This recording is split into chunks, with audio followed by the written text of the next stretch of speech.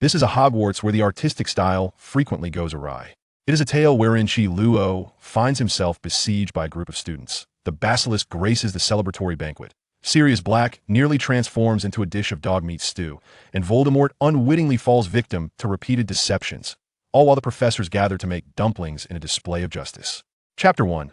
Coach, the ambience of this world feels utterly askew. Oh, rumble, rumble.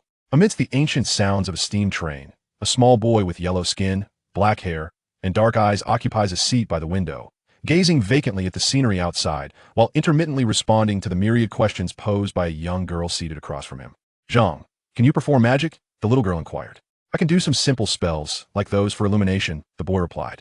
Could you demonstrate? The girl looked at him with eager anticipation. Very well.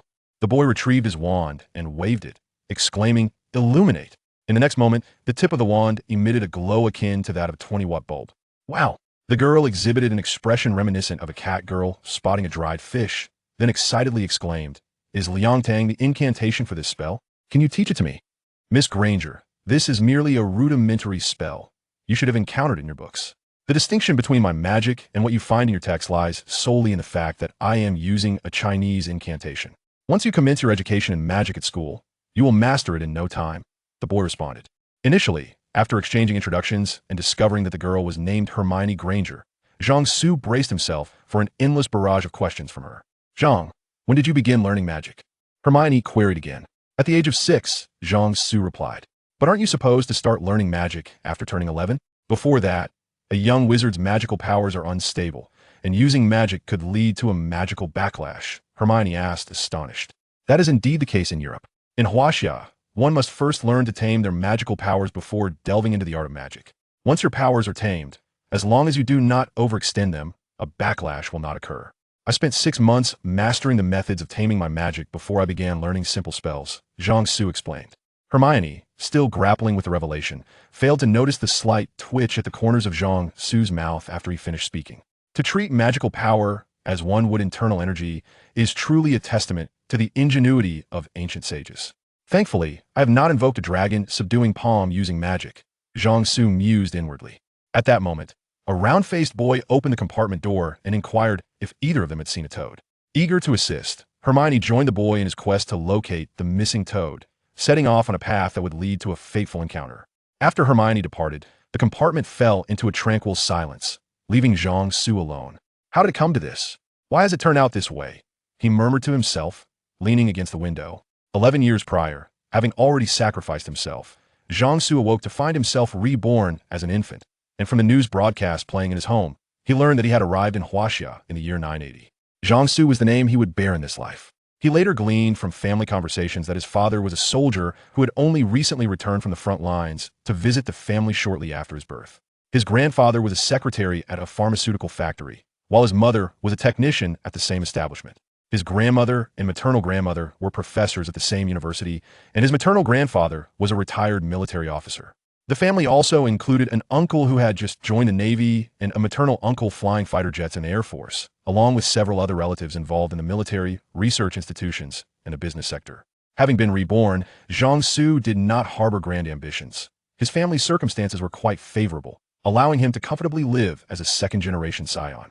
In the future, he could reclaim what he learned in his previous life and, perhaps in a decade or two, find himself coding at Alibaba or Tencent. If all else failed, he could gather a team to start a web game company, developing mobile games featuring shipgirls, nutritionists, and card games, which would likely yield substantial profits. However, when he was 1.5 years old, an unexpected incident disrupted Zhang Su's plans. That day, his father, having just returned from the front lines, was recounting his recent battle at Faka Mountain to the family, while baby Zhang Su, feeling hungry, called out several times, only to find that his family was engrossed in his father's war stories, oblivious to his cries. Frustrated, he gazed longingly at an apple on the distant table and muttered, "Apple, come here! Apple, come here!" while channeling his resentment. Just as his stomach began to grumble, Zhang Su suddenly felt a surge of power within him, which shot forth through his outstretched hand, directing itself towards the table. In an astonishing turn of events, a slice of watermelon, seemingly pulled by an invisible string, soared towards him. Bewildered, Zhang Su found himself splattered with watermelon, while his family, after a brief moment of shock, erupted into jubilant cheers. Zhang Su's grandfather quickly fetched a white jade disc intricately engraved with complex patterns, which Jiangsu recognized as the very disc that had adorned his grandfather's study. His grandfather placed the jade disc into Jiangsu's hands, urging him to grasp it. Still in a state of bewilderment, Jiangsu held the disc, suddenly feeling the same surge of power from earlier coursing through him and entering the jade disc. The once ordinary jade disc began to emit a faint glow, with light dancing along its engravings. Witnessing this spectacle, Jiangsu's family erupted into cheers, taking turns to embrace and kiss him, while his grandfather hastily dialed friends and relatives to share the joyous news. It was not until the following day, after the celebratory banquet attended by numerous friends and relatives concluded, that Jiangsu began to comprehend the situation at hand. This world possessed magical powers, albeit of a limited nature. Cataclysmic destruction was beyond reach. The destructive capacity could at most rival that of a large-caliber artillery shell. In Huaxia, those endowed with magical abilities have been referred to as feng shui since ancient times. Not everyone possesses such powers, and even those who do may not awaken to become feng shui. Statistically, only 1 in 1,000 individuals may achieve this status, and among those with feng shui lineage, the awakening ratio is notably higher. In the 1980s, out of a population of over 1 billion in Huaxia, there were approximately 100,000 feng shui. Jiangsu's family belonged to a lineage of feng shui. His grandfather, grandmother, father, mother, uncle, and maternal uncle were all practitioners, and among the extended family, uncles, aunts, and cousins, there were several more who were also feng shui. Jiangsu also learned that those who become feng shui tend to possess greater intellect than the average person, with many early awakeners achieving the status of child prodigies. Consequently, he gradually shed his previous childish demeanor and showcased his precocious intelligence, having already learned to read by the age of 4. Before entering elementary school, Jiangsu did not attend kindergarten. Instead, he quietly spent his time in his grandfather's study, engrossed in books. Jiangsu's family is steeped in literary tradition, and his grandfather's study is filled not only with commonplace literature, but also with historical texts passed down from the realm of Taoist practitioners. The more Jiangsu reads these books, the more his worldview shatters. Since ancient times, Taoist practitioners in Huaxia have appeared semi-publicly before the masses. Legendary figures such as the Yellow Emperor, the Flame Emperor, and Qiyu are revered as the progenitors of Taoism. Throughout various dynasties, notable figures have frequently emerged from the ranks of Taoist practitioners. For instance, Zhuge Liang stands out as the most renowned among them. He truly summoned the east wind through his magical prowess, while the strategy of the empty city was executed using his musical talents to deceive his fellow practitioner, Sima Yi. The ritual at Wuzhong Plain was genuinely aimed at prolonging his own life. What further shattered Jiangsu's worldview was the modern and contemporary history of Huaxia. He discovered that the ancient history of this timeline closely paralleled that of his previous life, yet a divergence appeared following the Second Opium War. From the perspective of ordinary individuals, the historical narrative begins with the failed Anglo-French expedition to Beijing in 1880, leading to the preservation of the Summer Palace from looting and destruction, followed by the Battle of Daisguan, where Deng Shichong sank the Yoshino, yet survived to participate in the founding ceremony at a venerable age. This culminates in a series of minor victories during the War of Resistance that ultimately lead to significant triumphs, and the subsequent erroneous policies instituted after the founding of the nation never materialized. Jiangsu felt as if a time traveler were manipulating the wheels of history from behind scenes. Upon delving into the historical texts concerning Taoist practitioners, Jiangsu discovered that from 1880 onwards, the realm of Taoism had fully and semi-publicly intervened in the course of history. The destruction of all supplies and gunpowder during the Anglo-French invasion of Beijing was orchestrated by the practitioners. The protection of the Ji Yuan ship and the sinking of the Yoshino, which rescued Deng Shichong, was also their doing. During the War of Resistance, practitioners who rode upon flying swords utilized enchanted bags capable of carrying vast amounts of supplies to pilfer the Japanese military's arsenals, subsequently providing resources to guerrilla forces, which dealt a crushing blow to Jiangsu's worldview. As for the 18 practitioners who flew over Tokyo, dropping bombs, Jiangsu found himself growing increasingly composed. After perusing historical accounts from both sides, Jiangsu concluded that if there were indeed a time traveler orchestrating these events, that individual must also be a Taoist practitioner of considerable standing, much like himself. What ultimately shattered his worldview in a fine sand were the Western histories of magic he later encountered. Upon learning that the Ollivander family began crafting wands in 382 BC, Jiangsu felt a sense of foreboding. When he discovered the establishment of Hogwarts School of Witchcraft and Wizardry in the 10th century, he began to tremble at a frequency of 20 Hz. As he flipped to the final sections of A History of Western Magic, 983 edition, and encountered the names Albus Dumbledore, Voldemort, and Harry Potter, he found himself rendered speechless, sitting at his desk, as if consumed by flames. How did it come to this? I have been reborn for the first time, endowed with magical powers. Two joyous events have converged, bringing me even more happiness. What I have gained should have been a time of bliss akin to a dream. Yet, why has it turned out like this? While dining, Jiangsu came to a realization. What happens in far-off England has no bearing on me. Can Voldemort's tumultuous reign across the sea truly extend its influence to China? Many Western sorcerers once sought to invade Huaxia alongside colonial forces. Although the Qing dynasty suffered devastating defeats, the magical battles saw Taoists overpowering the sorcerers, with many wands becoming trophies for the practitioners. Not long ago, during Voldemort's reign of terror in England, numerous British sorcerers sought refuge in Hong Kong. Some Death Eaters followed suit, yet when they attempted to cause trouble, they were swiftly subdued. Those who survived had their magical powers sealed and now toil in re-education farms cultivating sugarcane. As Jiangsu matured and gained more experiences, he increasingly recognized the disparities between the contemporary Taoist community in Huaxia and the Western Sorcerer Society. Unlike the near isolation of Western sorcerers from ordinary people, the practitioners in Huaxia exist in a state of semi-public presence. Although official media remain silent, many within the populace are well aware. The pharmaceutical factory where Jiangsu's grandfather worked ostensibly produced traditional Chinese medicine for treating sprains and strains. However, the factory actually manufactured a simplified version of elixirs, having secured approval from the drug regulatory authorities to market these products to the public. Exasperated by the abnormalities of this world, Jiangsu resolved to proceed step by step, reasoning that the state had not prohibited practitioners from becoming software engineers, had it? Yet, an unexpected turn of events soon befell him. Shortly after the Lunar New Year of 1999, an invitation arrived in Jiangsu's hands.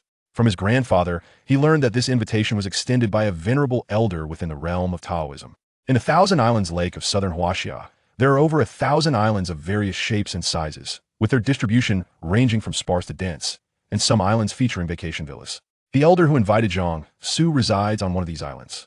On the terrace of the villa's top floor, an elderly man with white hair shared tea with a rosy-cheeked young boy. The terrace had been arranged with a formation, rendering it impossible for outsiders to discern their conversation.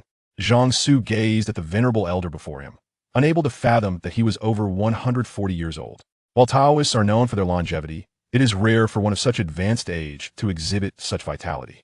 The old man and the young boy silently finished their tea, setting down their cups.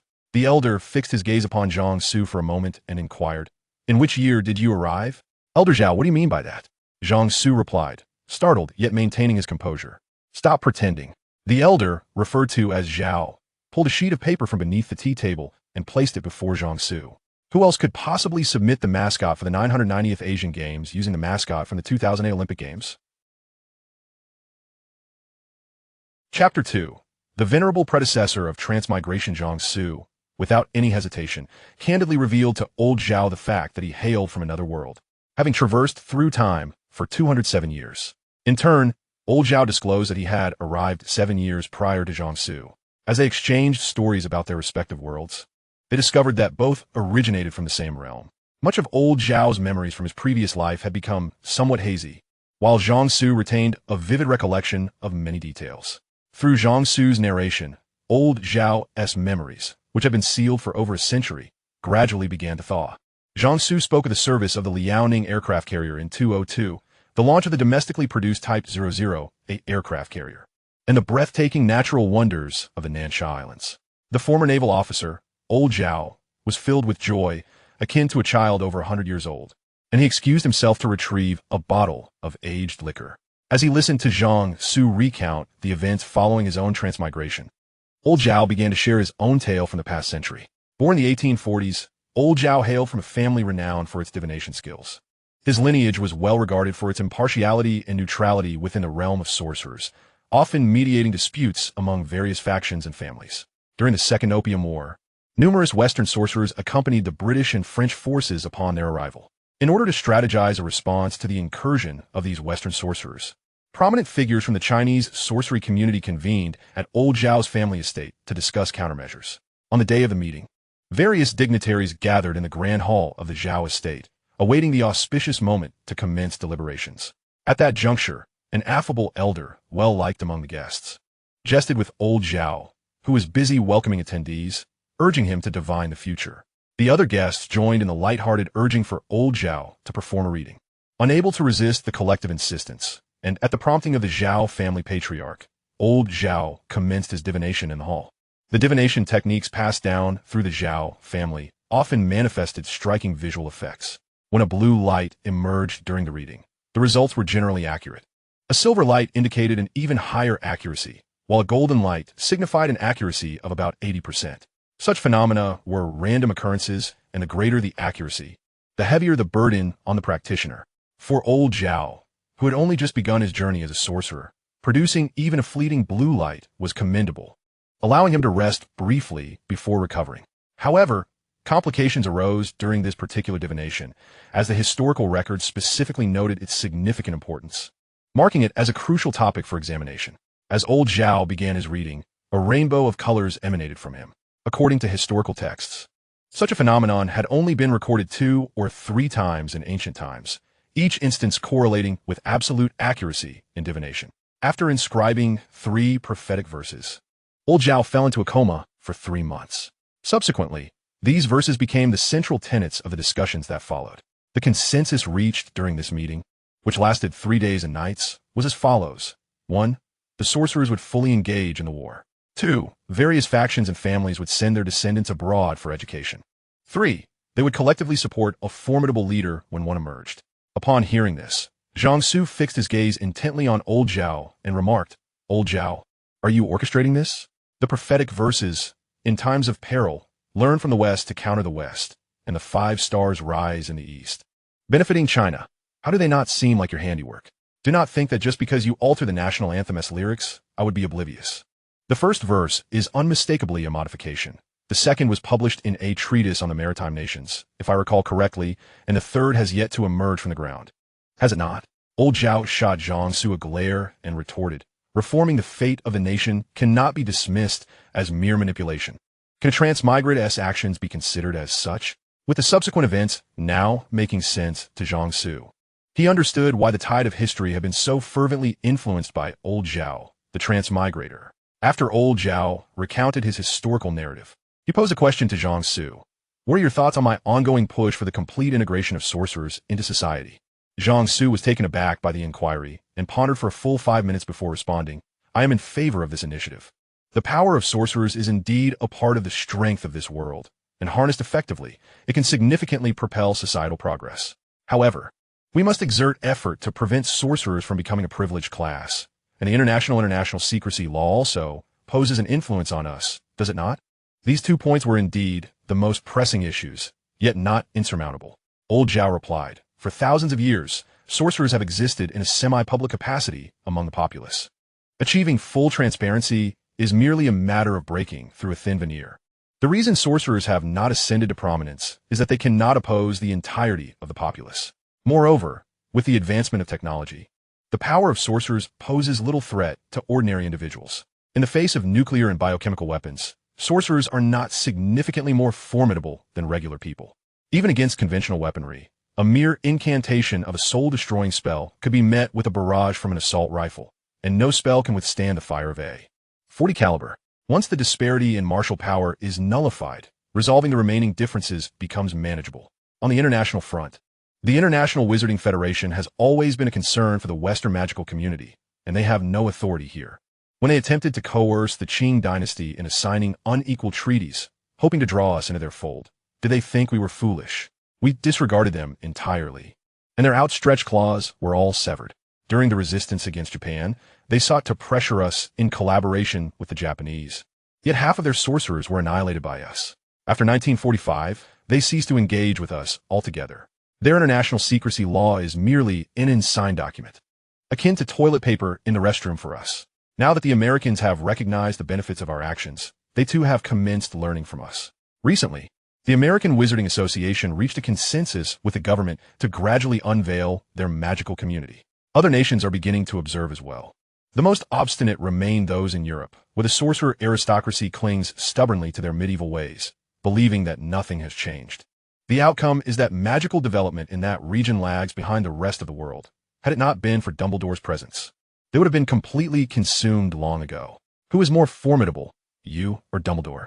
Jiangsu instinctively inquired upon hearing the familiar name. I have met him, but we have never fought. During our mutual probing, I would say it was evenly matched, though in a life-and-death situation, it is hard to say. Just know that when I was on the battlefield, I wielded a wand in one hand and a light machine gun in the other, old Zhao replied. Jiangsu felt his lips twitch at the absurdity of it all. The tone of this narrative differed markedly from that of Harry Potter, and instead bore a semblance to Gandalf's exploits. You have met him? When? Jiangsu asked with curiosity. In the late 70s, when several Death Eaters fled to Hong Kong, intending to cause trouble here, we apprehended them all. Dumbledore came representing their Ministry of Magic, seeking to escort them back. I was the one who received him. The negotiations broke down, and we tested each other as strengths, only to realize that engaging in combat would be fruitless, leading to further discussions. In the end, the dead were taken back, while the living were subjected to labor reform for a few years before being released, old Zhao recounted. Returning to the previous topic, old Zhao continued. Now, there is a global trend towards transparency in the magical community, yet those in power in Europe continue to feign ignorance, acting as if nothing has transpired. Ironically, Dumbledore seems to be the one who cannot fathom the current situation and has now extended an olive branch towards us. An olive branch? What does that entail? Zhangsu in Guit. The intention is to recruit a student from our side to study abroad, ostensibly to provide a window for mutual communication and exchange. The admission letters from Hogwarts have already arrived, with the names left blank for us to fill in, replied old Zhao. So, you call me here for this? Jiangsu asked, a note of apprehension in his voice. I summoned you for an interview. Now that you have successfully passed it, I have decided to send you there. Old Zhao affirmed. The Ministry of Education presented me with a candidate list for my input, and upon seeing your name among them, I nominated you. With my influence, they will undoubtedly acquiesce. Wait, is the Ministry of Education in charge of this? I'm not quite familiar with the workings of the authority in our realm. Zhangsu in Guit. Oh, what you say is quite absurd. We are all part of the national strategy, and we too must conform, retorted old Zhao matter-of-factly. However, you must have read Harry Potter, or at least heard of it. The coming years coincide with Voldemort's resurgence, making my journey rather perilous. Jiangsu expressed his concerns. First and foremost, let me tell you that believing everything in books is worse than being illiterate. Some events in this world have been transmitted through the cracks of the universe into our past realm, aligning perfectly with the author's brainwaves, thus giving rise to the concept of Harry Potter. The transmission of information across the cosmos ignores the constraints of time. The few years between our departure and arrival span over a century in the destination. There might even be compatriots in this world that we have yet to discover. Who knows if the signals relayed to the author back home have been distorted? Information can be lost over long distances, and one cannot expect such cross-universal transmissions to align perfectly. I have read the novel, and I distinctly remember it did not mention that Malfoy's father was captured and sent for reformation. He was, after all, a model laborer at the Reformation farm and had his sentence reduced due to good behavior, old Zhao commented. Moreover, sending you there is merely to serve as a conduit for communication. It is not intended for you to confront Voldemort directly. You can simply observe the commotion from the sidelines, and no one will say a word. Should you choose to join in the fray, I have no objections, and I shall personally sponsor you with a few trinkets to ensure your safety, at least to preserve your life. Those Death Eaters we previously apprehended and released pose no threat. I've already made it clear that should they dare harm you, I will personally lead a charge against them, reminiscent of the actions we took against the Japanese in Wamping City. Thus, Jiangsu found himself aboard the train bound for Hogwarts. Chapter 3. Equipment is of utmost importance. The steam train continued its journey along the tracks. Lost in thought by the window, Jiangsu suddenly recalled a humorous anecdote from over a decade later concerning a report to the Empress Dowager about foreign powers coming to repair the railway in Britain. He pondered whether the train to Hogwarts would eventually be replaced by a high-speed train. Not long after Hermione left the compartment, Jiangsu, having thought of several jokes about Britain to lighten his mood, began to organize his belongings. He placed the wand he would use at Hogwarts on the table in the compartment. Earlier, he had demonstrated Gandalf's signature spell to Hermione using this wand, and had been idly twirling it in his hand like a pen, unlike the wands procured from Ollivander S. in Diagon Alley. Jiangsu's wand was a modified standard student wand purchased from a magical equipment shop in Huaxia. In contrast to Ollivander's philosophy of choosing wands based on the wizard's individuality. The approach in Huaxia is one of standardization, where different wands are used based on the user's characteristics and circumstances, much like how one wears different shoes for varying occasions. Crafted from a century-old peach wood, Zhang Su's wand boasts balanced magical properties, characterized by its reliability and stability, given its design for widespread educational use. It is not only cost-effective, but also suitable for younger students, being easy to control and causing minimal damage. Should Zhang Su become a magical programmer in the future, this wand would suffice for managing household tasks, to prepare for the potential unforeseen circumstances of studying abroad. Zhang Su had Old Zhao replace the wand's core with the nerve of a dragon of the East Sea, known for its rich nutritional value and various health benefits. This legendary creature, the source of ancient maritime dragon lore, is thought to invigorate and nourish, making it particularly suitable for those in need of restoration, such as individuals suffering from dizziness, shortness of breath, fatigue, or malnutrition. Measuring approximately 20 centimeters, or nearly 8 inches by imperial standards, Zhang Su's wand seems akin to a chopstick compared to the typical European wands. In fact, he mused that it might serve as chopsticks in a pinch. After placing his wand securely, Zhang Su retrieved a new wand case from a suitcase. This case, designed by him and crafted by his grandfather, diverged from conventional designs by drawing inspiration from the hidden blade in Assassin's Creed.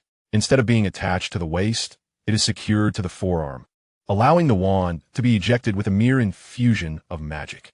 Additionally, the case features a summoning spell that can retrieve the wand from up to 50 meters away and retract it automatically back into the case. This innovative design alleviates several potential inconveniences. No longer would he have to worry about forgetting his wand in some obscure corner or struggling to retrieve it from under the bed. Nor would he risk dropping in combat and desperately reaching for it, only to have an adversary stomp down on his hand. And he would avoid the embarrassment of needing assistance from a bodyguard when attempting to look impressive while sheathing his wand. Once he donned a new wand case, Zhang Su seamlessly returned the wand to its holder and retrieved the Hogwarts-required robe from his suitcase. Unsurprisingly, this robe had also undergone magical modifications, ensuring it was warm in winter, cool in summer, breathable, and resistant to dust, fire, water, mold, and corrosion. Furthermore, it could be equipped with various enhancements. This robe was indeed a significant piece of equipment within the school. One could hardly overlook the fact that Professor Snape's robe was not fireproof, as evidenced by a first-year Hermione igniting his wand. Fortunately, in the magical realm, extinguishing flames is as convenient as igniting them. Otherwise, Professor Snape might have found himself in intensive care due to extensive burns. At that moment, the sound of footsteps echoed outside the compartment. Zhang Su looked out to see 3 individuals who appeared to be newcomers dashing down the corridor. He paid them no mind, glancing at the sky and sensing that the train was nearing its destination, prompting him to change into his robe. Unaccustomed to wearing such attire, Zhang Su felt as though he were donned his skirt. Even more disconcerting was the fact that some individuals wore nothing beneath their robes, leading to embarrassing revelations in front of rivals. Having learned from the unfortunate experiences of an unnamed Professor Snape, Zhang Su was determined not to make the same mistake. Once his robe was properly adjusted, Zhang Su placed his bag of holding in a pocket easily accessible, then tidied up his suitcase and stowed it on the luggage rack. The treasure bag is a general term for bags that have been imbued with spatial expansion spells. Zhang Su's treasure bag was gifted by Old Zhao, and the enchantments placed upon it ensure that only Zhang Su can utilize it. After all, the various trinkets, some seemingly useful, others not, prepared by Old Zhao for Zhang Su should remain undiscovered by prying eyes. As soon as Zhang Su had placed his suitcase, Hermione returned to the compartment. "Miss Granger, the train is about to arrive at the station. Please don your robes swiftly," Zhang Su remarked before stepping out and closing the compartment door behind him. Chapter 4. Remember this, Eagle. The train came to a halt, and the passengers began to disembark in an orderly fashion, pushing and jostling as they made their way toward the exit. Upon stepping onto a dimly lit platform, Zhang Su heard the enthusiastic call of first-year students arriving.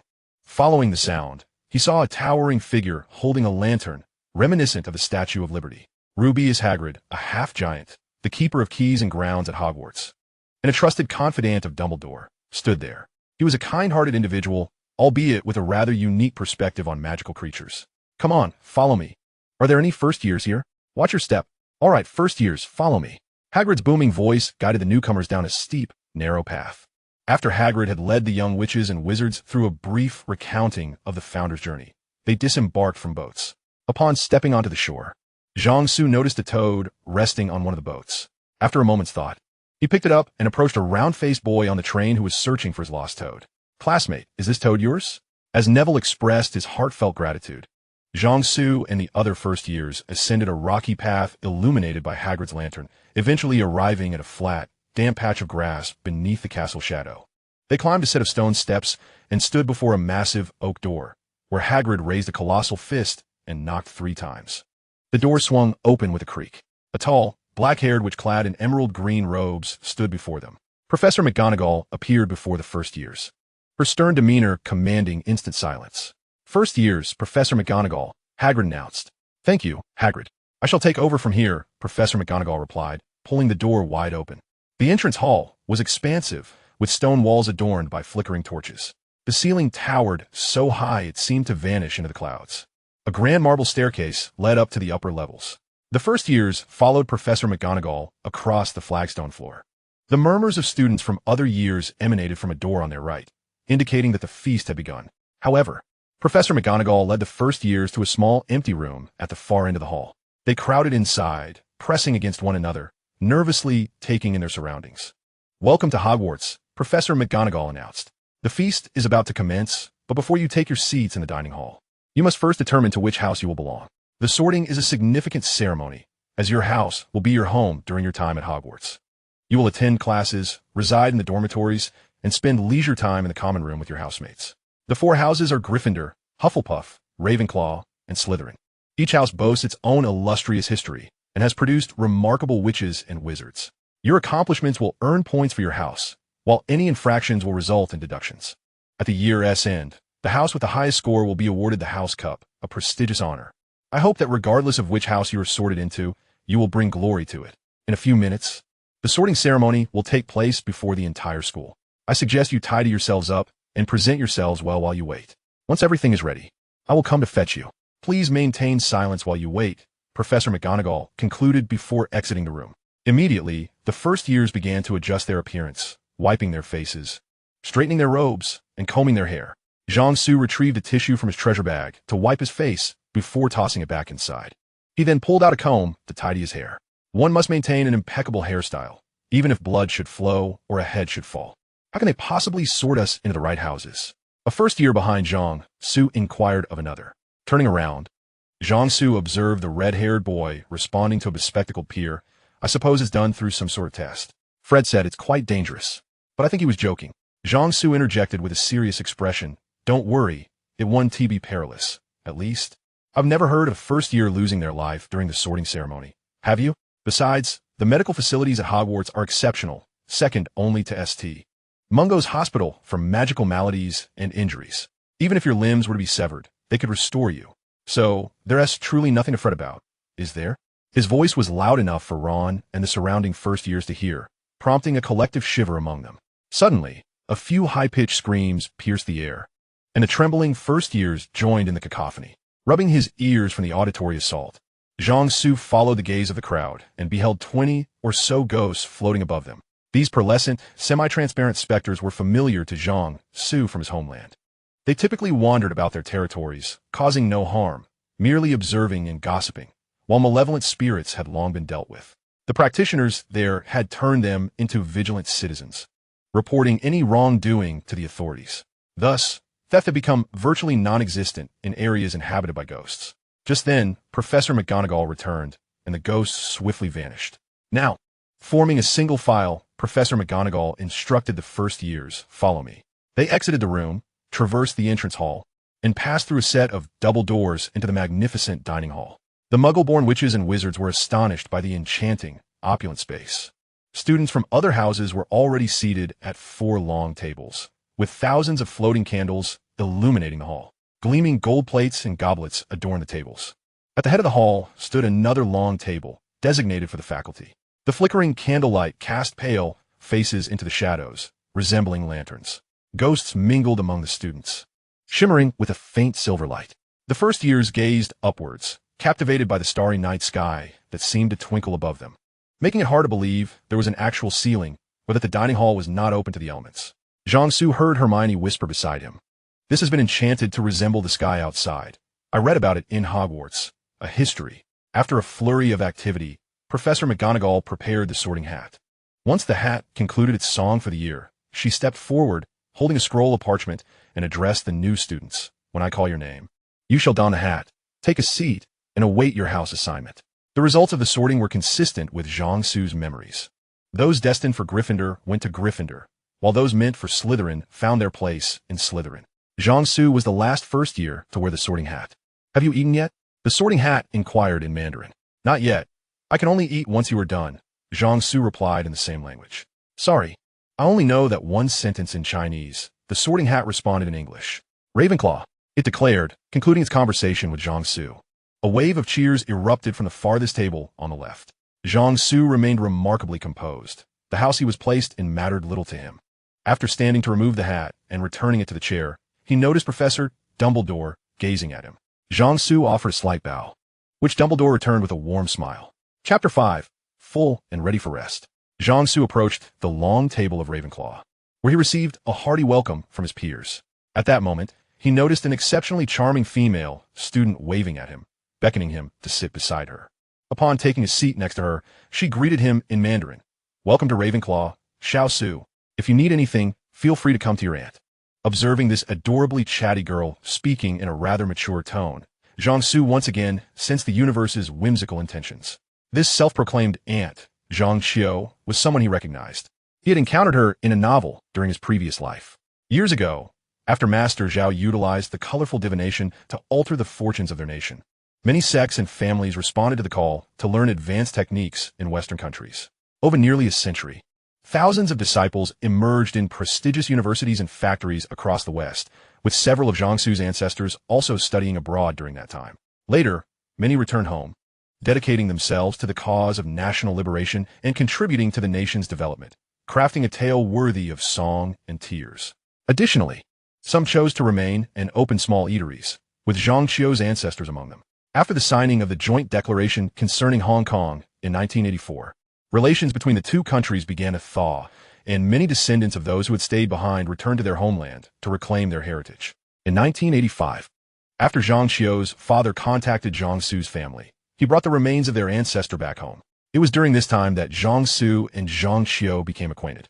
Upon tracing their family lineage, they discovered that Zhang Xiao was a generation older than Zhang Su, transforming their initial acquaintance into a familial relationship, with Zhang Xiao adopting the demeanor of an elder when speaking to Zhang Su. Now that they had matured, they still found it difficult to shake the habits formed during their earlier interactions. Such distant familial ties were not uncommon at Hogwarts, where intermarriage among wizarding families often resulted in some degree of kinship among students. Harry Potter, Ron Weasley, and Draco Malfoy could also be considered relatives in this context. Following Dumbledore's whimsical ramblings, the plates before the students, which had been empty moments before, suddenly overflowed with roasted beef, roast chicken, pork chops, lamb chops, sausages, steaks, boiled potatoes, baked potatoes, chips, Yorkshire pudding, pea shoots, carrots, gravy, ketchup, and mint humbugs. To be fair, the culinary offerings of British nobility during the era of the Empire were quite lavish, but after the sun set on the Empire, the once opulent British cuisine dwindled, leaving behind a longing for heroes. Having eaten to a comfortable fullness, Zhang Su paused, indulging only in a piece of jelly for dessert. In a school lacking extracurricular activities, he was determined not to become a child weighing in at 200 pounds. After dinner, Dumbledore recited an array of notices, and after a rather tedious rendition of the school song, Zhang Su and the other first years followed their head of house, Penelope Clearwater, to the entrance of the common room. The Ravenclaw common room was situated at the pinnacle of a castle tower, with an eagle-shaped bronze knocker that posed questions. Only those who answered correctly could enter. Before the door, Penelope Clearwater addressed the new students. Our common room's entrance requires you to answer a question posed by the eagle knocker when you knock. Should you answer correctly, you will be granted entry. After delivering this explanation, she rapped on the door. The bronze eagle knocker inquired, "Was the first weather for the rats and mice?" Penelope replied, "When it rains, it pours." The door to the Ravenclaw common room swung open, and Penelope led the new students inside. As they entered, Zhang Su pondered whether he should teach the knocker a riddle involving monkeys or the steps to fit an elephant into a refrigerator. The Ravenclaw common room was a spacious, circular chamber, adorned with elegant arched windows, draped in blue and bronze silk. During the day, Ravenclaw students could gaze out and behold the stunning scenery. The ceiling resembled a dome, adorned with stars, while the deep blue carpet below was also sprinkled with stars.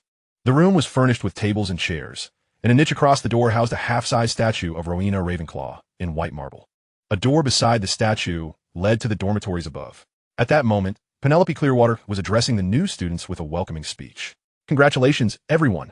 I am your head of house, Penelope Clearwater, and I am delighted to welcome you to Ravenclaw. Our emblem is an eagle soaring high above the unattainable peaks. Our colors are sky blue and bronze. Our common room is perched atop the Ravenclaw Tower, concealed behind a door with a magical knocker. Through the arched windows of the circular common room, you can behold the entirety of Hogwarts, the Great Lake, the Forbidden Forest, the Quidditch pitch, and the greenhouses. Other houses are not fortunate enough to enjoy such views. I do not mean to boast, but this is the residence of the most brilliant witches and wizards. Following in the footsteps of our founder, Rowena Ravenclaw, we prioritize learning above all else. Unlike other houses, we do not require hidden entrances to our common room. Our door is situated at the top of a long, winding staircase, devoid of a handle, and equipped with a magically enchanted eagle-shaped bronze knocker. When you knock, the knocker will pose a question, and should you answer correctly, you will be permitted to enter. For nearly 1,000 years, no one but Ravenclaw has successfully navigated this simple barrier. Some first-year students may feel apprehensive about the knocker's questions, but fear not. Ravenclaws are adept learners, and you will soon come to relish the challenges posed by the knocker. It is not uncommon for 20 individuals to stand at the entrance of the common room, working together to solve the day's question. This serves as an excellent opportunity to familiarize yourself with other Ravenclaw students from different years, and you can learn from them. However, when you forget your Quidditch uniform and need to rush in and out, you may find it somewhat vexing. Therefore, I recommend that you meticulously inspect your backpack before departing from Ravenclaw Tower. Ravenclaw possesses an intriguing element. Our members are often quite self-assured, and some might even deem them eccentric. However, it is a well-accepted notion that geniuses often march to the beat of their own drum. Unlike certain other houses, we believe you should don any attire you desire, embrace whatever beliefs you hold dear, and express your thoughts freely. We do not harbor disdain for those who are unconventional. On the contrary, we celebrate them. Speaking of eccentricity, you will surely appreciate our esteemed headmaster, Professor Phileas Flitwick. People frequently underestimate him due to his diminutive stature. There are whispers of elven lineage, but we have never been so impolite as to inquire. His voice may be high-pitched, yet he is undoubtedly one of the finest and most knowledgeable professors of charms in existence. His office door is perpetually ajar for any Ravenclaw who seeks counsel. And should you find yourself disheartened, he will conjure delightful little cakes from a tin hidden in his desk drawer, allowing them to dance before you. In fact, you could feign melancholy just to witness the cakes perform a lively jig. It is a spectacle truly worth experiencing. Ravenclaw boasts a magnificent history.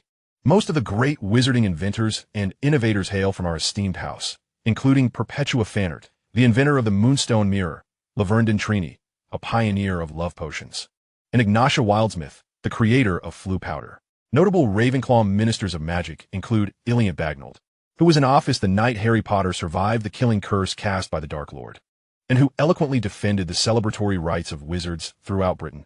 I assert that the celebration is an inalienable right. Then there is Minister Ranlaird, an exceptionally clever wizard who prefers to communicate by drawing smoke from the tip of his wand. Of course, I have already mentioned our propensity for eccentricity. In fact, we have also contributed to the Wizarding World a peculiar figure who wears a jellyfish as a hat. Uric, a classic punchline in many wizarding jokes. As for our relations with the other three houses, you may have already heard about Slytherin. They are not entirely malevolent, yet you should remain vigilant before fully understanding them. Their long-standing house tradition is one of victory at any cost. Thus, do exercise caution, particularly during Quidditch matches and examinations. Gryffindors are no less formidable.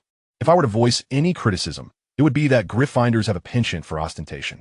Their tolerance for the unconventional pales in comparison to ours. Indeed, they even mock those Ravenclaws who express curiosity about levitation or the magical properties of troll eggs, or who are intrigued by egg divination. Gryffindors lack our insatiable thirst for knowledge, and for us. If you wish to spend all day and night in the corner of the common room, tapping eggs and recording predictions based on a Yolk's descent, that is perfectly acceptable, and you will likely find someone eager to assist you. As for Hufflepuff, no one can deny their amiable nature. They are arguably the friendliest group in the school. It can be said that when faced with competition and exams, you need not worry excessively about them. I believe that is all for now. Oh, and by the way, our house ghost is the Grey Lady. Others may claim she is mute, but she converses with Ravenclaws. She is the daughter of Rowena Ravenclaw and a remarkably beautiful lady, rumored to have had some connection with the blood trader, Barrow. She is particularly useful when you find yourself lost or unable to locate something. I am certain you will have a splendid evening. Our dormitory is situated in the corner tower beside the main spire. Our four-poster beds are adorned with sky-blue silk duvets, and the gentle sound of the wind passing through the window is exceedingly soothing. Once again, allow me to extend my congratulations on becoming a member of the most intelligent, agile, and intriguing house at Hogwarts. As the head boy concluded his welcoming speech, a throng of new students began to enter the dormitory in search of their designated beds. A nameplate indicating the new students hung at the entrance, and those who saw their names joyfully pushed the door open to meet their new roommates. Jiangsu reached the last dormitory, discovering that all the previous rooms were fully occupied, leaving him to occupy a chamber all on his own. Originally designed to accommodate 4 or 5 occupants, the now solitary room contained only a single bed and a writing desk positioned near the window, with a corner adorned with Jiangsu's name. The class schedule for the following day lay upon the desk. Jiangsu inspected the few trunks beneath the bed and found them fully relocated, then checked the seals on the trunks, noting no signs of tampering. Just as he was retrieving his textbooks from the trunk to place on the desk, a knock sounded at the door. Upon opening it, he discovered 3 young wizards standing outside. "Hello, I am Anthony Goldstein, and these two are Terry Boot and Michael Corner." The small wizard in the center introduced himself, and then introduced his companions to Jiangsu. "Hello, I am Jiangsu. My surname is Zhang," he replied. He disliked being referred to as Su Zhang in the Western manner, hence he always made a point to clarify this during introductions. "Welcome to our humble abode. However, you see, my dormitory is currently rather spacious and not particularly suited for hosting guests." After introducing himself, Jiangsu stepped aside to allow the 3 young wizards to glimpse the emptiness of the room behind him. Stacked the 7-star stove, brew the 3 rivers in a copper kettle, set the 8 immortals table, and entertain the 16 guests. All who come are welcome. Jiangsu was not one to maintain an aloof demeanor, shunning visitors. Making friends while away from home was beneficial, and there was no need to create enmity. Those who confront others upon first meeting are either foolish or exhibit a pride akin to Draco Malfoy-esque towards Harry Potter, a concealed affection that is difficult to express, or they're like Lucius Malfoy and Arthur Weasley, long-standing adversaries, or perhaps Draco Malfoy's disdain for Hermione Granger. Anthony Goldstein surveyed Jiangsu's dormitory and remarked, "We noticed your nameplate on the door and realized you are residing alone. If you feel the need, you can request to move into our dormitory with Professor Flitwick." Terry Boot chimed in, "Yes, we've discussed it, and we have ample space in our dormitory. It would be no trouble for you to join us." "Thank you, but I have an even better idea. Please, come in." Jiangsu invited the 3 young wizards into the dormitory. Approaching the bed, he waved his hand to summon his wand, a gesture that caught the attention of the 3 young wizards behind him. With a flick of the wand, a large trunk slid out from beneath the bed, and after a few taps, it opened automatically. Jiangsu gestured towards the books inside the trunk, saying, "These are my private collection of books. I do not mind sharing them with you. I now intend to request permission from the school to convert the vacant space in the dormitory into a small reading room. Do you have any suggestions?" The 3 young companions, all from wizarding families and aware of the significance of books in a magical world, were momentarily rendered speechless. Once he had bid farewell to the bewildered newcomers, Jiangsu organized his textbooks and belongings before burrowing into his covers. Chapter 6. Good study, day up. Campus life officially commenced, and as a first-year student, Jiangsu was to study transfiguration, charms, potions, history of magic, defense against the dark arts, astronomy, herbology, and flying lessons. With no shortcuts available in his pursuit of knowledge, Jiangsu soon immersed himself in the rigors of study. The first challenge encountered by the new students was the labyrinthine staircases of Hogwarts. There are a total of 142 staircases, some wide and grand, while others are narrow and precarious. Certain flights lead to different locations every Friday, and some may abruptly lose a step midway, necessitating the memorization of where one must leap. Additionally, many doors exist which refuse to open unless one politely requests their cooperation or precisely pokes the correct spot. Some doors are mere facades, appearing as doors yet being solid walls. Remembering the locations of various items proves to be quite a daunting task, as everything seems to be in constant motion. These staircases reminded Jiangsu of his past experiences navigating mazes in video games, while he internally lamented Hogwarts' apparent lack of funds for proper signage. The second challenge faced by the first years was Peeves, the mischievous poltergeist who delighted in tormenting students hurrying to class, whether by throwing objects, tripping them, or launching surprise attacks. However, after the second day of the term, the students found themselves liberated from Peeves' antics. On that day, as Peeves hurled a handful of chalk at students in the corridor, 2 pieces flew toward Jiangsu. With a flick of his wand, he deflected the chalk against the adjacent wall. offended by a student's audacity to resist him. Peeves retaliated by launching all the chalk at Jiangsu, infuriated as he rushed to his charms class. Jiangsu conjured a gust of wind with his wand to blow the chalk away, then retrieved a triangular talisman from his bag, infused it with a modicum of magic, and hurled it at Peeves. The moment the talisman left Jiangsu's hand, it transformed into a beam of white light that struck Peeves, sending him hurtling backward as if colliding head-on with a high-speed train. According to nearly headless Nick, Peeves soared over half of Hogwarts Castle before seeking refuge atop a tower, trembling in fear for an entire week. Thereafter, Peeves dared not prank the students again. Following this incident, Jiangsu gained a fleeting notoriety. Students who witnessed him wielding the talisman spread rumors that he had subdued the notorious Peeves, a menace of Hogwarts, into a reformed ghost. Jiangsu knew that the talisman he had used was a bane to spirits like Peeves, and had he infused it with more power that day, Peeves might have been so thoroughly terrified that he would have been relegated to the annals of school history. Perhaps the school administration had grown weary of Peeves' incessant mayhem, for no professors approached Jiangsu regarding the incident. Another consequence of this event was Jiangsu's newfound friendship with Argus Filch, the caretaker. Thus, life at the school continued amidst tension and surprises. In Charms class, Jiangsu learned the adage that one must not judge by appearances. Professor Flitwick, the head of Ravenclaw, was an enlightened, witty, and highly respected instructor. In the initial sessions of Charms, Professor Flitwick meticulously explained the impact of wand movements and incantation pronunciation on spellcasting, which greatly benefited Jiangsu. After class, he frequently sought Professor Flitwick's insights on the similarities and differences between Eastern and Western spells, to which the professor engaged with keen interest, analyzing these charms alongside Jiangsu. The professor's profound expertise in charms, combined with Jiangsu's unique analytical approach derived from Eastern magical traditions, fostered a harmonious collaboration. Through these extracurricular endeavors, both benefited immensely, culminating in a rapid enhancement of Jiangsu's proficiency in charms.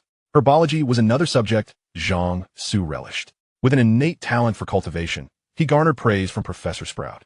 However, as the course progressed, Professor Sprout grew wary of Jiangsu due to the nature of his inquiries, many of which revolved around whether certain plants were edible, their taste, and how to consume them. This prompted her to place do not eat signs next to the forbidden herbs.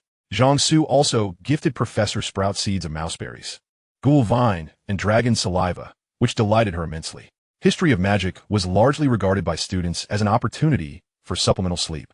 Upon discovering that memorizing a timeline of historical events before exams sufficed for passing, Jiangsu joined the ranks of those indulging in naps or completing assignments for other subjects during class. After a restful history of magic class, he would engage Professor Binns, requesting tales of Hogwarts' legendary past, ultimately confirming the existence of the Chamber of Secrets.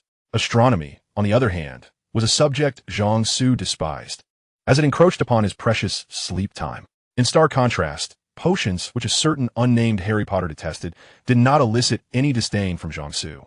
Professor Snape's favoritism towards Slytherin and his animosity toward Harry Potter due to familial complications bore no relevance to the Ravenclaw students. After establishing a potions class safety management protocol based on the laboratory safety management regulations and a self-inspection management protocol derived from the self-inspection management guidelines, Jiangsu effectively insulated Ravenclaw from the frequent mishaps of explosions in potions class. Following a successful trial over the course of 2 weeks, he presented the refined safety protocols to Professor Snape, earning significant points for Ravenclaw.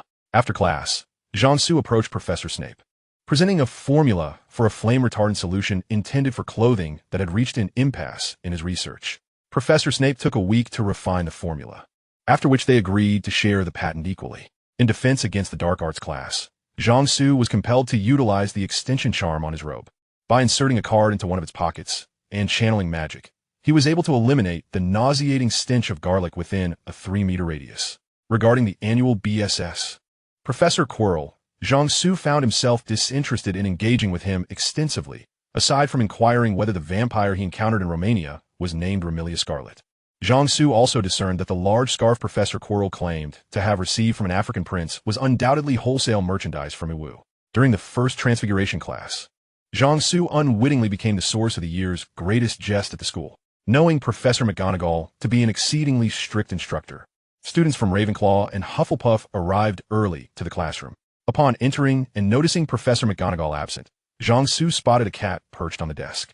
He retrieved a small dried fish from his bag and approached the podium to entice the feline, only to be met with a look of disdain on the cat's face. When the fish failed to capture the cat's interest, Jiangsu then produced a cat toy, which elicited yet another unimpressed expression from the creature. Upon witnessing that the usual antics that never failed to amuse Madame Loris were ineffectual, Jiangsu contemplated reaching out to scratch the feline's chin, only to be thwarted by a swift paw. At that moment, class was in session. Subsequently, Jiangsu completed his transfiguration lesson amidst a tremor of 30 hertz. Chapter 7. A New Hidden Boss at Hogwarts? Jiangsu harbored a burning curiosity to inquire of Professor McGonagall what might transpire should one attempt to transfigure uranium-235 into barium and krypton. However, considering McGonagall's potential unfamiliarity with uranium, barium, and krypton, as well as his recent awkward attempt to tease her with dried fish and a cat toy, he ultimately abandoned the thought of consulting her. Later, he penned a letter to Professor Zhao, seeking guidance on his idea, to which Zhao's terse reply was simply, "Do not seek death. If you wish to find it, do so in England." Since Jiangsu had reformed peeved from his mischievous ways, Hogwarts caretaker, Filch, had extended considerable goodwill towards him. Jiangsu, having been educated as a successor to communism throughout 2 lifetimes and having consistently achieved commendable student status, would never intentionally contravene school regulations. Thus, he found no conflict with Filch. Additionally, as someone who relished amusing cats, Jiangsu had already cultivated a close rapport with Madame Loris, who had grown quite fond of him due to his persistent offerings of dried fish. One evening, after dinner, as Jiangsu made his way back to the common room, he encountered Madame Loris perched atop a suit of armor. After entertaining her with a few morsels of dried fish, he cradled the cat and carried her back to Filch's office. Upon knocking and entering, Jiangsu noticed Filch seated at his desk, fixated on a quill. The sight of a quill now gave Jiangsu a headache, for he deemed writing with such an instrument to be a form of torture. Fortunately, prior to his arrival in England, his father had gifted him a hero pen, a reward from the army. Otherwise, he would have been compelled to ask his guardian to procure several boxes of felt-tip pens. Moreover, Jiangsu found the parchment used for assignments quite unaccustomed, but he had prudently stashed a box of A4 paper in his bag, which would suffice for his needs. "Mr. Filch, what captures your attention so?" Jiangsu inquired as he gently set down the cat. "Good evening, dear Jiang," Filch replied. "I suspect this quill may be a magical artifact." Jiangsu pondered for a moment, producing a fist-sized crystal ball and placing it upon the desk, pressing the quill beneath it. This crystal ball functioned similarly to the jade disc his grandfather had employed to test magical potency, designed to assess the magical properties of individuals and objects alike, simply requiring contact with the target. The reason for its spherical design was that the manufacturer aimed to penetrate the European and American markets, producing a batch for Jiangsu to promote. When Jiangsu retrieved the crystal ball, he meticulously restrained his magical energy, ensuring it emitted no light. As the ball rested upon the quill, a soft white glow emerged within, coalescing into a slowly rotating orb of light. There was no doubt that this quill possessed magical properties. Jiangsu elucidated to Filch that upon contact, the crystal ball would automatically assess for magical fluctuations. The brightness of the light within indicated the magnitude of magical energy contained, while the speed of the orb's rotation signified the flow of magic, an essential correlation, as the velocity of magic flow is directly proportional to the potency of the spells contained within magical artifacts. Furthermore, the crystal ball was equipped with a curse alert function. Should the magical item harbor any dark curses, the ball would emit a red light, accompanied by an alarm sound and vibrations. Upon hearing Jiangsu's explanation, Filch's eyes nearly sparkled with excitement as he gazed at the crystal ball. "I can gift this crystal ball to you," Jiangsu declared. At this, Filch's head snapped up, his expression one of astonished delight. "Of course, you may also confiscate it from me, provided you refrain from deducting points from Ravenclaw," Jiangsu suggested. The distribution of promotional samples is indeed a matter of significance. If given to other students, the crystal ball's fate would be relegated to fleeting interest. Should it be bestowed upon a professor, it would likely gather dust on a shelf. However, if presented to the ever-watchful Filch, he would undoubtedly utilize the crystal ball to scour for students' contraband, thus ensuring that the entire student body would become aware of its existence, a knowledge that would persist until Filch's retirement. "No, Jiang, I would never confiscate it," Filch exclaimed. "I shall speak with Professor Dumbledore. The school will purchase it."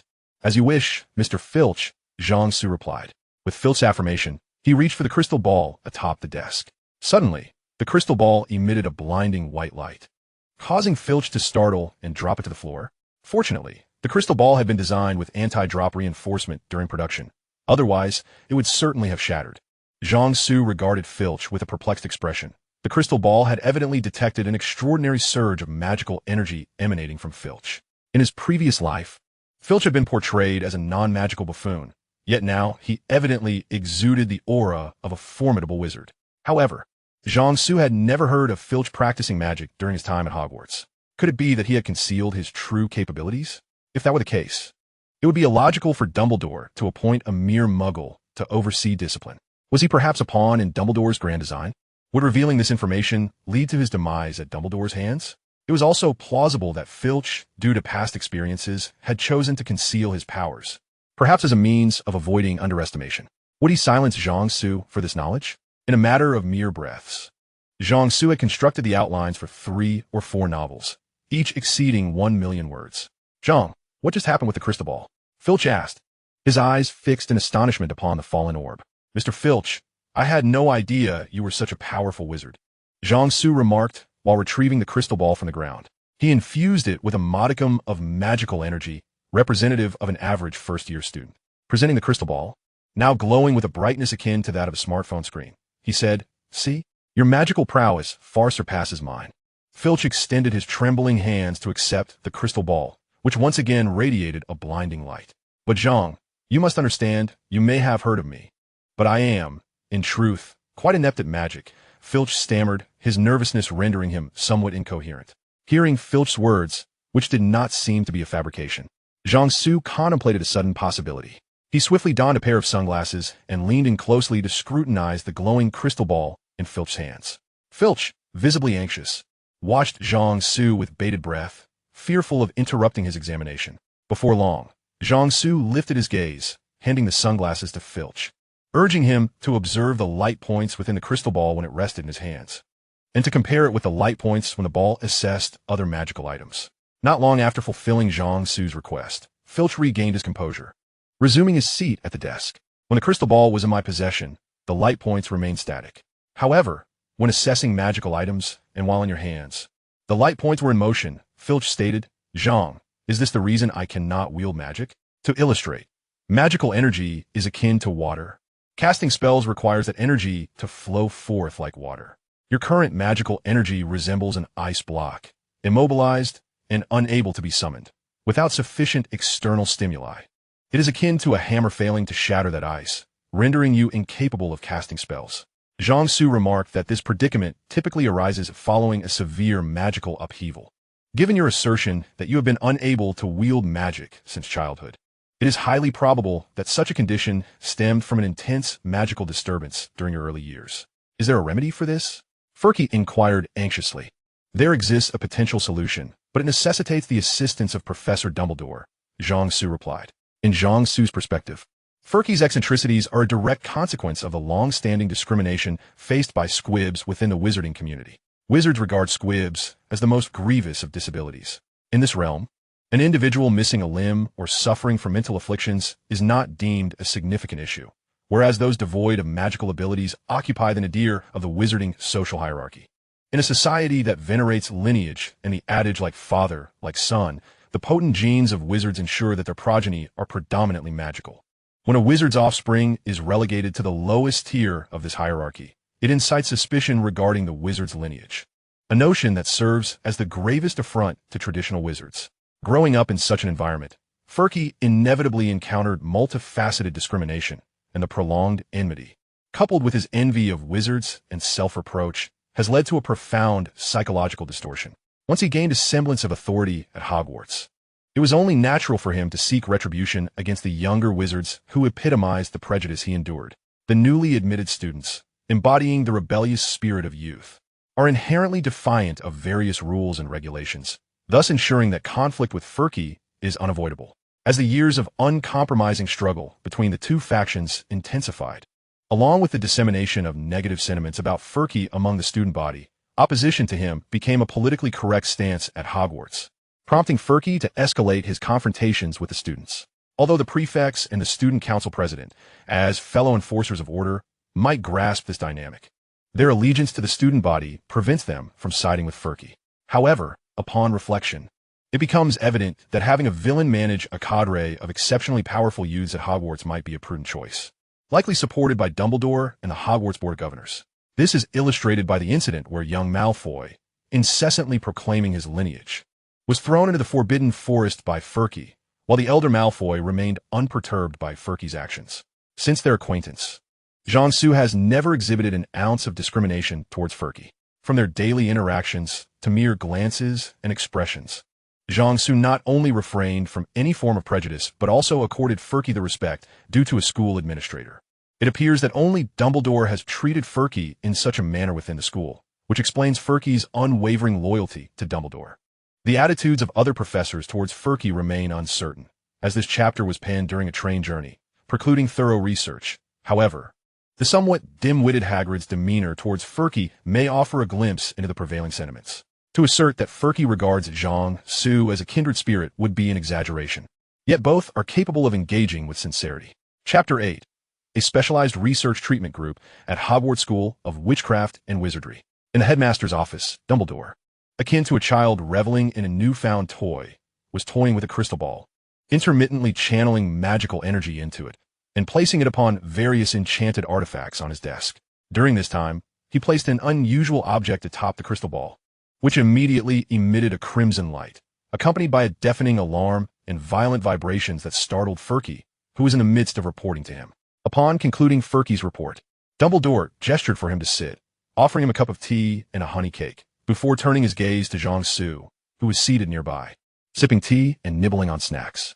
Mr. Zhang, I find your analysis to be astutely accurate, and I am profoundly grateful for all that you have done for Argus.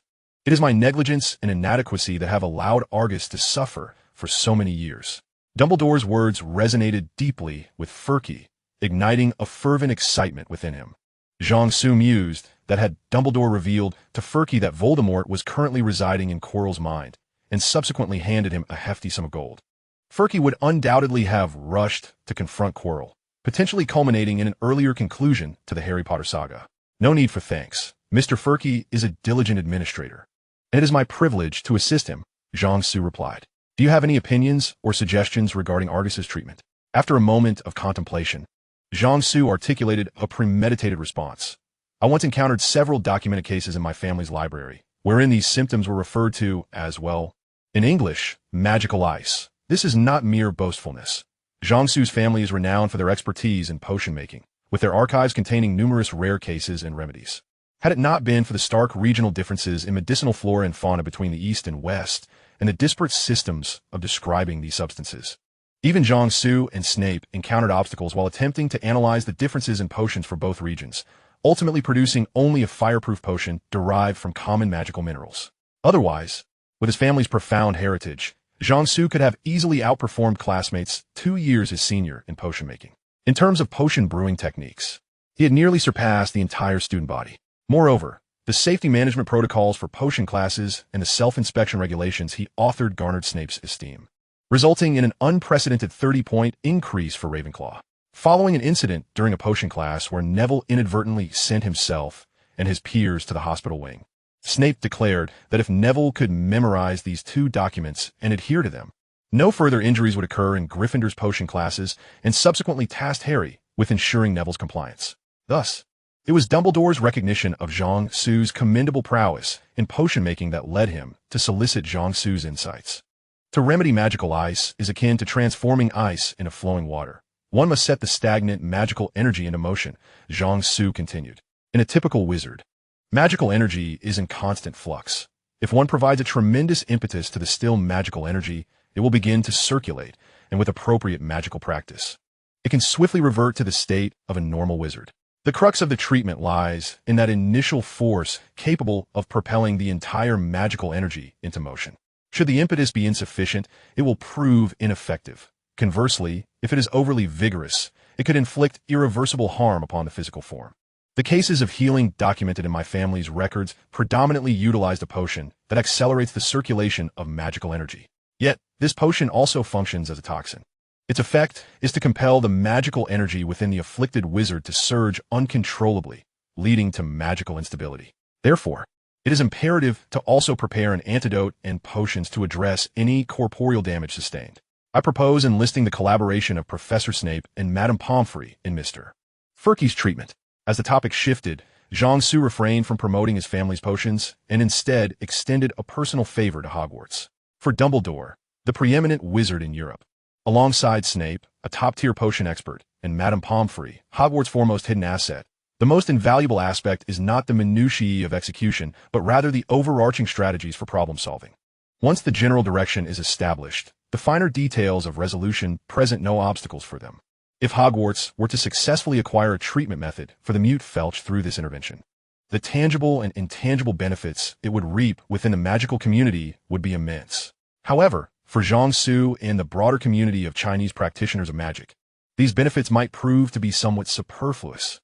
For Jiangsu, the most he could hope for would be a Merlin medal. He had no intentions of lingering in Europe, and, upon returning home, such an accolade would offer no advantage in his university entrance examinations. Once other practitioners discerned the true reason behind Jiangsu's acquisition of the Merlin medal, they would merely chuckle, suggesting that he exploited a condition easily treated by a top-tier hospital to swindle foreigners. Should he attempt to market any potions under the auspices of the Chinese practitioner community, he would likely face resistance from the conservative and exclusionary factions of the European Magical Society, even if they did not overtly oppose him. The Ministry of Magic could very well prolong the process, rendering it possible that Harry Potter's son might still be waiting for his schooling arrangements to be finalized.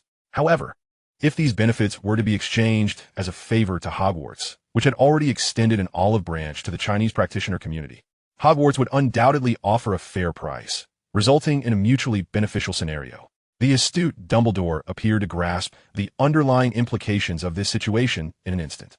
Such matters need not be vocalized, and with a congenial smile, Dumbledore treated Jiangsu to an abundance of sweets, subtly conveying his understanding. Soon thereafter, Snape and Madame Pomfrey were summoned by Dumbledore. He relayed the particulars of Felch's condition and Jiangsu's proposed treatment approach to them. After a moment of contemplation, both Snape and Madame Pomfrey nodded in agreement, acknowledging the potential of this plan. Snape remarked that the requisite potions would necessitate a certain amount of time for development. Madame Pomfrey indicated the need to devise corresponding auxiliary treatments and contingency plans based on Professor Snape's potions. Dumbledore promptly decided to establish a specialized research and treatment team for the magical affliction affecting Felch at Hogwarts School of Witchcraft and Wizardry. The team would consist of leader Albus Dumbledore, advisor and researcher Jiangsu, deputy leader, Severus Snape, deputy leader, Madame Pomfrey, subject of study, Argus Felch. The inaugural meeting of the team convened on-site and passed the following resolutions. 1. Commencing tomorrow, all team members will convene in the potions classroom every evening at 7 o'clock for related research and study. 2. Hogwarts School of Witchcraft and Wizardry has approved an initial research budget of 1,000 galleons. 3. The team may consider expanding its membership based on specific circumstances. 4. It is already quite late, and as a student, Jiangsu should return to rest. Chapter 9. The corridor was filled with a series of clapping sounds.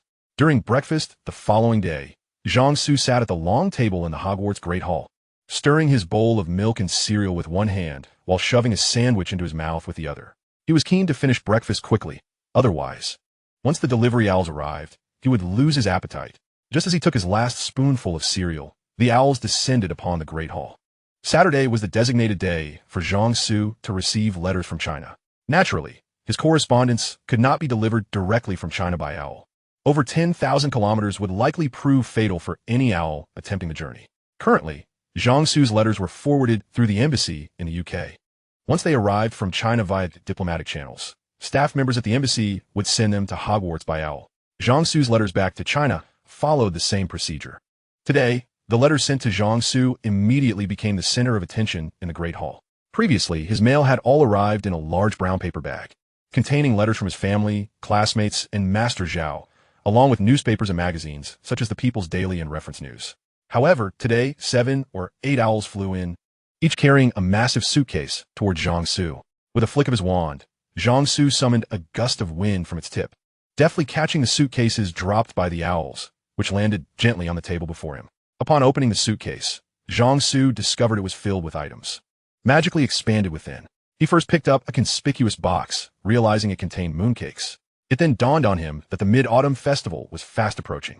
He passed the mooncakes to Zhang Xiao, who sat beside him, and continued to inspect the contents of the suitcase. After confirming everything was in order, he departed the Great Hall with the suitcase in tow.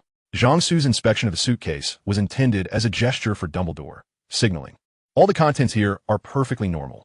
I harbor no intention of bringing anything peculiar to disrupt Hogwarts." He brought the suitcase back to his dormitory to retrieve his personal belongings, then made his way to a room at the top of another tower within Hogwarts Castle. Earlier that day, he had submitted a proposal to Dumbledore to convert his dormitory into a reading room. The proposal was swiftly approved. Dumbledore consented to the establishment of the reading room, but rejected the idea of locating it in Jiangsu's dormitory, instead designating an empty room that occupied the entire top of the tower for his use. "Where are you headed, little Sue?" As Jiangsu entered the common room, he encountered Zhang Xiao, who had just descended from the girls' dormitory.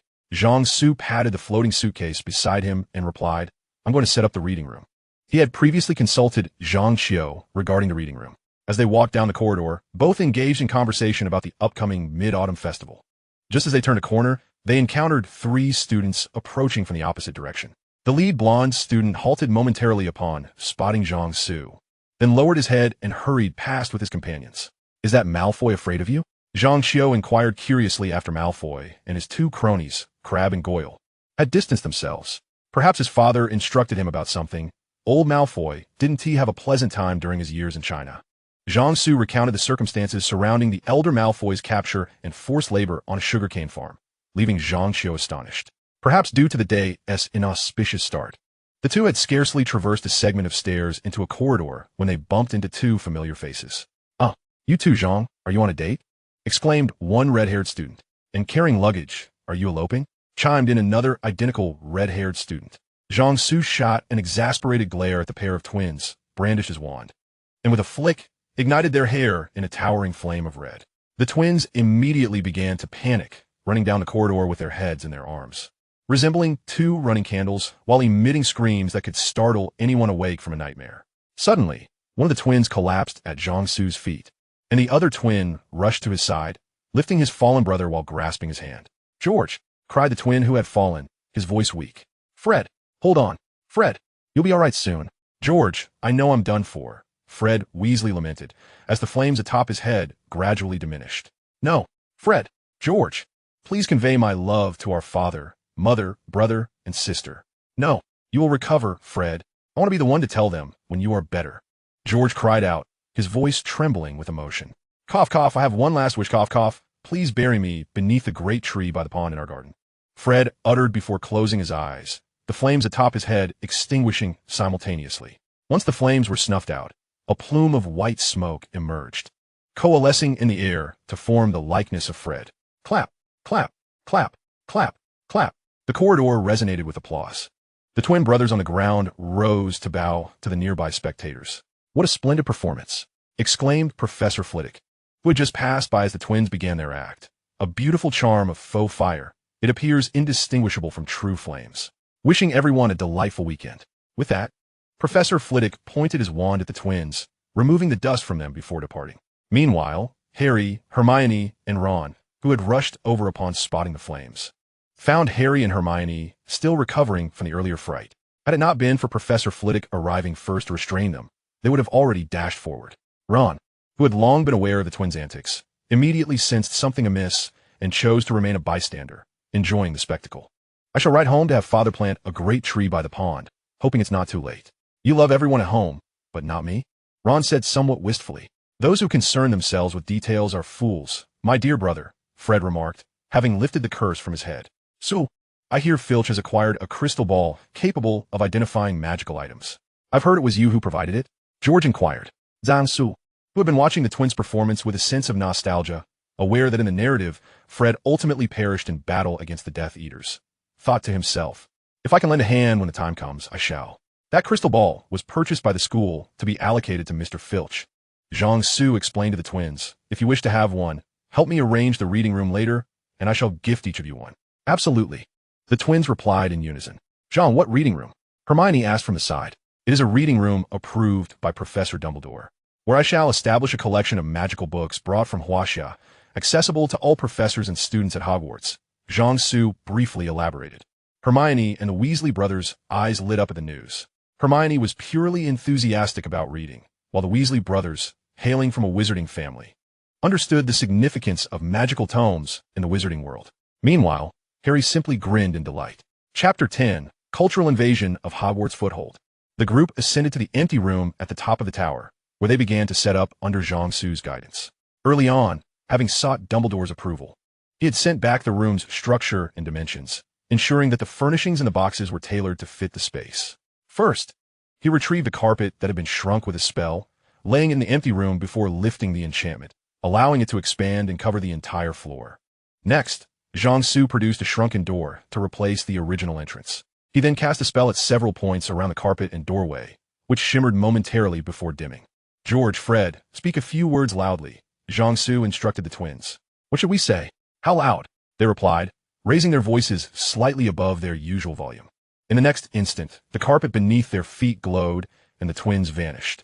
Harry and the others looked on, astonished, just as the door swung open, and the twins rushed back in, but only after a few steps, another flash of light occurred, and they disappeared once more.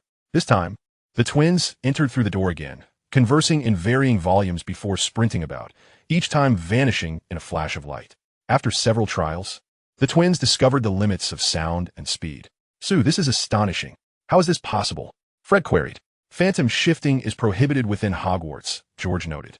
Harry and the others wore expressions of bewilderment. "This carpet and door are a set of magical items that can transport those speaking loudly or running on the carpet to outside the door," Zhang-Su explained. "This is a small privilege granted by Professor Dumbledore, as I cannot possibly remain in the reading room as a warden all day." Zhang-Su then directed everyone to begin arranging the reading room. Harry and Ron took charge of placing the shrunken bookshelves and tables in the designated spots on the carpet, while the twins were responsible for enlarging the arranged furniture. Hermione and Zhang-Qiu managed the hanging of chandeliers and other furnishings, while Zhang-Su placed books onto the corresponding shelves. Given that the reading room had transformed from the originally envisioned dormitory into a sprawling space of several hundred square feet atop the tower, the books Zhang-Su had brought were insufficient. After contacting old Zhao, a large shipment of books, along with furniture for the reading room, was sent over. The 7 of them toiled throughout the morning to complete the entire arrangement of the reading room. In the circular reading room, bookshelves formed a 3-tiered circle, leaving passages between them for movement. At the center of the enclosed circle were several rows of long tables for readers, accompanied by matching chairs. The outermost walls, adjacent to the windows, featured cozy alcoves composed of tea tables and pairs of sofas, separated by folding screens. Unlike the other windowless rooms in Hogwarts Castle, Zhang-Su had earlier requested Dumbledore to install numerous windows, flooding the entire space with light. Each window was adorned with intricately carved wooden frames in a huaxia style. The enchanted wooden windows prevented rain, mist, and strong winds from intruding during inclement weather. Suspended from the ceiling were crystal chandeliers, illuminating the room during nighttime. Various ink-wash landscape paintings adorned the walls, alongside flower stands housing orchids. Gazing at the fruits of their labor from the morning, Zhang-Su's companions were left in awe. The reading room embraced a modern huaxia decorative style, blending the classical elegance of traditional huaxia decor with the simplicity and brightness of contemporary design. The tables and chairs were crafted from redwood, featuring clean lines adorned with huaxia motifs, each chair and sofa equipped with silk-covered cushions. The lacquered folding screens between the alcoves were enchanted to muffle sounds from across the way. The floor was covered with carpets, showcasing traditional huaxia patterns, marking different areas of the reading room with distinct designs. At this moment, Zhang-Su felt an overwhelming urge to shout at the designer of this understated yet luxurious decor. Such a design, rich in substance, would undoubtedly leave the wizards of Hogwarts utterly astonished, much like the 6 companions surrounding him. Zhang-Qiu was somewhat accustomed to it, having visited Zhang-Su's home a few times in recent years, and thus prepared for this style of decoration. Harry and Hermione, having grown up in the Muggle world, had seen glimpses of Chinese decor through books and television, and they quickly settled down. The most astonished were the Weasley brothers, who had lived solely in the wizarding world, their faces frozen in disbelief at such an unconventional display. Zhang-Su clapped his hands and addressed everyone. "Let us take a moment to relax. Professor Dumbledore will be visiting shortly, and once he approves, the reading room will be open this afternoon." He led the group to a cozy alcove with the best view outside. This alcove was exclusively for Zhang-Su, enhanced with a confundus charm, ensuring that no one would notice it without his consent. Zhang-Su settled into the most window-adjacent seat on the sofa, with Zhang-Qiu beside him and Hermione next to her. The four boys squeezed onto the sofa opposite the coffee table. Jiangsu picked up the display sign resting on the table, tapping it a few times. Instantly, a complete tea set appeared, accompanied by a matcha cake on a plate in front of each person, while a platter of cookies adorned the center of the table. You've all been busy this morning, so please don't hold back. With a flick of his wand, the teapot began pouring red tea for everyone. The atmosphere in the reading room was much more relaxed than that of the school library, allowing them to enjoy tea and snacks at the window-side seating. It was permissible to speak more loudly in these areas, as a magical screen had been placed behind them to ensure their voices would not disturb others. Jiangsu then produced a piece of paper and crafted an invitation for Professor Dumbledore to visit the reading room using his fountain pen. With a flick of his wand, the paper transformed into an origami crane, which then took flight. He retrieved 5 crystal orbs, handing them to Harry, Hermione, and the Weasley brothers. As promised, these are the crystal orbs that can detect magical energy. The twins accepted the gifts joyfully, expressing their gratitude profusely. Harry and the others hesitated to accept, but eventually did so under Zhang Su's insistence. Xiao Su, how did you come to know these friends? Zhang Qiu inquired as they enjoyed their tea and snacks, realizing for the first time the extent of Zhang Su's connections with Gryffindor. I met Hermione on the train. Zhang Su deeply. Harry and Ron I encountered in the room before the sorting ceremony. As for the Weasley twins, he shot a playful glare at the twins. They latched onto me the day I dealt with Peeves. Initially, Jiangsu had no intention of forming relationships with Qingren romantic interests, but circumstances unfolded beyond his control. Zhang Xiu was family, so their acquaintance was inevitable. On the first day aboard the train, when Hermione was searching for a seat, she entered the compartment that was solely occupied by Jiangsu. At first, he did not recognize her, but after a brief conversation, they became acquainted.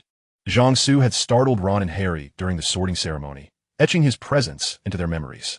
Zhang Su had a penchant for frequenting the library, a habit from his past life. He often encountered Hermione there, and after she asked him numerous magical questions on the train, she discovered his extensive knowledge, prompting her to frequently seek his counsel, thus solidifying their friendship. After seeing Zhang Su at the library a few times, Harry and Ron realized he was an academic equal to Hermione, leading them to seek his help with their assignments. Zhang Su, however, refrained from giving direct answers, instead suggesting which books to consult. They found that each time they followed his advice, they could uncover the answers within the texts, leading to a growing camaraderie. Neville regarded Zhang Su as a friend after he assisted him in locating his lost toad on the boat, and Zhang Su appreciated this late-blooming wizard's character, forging a friendship with him. The twins, upon hearing about Zhang Su's encounter with Peeves, approached him for advice on dealing with the poltergeist. Naturally, Zhang Su could not divulge the specifics of the banishing charm, merely attributing his success to a particular magical item. Subsequently, the twins pitched their prank products to Zhang Su, who provided constructive feedback, and thus the three began collaborating on prank magical items and spells.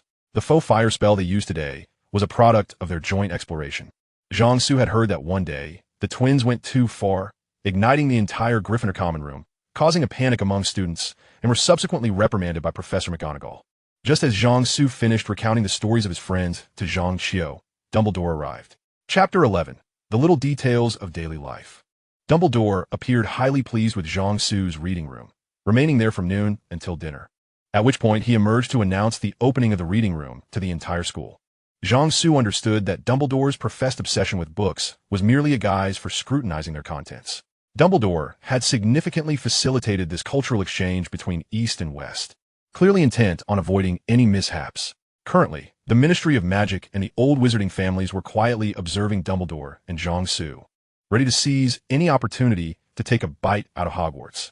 However, none wished to be the first to create conflict, as students from Slytherin had been discreetly advised by their families to avoid provoking Zhang Su. After finishing lunch, Zhang Su busied himself with his own affairs, as he had a plethora of tasks awaiting him, in addition to absorbing the knowledge offered at Hogwarts. He also needed to self-study the curriculum from his home institution in China. This necessity arose shortly after Zhang Su decided to study abroad at Hogwarts. Upon agreeing to attend, Elder Zhao kept him at the villa, providing him with additional tutoring, as the first foreign student could not bring shame to the country. One day, after completing his morning practice, Zhang Su inquired during tea with Elder Zhao whether the country acknowledged the British Ministry of Magic's ordinary wizarding level and ultimate wizarding level exams, and whether the results of these could be used for university admissions. Elder Zhao was taken aback, clearly not having considered this matter, and after making a few calls, he learned that the response was negative. These exams were not recognized for university admissions. Upon hearing this, Jiangsu immediately declared his dissatisfaction, insisting that they find someone else, as he did not wish to return after 7 years with merely an elementary school diploma. You might as well let me go back to prepare for this year's elementary school graduation examination. Otherwise, I might not even have that diploma, he exclaimed. Seeing Jiangsu's dramatic display of frustration, Elder Zhao was at a loss. There were protocols, even among wizards. The national policies had to be adhered to, especially concerning the college entrance examination. Reluctantly, Elder Zhao had to don his serious face and make another round of phone calls. The dispatch of exchange students was part of a national plan and was crucial to subsequent initiatives, requiring utmost diligence, without resolution. Even if another student were sent in his place, they would still face the same predicament. Children venture thousands of kilometers from home to explore unfamiliar and perilous territories for the sake of their nation. Such bravery should not be met with cold indifference, should it? In the realm of sorcery, high schools and universities admit students based on scores from the national entrance examinations and magical assessments. Failing to excel in any subject would render one ineligible for admission. Moreover, the long-standing advocacy for mastering mathematics, physics, and chemistry, as emphasized by the venerable Master Zhao, remains paramount. Ultimately, the educational authorities proposed a solution. If students could return to take the exams, it would be ideal. If not, a testing center would be established in the UK with supplementary grading policies to compensate. As for the stipulation that candidates for the middle and high school entrance exams must be recent graduates with local residency, it was decided that Jiangsu could maintain his enrollment at a school in his hometown, ensuring he would at least possess a high school diploma as a safeguard. In the end, Jiangsu acquiesced to this arrangement. Resuming his studies in middle and high school subjects proved manageable, as he had previously attended a prestigious university. The magical courses posed no significant challenge either, given that Master Zhao had graciously offered to assist him through correspondence whenever he encountered difficulties. Before joining the specialized research team for the treatment of magical ice ailments at Hogwarts, Jiangsu diligently worked on the assignments given by his professors while simultaneously self-studying from Chinese spellbooks. Whenever he encountered concepts he found perplexing, he sought guidance from the Hogwarts professors. If they too were at a loss, they would write to Master Zhao for further insights. The professors at Hogwarts appreciated this collaborative approach, as their exploration of Easter magic enriched their own understanding. After more than a week of mutual inquiry and research, the specialized research team made significant strides, culminating in the final version of the potion currently in the brewing process. It was anticipated that Felch's wizarding journey would commence the following week. At this juncture, the team had expanded to include all the professors at Hogwarts, as Dumbledore understood the principle of shared benefits in the face of great interests. Professor Binns, the history of magic instructor, contributed his knowledge after recounting several historical accounts of the dung bombs in Snape's office. After joining the team, Professor Sybil Trelawney of divination prophesied that they would encounter challenges in their research, and shortly thereafter, Snape's cauldron began to leak during potion making. When the professors of astronomy and arithmancy joined the effort, Jiangsu and Professor Sprout ventured into the greenhouse for herb gathering. During this period, Jiangsu absorbed a wealth of knowledge from the professors, who unveiled their most treasured insights in the face of this groundbreaking potion. Years later, as a part-time scribe, Jiangsu meticulously compiled the discussions and research notes of the professors and published a book to commemorate the 10th anniversary of this potion's invention, which sold out across Europe within a day, necessitating multiple reprints. Subsequently, Professor McGonagall, the head of Hogwarts, even traveled to China to negotiate profit-sharing with Jiangsu. Once Jiangsu opened the reading room, the relaxed environment and refreshing collection of books garnered widespread acclaim from both faculty and students. Each visit allowed only a single book to be checked out. Attempting to take more would result in the books flying back to the shelves.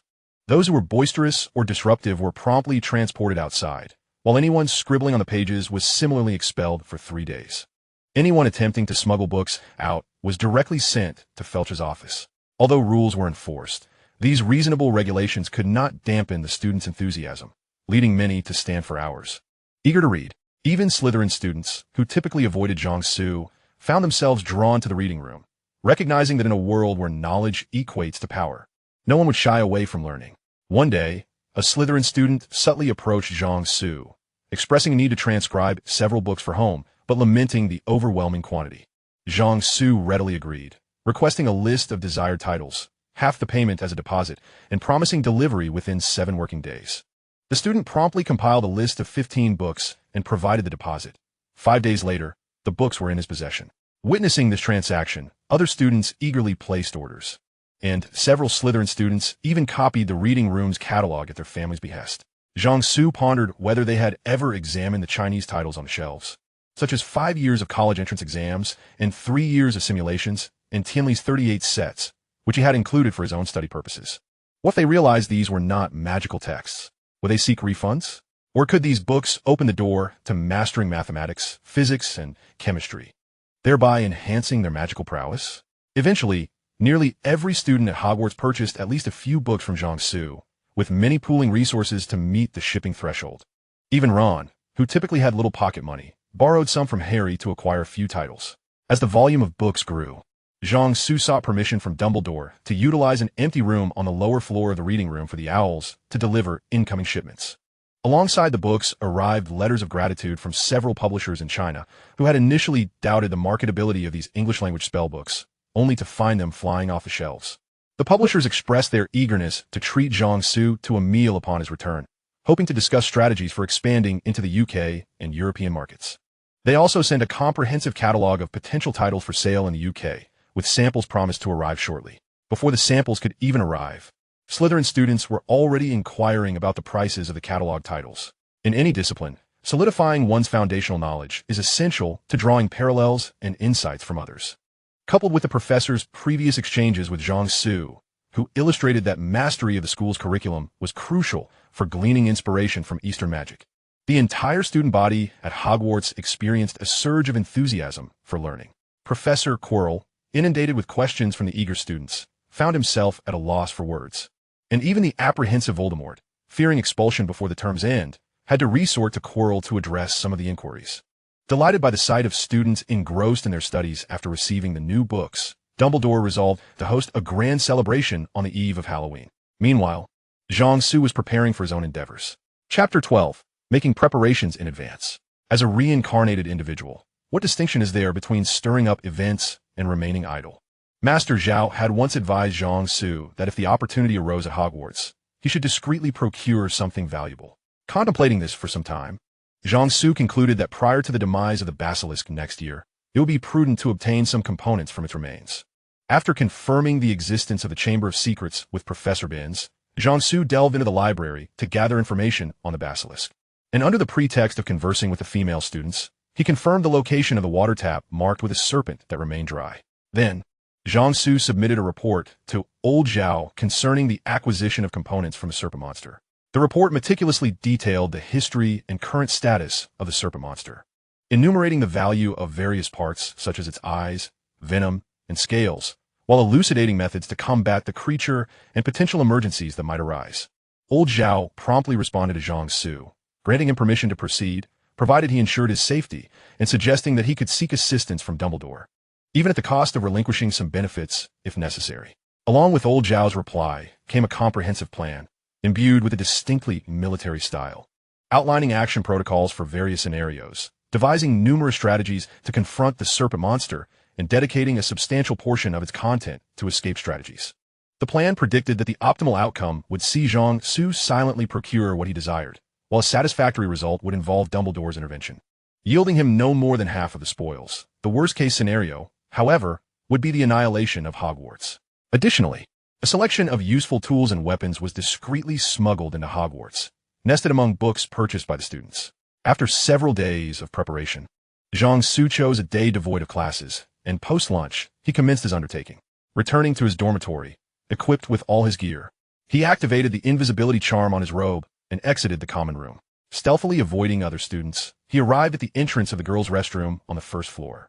Standing before the restroom door, Jiangsu was suddenly reminded of a certain curly-mustached chef aboard a pirate ship, whose grand aspiration was to consume the invisibility fruit and infiltrate the ladies' bathing area.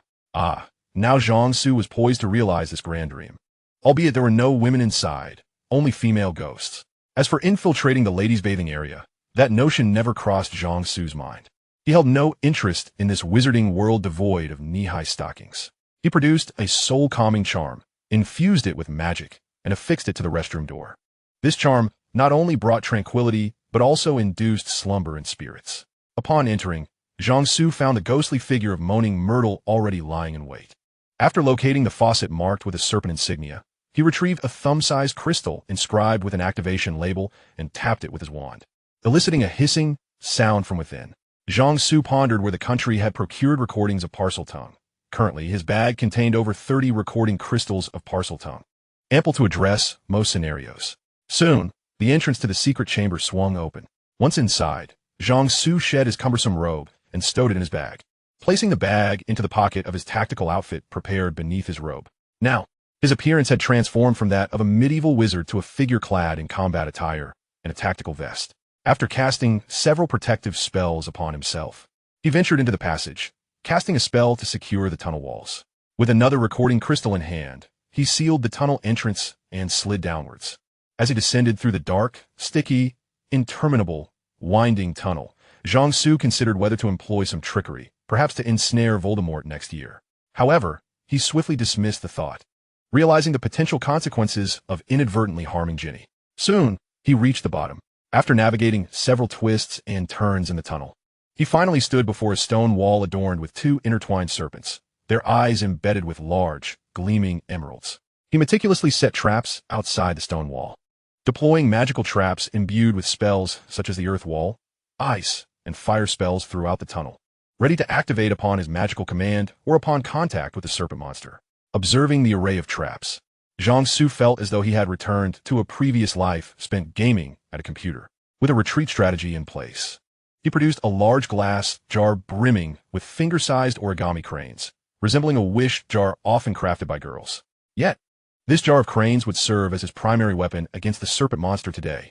Utilizing the recording crystal once more, he opened the stone wall, then closed his eyes, straining to listen intently for any sounds from within the secret chamber.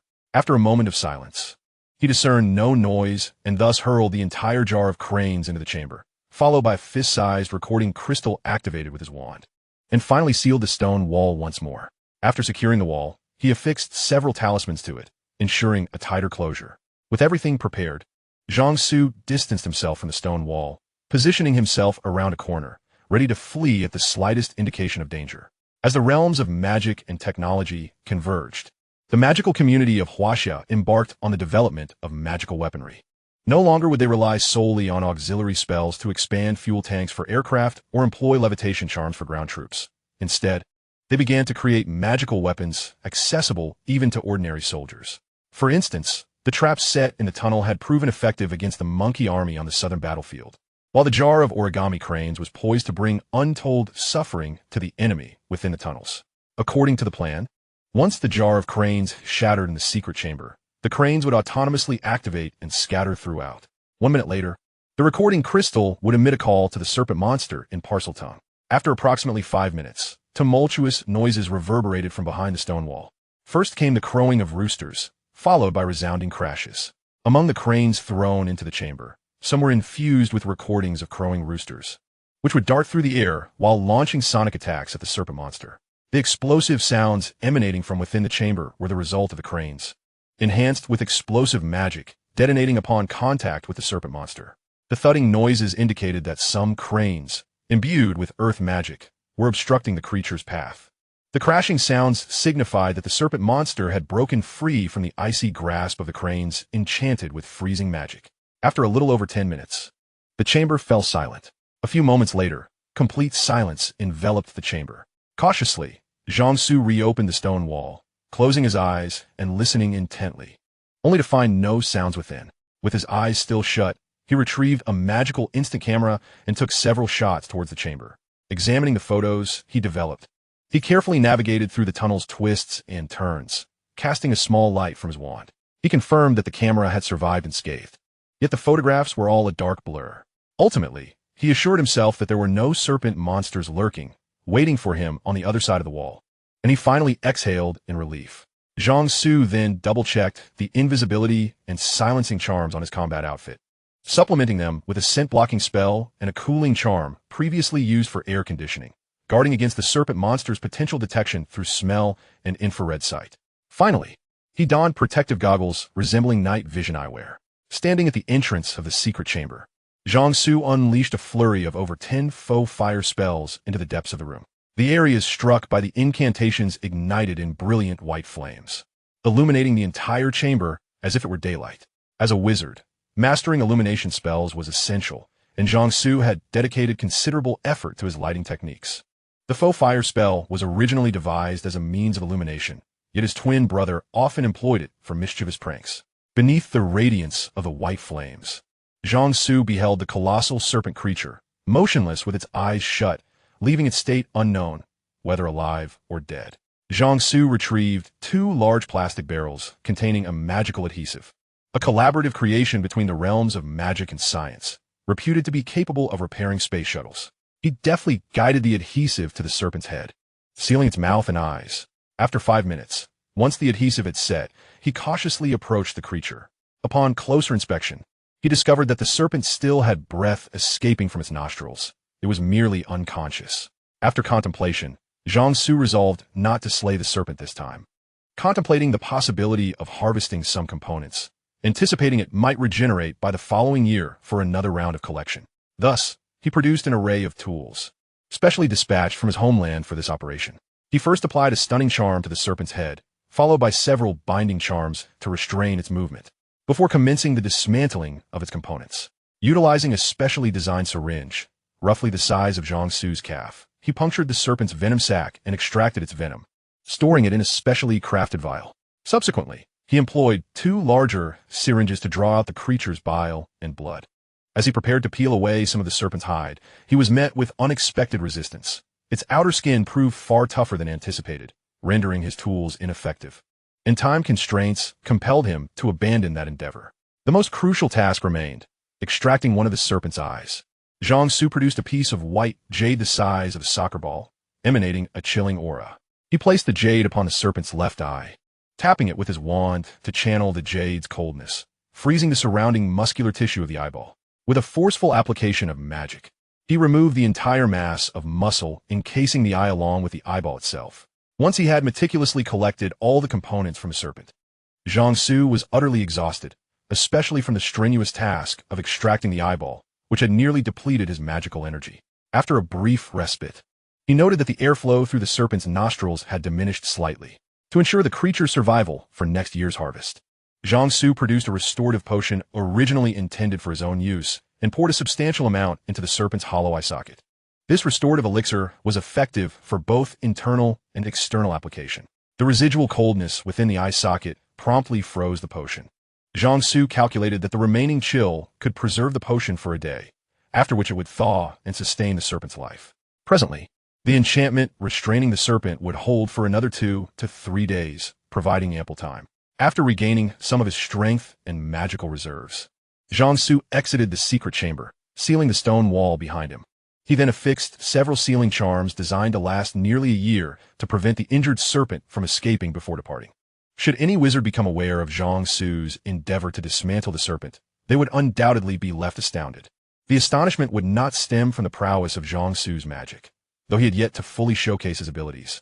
He was acutely aware that his current strength was only marginally superior to that of a 3rd-year student, capable of challenging a 6th or 7th-year student in a dire confrontation. What would shatter their expectations was the magical artifacts employed by Jiangsu.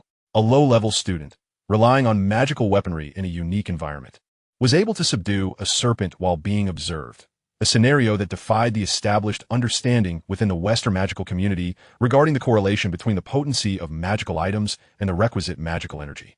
If such magical weaponry were to become widespread in Europe, its impact would rival that of firearms and artillery against knights and fortresses. No matter how much pure-blooded aristocrats might inherit or how formidable they may become, they would ultimately be overwhelmed by ordinary wizards wielding user-friendly, potent magical weapons. Jiangsu had always harbored no intention of employing such weaponry at Hogwarts. The few he possessed were reserved as last resort measures, while his commonly utilized spells were of minimal power. Moreover, the books he brought and resold had undergone stringent scrutiny, with references to magical weapons either omitted entirely or severely downplayed to the point of resembling mere toys. After departing from the girls' lavatory, Jiangsu's first task was to send off the day's spoils via the Ollery to avoid any potential complications arising from delays. Upon leaving the Ollery, he returned to his dormitory to stow away his battle attire and cleanse himself of any lingering scents. He then intended to head to the reading room for some tea and a light snack. Though he had not exerted himself considerably throughout the ordeal, save for nearly exhausting his magical energy at the end, he had remained in a state of heightened tension, beset by the pressure of the serpent and the looming fear of a sudden appearance by Dumbledore, or worse, Professor Quirrell. According to his plan, should the serpent pose any threat to him, or if Professor Quirrell were to unexpectedly materialize, Jiangsu would not hesitate to summon Dumbledore. Now that the spoils had been dispatched, even if Dumbledore were to seek him out, it would not alter the outcome. As he relaxed, a wave of mental fatigue washed over him. Jiangsu had not spent much time underground. It was still merely the end of the first class of the afternoon. As he walked towards the reading room, he encountered Hermione, who was walking towards him with her head bowed. "Hello, Hermione. What class are you headed to?" Jiangsu greeted her. Hermione did not respond, merely lifting her head to acknowledge him with a nod before continuing on her way. Observing her red eyes, which bore the marks of recent tears, Jiangsu quickened his pace to catch up and inquired, "Hermione, why are you crying? What has happened?" Initially silent, Hermione kept her head down, but just as Jiangsu considered pressing further, she suddenly looked up, her voice rising in distress. "I don't know what I did wrong," she exclaimed. "Is it wrong to prevent them from violating school rules? Should I encourage them to break the rules instead? Am I harming him by correcting his mispronunciation of spells? Is it wrong that I cast the spell correctly and perform magic? I have done nothing wrong. So why is he targeting me? Is it because I am black? Is there racism in the wizarding world too?" Jiangsu rubbed his nose, momentarily at a loss for words upon realizing the nature of Hermione's grievances. Should he blame Ron? While Ron could be a troublesome child, Hermione's often haughty manner of speaking had indeed been hurtful to his pride, which explained Ron's animosity towards her. Having lived 2 lives, Jiangsu possessed a mature perspective. In his eyes, Hermione was also a child, albeit in a different manner, and thus he chose not to engage in petty disputes with her. He felt compelled to inform Hermione that the wizarding world lacked the concept of racial discrimination, and that Ron did not harbor prejudice against her because of her ethnicity. However, within the realm of Western wizardry, there exists a more egregious form of discrimination. In the future, young Malfoy will openly deride Hermione as a mudblood in her presence, inciting a brawl. "Apologies." Before Jiangsu could formulate a response, Hermione interjected, expressing her desire to be alone due to her foul mood. With that, she hastened her departure.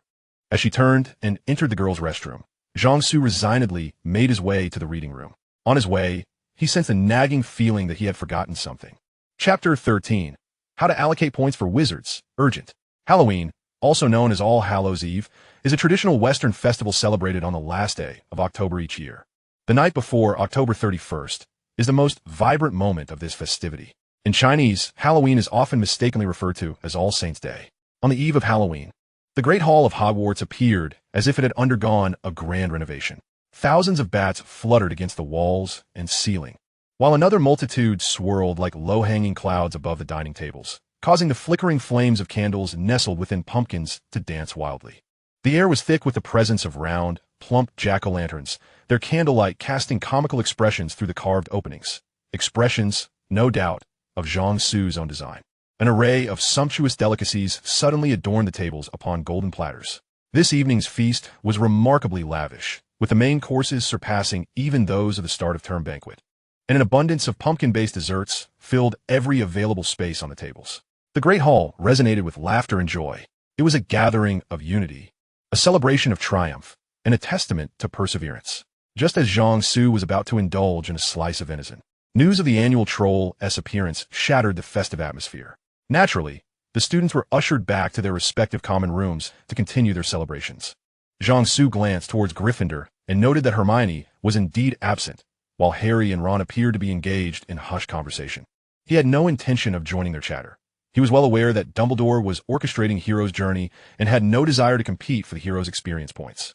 Moreover, with Dumbledore present at the school and adequately prepared, coupled with the fact that the headmaster could shift between realms within the school, even if Harry and Ron encountered trouble, Hermione was unlikely to come to harm. An amusing thought crossed his mind.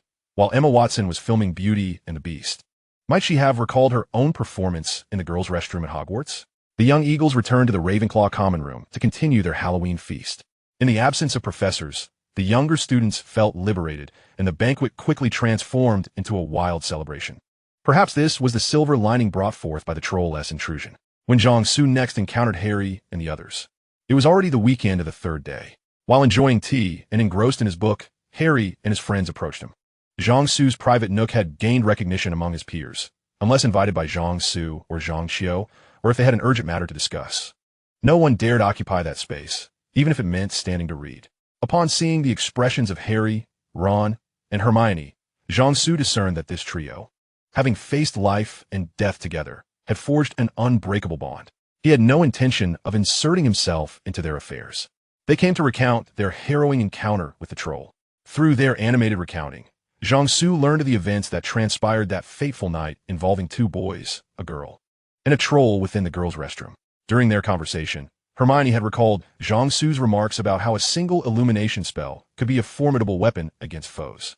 She remembered a powerful wizard who had mastered only that spell, while excelling in life, stamina, and basic skills such as single and dual-handed sword mastery, and had learned active skills like blocking, charging, whirlwind slash, and critical strike. Naturally, Hermione had dismissed such banter as mere jest. However, when cornered by the troll and trembling in fear, she suddenly recalled Zhang Su's words. Though she lacked the skills of sword mastery or other combat techniques, she indeed possessed the illumination spell and had mastered it quite well. In a moment of desperation, Hermione unleashed a full-force illumination spell directly at the troll's face.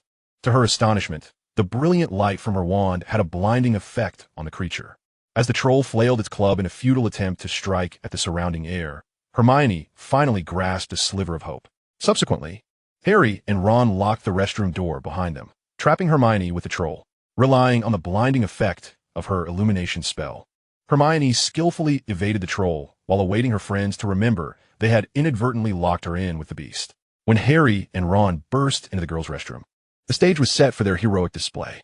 Zhang Su had once boasted to Harry about a formidable individual who dealt with a massive crocodile by executing a swift maneuver, circling behind and delivering a lethal blow. Harry employed a similar tactic. He dashed behind the troll, leapt onto its back, and wrapped his arms around its neck. At that moment, he realized he was without a weapon to deliver the decisive blow. In a moment of panic, Harry thrust his wand into the troll's nostril. The troll let out a pained roar, thrashing about and swinging its club wildly, while Harry clung tightly to its neck. At any moment, the troll could toss Harry aside and crush him with the club. In fact, had the troll chosen to roll over at that moment, the story of Harry Potter might have concluded prematurely. Seeing Harry precariously hanging onto the writhing troll, Hermione was frozen in shock, sitting on the floor and trembling uncontrollably. The only one capable of breaking the deadlock was Ron. Just then, Ron, as if scripted, made a reliable choice. He drew his wand and shouted the first spell that came to mind. Wingardium Leviosa. The troll's club flew from its grasp, soaring high into the air before turning and crashing down upon its owner's head with a thunderous sound. The troll staggered momentarily before collapsing to the floor with a resounding thud, shaking the entire room. Professors McGonagall, Snape, and Quirrell promptly arrived at the scene. McGonagall immediately employed the levitation charm to move the troll aside, while Ron and Hermione quickly dragged the unconscious Harry from beneath the troll's weight, and the group hastily transported him to the infirmary. Fortunately, Harry's injuries were not severe. He had merely sustained a few fractured ribs and a concussion. Under the care of Madame Pomfrey, Harry spent a day resting in the infirmary and emerged bright and lively the following morning. One cannot deny that Hermione and Ron performed admirably that night. As for Harry, your actions were quite misguided, even verging on erroneous. Zhang Su remarked sternly after listening to their account. Hermione and Ron beamed with delight at the praise, while Harry wore a visage resembling that of a sour lemon. In the face of peril, Hermione opted for a spell that would effectively safeguard her, awaiting rescue rather than cowering in a corner, trembling and succumbing to misfortune, an approach many first-year students would struggle to emulate. Ron's response was quite astute. Instead of launching a direct assault on the troll, he recognized that with their current capabilities, spells would have negligible effect on such a formidable foe. Utilizing the troll's own weapon against it was nothing short of brilliant. I recall that you had only learned the levitation charm in the afternoon class. Your ability to wield it so adeptly so soon reveals your considerable talent. Zhang Su generously commended the mischievous youngsters, adhering to the adage that frequent encouragement fosters their healthy development. In ancient China, a great military strategist penned a phrase over 2,400 years ago, conveying that a thorough understanding of both adversaries ensures a safe engagement in battle. Zhang Su addressed Harry, asking, "Harry, did you consider your strengths and weaknesses before charging in? Did you ponder the troll's advantages and disadvantages? At that moment, did you devise a strategy to vanquish the troll swiftly? Were there contingency plans should you fail to subdue it? If the troll had rolled over, what do you think would have been your fate? Harry's face flushed crimson, wishing he could disappear into a crevice. Chapter 14. The Wings of the Butterfly Flap. As November progressed, the weather turned increasingly frigid. Jiangsu, who had predominantly lived south of the Tropic of Cancer in both his lives, found himself unaccustomed to the chill, necessitating the application of a warming charm to his robes to extricate himself from the cold's grip. Jiangsu's enchanted robe, capable of accommodating various spells, was well known. Whenever he was jostled in the bustling castle, a wave of warmth would envelop those who brushed against him. Such enchanted garments were far from inexpensive. Even old aristocratic families possessed only a handful, typically reserved for grand occasions to showcase their wealth, and Jiangsu's was a gift from old Zhao himself. Naturally, Zhang Qiu was the first to monopolize Jiangsu's mobile warmth, staying by his side whenever the temperature dropped following his activation of the heating charm. Subsequently, numerous girls gravitated towards Jiangsu in search of warmth. In the common room, a group of forlorn singletons gazed enviously at Jiangsu, surrounded by admirers, wishing to cast a fiery jinx upon him. Yet Jiangsu felt quite helpless. At the tender age of 11, even with girls around him, there was little he could do. With the arrival of winter, the Quidditch season commenced. Jiangsu found Quidditch to be quite engaging. In his previous life, he had been an enthusiast of aerial combat games. Upon his rebirth, he eagerly anticipated the return of his uncle, a pilot, who would take him soaring through the skies on a flying sword.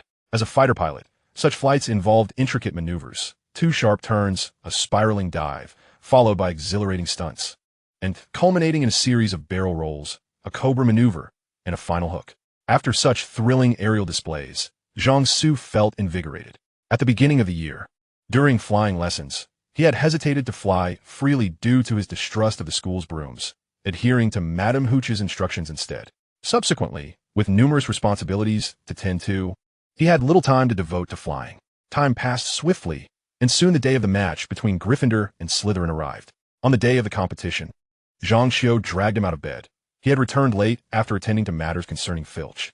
Last night, in potions class, under the watchful eyes of his peers, Filch consumed the potion brewed by Snape. Almost immediately, the crystal ball used to monitor his magical energy reacted. The crystal ball, dimmed by Jiangsu's enchantment, began to tremble with vibrant white dots. As the agitation intensified, a look of anguish crossed Filch's face.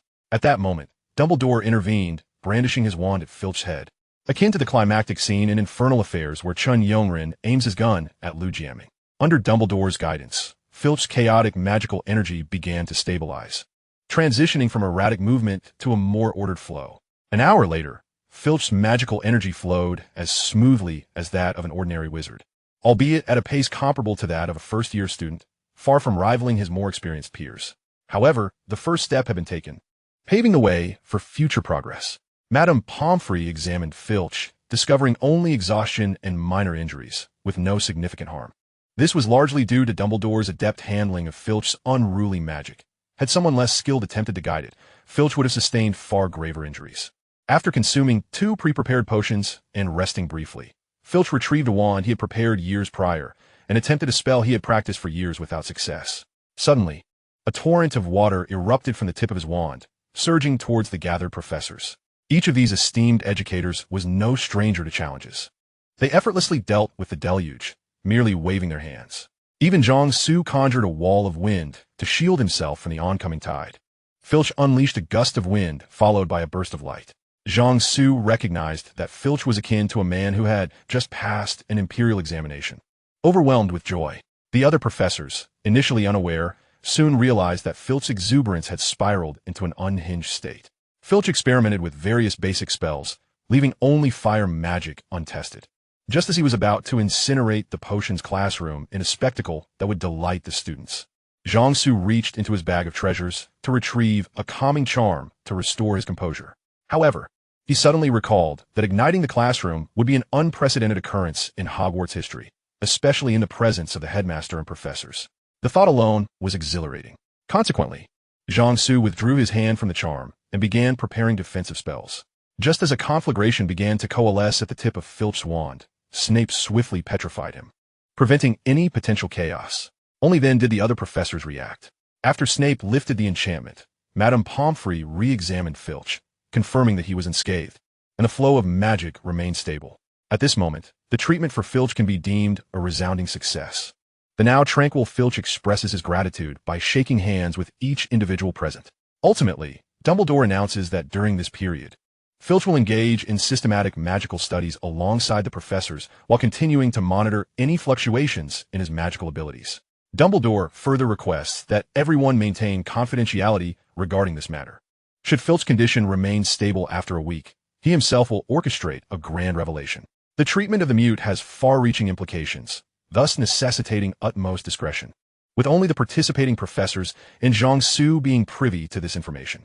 Dumbledore also specifically advises Filch to refrain from using magic at work for the time being, suggesting that he should only do so once he has mastered control over his magical powers.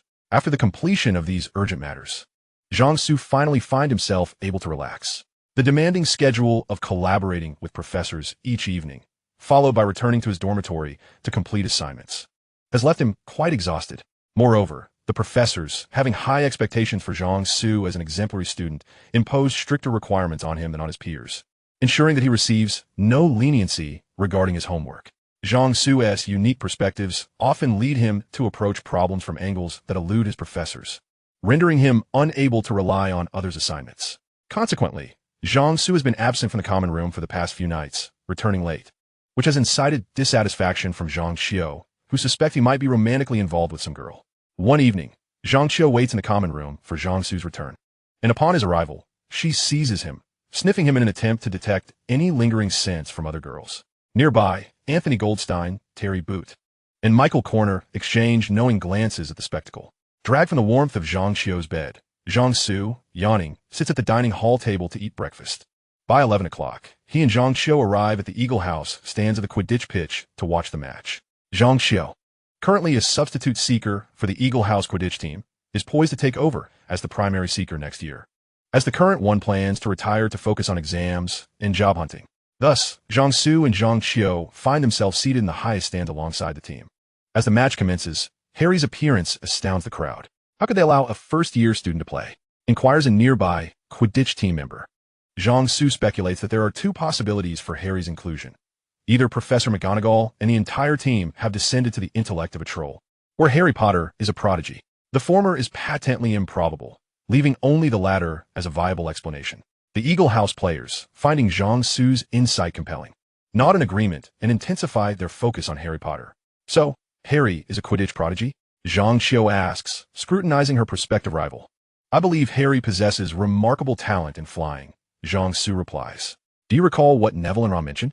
During the first flying lesson, Harry, upon his initial encounter with a broom, managed to best Malfoy, catching the glass ball he threw from an altitude of just 1 foot off the ground, and he adeptly leveled a broomstick for a safe landing. This clearly illustrates Harry's exceptional flying aptitude. Furthermore, he was not punished after being taken away by Professor McGonagall, which likely indicates that she recognized his talent and subsequently introduced him to the team, who have since regarded him as a secret weapon. Upon hearing this, Zhang Xiao and the other team members consider Zhang Su's assertions to be the truth. The match soon escalates into a frenzied spectacle, with various maneuvers, goals, and fouls occurring in rapid succession. Listening to the professional discussions around him and observing the players' actions, Zhang Su begins to discern the intricacies of the game. Suddenly, Zhang Xiao exclaims, "Something is amiss with Harry Potter." Zhang Su looks up to see Harry's broom zigzagging wildly in the air, shaking violently as if trying to dislodge its rider like a bucking bull at a rodeo. Before long, the spectators point skyward, witnessing Harry's broom spinning uncontrollably, forcing him to cling on for dear life. In a sudden twist, the broom throws him off, leaving him dangling precariously with only one hand grasping the handle. Zhang Su lifts his binoculars to the Slytherin stands, where he indeed spots Quirrell and Snape casting spells towards Harry. Turning his gaze to the Gryffindor stands, he notices Hermione, standing near the enormous Hagrid, departing from the stands. The binoculars follow Hermione as she collides with Professor Quirrell and make her way to Snape's rear. Yet, nothing further transpires. After collaborating with Zhang Su on concocting a fireproof potion, Snape had applied it to his own robes. For those who brew potions are invariably in close contact with fire, and safety must always be prioritized. Thus, Snape's robes are now impervious to flames, rendering Hermione's attempt to create a distraction ultimately futile. In the end, having escaped danger, Harry manages to catch the golden snitch, concluding the match triumphantly. Following the game, upon returning to the castle, Jiangsu receives an invitation from Filch to visit Dumbledore in his office. In the office, Dumbledore presents Jiangsu with an exquisitely crafted letter. Mr. Zhang, he begins, Madame Olympe Maxime, headmistress of Beauxbatons Academy of Magic, invites you to visit Beauxbatons during the Christmas holiday. Chapter 15. It is said that the cuisine at Beauxbatons is exquisite. After the Quidditch match, Hogwarts resumes its usual rhythm. Classes continue, quarrels persist, and students diligently seek information in the library. As December arrives, one crisp morning, Hogwarts students are astonished to find several feet of snow blanketing the grounds, and the lake is encased in a thick layer of ice.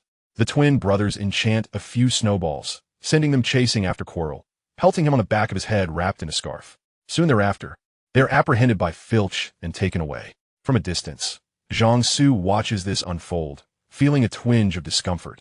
For the twins have achieved a legendary feat, pummeling Voldemort's face with snow. Meanwhile, Jiangsu and several Eagle House classmates are using magic to construct a two-story ice castle on the snowy lakeshore, engaging in a snowball fight against the castle. Before long, students from the other three houses join in, each constructing their own ice castles and launching attacks on one another. As night descends, the Eagle House ice castle, illuminated by Jiangsu's various light and shadow spells, radiates a kaleidoscope of colors, outshining the darkened ice castles of the surrounding houses. Before long, the Christmas holiday arrives, and Jiangsu embarks on a journey to Beauxbatons Academy of Magic alongside Professor McGonagall. The invitation from Beauxbatons Academy of Magic, of course, did not extend solely to Jiangsu. The letter explicitly mentioned an invitation for Professor Albus Dumbledore, the headmaster of Hogwarts School of Witchcraft and Wizardry, along with a student representative, to visit Beauxbatons for an exchange visit during the Christmas season. The specific mention of Jiangsu was a request made privately between Beauxbatons and Dumbledore. Such a public invitation with a private specification is not uncommon, primarily because the inviting party is uncertain whether the invited party will accept the invitation. It was fortunate that Jiangsu agreed. Had he declined, Hogwarts would have had to hastily select another student to attend merely to save face. It seemed that Dumbledore had something significant planned for this Christmas. Thus, he entrusted Professor Minerva McGonagall to represent him fully. Jiangsu had initially arrived in England on a diplomatic mission, so adding a visit to France seemed to carry little burden. Moreover, he felt that with little to occupy his time during the Christmas break, and with a brief return to his homeland, traveling seemed the most appealing option. Thus, he agreed to visit Beauxbatons Academy.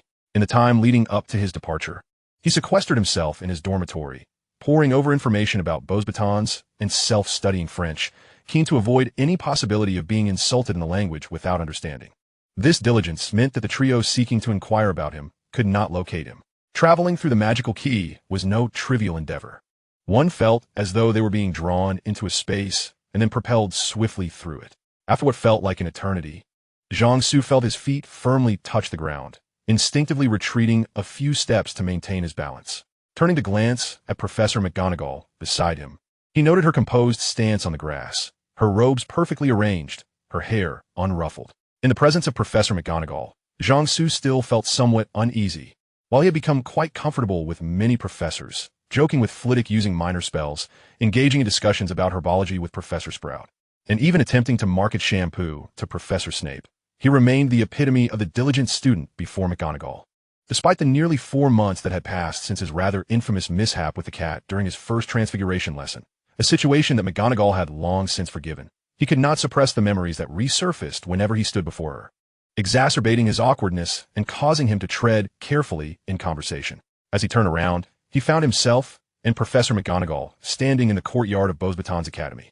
Before him stood a stunning French palace nestled amid magnificent mountains, its surroundings blanketed in freshly fallen snow, evoking a scene reminiscent of silver snakes dancing upon the mountains, while the waxen elephants and the clear sunny day portrayed a picturesque charm. At that moment, a grand figure emerged from the castle, accompanied by a tall, slender girl who seemed to radiate a soft silver glow under the winter sun. They approached Professor McGonagall and Jiangsu with remarkable speed. "Dear Professor McGonagall, welcome to Beauxbatons." Madame Maxime greeted warmly. "Madame Maxime, I trust you are well. Thank you immensely for your invitation. Headmaster Dumbledore, due to prior commitments, has asked me to convey his regards," replied Professor McGonagall graciously. "Quite well, thank you," Madame Maxime responded. "This is my student, Jiangsu. Hailing from the east, Professor McGonagall introduced him to Madame Maxime. Welcome, Mr. Jean from the Orient. I hope your time at Beaux Batons will be enjoyable. Madame Maxime extended her hand to Jiangsu. I am most grateful for your kind invitation. Madame Maxime, I am certain that my experience at Beaux Batons will be both precious and memorable, Jiangsu said, shaking her hand, or rather, grasping her palm lightly. This is Fleur Delacour. She will be your guide around the Beaux Batons campus during your stay. Madame Maxime introduced Fleur to Jiangsu. Hello, Mr. Zhang. Fleur smiled as she offered her hand. Greetings, Miss Delacour, Jiangsu replied, returning her smile as they shook hands. Noticing that Jiangsu did not exhibit any signs of being entranced by Fleur, Madame Maxime regarded him with newfound respect. Her decision to have Fleur greet Jiangsu was perhaps indicative of her assessment of his character. Had Jiangsu been privy to Madame Maxime's intentions, he would have only responded with a chuckle, internally lamenting, I am but 11 years old. What can I do?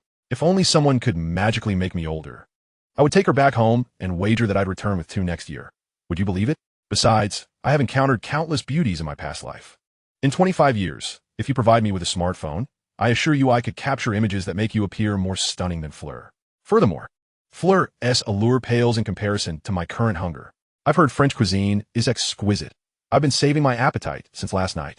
Chapter 16, A Castle Offered at First Glance. After a brief exchange of pleasantries, Madame Maxime and Fleur led Professor McGonagall and Jiangsu toward the Beaux Batons castle. Surrounding the castle was likely a beautiful garden, now buried beneath a thick layer of snow. The magical fountain in front of the castle continued to operate unabated, despite the heavy snowfall. Upon entering the Beaux Batons dining hall, the sight of their headmistress prompted the students to rise in unison. Madame Maxime guided Professor McGonagall to the staff table, while Fleur escorted Jiangsu to her designated seat. Only after Madame Maxime was seated did the students return to their meals. Jiangsu observed this scene with nods of approval, recognizing the level of discipline among the students, which could easily outshine that of Hogwarts by a significant margin.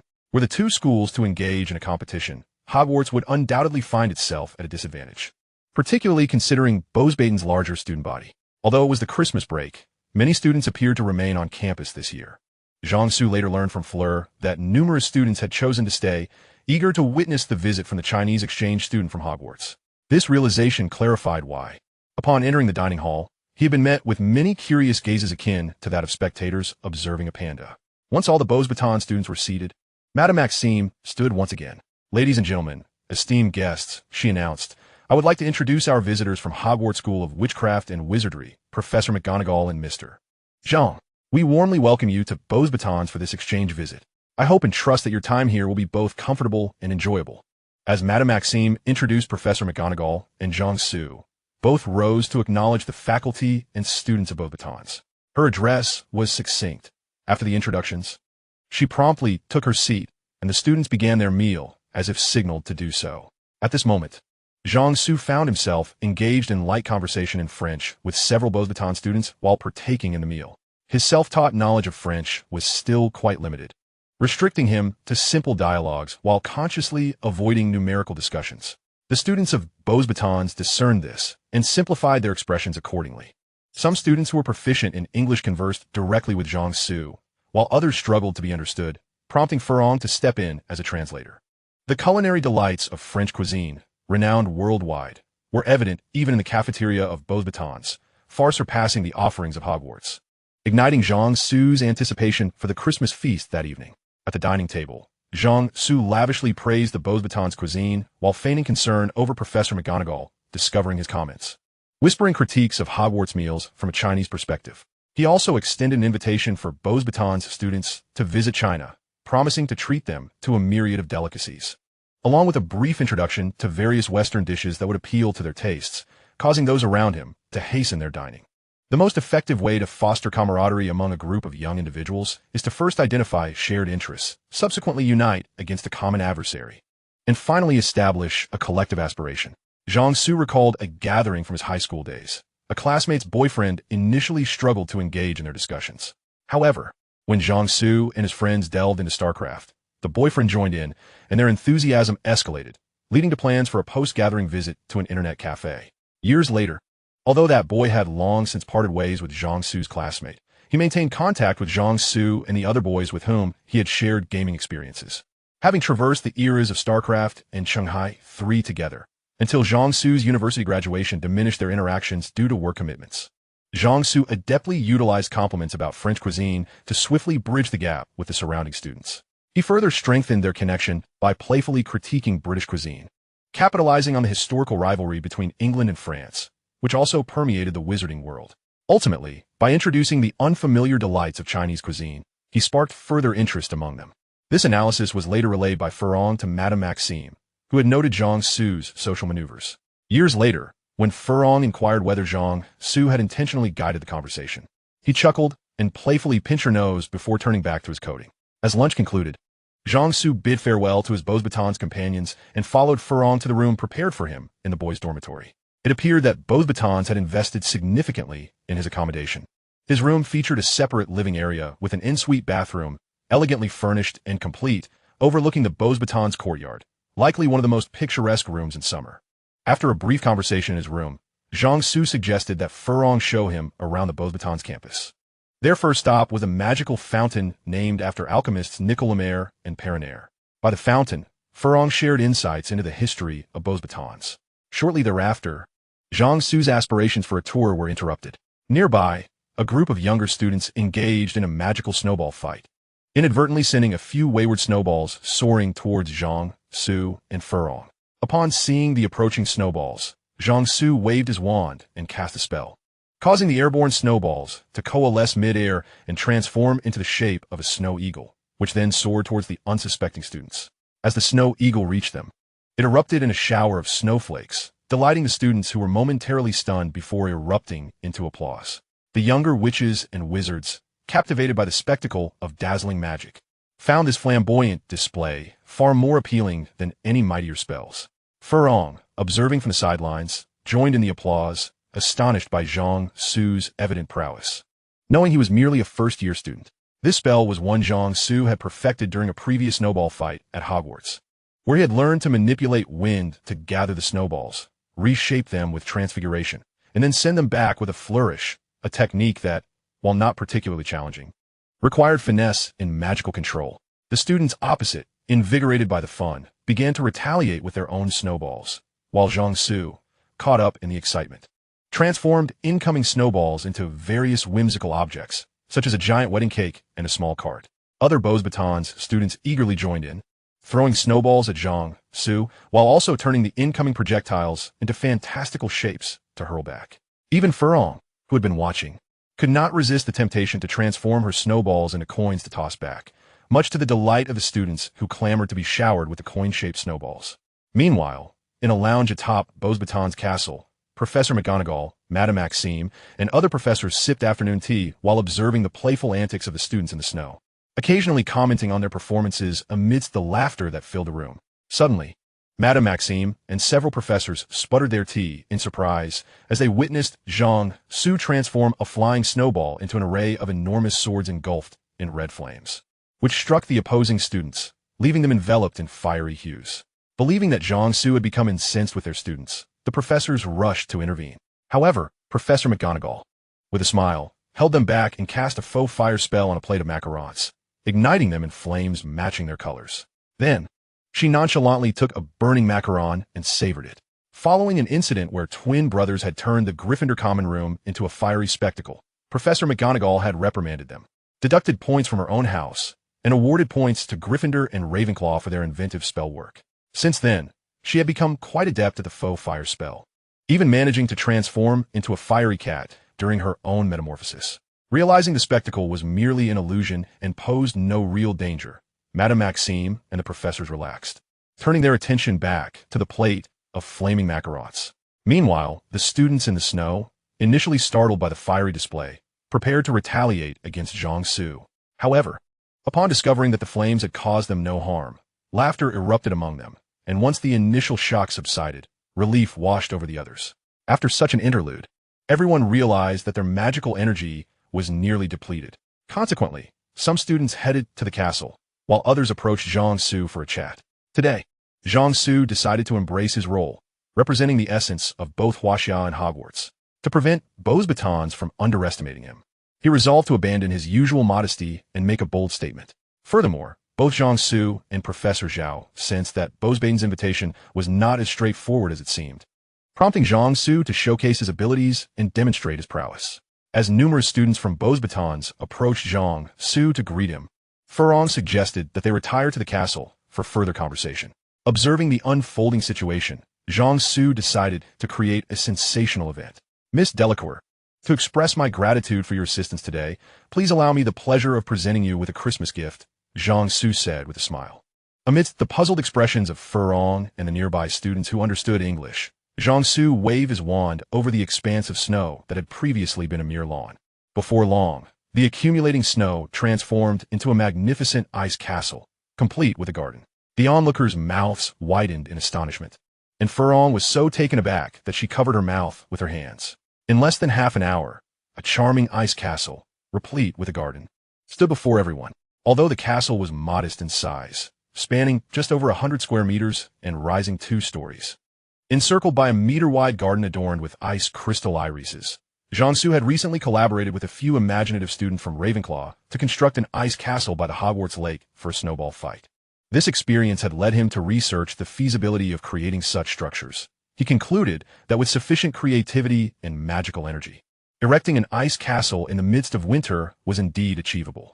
This conclusion was soon corroborated as students from the other 3 houses quickly followed suit, building their own ice castles. In Jiangsu's mind, gifting an ice castle to Furong was akin to the diplomatic gift exchanges in the ordinary world, ostensibly private, yet aimed at strengthening ties between higher authorities. Presenting an ice castle for a snowball fight to the students of Bozbatons seemed an excellent choice. But offering such a grand toy in the school's name felt inappropriate. Thus he opted for a personal gesture. Moreover, to Jiangsu, the cost of this ice castle was merely his magical energy, which would replenish with a brief respite, an endeavor that appeared impressive yet bore little intrinsic value. However, the students and Furong perceived the situation differently. For a group of adolescents, the concept of diplomacy eluded them. They simply recognized that a gentleman had bestowed a castle upon a lady. A castle, regardless of its size or transient nature, still held an air of grandeur. The disparity between this gift and other presents was monumental, eclipsing them all like the grandeur of 5 Eiffel Towers.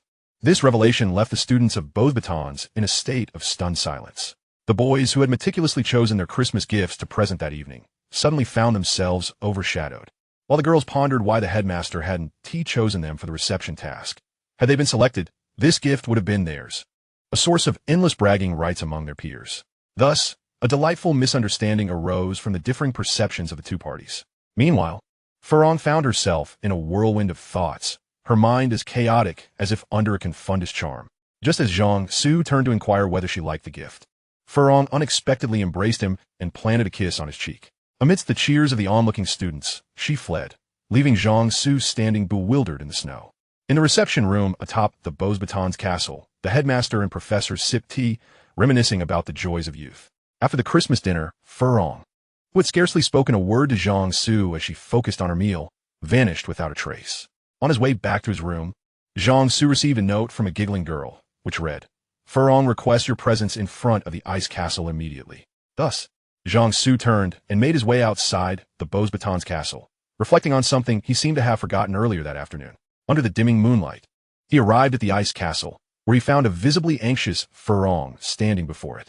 Before Jiangsu could utter a word, Furong, with a serious expression, asked Jiang, "I possess a quarter Vila heritage, and those around me may be enchanted by the magic of my bloodline. I wish to know, did you gift me this castle under the influence of that magic?" Jiangsu was taken aback by her question and replied without hesitation, "Did you not realize from the outset? The allure of your bloodline had no effect on me from the very beginning." Before he could finish, Furong embraced him once more and kissed him. At that moment, the light effects of the ice castle activated, casting a blue and white glow, while the surrounding ice crystal irises bloomed with purple luminescence. The radiance of the ice castle illuminated the silhouettes of the couple locked in a kiss. From a distance, a large group of previously concealed onlookers emerged, applauding and cheering, some even launching fireworks into the sky. Amidst the raucous crowd, Furong once again fled. Meanwhile, Jiangsu remained rooted in place before the ice castle, his mind racing with a whirlwind of thoughts. Have I just embarked on Furong's storyline? I considered you a friend, yet you wish to pursue me. Does this mean I've been initiated into a 3-year commitment? Chapter 17. Let us embark on this romance forthwith. On Christmas Eve, Jiangsu lay in bed, tossing and turning, unable to find sleep. His mind filled with thoughts of foie gras, oyster cups, baked snails, pigeon en cocotte, Mesopotamian chicken, onion soup, sirloin steak, bouillabaisse, and his charming little sister-in-law. Just as he began to drift off, his biological clock jolted him awake. After freshening up, he sat in the living room waiting for Furong. But when she didn't arrive, he decided to head to the cafeteria for breakfast. Upon entering the common lounge of the boys' dormitory, Jiangsu noticed an uncanny silence had enveloped the previously boisterous space. As he scanned the room, he realized all the boys were staring at him. Someone began to clap, and soon the entire group erupted into cheers for Jiangsu. In the eyes of the Beauxbatons students, he had ignited an unprecedented snowball fight, presented the school bell with a castle, and sealed the deal with a kiss against the dazzling backdrop of the castle, all in a matter of hours. In the realm of young students, where mischief earned accolades, these individual feats could be boasted about until graduation.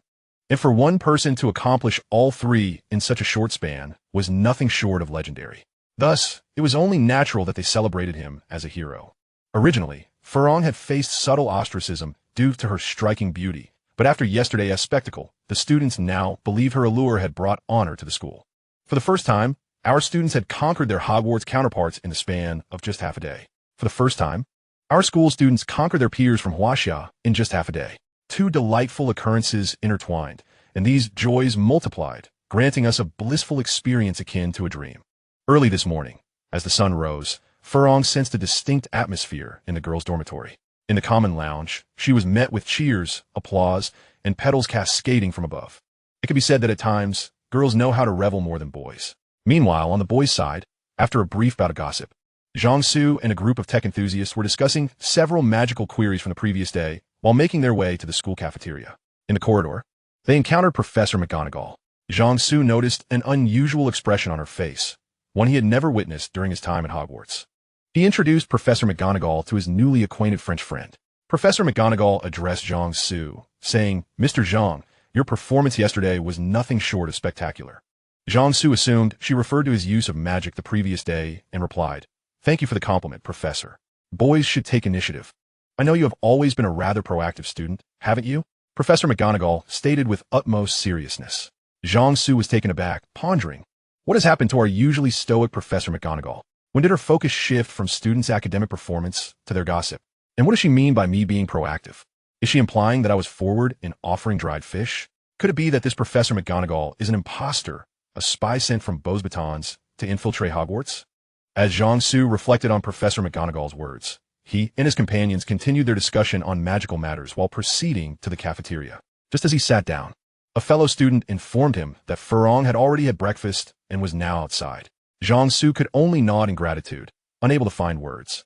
He leisurely finished his breakfast while engaging in conversation with the surrounding Beauxbatons students, and then, amidst a throng of classmates, he made his way towards the ice castle outside.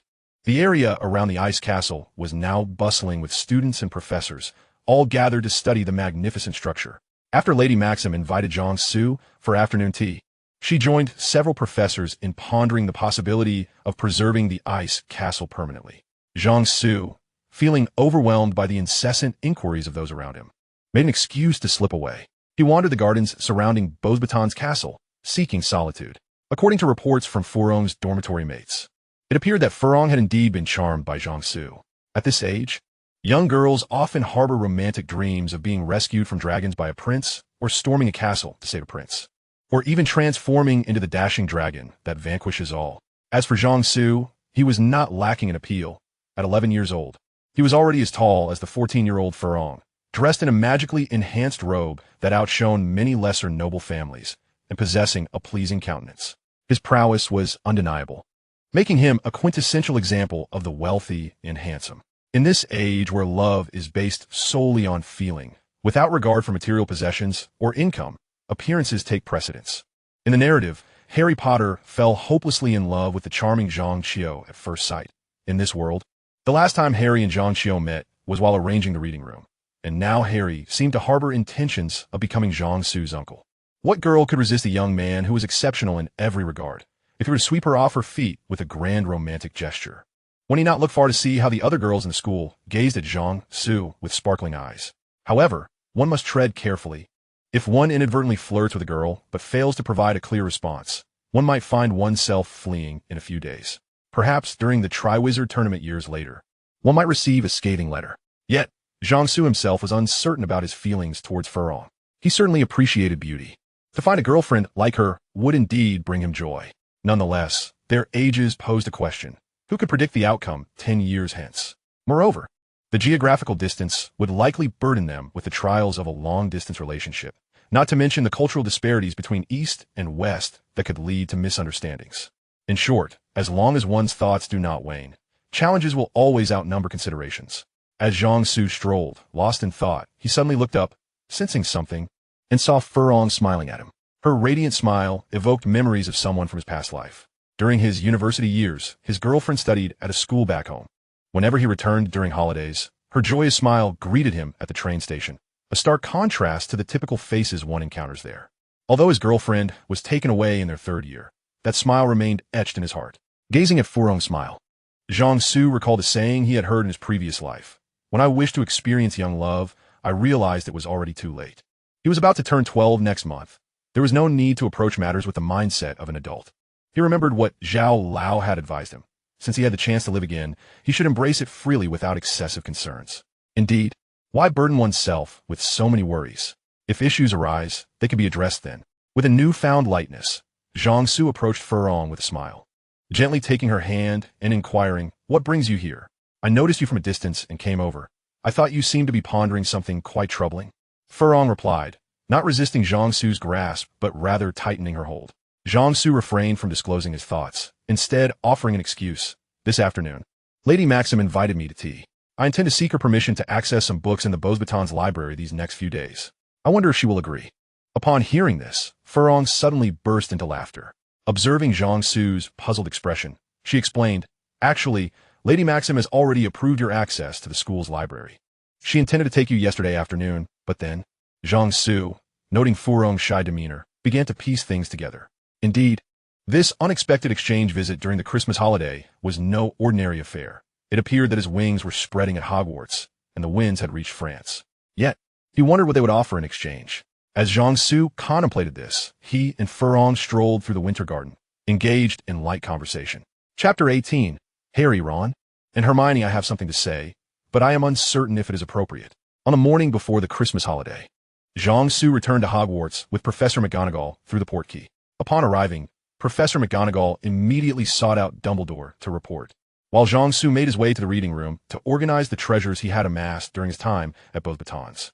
His greatest acquisition, without a doubt, was Furong. In the final days at Beauxbatons, Furong and Zhang Su were inseparable, spending every moment together, save for sleep, indulging in their affection. While Zhang Su immersed himself in books at the library and engaged in discussions with professors and students, Furong acted as his translator. During their leisure time, they strolled through the gardens surrounding Beauxbatons Castle, sharing stories about their families and amusing anecdotes from their lives. At their age, romance was more spiritual than physical, with physical contact limited to hand-holding, embraces, and the occasional kiss. Any further intimacy was out of the question, as Zhang Su had yet to reach full maturity, and, at only 11 years old, Furong would have to wait until the year of the Triwizard Tournament to emerge from her guardianship. Upon returning to Hogwarts, Zhang Su's first order of business was to pen a letter to Furong, which he intended to send after lunch.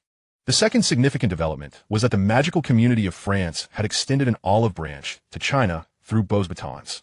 Following Hogwarts' lead, the British magical community found itself greatly impacted by the Chinese magical text Zhang Su had procured, leading to fruitful adaptations of Eastern magical practices by several ancient magical families. In just a month, numerous enhanced minor spells, inspired by Easter magic, sprang forth, suggesting a subtle resurgence in the overall strength of the British magical community, which had stagnated for many years. The British magical aristocracy recognized that the knowledge available for purchase was merely rudimentary. To gain deeper insights, they would need to maintain existing channels and invest accordingly. Thus, a tacit agreement to cultivate a friendship with Zhang Su emerged among the nobles. During the recent Christmas festivities, families that had purchased books from Zhang Su sent him Christmas gifts through students at the school. Upon returning to his dormitory, he discovered it overflowing with presents. Moreover, The sale of magical raw materials, including plants, animals, and minerals, have been entrusted to Hogwarts by the Chinese side, leading to significant profits for the magical school. Professor McGonagall inadvertently revealed during a conversation with Beauxbatons professors that Hogwarts year-end bonuses had doubled compared to the previous year. The exchange between the British and French magical communities was notably frequent. As soon as a hint of progress emerged in Britain, France quickly reacted, culminating in a rather unusual exchange visit during Christmas. Before arriving in Britain, Zhang Su had received instructions from the Chinese side that any country sincerely wishing to conduct business would be treated equally. Consequently, the afternoon tea was filled with pleasant conversation, and within half an hour, an agreement was reached, surprising the Beauxbatons representatives with its swiftness. The agency for magical raw materials in France was granted to Beauxbatons, igniting hopes for a substantial year-end bonus among its professors. Zhang Su assisted in establishing a reading room at Beauxbatons, adhering to Hogwarts standards, which would also facilitate the procurement of Chinese magical texts. He decided to locate the reading room within the ice castle he had gifted to Quirrell, a magical structure recently transformed by the efforts of Beauxbatons professors to exist year-round. Quirrell was appointed as the reading room's administrator, with a collection of books expected to be ready in a month. The initial step of their collaboration was thus set, with further advancements contingent upon future circumstances. The third acquisition was the knowledge gained from interactions with professors and students in France. Zhang Su discerned significant differences in the educational approaches of Beauxbatons and Hogwarts through purposeful dialogue, paving the way for a comparative analysis of their strengths and weaknesses. While the students at Beauxbatons interacted, they not only discussed magic but also engaged in various other topics, even enjoying a game of Quidditch together. Naturally, these new friendships could not be fleeting, and they agreed to keep in touch through letters, which would be sent through Quirrell. While Zhang Su was engrossed in writing, Harry, Ron, and Hermione arrived. Harry, Ron, Hermione, it's been a while. Thank you so much for your Christmas gifts. Zhang Su greeted them warmly. He had just unwrapped several presents from familiar friends, including a book on Quidditch from Harry, a box of what appeared to be homemade sweets from Ron, and a box of chocolates from Hermione. Prior to his trip to France, he had prepared gifts for his friends as well, presenting the trio with self-writing quills adorned with a Gryffindor crest. Additionally, he had sent a solar-powered flashlight to Mr. Arthur Weasley through the twins. After exchanging pleasantries, they began discussing their respective Christmas holidays. As anticipated, Harry found himself in front of the Mirror of Erist, where he beheld his family. Dumbledore soon appeared, providing Harry with a generous dose of heartfelt wisdom. It was for the sake of cultivating his future champions that Dumbledore had sent Professor McGonagall to Beauxbatons. Zhang Su was quite curious about the mirror, as he himself was uncertain of his deepest desires, whether they were wealth, power, or something else entirely. Zhang Su recounted his experiences at Beauxbatons, deliberately omitting any mention of flirtations or various transactions. His journey to Beauxbatons had been publicly acknowledged, with the standard for selection being exemplary students, and Zhang Su's remarkable performance had left little room for criticism. Those in Slytherin who might suspect the truth remained silent. After Zhang Su finished speaking, Hermione posed a question that had been troubling them. Su, do you know someone named Nicholas Flamel? Indeed, I had tea with him in France. Zhang Su deeply. At that moment, Harry, Ron, and Hermione's minds transformed into a chaotic pasture of llamas, racing in disbelief. They had exhausted themselves searching for any trace of Flamel, even venturing into the restricted section of the library, only to find nothing. And now here was Zhang Su, not only claiming to know him, but having shared tea with him. Is there something you need from him? I can inquire on your behalf when I write to him. Zhang Su continued to tease the trio. The llamas in their minds began to stir restlessly. You must have heard of him. His name is mentioned in Dumbledore's famous wizard card, Zhang Su added, delivering the final blow.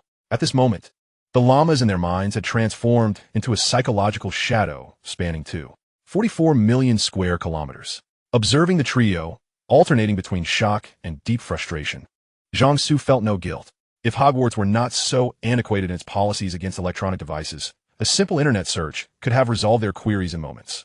Clearly, this is an institutional issue, he mused. After bidding farewell to Zhang Su, Harry, Ron, and Hermione departed in haste. As he watched Harry and his companions depart, Zhang Su pondered whether it was wise to involve himself in their affairs, unless Harry sought his assistance or Dumbledore indicated otherwise. After the trio's exit, Zhang Su completed his report on the recent exchange visit, preparing one copy for Dumbledore that focused on interactions among students, while an additional report detailing transactions with the French magical community through Beauxbatons would be sent back home. Naturally, the matter of flirtation was best left unmentioned. Utilizing magic, He crafted several origami cranes to deliver the reports, sending them soaring towards the headmaster's office. He then made his way to the Ollery before lunch to dispatch a letter to Fleur and the report to his homeland. During lunch, Jiangsu was preoccupied with various thoughts, leading to a somewhat taciturn demeanor at the table. After briefly recounting his experiences in France to Zhang Qiu, he hastily consumed his meal and returned to the dormitory. Zhang Qiu had intended to inquire about Fleur, but refrained from further disturbing him upon noticing his troubled expression. Jiangsu typically chose the reading room for his assignments, but for more private matters or profound contemplation, he preferred the solitude of his dormitory. Presently, he was grappling with the dilemma of whether to pursue the Philosopher's Stone. On the day after Christmas, after lunch, Fleur needed to return to her dormitory to write a reply to her sister, having received a letter from home via owl delivery before the meal. Following lunch, Jiangsu wandered into the garden, seeking a stone bench to bask in the winter afternoon sun. At that moment, a delivery owl approached him, bearing a letter from Zhao Lao, forwarded by the embassy in France. The letter conveyed the news of the abrupt collapse of the Red Bear Empire, reminiscent of historical precedents. Zhao Lao had long been preparing for this eventuality, with the nation having already devised and implemented a series of plans. After their initial meeting, Jiangsu had contributed to some of these strategies. Yet, the Red Bear had indeed fallen. Meanwhile, on that northern expanse, a multitude of professionals were brandishing wads of dollars and vodka, scrambling to acquire experts, equipment, and information. Lost in thought, Jiangsu was suddenly aware of a soft presence leaning against him, as Fleur's golden-haired head rested on his shoulder. He affectionately nudged her with his cheek and wrapped an arm around her waist. The intricacies of rivalry and scheming were his own burdens, unrelated to his dear companion beside him. With a quick shift in mood, Jiangsu began sharing tales of his childhood, particularly the time his uncle took him flying. After engaging in conversation for a while, another owl arrived at Jiangsu's side, delivering an invitation for afternoon tea from the esteemed Nicolorm. Following the invitation's instructions, Jiangsu arrived punctually at a tea room within Beauxbatons castle, where he found a sprightly elder awaiting him. After exchanging pleasantries, Nicolorm broached the subject. Albus mentioned you in his letter, stating you are a remarkably gifted wizard. Professor Dumbledore is overly generous in his praise, before you and him. No wizard would dare claim to be extraordinary, Jiangsu replied modestly. Such humility is unnecessary, at the very least. Neither Albus nor I could have constructed such a splendid ice castle at your age, Nicolorm chuckled. Jiangsu, aware of his own achievements, knew that the seasoned Nicolorm could discern the truth and replied candidly. That was the result of my utmost efforts, nearly exhausting my magical reserves. Only now has my magic recovered to a fraction of its former strength. Nicolorm chose not to delve deeper into that topic and shifted to a more straightforward inquiry. What are your thoughts on eternal life? Having anticipated this question from Nicolorm, Jiangsu responded, since the dawn of humanity, we have sought to transcend our own limitations. Given that our physical strength is not particularly formidable, we invented tools to augment our capabilities. Through the relentless pursuit of greater power, Muggles have traversed from the Stone Age to the Bronze Age, the Iron Age, and through 3 industrial revolutions, achieving unprecedented strength with the aid of tools. The wizarding world has similarly evolved over millennia, with wizards inventing various forms of magic, thus acquiring unparalleled power through their own magical instruments. In this context, longevity can indeed be viewed as a form of power. The quest for immortality is merely one facet of humanity's pursuit of strength. After a moment of silence, Nicolorm remarked, that presents a novel perspective, and I must concede that your reasoning is quite sound. So, what kind of individual do you believe is worthy of eternal life? One who is devoid of foolishness. Jiangsu deeply. Nicolorm found this response difficult to accept. Aware that the elder was struggling to comprehend his answer, Jiangsu elaborated. A lack of foolishness is an essential trait for the immortal, for one possesses endless time to experience infinite events. If one's mindset is perpetually swayed by external factors, oscillating between anxiety, anger, and despair, it won't be long before one descends into madness. Thus, one must learn to cultivate a heart more steadfast than any external force, so that when faced with the end of the world, one can smile and, with that same smile, save the world. An abundance of emotions, particularly negative ones, is a virtue for mortals but a grave affliction for the immortal. A person frequently mired in negativity or despair is unqualified to live eternally. Jiangsu recalled this notion from a novel he had once read, a profound truth articulated by a deity extolled for their wisdom and benevolence. As he contemplated this matter, the thought resurfaced. Nicolorm, however, remained anchored in a mortal perspective, perceiving 600 years as nearly equivalent to immortality. Yet, he was unaware that in the more vibrant realm of Muggle thought, especially within the dynamic sphere of online literature, countless interpretations of his query existed, each at levels of understanding far surpassing the mere span of 6 centuries.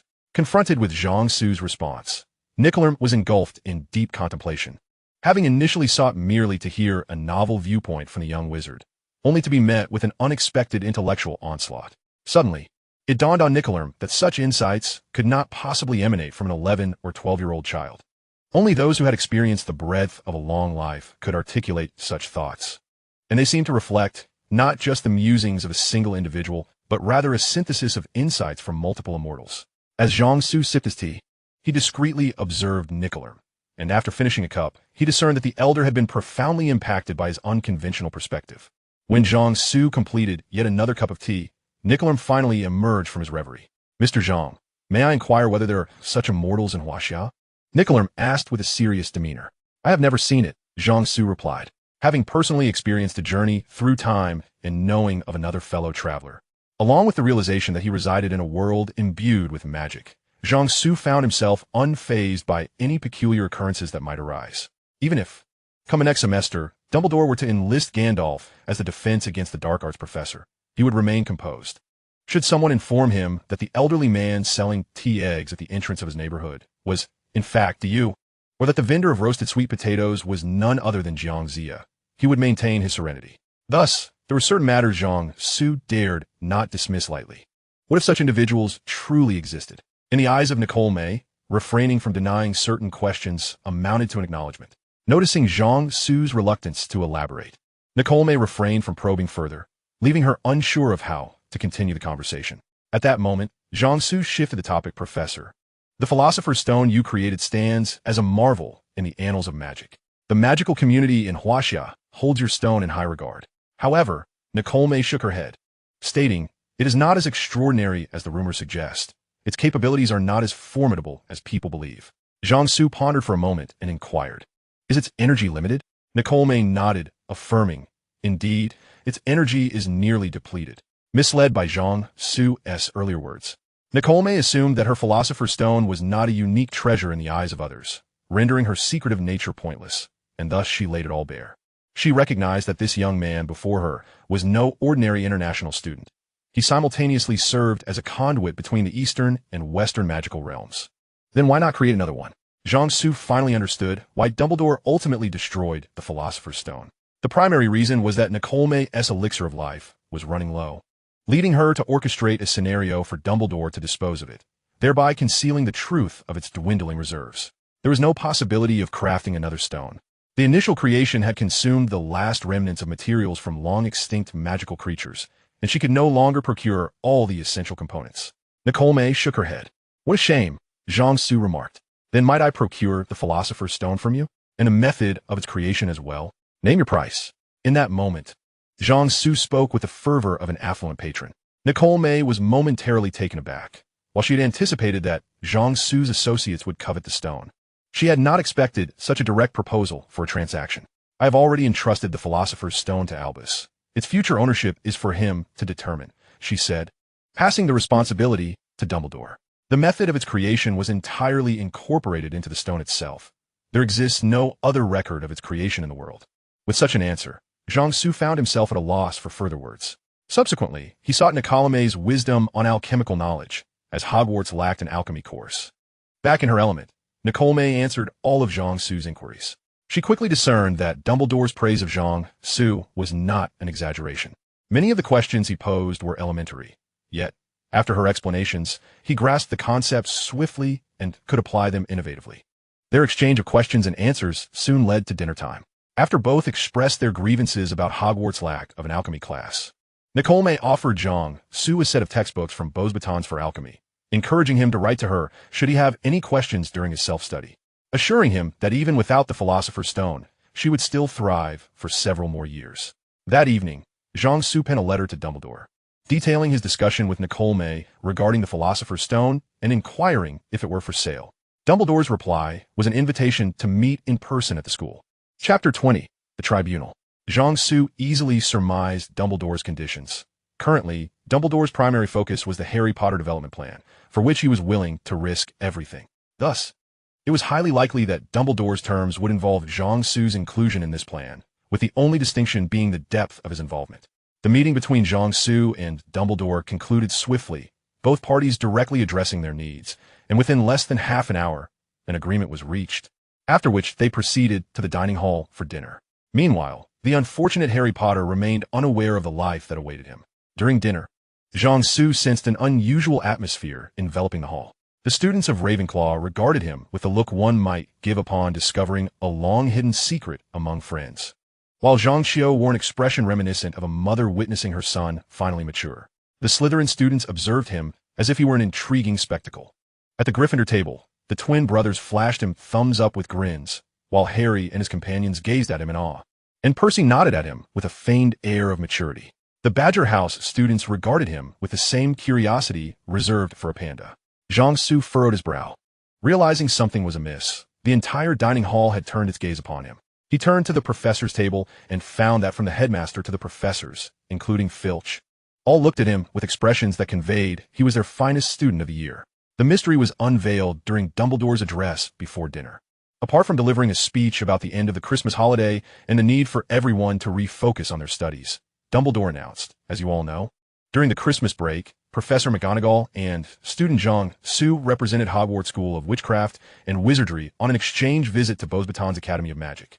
This visit was a resounding success, yielding substantial benefits for both institutions.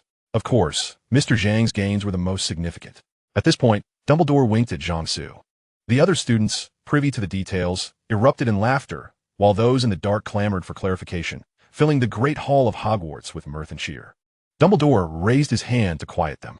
In recognition of Mr. Zhang's exceptional performance, Ravenclaw House is awarded 50 points, he declared.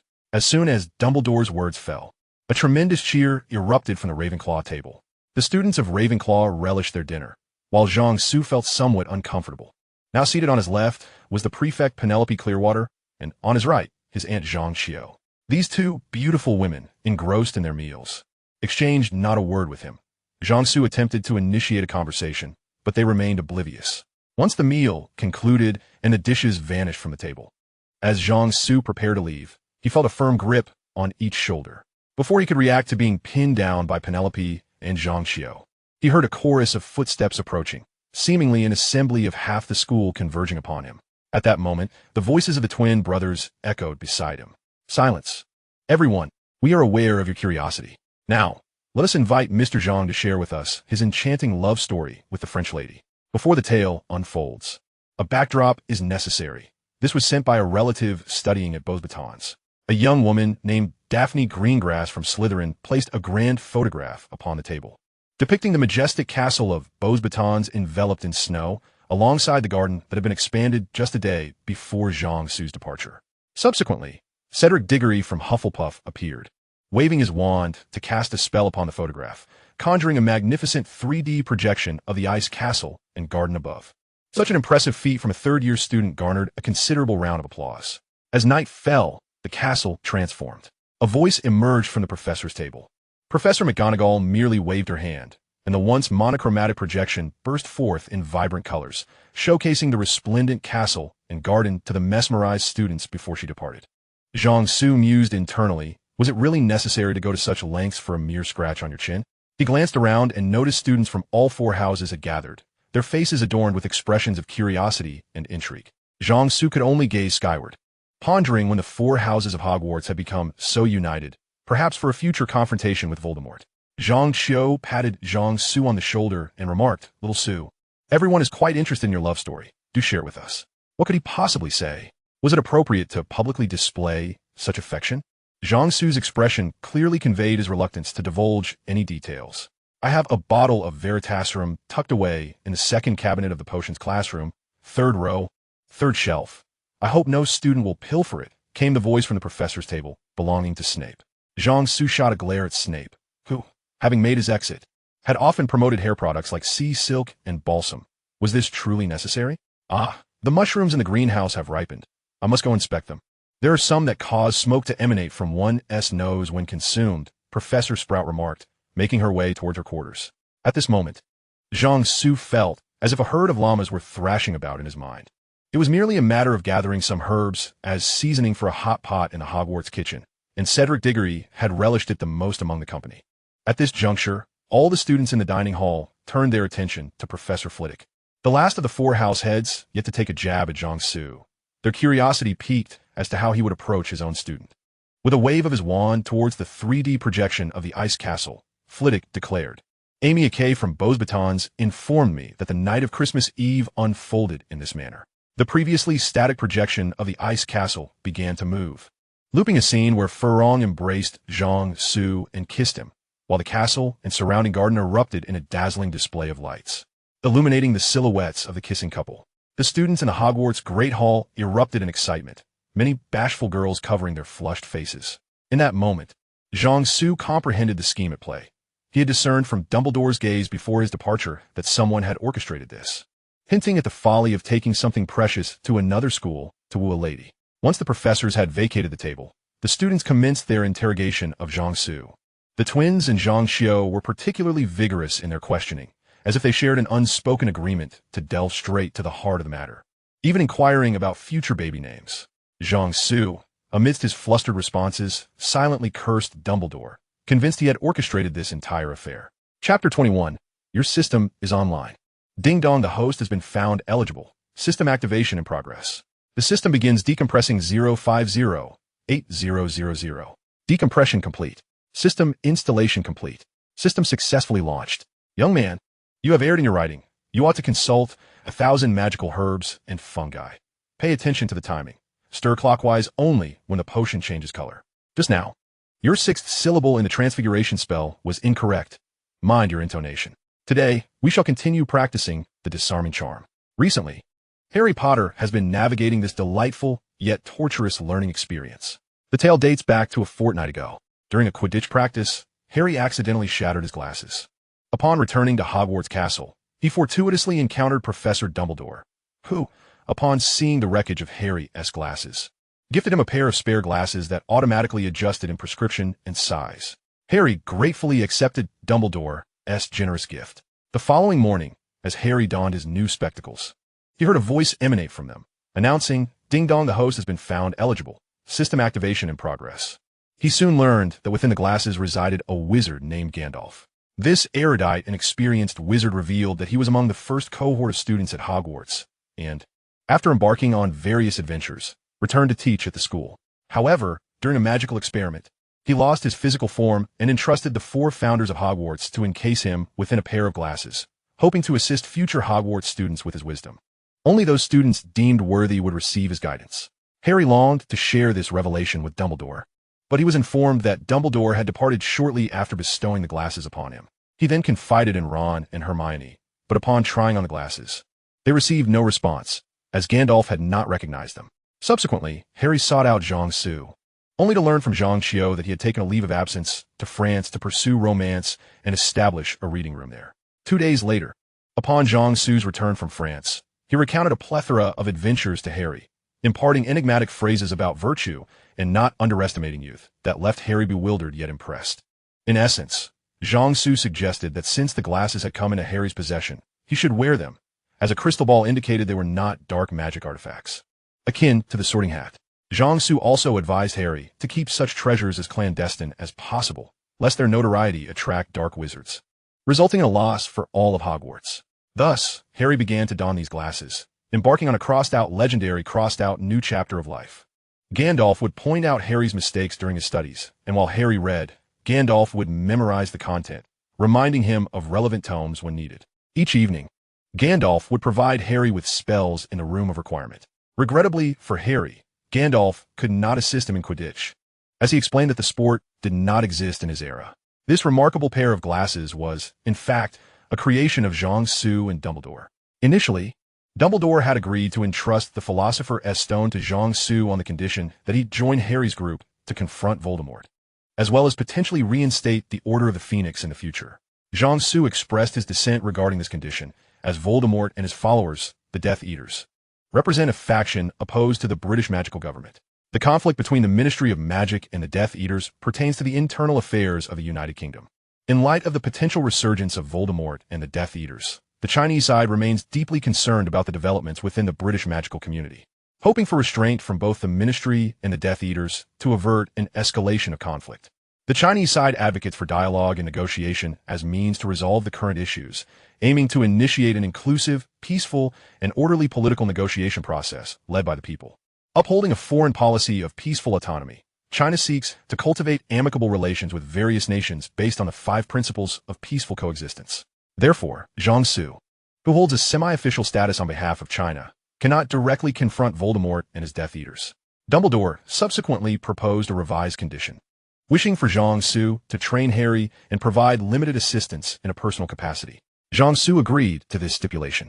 Following this, Zhang Su's imagination soared, drawing inspiration from the narrative of system-driven web novels, suggesting the creation of an external aid tailored for Harry Potter, utilizing Chinese materials and technology.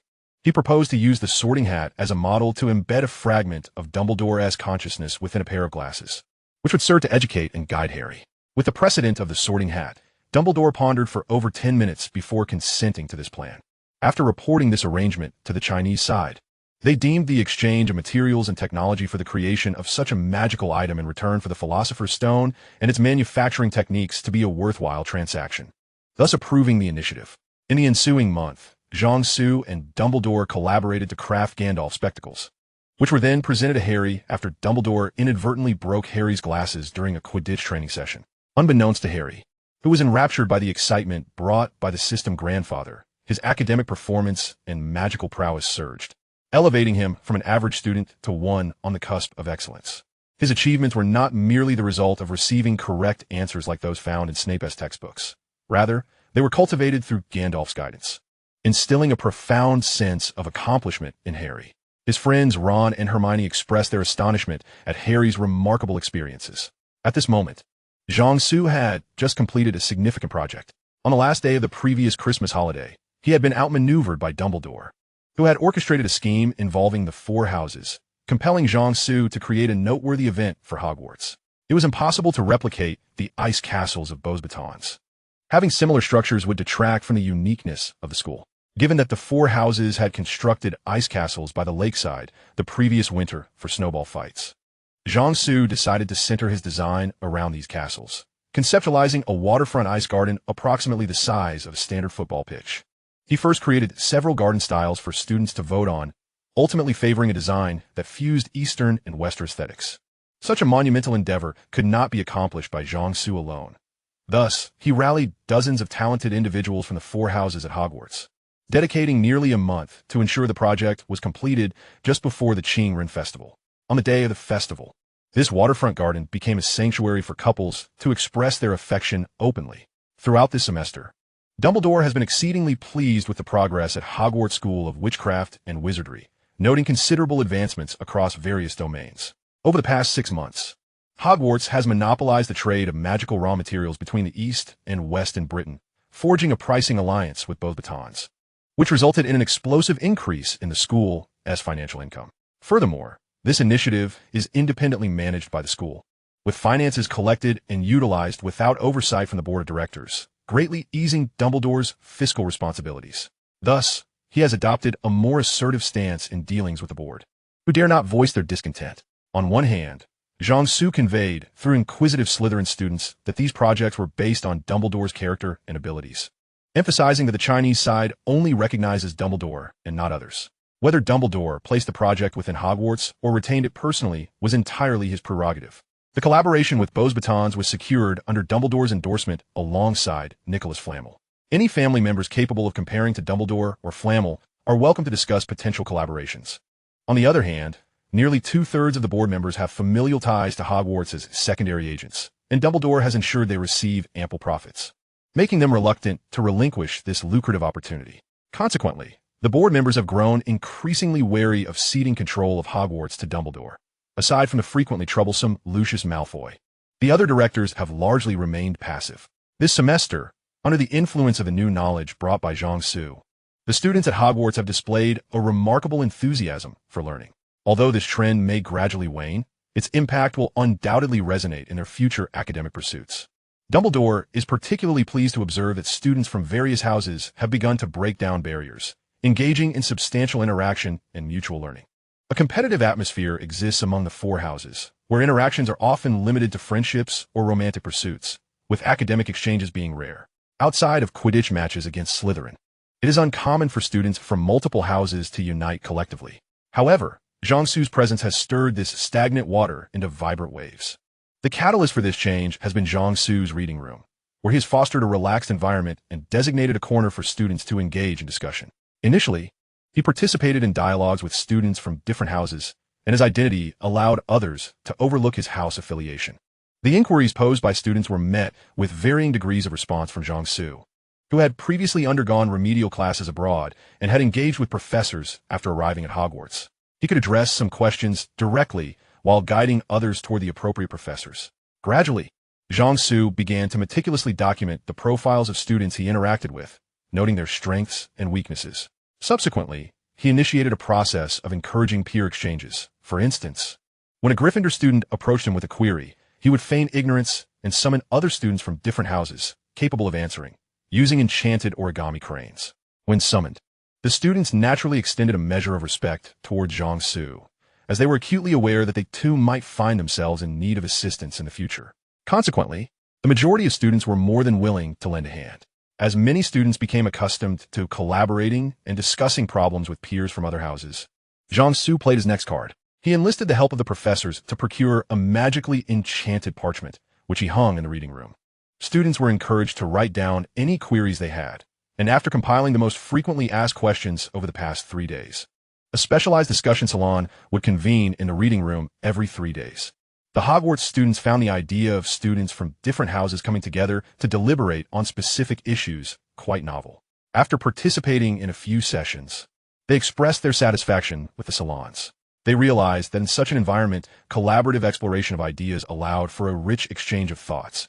Each participant contributed their perspective, resulting in a wealth of insights and, notably, an increased likelihood of finding romantic partners.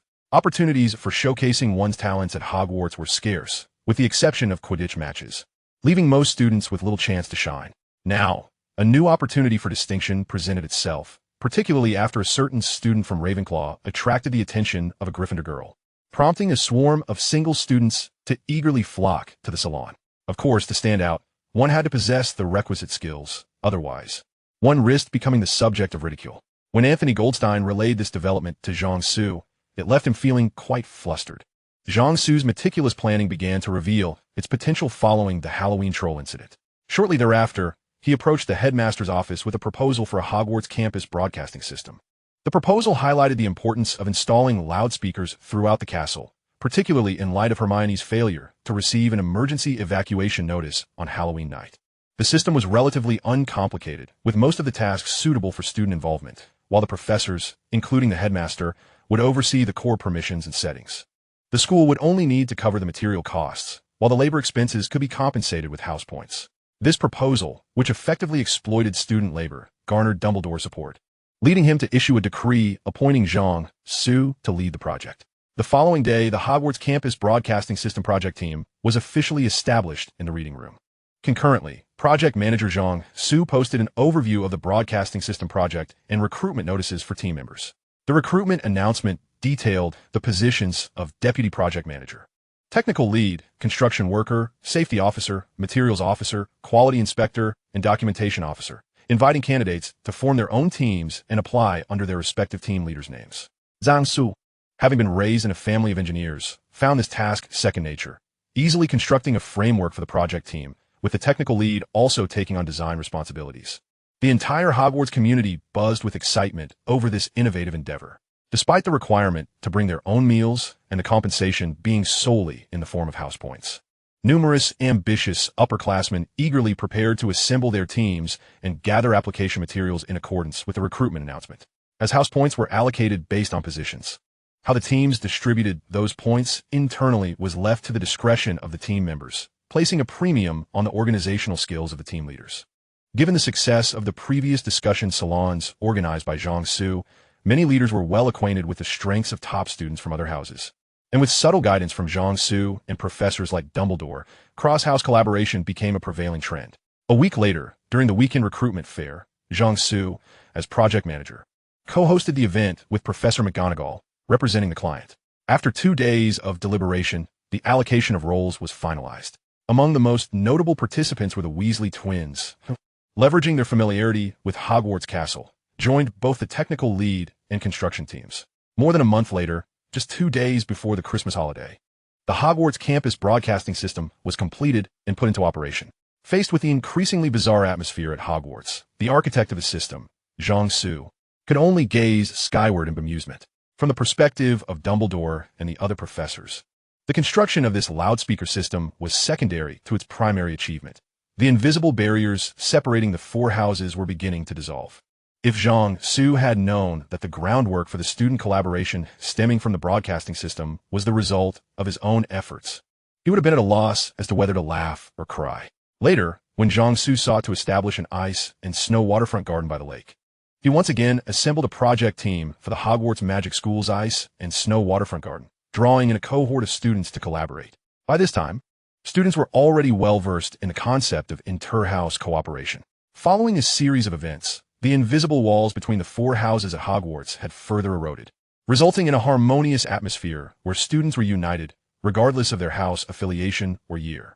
This was except for the infamous trio of Harry Potter and the Malfoy gang, who once again found themselves in a heated argument. At a round table near the waterfront garden, a girl from Hufflepuff observed the furious separation of the Harry Potter trio and the Malfoy group from a distance and turned to a nearby Slytherin girl. Remarking on the spectacle, "You know, Malfoy often mentions Potter," she noted. "In fact, he brings him up in almost every 3rd sentence." The Slytherin girl replied, "So why do they have such a poor relationship?" The Hufflepuff girl was taken aback. "I've heard from Granger that on the train ride to Hogwarts, Potter first became acquainted with Ron Weasley, and they hit it off immediately. Later, Malfoy eagerly approached Potter, wanting to befriend him, but his attitude was quite off-putting, which infuriated Potter. Ever since that encounter, Potter has harbored a strong dislike for Malfoy, who in turn has relentlessly mocked Potter and his friends, particularly Ron Weasley." A Gryffindor girl leaned in conspiratorially, saying to the others, "Just between us, don't share this with anyone else. If Malfoy wanted to be friends with Potter, why would he treat him this way?" The Hufflepuff girl asked, perplexed. "I've heard it said that Malfoy's behavior can be characterized as Sundara," the Ravenclaw girl chimed in, "where someone acts aloof or hostile to mask their shyness and awkwardness. What do you think? Does Malfoy fit this description?" The group of girls sipping afternoon tea around the table pondered for a moment before suddenly experiencing a collective epiphany, as if a door to a new world had swung open. Malfoy has always desired to reconcile with Potter, but his conflicting demeanor and inability to lower his pride, coupled with his tendency to say the wrong thing when trying to mask his shyness, have only worsened their relationship. They continued to muse on the complexities of Malfoy's character.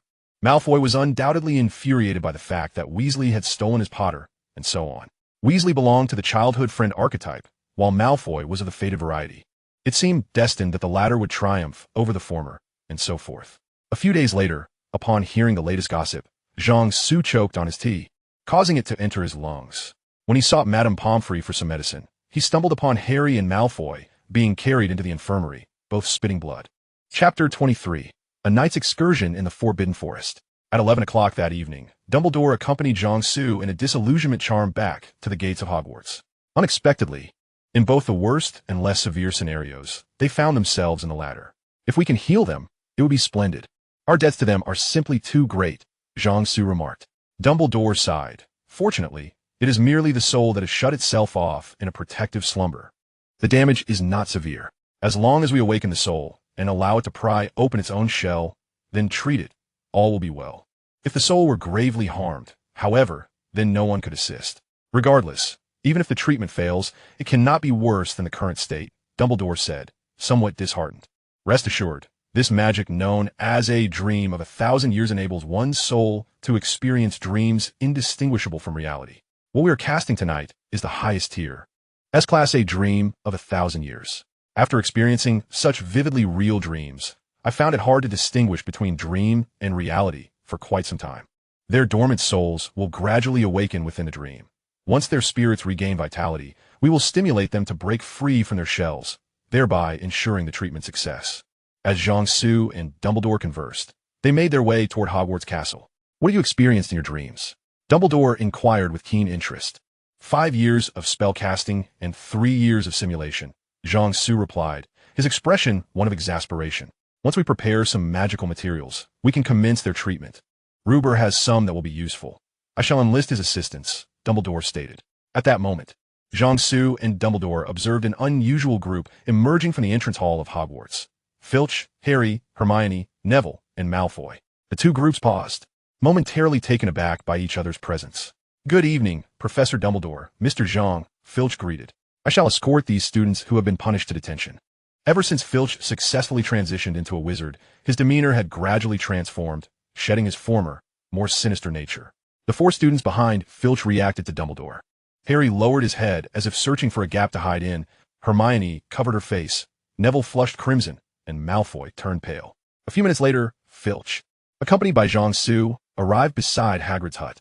The apprehensive Harry and the others trembled at the prospect of entering the Forbidden Forest, while Hagrid, illuminated by moonlight, scrutinized the note from Dumbledore that Zhang Su had handed him. Since Professor Dumbledore has granted you permission to accompany us into the Forbidden Forest, you should come along. But do take care, Hagrid instructed Zhang Su. Listen closely. What we are about to do tonight is exceedingly perilous, and I will not allow anyone to come to harm. Follow me closely, Hagrid continued. He led the students to the forest's edge, holding his lantern high and pointing to a narrow path that gradually faded into the depths of the dark woods. A chilling breeze wafted from the Forbidden Forest, gently tousling their hair. Look over there. Do you see that gleaming object on the ground? The silvery substance is the blood of a unicorn. One of the unicorns in the forest has been severely injured. This marks the 2nd time this week. I discovered a dead one just last Wednesday. We must strive to locate that poor unicorn and alleviate its suffering, Hagrid explained, glancing at Zhang Su. What if the creature that harmed the unicorn finds us first? Malfoy asked, his voice trembling at a rapid rate. As long as you are with me or Fong, no creature in the Forbidden Forest will dare to harm you. Hagrid reassured, do not stray from the path. Now, we will split into 2 groups and follow the trail of blood. There are traces everywhere, evidently. The creature has been wandering about since last night. Then I, Harry, Neville, and Hermione will take one path. Zhang, you will lead Malfoy and Fong down another. Professor Dumbledore has faith in you, so you will take the lead, Hagrid declared. Zhang Su was not well acquainted with Hagrid. Throughout this term, he had not sought Hagrid out even once, and Hagrid had only heard Zhang Su's name mentioned by Harry and the others. While Hagrid was a good man, his perspective on magical creatures often led him into trouble, a predicament Zhang Su preferred to avoid. After venturing a distance into the Forbidden Forest, they reached a fork in the path. Harry and the others took the left route, while Zhang Su guided Malfoy and Fong down the right. After following the silvery blue blood trail for a while, Zhang Su came to a halt, while Malfoy anxiously regarded him. Observing Malfoy's increasingly pale visage, Zhang Su felt exasperated. Do not worry, I will not harm you. As long as you obey me, I can assure you a safe return to your warm bed. Otherwise, I shall leave you to find your own way out, Zhang Su stated firmly. Malfoy nodded vigorously, his rapid motions causing Zhang Su to fear for his neck. Take out your wand, and be prepared to cast spells at a moment's notice. Your family must have taught you quite a few spells, Zhang Su instructed. Malfoy nodded while gripping his wand tightly. Forget those spells. They will be useless here, Zhang Su advised. In your current state of anxiety, can you guarantee that your incantations will not be mispronounced? Can you ensure that your wand movements will remain steady? Malfoy glanced at his trembling hand and shook his head. Thus, for tonight, a simple Lumos spell will suffice. Any creature that relies on sight will be temporarily blinded by a sudden burst of light during the night, granting you precious time to flee or call for help, Zhang Su elaborated. And what about creatures that do not rely on sight? Malfoy asked, shaking with trepidation. In that case, do not turn and run, for humans cannot outrun creatures of the forest. Instead, you should remain still and meet its gaze. Will that ensure my safety? No, but it will allow you to die with dignity. Zhang Su had intended to lighten the mood with a joke, but he realized that Malfoy was so weak-kneed he was on the verge of collapsing. Here, take this and channel your magic into it, then tuck it into your pocket. Zhang Su produced a triangular talisman and handed it to Malfoy. This charm, akin to a protective charm, would activate automatically for a day once infused with magic, safeguarding him from harm by animals. Malfoy appeared to relax slightly upon receiving the talisman. Fong will lead the way. You stay behind on the left, while I will take the right. Focus on observing the left and front, and I will keep an eye on the right and back. Along the way, keep noise to a minimum and refrain from unnecessary movements. If you notice anything amiss, call out to me immediately. Understood? Zhangsu Ingstu. Understood, Malfoy replied. Of course. If you find it too tedious and wish to toy with me, I shall regard you as a perilous creature to be dealt with. Zhangsu remarked with a smile directed at Malfoy. Malfoy, upon hearing this, shook his head fervently. Not only had his family cautioned him against provoking Zhang-Su from the very beginning, but after this term at school, he had also become acutely aware of Zhang-Su's formidable prowess. Zhang-Su could effortlessly subdue him even with one hand tied behind his back. Once their preparations were complete, the two boys and a dog ventured deeper into the Forbidden Forest. In the stillness of the midnight hour, the Forbidden Forest lay shrouded in silence, save for the gentle whispers of the wind. What a splendid night it is! How buoyant my heart feels on this enchanting eve. The soft breeze rustled the leaves, while the moonlight cast a silvery glow upon the ground. Faintly, the calls of nocturnal creatures could be heard, rendering the night all the more serene. With Malfoy trailing silently beside me, observing me without uttering a word, I felt compelled to caution him. I must advise you, do not court danger tonight, lest even your father be unable to rescue you. Chapter 23. How can a unicorn be well? Zhang-Su and Malfoy traversed the Forbidden Forest in silence, with Malfoy too intimidated to engage Zhang-Su in conversation, while Zhang-Su feigned indifference. After Malfoy had temporarily blinded 2 rabbits and 4 mice with a Lumos spell, he began to relax. After walking a considerable distance, they suddenly noticed an increasing concentration of bloodstains around them. At Zhang-Su's prompting, Malfoy grew tense once more, gripping his wand tightly as he scanned their surroundings. They halted beneath a tree that bore the remnants of a unicorn's blood splattered at its roots, while their dog, cowered nearby, too afraid to approach. Zhang-Su picked up a branch and poked at the bloodstains on the ground, noting their freshness. Soon after, they stumbled upon the lifeless body of a unicorn lying amidst the darkened leaves, its alabaster form illuminated by the moonlight, presenting a scene both tragically beautiful and haunting. Malfoy stood frozen behind a tree, covering his mouth with his unoccupied hand to suppress any sound. Meanwhile, Zhang-Su readied himself for combat, aware that the annual BSS was about to make its entrance. Before long, Yaya let out a terrified yelp and bolted away. Malfoy turned to see a hooded figure charging towards him from behind. He raised his wand, seemingly expending all his magical energy to cast a powerful Lumos spell. Instantly, a blinding white light erupted between Malfoy and the shadowy figure, causing the latter to shield its eyes and emit a horrifying wail as it stumbled back. Malfoy, having no time to revel in his success, shouted and fled after casting his spell. Zhang-Su, who had been invisibly concealed behind a large tree, felt an overwhelming sense of frustration. What a stroke of misfortune it was that they had found themselves in the path of the annual BSS on its illicit quest for sustenance. After a lengthy moment, the annual BSS barely regained its sight, glancing around to find the area deserted before rushing toward the unicorn's corpse to drink its blood. Having barely consumed a couple of mouthfuls, the shadowy figure suddenly rolled aside, narrowly avoiding a curse that struck the ground where it had just been, creating a crater. Zhang-Su leapt from his hiding place, unleashing 5 fireballs at the figure, all of which were deftly countered. Just then, the sound of galloping hooves echoed nearby. The figure glanced at Zhang-Su and then towards the source of the hoofbeats before darting off in another direction. As it was about to vanish into the trees, an arrow flew towards it, embedding itself in a nearby trunk. A centaur emerged from the woods, striding toward Zhang-Su. He had platinum hair and the body of a silver-maned horse, exuding an air of youthful vigor. "Are you unscathed?" he inquired. "I am well, thank you, sir," Zhang-Su replied, his mind still preoccupied with thoughts of magical creatures. After introducing themselves, Firenze, the centaur, looked up at the sky and remarked, "Tonight, Mars shines brilliantly." "Indeed, a colossal storm is imminent," Zhang-Su replied. "This tempest shall be more ferocious than ever before," Firenze stated, his sapphire-like eyes fixed intently on Zhang-Su. "Yes, the storm may arrive with a ferocity that could obliterate an old world. Do you have any plans?" Zhang-Su said, turning to examine the unicorn's body. The corpse was remarkably intact, with the parts he required unharmed. "We centaurs have vowed to never defy the will of the heavens," Firenze remarked, observing Zhang-Su as he disassembled the unicorn's remains. "Our perspectives on this matter diverge, Mr. Firenze," Zhang-Su replied while placing the unicorn's heart into a pre-prepared box. "We speak of man's triumph over fate. We navigate the river of destiny, not merely to follow its course but to grasp it by the throat." As he extracted the unicorn's liver, he continued, "Mortals cannot resist fate. Firenze, somevat irct, retorted."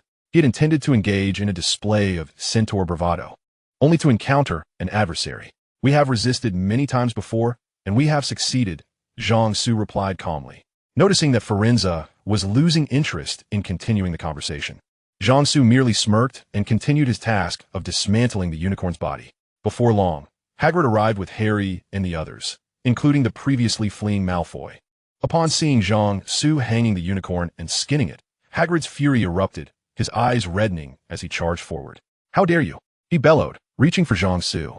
With a resounding crash, Hagrid was sent tumbling backwards, crashing into a tree that was as thick as 2 Harrys before finally coming to a halt.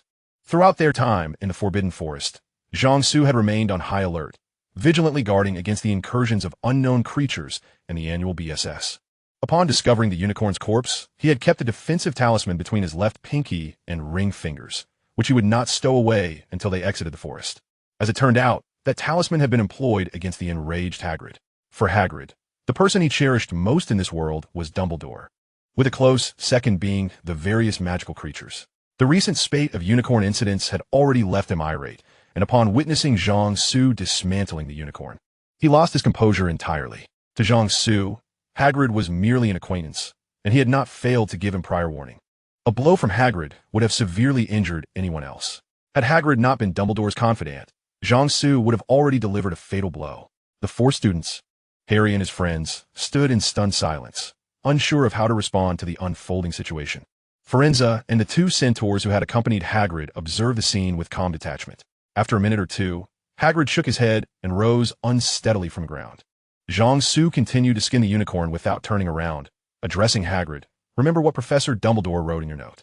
If there's a next time, I cannot guarantee your safety. As for who killed the unicorn, you may inquire with Mr. Malfoy and Mr. Firenze. Should you have any questions, please direct them to Professor Dumbledore." At this moment, Hagrid had regained his composure and began to inquire about the identity of the individual responsible for the unicorn's demise, addressing both Malfoy and Firenze. Meanwhile, Zhang Su, having neatly packaged the remnants of the unicorn, took flight on his broomstick, departing alone. Before leaving, he cast a glance at the flesh of a unicorn on the ground, pondering whether the blood was cursed, while the meat might be untainted. Chapter 24. After the exams, it was time to indulge in Hot Pot. The conflict between Zhang Su and Hagrid did not disturb the tranquility of Zhang Su's daily life. That very evening, he delivered the unicorn parts to Dumbledore and recounted the details of his altercation with Hagrid. For Dumbledore, Hagrid was a trusted confidant, while Zhang Su represented a crucial ally. Punishing Hagrid would inevitably dishearten those who looked up to Dumbledore, and penalizing Zhang Su could drive him away, leaving Dumbledore in a state of despair. Over time, Zhang Su had become increasingly significant to Hogwarts, shaking up the stagnant waters of the institution. Under his influence, the school had seen remarkable advancements in financial stability, technological innovation, and academic integrity this semester. Should Zhang Su decide to leave, the professors and students might remain silent. But the families benefiting from his presence would undoubtedly demand Dumbledore's dismissal from Hogwarts. Additionally, Zhang Su had established a safety net, as he could easily transition to Beauxbatons, where he would be warmly welcomed, prompting the French magical community to bestow upon Dumbledore an impressive Medal of Honor. Thus, Dumbledore found himself compelled to shoulder the burden alone. He apologized to Zhang Su on Hagrid's behalf and personally reassured Hagrid. The incident in the Forbidden Forest faded away without creating further ripples at Hogwarts. Later, Idagawa Potter learned from the centaurs about the properties of unicorn blood, leading him to deduce that Snape intended to make a move for the Philosopher's Stone. Harry had considered seeking Zhang Su's insights regarding the blood's significance, knowing Zhang Su's familiarity with the subject after witnessing the dismantled unicorn. But he was unable to locate Zhang Su, who was preoccupied with his own pursuits. Currently, Zhang Su's primary endeavors included studying, corresponding, and visiting St. Mungo's Hospital for magical maladies and injuries. With the impending first final exams at Hogwarts, Zhang Su was diligent in his preparations, entering a study mode well ahead of time. Apart from attending classes and meals, he retreated to his dormitory to review his notes, avoiding the library entirely and relying on Zhang Xiu to relay any messages. At this juncture, Zhang Su and Fleur were immersed in a passionate correspondence, exchanging letters daily, each promptly responding upon receiving news from the other. This led to a noticeable decline in the physical condition of the owls used for delivery. To Zhang Su's surprise, news of his romantic involvement in France had reached home. While the authorities had refrained from comment, the esteemed Zhao Lao gifted him a watercolor caricature that could only be described as a national treasure. However, the letters from home left Zhang Su feeling exasperated. His father's correspondence advised him to focus on his studies, citing examples from his own courtship of Zhang Su's mother as guidance on how to woo women. In contrast, his mother's letter urged him to concentrate on his education, detailing the numerous blunders his father had made during their courtship, cautioning her son against repeating those mistakes. His grandmother, after inquiring about his well-being and dietary habits abroad, bluntly asked when he would bring his girlfriend home. Meanwhile, his grandfather boasted to his old friends about having a beautiful foreign girlfriend for his grandson, warning Zhang Su that losing her would bring shame upon him and jeopardize future allowances. After perusing these letters, Zhang Su lamented the changing times, questioning the traditional stance of Chinese parents against early romantic pursuits. Had he somehow traversed into a parallel universe where such norms were upended? His efforts to keep the matter discreet had been foiled by an aunt who had reported back to the family. The most shocking revelation came a week before the final exams, when a letter from his grandfather revealed that the in-laws had visited China and had a delightful meal at home, prompting Zhang Su to feel unwell. It was only after reading Zhao Lao's letter that he realized this situation was of his own making. Following exchanges between the French and Chinese magical communities had yielded significant benefits, and some more progressive families expressed interest in furthering relations, eager to capitalize on the opportunities before England could catch up. As for the candidates, Mr. Delacour, the time has come for your homeland to call upon you. Thus, the inaugural informal diplomatic visit of the European magical community to China commenced. The British magical community, upon learning of this, was collectively aghast, having previously agreed to observe for 2 to 3 years before making any decisions. How could you possibly have jumped the gun? They protested. The French retorted, is it not entirely normal for a father to visit the home of his daughter's boyfriend? The British conceded, acknowledging the logic in this. Consequently, they hastened to select representatives for their own expedition to China. Zhao Lao's letter indicated that Zhang Su would return to China during the summer break alongside the British delegation. After Zhang Su and Dumbledore procured the necessary magical materials, they commenced treatment for 2 of Dumbledore's subordinates. The actual healing was not undertaken by Zhang Su, a mere youth, but rather by 2 highly esteemed representatives from Huashan's Third Zero Hospital, specifically an esteemed vice director and a chief physician, summoned by Dumbledore through Zhang Su. St. Mungo's seized the opportunity to form a collaborative treatment team with the visiting Chinese doctors to care for the 2 patients. Zhang Su and Dumbledore frequently visited St. Mungo's to facilitate communication and coordination. Amidst a flurry of responsibilities, Hogwarts prepared for its final examinations. The written tests utilized quills provided by the school, which once again caused Zhang Su considerable distress. Since arriving at Hogwarts, he had struggled with quills, preferring his own fountain pen, resulting in him finishing his exams just as time was running out. In addition to the written assessments, practical examinations awaited. The Charms exam required a pineapple to perform a tap dance across a desk, but unaware of the dance's intricacies, Zhang Su, with Professor Flitwick's approval, had the pineapple perform a folk dance instead. In Transfiguration, the task involved transforming a mouse into a snuff box. Zhang Su successfully converted the rodent into an exquisite enamel snuff box adorned with the Hogwarts crest on one side and a half-portrait of Professor McGonagall on the other, garnering her utmost satisfaction during the potions exam, as long as one could overlook the scornful expression of Professor Snape, who appeared as though the world owed him a girlfriend. Success was almost guaranteed. After completing the final History of Magic exam, the students were granted a week of freedom before the results were announced. On the evening following the conclusion of their examinations, a gathering of young witches and wizards from various houses congregated in the kitchen of Hogwarts Castle, indulging in a hot pot feast to celebrate their academic triumphs. Chapter 25. The employment landscape in the British wizarding world is dismal. A few months prior, a whispered legend began to circulate among the students of Hogwarts. It was said that if one ventured into the kitchen at night and correctly answered a question posed by the house elf, they would be rewarded with an unexpected gourmet meal. An anonymous pair of twins recounted an adventure during a nocturnal escapade within the castle, where they encountered a shadowy figure descending towards the basement. They stealthily followed the figure into the kitchen, where it exchanged words with the house elves. Subsequently, the elves arranged tables and chairs, placed a small stove and a copper pot upon the table, and filled the pot with a mysterious liquid. Once the concoction reached a boil, the figure, wielding 2 wands, deftly tossed in slices of raw meat provided by the house elves, later retrieving the morsels with the same wands to consume them. Another unnamed international student remarked that it was merely a clandestine venture to the kitchen for a modest hot pot that had been discovered by these two rascals. One fateful night, as this student stealthily slipped out from the common room for a late-night feast, they were intercepted by their aunt, who followed them discreetly. Unbeknownst to them, several upperclassmen from Ravenclaw, including Penelope Clearwater, Anthony Goldstein, Terry Boot, Michael Corner, Roger Davies, and Marietta Edgecombe, were eavesdropping closely behind, intrigued by the unfolding drama. Ultimately, this clandestine kitchen escapade would culminate in what could be deemed the most extensive violation of school regulations in Ravenclaw's history, transforming the secret of the Hogwarts kitchen into an open secret among the students. In time, the twins found themselves spotted by Cedric Diggory of Hufflepuff during another late-night visit to the kitchen, thus inviting Hufflepuff's own culinary enthusiasts to join in the midnight hot pot revelry. The news eventually reached Slytherin, conveyed by students from other houses who had developed amicable relations after the houses began to unify. This development caused Zhang Su considerable frustration.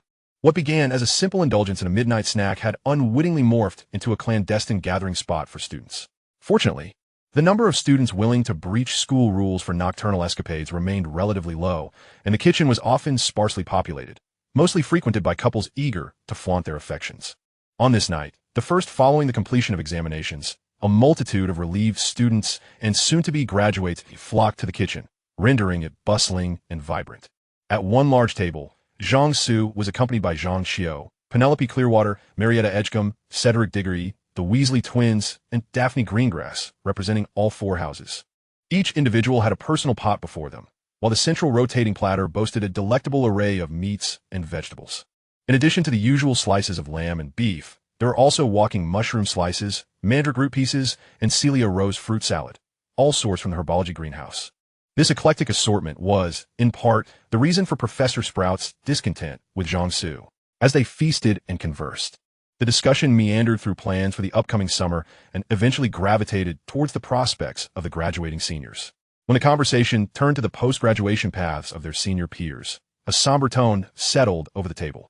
Among the graduating cohort were several with whom they shared a close rapport: Vivian Woodward and Bobby Charlton from Ravenclaw, Bobby Moore from Gryffindor, and Gary Lankle from Hufflepuff, individuals of considerable merit.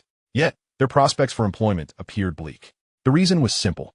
They hailed from Muggle families and lacked the robust familial connections that often facilitated lucrative job placements. The employment landscape within the British wizarding community remained entrenched in a medieval framework of small-scale workshops, devoid of any substantial industrialization. Transactions with Muggles were limited, resulting in a scarcity of job opportunities each year. The most coveted positions were within the Ministry of Magic, where entry was predominantly reserved for those from affluent wizarding families. Graduates without such connections found themselves resigned to menial roles, often relegated to positions as waitstaff or shop clerks, while those with entrepreneurial aspirations could only hope to establish modest businesses. Returning to the Muggle world was even less appealing, as many possessed little more than a primary school diploma. The most viable escape seemed to be the literary realm, inspired perhaps by the success of the Harry Potter series, which could potentially pave the way for aspiring authors to pen their own magical tales, provided they could evade the scrutiny of the ministry. A recent example included a fellow from his hometown who, upon discovering the discrepancies between his reality and the historical narrative of this world, penned a complete series of Harry Potter, seeking to capitalize on the trend. Fortunately, an impromptu visit by Zhao Lao to a publishing house, where he happened to encounter an editor intrigued by the magical theme, allowed him to intervene and prevent any complications, later providing funding for the aspiring writer to establish an animation production company. Among those feeling the weight of the graduate's employment dilemma most acutely was Penelope Clearwater, herself a Muggle-born. Conversely, the remaining 7 at the table had various prospects. Zhang Su could pursue a career in programming, while Zhang Xiao, Marietta Edgecombe, and Cedric Diggory hailed from families employed by the Ministry of Magic, with the Weasley twins and Daphne Greengrass coming from esteemed wizarding lineages. At that moment, an idea struck Zhang Su, who proposed to the group. What if our seniors considered employment in China? My family operates a potion factory, and given their commendable scores in herbology and potions, working in my family's establishment could be a splendid opportunity. The table fell silent, faces reflecting a mixture of astonishment and intrigue. Penelope Clearwater perceived the idea as quite promising, while the twins appeared to contemplate the notion of pursuing adventure in the East. Cedric Diggory donned a contemplative expression as well. Encouraged by the potential of his suggestion, Zhang-Su polished off a slice of walking mushroom and summoned Vivian Woodward, Bobby Charlton, Bobby Moore, and Gary Lankle through a message-delivering origami crane, intending to gauge their interest in this proposition.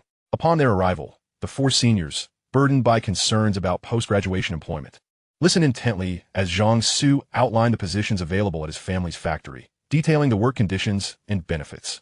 They began to consider that seeking employment in China might indeed represent a viable option. Zhang-Su promptly handed them business cards for his family's factory, encouraging them to reach out if they found the prospect appealing. As the group continued to enjoy their meal, a message-carrying origami crane fluttered to Zhang-Su, indicating that Professor Dumbledore had a matter to discuss with him. Chapter 26. Professor McGonagall, your script has been altered. The motto of Hogwarts School of Witchcraft and Wizardry in its original Latin is Drad Reince non quaetilendus, which translates literally to never provoke a sleeping dragon. A more eloquent interpretation being, let not the slumbering dragon be disturbed, while a more straightforward rendering would be do not court disaster. Clearly, many students at Hogwarts suffer from the affliction of trouble, finds those who seek not to cause it, and our dear Harry Potter is inextricably ensnared by this malady. If only Harry would choose to embrace a life of tranquil beauty, avoiding conflict and turmoil, he could rely on Dumbledore to shield him from calamity. For even Dumbledore would find it challenging to contend with Harry's quietude. Alternatively, should he find himself provoked, he might simply declare, do not underestimate the youth, and quietly follow the wise, Gandalf-like figure in his glasses to hone his skills, returning in 30 years to reclaim his rightful place in the world. He might even venture to the east, enlisting foreign forces to aid in his quest, perhaps negotiating treaties with the likes of Zhang-Su, who would wholeheartedly support such an endeavor. Yet, our Harry believes himself to possess significant advantages, and he ventures forth with his two companions. However, he fails to consider the formidable adversaries he must confront. Even Professor Snape is not a foe easily matched by a mere first-year novice. Unable to locate Dumbledore, he might as well have sought out Professor McGonagall for assistance. One might say that he has shown some growth since he was wise enough to enlist a professor's help to rescue Ginny in his second year. As the architect of the Harry Potter Warrior Training Program, Dumbledore has calibrated the game's difficulty to perfection, ensuring that the protagonist does not meet an untimely demise while also preventing the easy acquisition of experience points. Now, concerned for the safety of the hero, Dumbledore has decided to procure a protective charm, thus sending word to Zhang-Su, requesting his discreet assistance.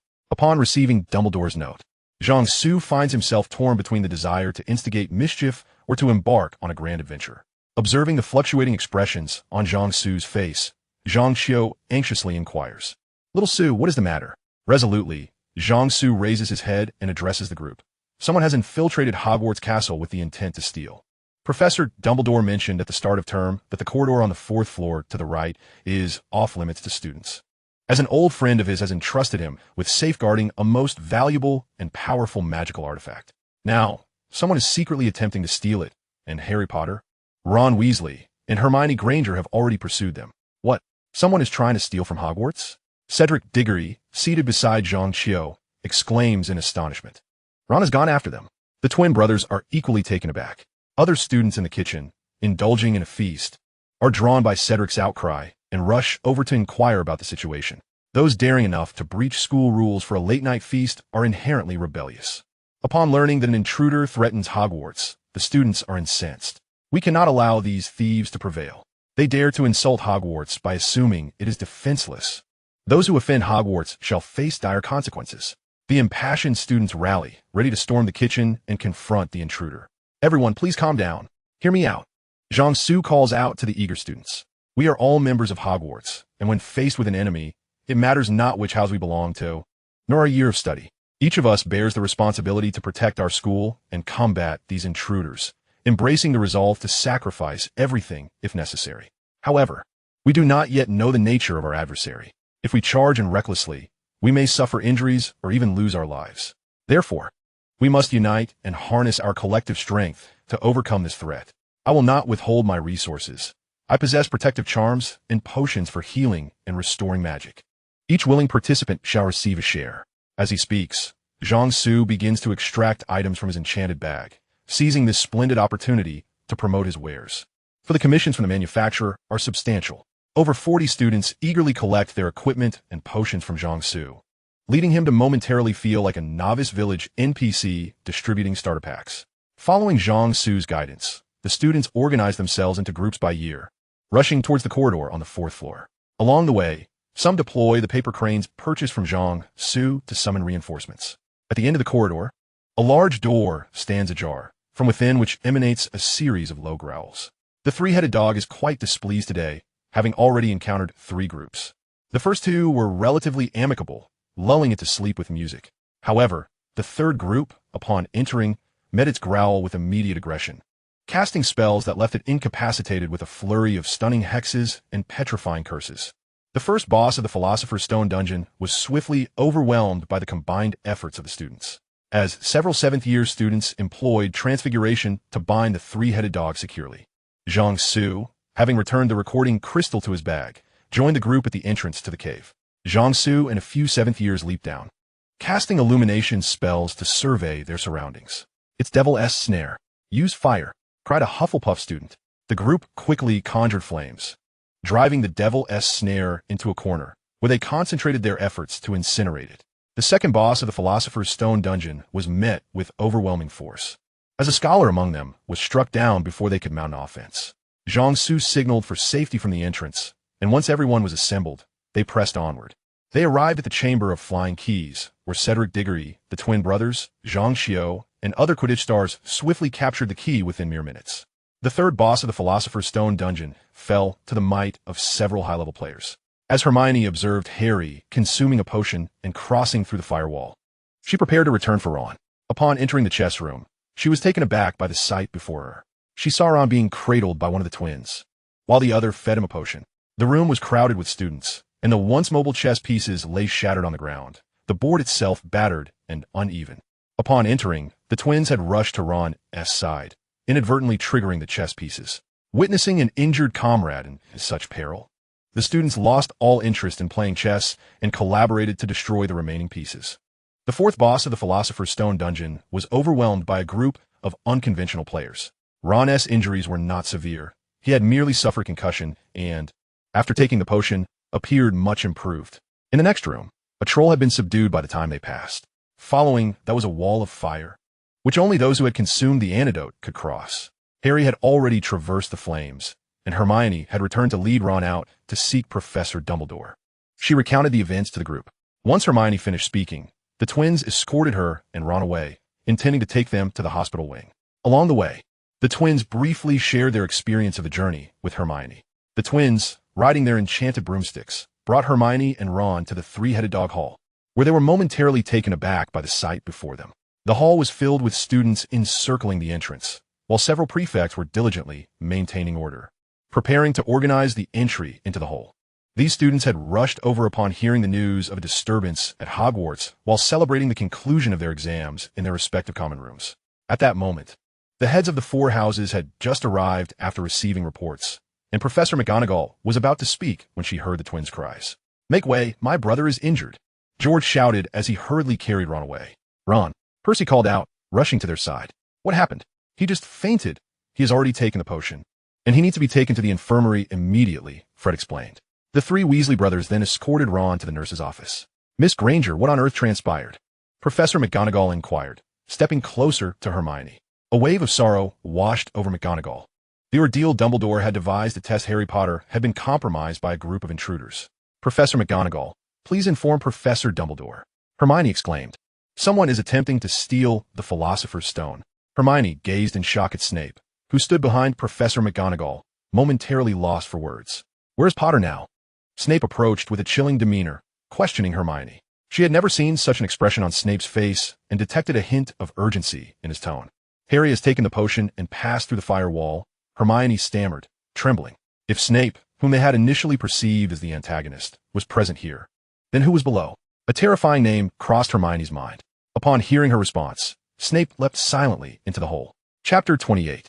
Harry discovered that the Philosopher's Stone had appeared in his pocket, and thus he began to stealthily move toward the entrance, hoping to find an opportunity to escape with the stone. As Harry took his fourth step, the entrance to the room erupted with a cacophony of footsteps, causing both Harry and Quirrell to halt abruptly. A throng of Hogwarts students, having escorted Hermione and the injured Ron, pressed onward. In the next chamber, a subdued troll lay bound, The firewall set by Snape was violently breached by Zhang Su, who utilized the remaining energy from the icy gem used to freeze the serpent's eyes to extinguish the flames.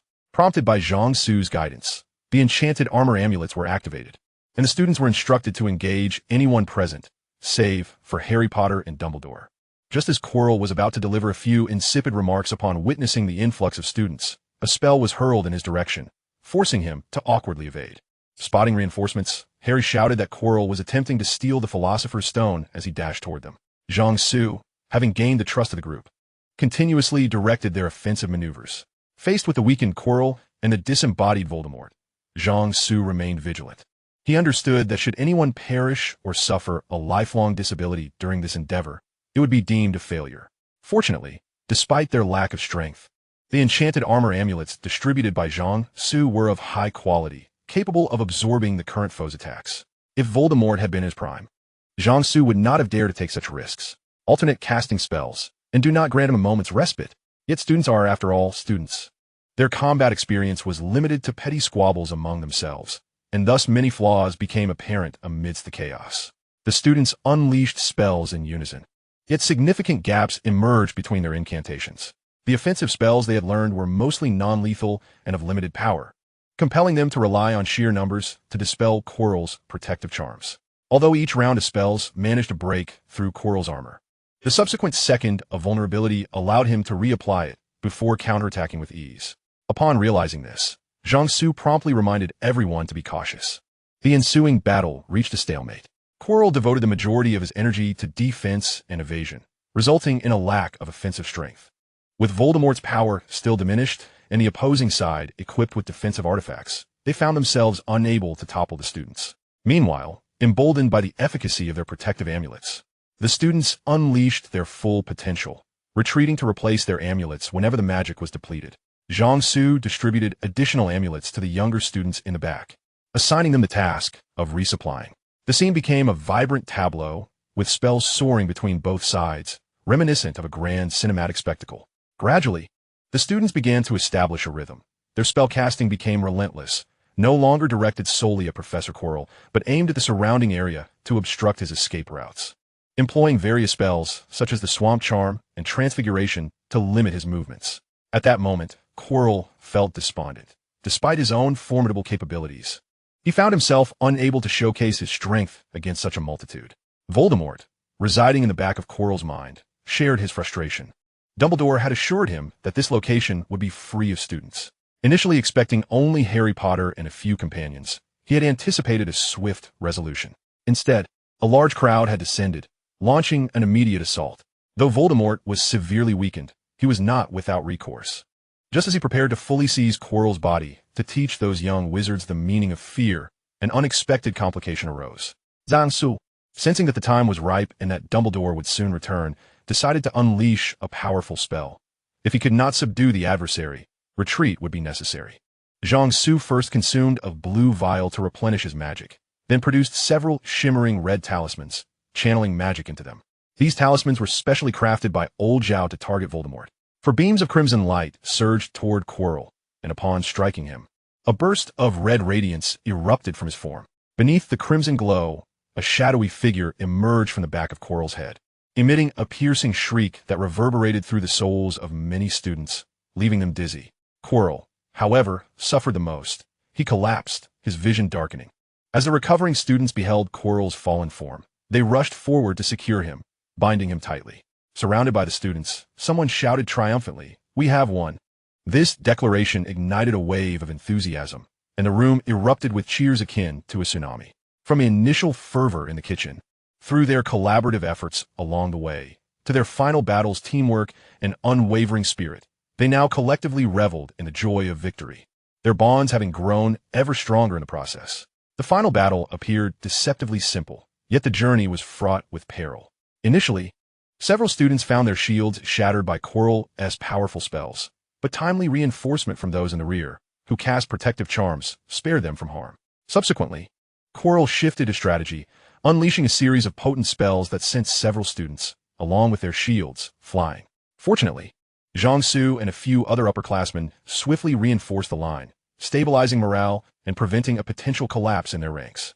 Fortunately, The students quickly adapted to the rhythm of the battle, exchanging defenses and repositioning with remarkable agility, which helped restore their confidence. By the end of the confrontation, nearly every student from the upperclassmen had endured an attack, with over half having exhausted their protective charms. Now that victory was theirs, exhilaration surged among the students. Jiangsu approached Harry, who was seated on the ground, resting, and sat beside him, offering a bottle of Lao Shanshan white flower snake grass water. Harry's performance had been nothing short of outstanding. Following Gandalf's training, he had made significant strides in his magical abilities, demonstrating prowess comparable to that of his older peers during the battle. Turning his gaze, Jiangsu noticed Snape standing at the doorway, intently observing Harry. Jiangsu smiled at Snape to convey that Harry was unharmed, but Snape, with his usual stern demeanor, simply walked away. When Jiangsu turned back, he found that everyone had discovered the Mirror of Erist. Harry had already approached them to elucidate the mirror's mysteries, and soon everyone took turns standing before it, reveling in delight. Laughter erupted from many, while some girls blushed and scampered away. Once the merriment subsided, Jiangsu approached the Mirror of Erist, eager to gaze upon his innermost, most fervent desire. To his astonishment, Dumbledore emerged from within the mirror. Chapter 29. Summer vacation. The 9999-2 academic year at Hogwarts had concluded, marking a splendid and enriching year for the students.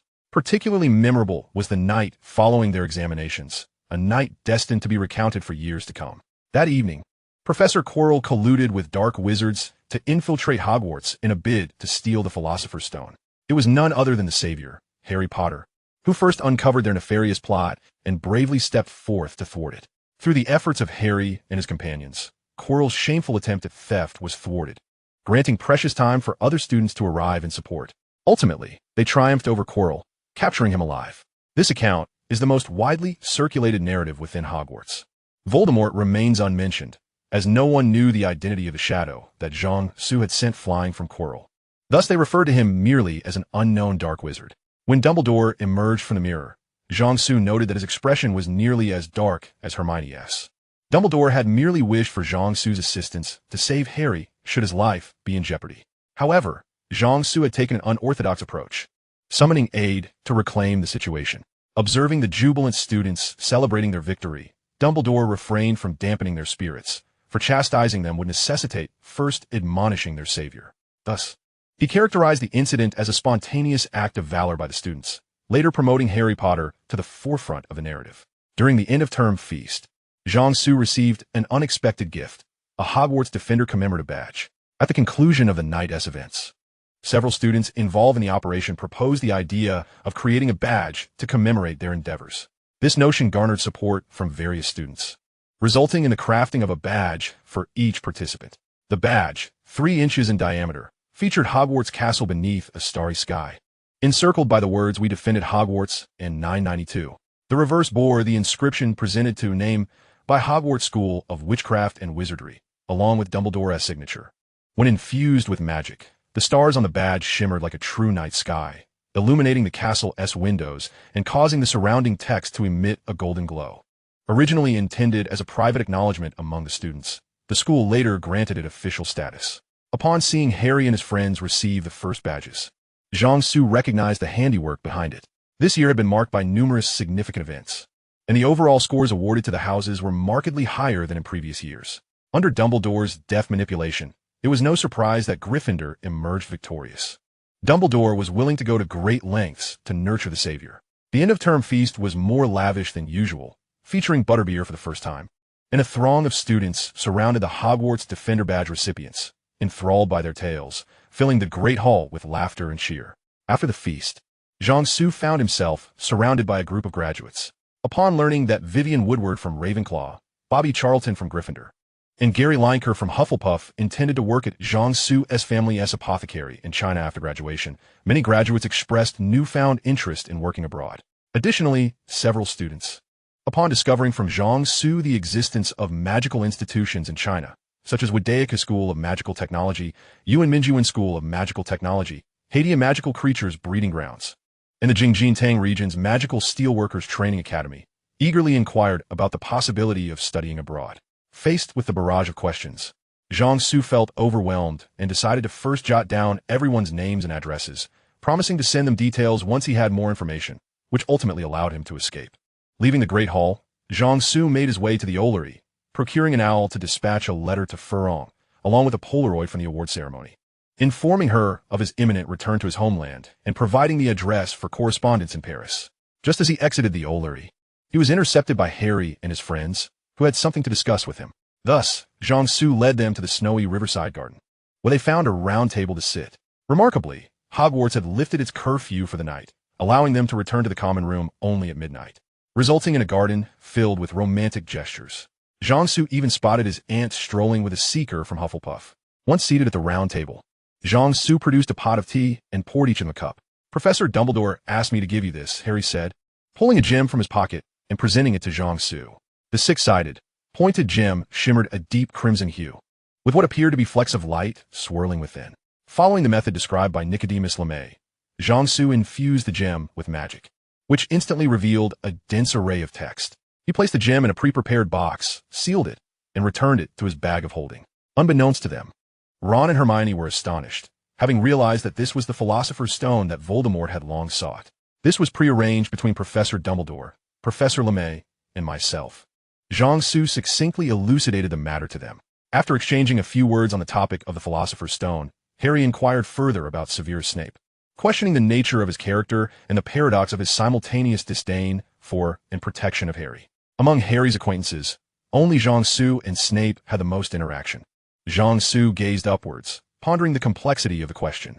The tumultuous history between Snape and Harry's parents could easily fill an entire television series. This narrative would encompass elements such as childhood sweethearts, schoolyard bullying, wizarding discrimination, love triangles, and the moral compromises made for love, all of which would poignantly reflect issues of adolescent emotions, campus violence, and societal corruption. If well-produced, it could garner numerous accolades. Should he candidly inform Harry that Snape had always harbored feelings for his mother? Harry, who was still oblivious to the essence of love, might misconstrue this revelation as Snape having betrayed his father, prompting him to rush at Snape in a fit of fury. After some reflection, Jiangsu recalled that Harry's aunt had also encountered Snape in her youth and decided to shift the focus to her. During the summer, "Why not ask your aunt about your mother's childhood?" Jiangsu suggested to Harry. "Here, take this calming charm.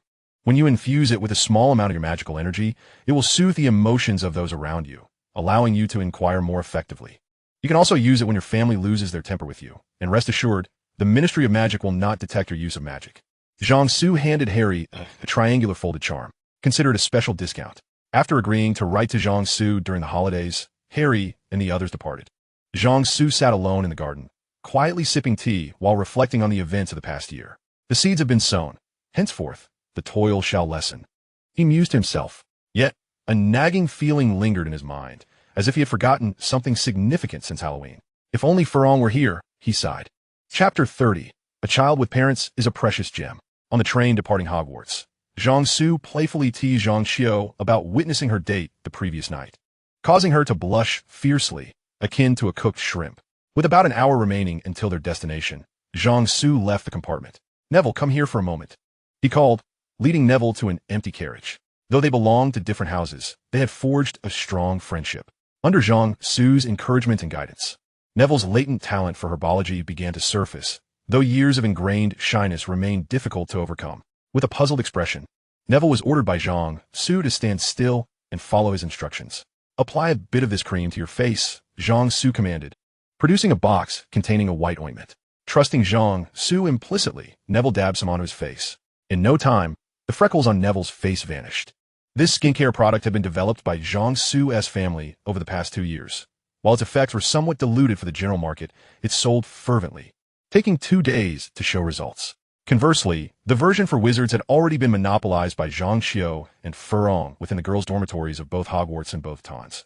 Subsequently, Jiangsu retrieved a potion and sprayed it on in Neville's hair, which quickly became clean and manageable. This hair potion was a whimsical concoction created in collaboration with Snape, who had persistently refused to test it, leaving it to Dumbledore to experiment with on his beard. Though Neville was baffled by Jiangsu's intentions, he remained obedient, standing still as Jiangsu worked his magic. Once Jiangsu had tidied Neville's hair with his wand, Neville appeared significantly more vibrant. Jiangsu then used his wand to clean and arrange Neville's clothing neatly. As the train approached its stop, Jiangsu completed Neville's transformation. Now, Neville looked invigorated, shedding the image of the previously disheveled, timid boy. Observing Neville's bewildered expression, Jiangsu said nothing, merely patting his shoulder before departing. Amidst the playful banter of classmates, the train arrived, and Neville, carrying his luggage, followed his peers off the train. Outside the station, Neville scanned the crowd for his grandmother's familiar figure. Soon he spotted her, distinguished by her distinctive hat adorned with an eagle specimen. Suddenly, Neville rubbed his eyes, unable to believe the sight of two individuals standing beside his grandmother. Not far away, Jiangsu sat in the car of Zhang Qiu's father, observing Neville as he embraced his mother in a tearful reunion, letting out a gentle sigh. Following treatment, Neville's parents had awakened a week prior on the last day of the Hogwarts exams. It was for this reason that Dumbledore had entrusted Jiangsu with the care of Harry Potter, who was about to embark on his challenges. After a week of recovery, the Longbottoms were now able to move freely and had returned home to recuperate, only needing to visit St. Mungo's Hospital for magical maladies and injuries for regular checkups. With the restoration of a complete family, one could only hope that Neville's tendencies towards self-doubt would begin to mend. Spotting Jiangsu in the car, Neville's grandmother cast a grateful glance in his direction, had it not been for Jiangsu's efforts to secure funding from Dumbledore. Her son and daughter-in-law might have remained lost to madness, and their family would have forever been incomplete. The Longbottoms had suffered greatly, yet they were among the fortunate few. The Order of the Phoenix, led by Dumbledore, had made significant sacrifices to combat the Death Eaters, a rebel group led by Voldemort, resulting in many casualties and injuries. Yet, after Voldemort's downfall, the Ministry of Magic turned a blind eye to their plight, offering no compensation for the deceased or assistance for the injured. It must be said, the Ministry was rather remiss in this regard. While the government still issued appointments to certain individuals, the Ministry remained silent. Thankfully, Dumbledore's charisma kept the situation in check. Otherwise, had a more bureaucratic figure taken charge, the Ministry might have undergone a complete overhaul. However, from a Ministry's perspective, it was prudent to observe the mutual destruction of such a powerful organization unwilling to heed their command, especially with its leader being the most formidable and respected wizard, who could easily have led them down a path of rebellion after dispatching a rogue faction. Thus, the Ministry's strategy of watching the Death Eaters and the Order of the Phoenix weaken each other was deemed the most advantageous course of action. Dumbledore, however, did not advocate for his own interests.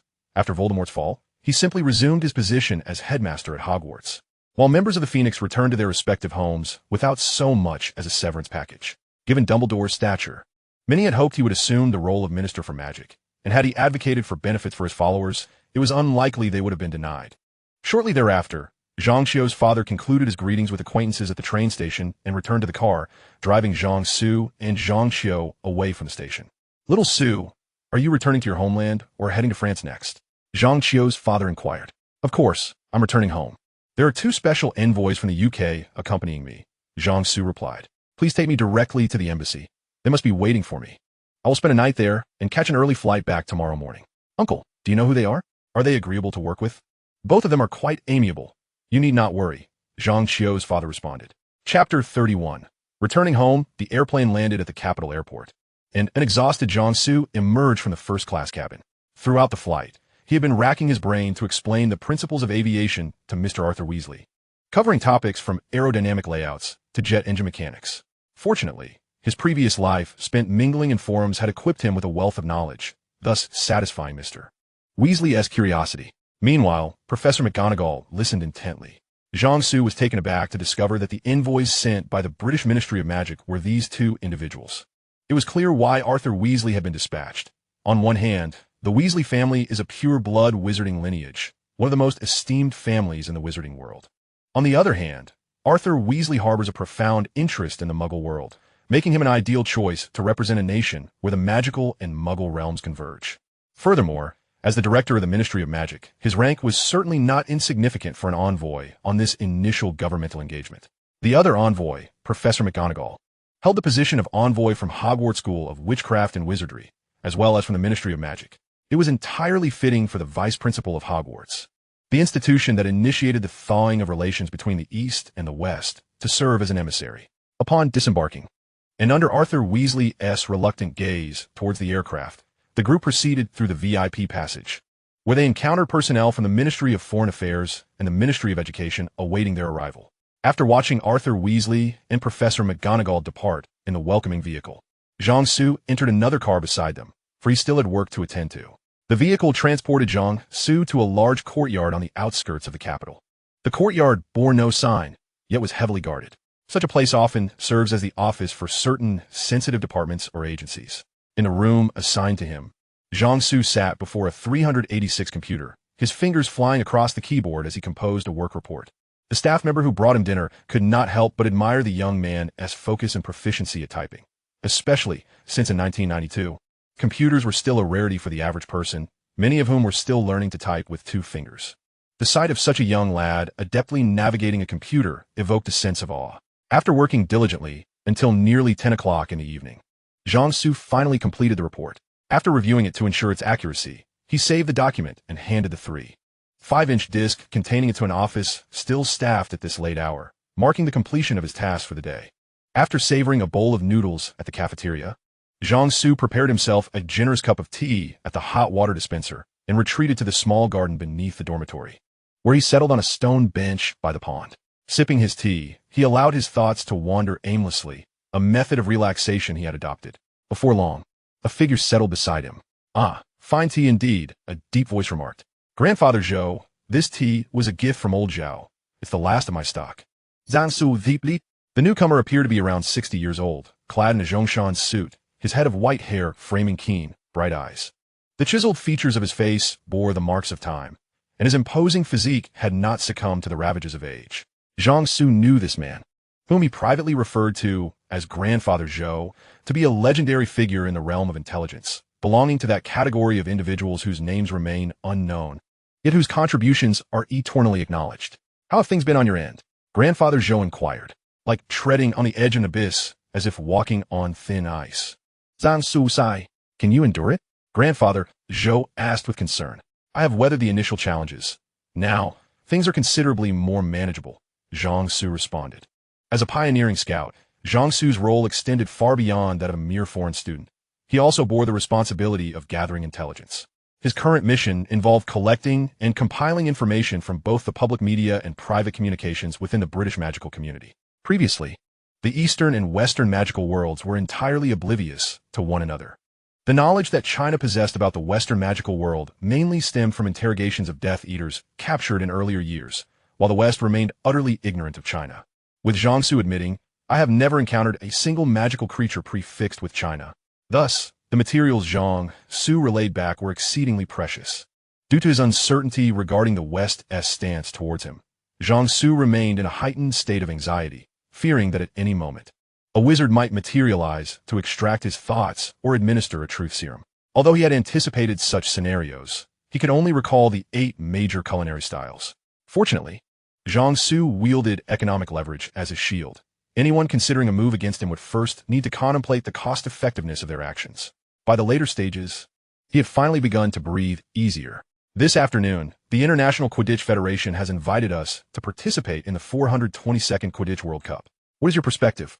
Grandfather Zhou posed the question. After a moment of contemplation, Zhang Su replied, "We can participate. The final of the 422nd Quidditch World Cup will be in 1994, and by then, the diplomatic climate should be favorable. For familiarity with the competition, we could seek to engage with teams from Japan and the United States for experience. Mr. Arthur Weasley, who is visiting, has several sons who are Quidditch experts. We could leverage that connection. Moreover, Quidditch is a sport heavily reliant on equipment, with virtually no restrictions on the brooms used, allowing us to capitalize on our advantages in gear." After Zhang Su concluded, Grandfather Zhou pondered for a moment, nodded, and said, "This matter warrants a dedicated meeting for further discussion. I will relay your insights." Rising, Grandfather Zhou patted Zhang Su on the head and remarked, "At such a young age, you are shouldering so many responsibilities. You have my admiration. The hour is late. Be sure to rest early and do not forget about the meeting at 9 tomorrow morning. After the meeting, you should indulge in your summer vacation." After Grandfather Zhou departed, Zhang Su lingered for a while longer, finished his tea, and then returned to his dormitory to wash up and retire for the night. The following morning, with 10 minutes to 9, Zhang Su arrived at a conference room holding the freshly printed report. The long table was filled with individuals, all of whom turned their attention to Zhang Su's report. In addition to old Zhao, the room also hosted Grandfather Zhou in military attire and numerous representatives dressed in suits, representing various government departments. Currently, the state's approach to the Western magical community was primarily one of engagement and observation. with a willingness to take further action should the opportunity arise. The people gathered in this conference room comprised a specialized department responsible for liaising with the Western magical world. Any actions the state undertook regarding the Western magical realm were executed by this department. The meeting commenced promptly, with Zhang Su presenting his report on the status of the Western magical community. While personnel from various departments raised inquiries regarding issues that had not been thoroughly addressed in the report. Chapter 32. After the meeting, a visit to old friends in the conference room, Zhang Su, holding the report, activated the projector and began his presentation. The governing body of the British magical community is the Ministry of Magic, which oversees all matters pertaining to the realm of wizardry in the United Kingdom. The head of the ministry is the minister, who is supported by several departments. The ministry wields executive, law enforcement, and legislative powers, often ensuring that its enforcement agencies retain loopholes in their legislation. For instance, Mr. Arthur Weasley, who is visiting at this time, works in the Department for the Regulation and Control of Magical Creatures, yet he harbors a fervent passion for Muggle artifacts, thereby straddling the line between enforcing the law and breaking it. However, he has cleverly left himself ample loopholes during the legislative process, meaning that should he face repercussions, they would be more a matter of public embarrassment than legal consequence. Zhang Su proceeded to elucidate the workings of the Ministry of Magic, and after his presentation, inquiries began to surface. Is a connection between the Ministry of Magic and the British government a close one? Public reports have not elaborated on the ties between the two. However, it is understood privately that there exists a communication mechanism between the Minister of Magic and the Prime Minister, with the Ministry even assigning personnel to safeguard the Prime Minister. Is there a link between the Ministry and the royal family? No indications of such a relationship have surfaced in public reports or private conversations, but some isolated information suggests that previously, certain wizards have had private interactions with the royal family. Following the questions regarding the ministry, Zhang Su transitioned to discuss economic factors, social structure, military capabilities, technological and productive levels, and educational matters. The meeting did not conclude until 2 o'clock in the afternoon, with only half an hour allocated for lunch. The minutes of the meeting were swiftly submitted for review, and the conclusions drawn from the analyses would serve as crucial references for forthcoming negotiations with Mr. Arthur Weasley and Professor McGonagall. Upon exiting the conference room, Zhang Su believed his tasks were complete, only to be halted by a voice calling out to him. Little Zhang, your report has a significant omission. Upon hearing the representative from the Ministry of Foreign Affairs, Zhang Su was momentarily taken aback, questioning the severity of the issue in his report. Surely, if there had been any significant oversights, they would have been addressed during the meeting, and he had provided answers then. There was no reason for such a concern to arise post-meeting. The other attendees, also leaving the conference room, paused and turned their attention toward Zhang Su. Why didn't you mention your little girlfriend? Your in-laws are here visiting, and you're keeping it from us. Your uncles and aunts. In an instant, the group surrounding him seemed to awaken to the realization, playfully encircling Zhang Su to tease him. Indeed, little Zhang, this is quite generous of you. Do you have a photo? Let's ensure she meets our approval. Yes, yes. Show us what kind of girl has captured your heart. To the outsiders, the clever, vibrant, and precocious Zhang Su was a beloved figure. They were all part of a generation that matured early due to revolutionary circumstances, with many bearing familial responsibilities at his age, and some older individuals being members of youth organizations. At his age, Zhou had already been noted for laying landmines near enemy fortifications. Thus, they saw in Zhang Su a reflection of their own youthful selves, and privately, they regarded him as their own kin. Internally overwhelmed, Zhang Su succumbed to the group as playful insistence and produced a photograph of Furlong. Amidst the chorus of admiration and jest, he made a hasty departure from the courtyard. Driver, please take me to this location. As the vehicle arranged for Zhang Su exited the courtyard, he handed a business card that Zhao had given him to the driver. Shall I wait for you? The driver inquired. No need. I am merely visiting a friend. I shall return to the guest house on my own tonight, Zhang Su replied. The driver, assigned temporarily to transport Zhang Su from the courtyard to his department's guest house, would then return to take him to the airport the following day. Being an experienced driver within the security system, he was aware of Zhang Su's exceptional status and thus felt comfortable allowing the young boy some freedom. Upon arriving at the front of an office building, Zhang Su entered the elevator and noticed a familiar animated character's visage next to the button for the floor he sought. Once the elevator reached his destination, he found himself in an expansive office, the glass doors adorned with a prominent company logo. Upon seeing this logo, he felt an overwhelming urge to conjure his wand and cast a disintegration spell, for the logo bore the likeness of a ridiculous face. As he approached the reception, He was greeted by a young woman clad in a Japanese sailor uniform, which momentarily disoriented him. Just days prior, he had been surrounded by the robes of Hogwarts. And now he was confronted with such a stark contrast. "Hello, I'm looking for Manager Qian. I am Zhang Su, and we spoke on the phone previously." "Greetings. Manager Qian has instructed that you may proceed directly to him," she replied. Following the receptionist, Zhang Su entered the office area, where he was met with an array of brand new office equipment. The prevalence of computers far exceeded that found in other regions of the country, although many employees still displayed a lack of familiarity with keyboard use, having moved beyond the two-finger typing method. Upon entering the manager's office, Zhang Su observed walls plastered with posters of a particular individual, alongside several figurines of her within a cabinet. To call a manager's office was perhaps misleading. It resembled more the room of an avid otaku. Goodness, why is it all about Daisuke? Daisuke is so adorable. Where's my dear Azumi? She must have gone to run an errand. Get lost. The individual opposite Zhang Su was unmistakably a fellow traveler from another world. Our company's flagship project is K-On! We have already established contact with Japan for collaboration, where they will handle voice acting and distribution. The new series is set to air in January next year. Old Zhao is also willing to invest in this venture. The anime industry is quite lucrative. Otakus are often foolish with their money. Why not capitalize on it? If I hadn't skimped on buying a Daisuke figurine and subsisted on instant noodles for half a month, I wouldn't have ended up in this situation. So it seems you were malnourished when you arrived here? You're embarrassing me and Old Zhao. No, I merely spilled my instant noodles, and my notebook had an electrical short that brought me here. When I arrived, I had no magical abilities or systems, just a head full of anime, manga, and novels.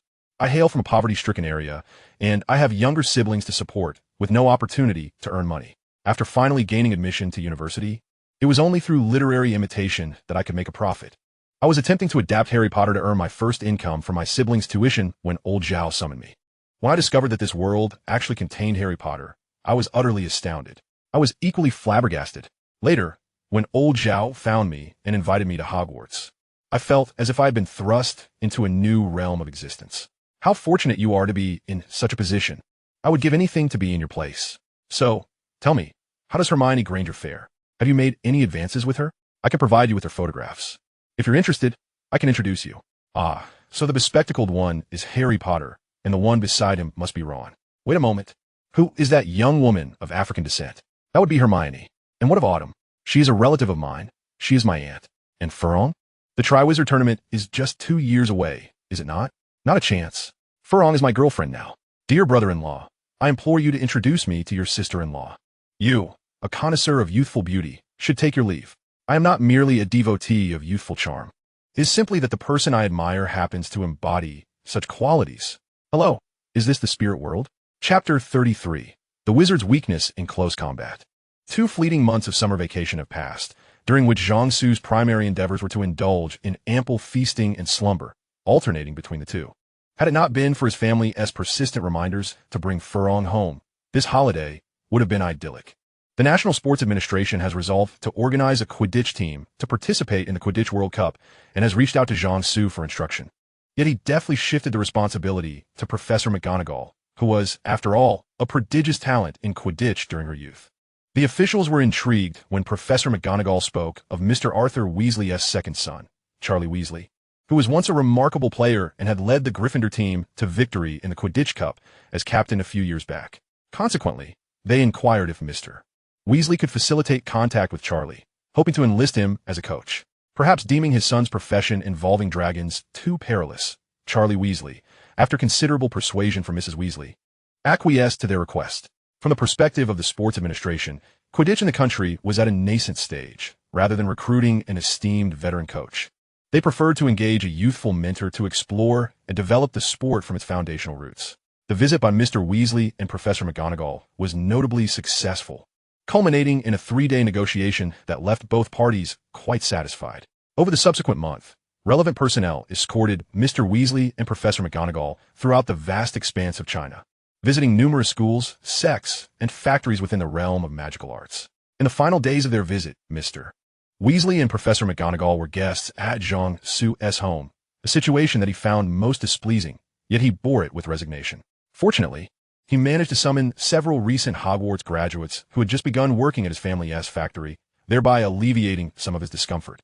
In the last fortnight of the holiday, Zhang Su bid farewell to his family and ventured alone to France.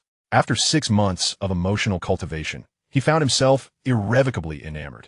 Realizing that his feelings for Furong transcended mere youthful infatuation, he longed for a lasting companionship with her. Upon his arrival, the Delacour family welcomed him warmly, the couple viewing the suitor of their beloved daughter favorably. After presenting a trove of snacks and toys to his future sister-in-law, Gabrielle quickly became attached to her prospective brother-in-law. After gaining the consent of the Delacour couple, Zhang Su took it upon himself to take Furong and Gabrielle on daily excursions, with the understanding that he must return the two sisters home by 10 o'clock each night. During this period, Zhang Su and his girlfriend explored the enchanting locales of France, including the Louvre, the Arc de Triomphe, the Eiffel Tower, Disneyland Paris, Notre Dame, and the Palace of Versailles, thus broadening the horizons of the two sisters who had spent most of their lives in the magical community with little exposure to the Muggle world. Since last Christmas, Furong had undergone significant transformation. Her classmates' newfound acceptance had considerably brightened her once haughty demeanor. Moreover, she had commenced her studies in the Chinese language.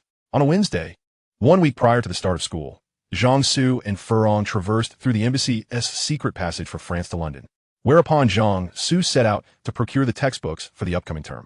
Upon reaching Diagon Alley, they strolled hand-in-hand to Gringotts. Guided by a goblin, they arrived at Zhang Su's vault. Having accrued a considerable sum from his ventures in overseas shopping last academic year, he had deposited his earnings in a Gringotts account. Upon opening the vault, he discovered a substantial amount of galleons along with a pile of coins. After gathering a variety of coins, Zhang Su and Furong exited the vault. Just as he intended to leave Gringotts, he encountered familiar faces. "Hello, Hermione." "Greetings to you, Mr. Granger, Mrs. Granger," Zhang Su called out to the trio entering the bank. "It's a pleasure to see you, Zhang. And who might this be?" Hermione inquired, her gaze directed at Furong. "This is my girlfriend, Furong Delacour," Zhang Su introduced, adding, "Furong, this is the most brilliant witch of Hogwarts, Hermione Granger, whom I have mentioned." "Hello, it's a pleasure to meet you." "I am not nearly as remarkable as Zhang claims," Hermione responded modestly. "You are even more beautiful than Zhang described," Zhang Su complimented, causing a blush to creep onto Hermione's cheeks. It is no small feat to witness the rush of adrenaline manifesting in the reddening of Hermione's face. The two young women then retreated to a corner to engage in hushed conversation. "Hello, Mr. Zhang. Thank you for your care towards my daughter at school," Mr. Granger said, extending his hand towards Zhang Su. "Miss Granger is an exceptionally clever and courageous young lady.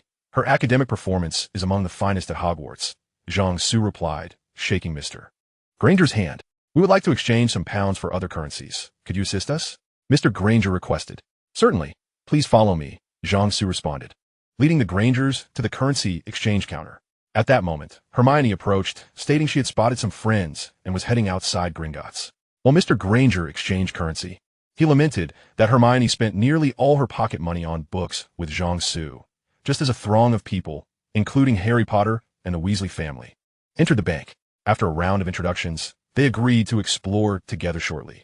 Observing the Weasley family withdrawing money, Zhang Su internally reveled, thinking, "Ah, dear Weasley brothers, your sister-in-law has been spirited away by me." After a brief conversation with the Grangers at the entrance of Gringotts, Harry and the Weasley family emerged, and they arranged to reconvene at the entrance of Flourish and Blots in an hour before dispersing. Zhang Su declined Harry's invitation for the three of them to join him, opting instead to wander Diagon Alley with Furong.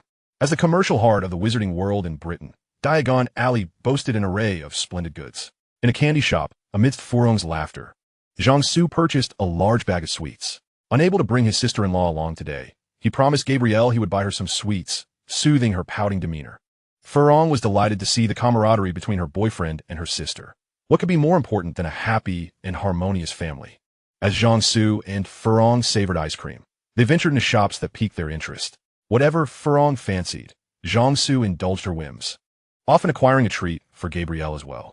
Furong did not protest Zhang Su's penchant for splurging. She understood that their time together would soon be fleeting, and there was no telling when they would reunite at Christmas. Thus they relished the present moment. Zhang Su shared a similar sentiment, wishing to procure more gifts while they were still together, allowing her to cherish memories in his absence. Though the enchanting ice castle was a sight to behold, even the most delightful experiences could grow tiresome without a touch of novelty. After an extensive shopping spree, Zhang Su and Furong arrived at Flourish and Blots, where they found a throng of people clamoring for a certain book featuring a flamboyant peacock. Jiangsu, who arrived early, squeezed into the crowd to purchase a stack of textbooks. To his astonishment, these were the very tomes designated for our defense against the dark arts class this academic year. Holding the hefty bundle, he remarked to Furong, "Is attending defense against the dark arts at Hogwarts merely a matter of reading novels?" Furong expressed her disbelief at such an unconventional approach at their school. "The content within these books is somewhat useful, though the professor appears rather unreliable," Jiangsu said, gesturing towards the ostentatious figure of the peacock professor amidst the throng. "He seems rather flamboyant, and his smile strikes me as rather insincere. Can a professor like that truly be taken seriously?" Furong observed the peacock fanning its feathers and remarked, "We can only place our hopes in Professor Dumbledore's judgment." Jiangsu sighed in resignation. As they conversed, the pair continued to procure Jiangsu's other textbooks. Once he had selected his materials, applause erupted from the crowd. A round of clap, clap, clap, in appreciation of the peacock's display. After Jiangsu completed his transaction, he noticed the Malfoys engaged in a verbal spar with the Weasley family. "Look at the company you keep, Weasley. I had thought your family had sunk to the lowest depths," old Malfoy sneered, igniting a wave of ridicule. "Jiangsu sweetly poulet furthong asai." As anticipated, Mr.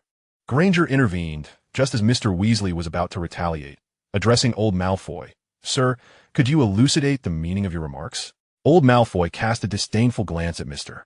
Granger and replied in a tone reserved for the most contemptible, "Someone as lowly as you."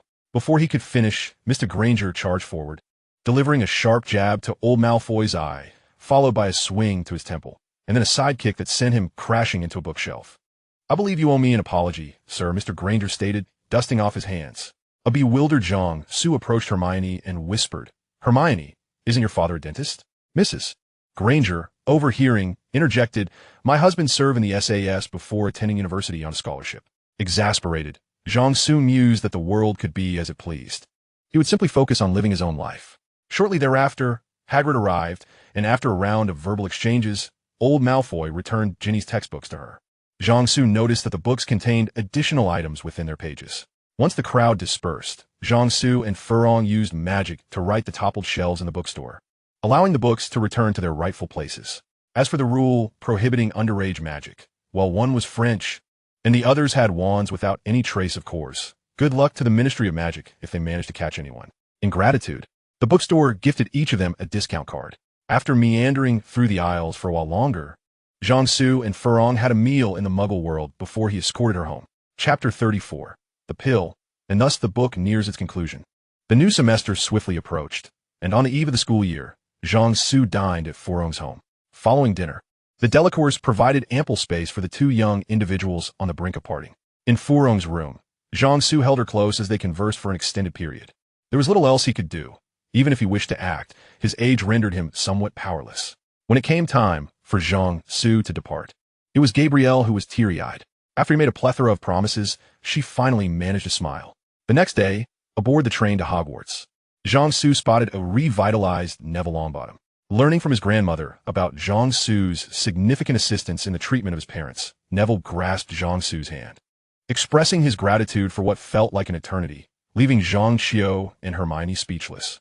This transformation in Neville was remarkable. The formerly timid boy, riddled with insecurities, would never have dared such an open display of gratitude. In the past, he would have feared speaking too much lest he irritate Jiangsu, often leaving him exasperated. With his parents' health restored, the Longbottom family, once fractured, was now reunited, and the experience of regaining what was lost rendered their familial bonds all the more precious. Years later, during a conversation with Neville's grandmother, Jiangsu learned that Mrs. Longbottom, who retained some memories from her years of madness, wept for over an hour upon first seeing the candy wrappers adorning Neville's bedroom walls. Neville's parents, once exemplary aurors, embraced their renewed role in educating their son with fervor. After a brief moment of self-reproach at their son's timidity, the Longbottoms set about instilling confidence in him over the summer. The transformation was evident. A more self-assured Neville emerged, and it was clear that with his character flaws addressed, his future achievements would soar to new heights. Upon the train's arrival, second-year students and above-boarded carriages destined for Hogwarts Castle. Standing before the carriages and listening to fellow students discuss the horseless conveyances, Jiangsu sighed heavily, for he had caught sight of the Thestrals. The Thestrals that draw the carriages at Hogwarts are not the whimsical creatures of My Little Pony, but magical beings visible only to those who have witnessed death firsthand. Reminded of unpleasant memories, Jiangsu chose not to join his friends in the carriages, opting instead to wait and board the last one alone. Upon arriving at Hogwarts Castle, he finally adjusted his mindset. The sorting ceremony proceeded as always, devoid of any surprises or unusual occurrences. The feast was as lavish as ever, and the Great Hall was enveloped in a symphony of laughter and joy. However, the incessant inquiries about the crumple-horned snorkack from Luna, seated beside him, proved to be quite taxing for Jiangsu. Shortly after dinner, Professors McGonagall and Dumbledore exited the dining hall, and rumors began circulating about Harry Potter and Ron Weasley arriving at school in a flying car. With whispers of their impending expulsion, Jiangsu scoffed at the notion that they would be expelled. As long as Dumbledore remained at Hogwarts, Harry would be safe, and Ron would benefit from that protection as well. If it had been any other student, they would have been sent home without dinner for such behavior. As the feast concluded, students began returning to their respective common rooms. With Professor Flitwick's consent, Jiangsu made his way to the reading room to tidy up. He dusted away 2 months' worth of accumulated grime, checked the books for moisture or pest damage, and added the new volumes he had brought along. Once finished, he settled into his seat and brewed himself a pot of black tea, relishing a rare moment of relaxation. This habit of drinking black tea was a remnant from his previous life. Due to work commitments that disrupted his meal schedule, he had developed gastritis. Eventually, he had heard that black tea could be soothing for the stomach, and thus, he cultivated this habit. Reclining on the sofa, Jiangsu reviewed the tasks ahead for the year and discovered that there was not an overwhelming amount to accomplish. The magical realms of China and the United Kingdom and France have gradually established official connections, thereby significantly diminishing the role of the messenger. With the normalization of relations, Jiangsu's personal safety will also be ensured. The past year has been fraught with anxiety for him. Akin to the American table tennis team during the era of ping-pong diplomacy, navigating a wholly unfamiliar and previously hostile country, leaving one in a state of trepidation. Jiangsu's forthcoming tasks, aside from focusing on his studies, include selling books and dabbling in international shopping. As for the serpent monster, he had accrued a substantial bonus from its components last year. This summer, Jiangsu invested all his bonuses, commissions, and allowances to purchase 2 apartments along the 3rd ring road of the capital. If he were to sell the serpent monster again, he could likely afford a property in Pudong. Regarding the threat posed by the serpent monster, it is not particularly significant. It was nearly vanquished by the opportune circumstances at the time, and its current status remains unknown. Should the need arise, he can take preemptive measures to eliminate it. Jiangsu is confident that, barring an unexpected ambush from the serpent monster, he can make a successful escape. As for Voldemort's diary, equipped with a dagger imbued with the serpent's venom, Jiangsu declared he could dispatch any Horcrux that crossed his path. The only lingering concern appears to be Gilderoy Lockhart, that attention-seeking individual who might be too preoccupied with the Savior's spotlight to notice him. However, should he dare to lay his ambitions upon Jiangsu, he would soon learn the true meaning of courting disaster. After contemplating a multitude of disjointed thoughts and daydreaming for a while, Jiangsu observed that the day was growing late and decided to retire for the evening. Exiting the reading room, he descended the tower while stifling yawn. On a balcony railing below, he spotted a feline tail swishing back and forth. Instantly invigorated, he silenced his footsteps with magic and stealthily approached the cat from behind. Suddenly, he scooped the cat into his arms, affectionately rubbing his face against its head. After a prolonged moment of satisfaction, he gently placed the cat back on the balcony railing, quickly producing a small fish treat to offer it before departing with a sense of fulfillment. This was a cherished daily ritual between Jiangsu and Mrs. Loris, a delightful exchange between man and feline. Just as he left the tower, Jiangsu encountered Filch on his routine patrol, accompanied by Mrs. Loris. At that moment, a singular thought consumed Jiangsu's mind. The end of this chapter is nigh. Chapter 35. Offending the Professor, and yet you wish to escape? On the first day of classes, students were simultaneously enjoying breakfast in the dining hall while perusing their schedules. The expected roar of Mrs. Weasley arrived promptly. The combination of Mrs. Weasley's lion-like vocal prowess and the amplification of her howling letter sent tremors throughout the entire Hogwarts Great Hall, dislodging even the dust from the ceiling. Jiangsu, while lamenting the cleanliness of Hogwarts' less frequented corners, flicked his wand to conjure a gust of wind that swept the dust outside. He felt that Harry and Ron deserved their fate.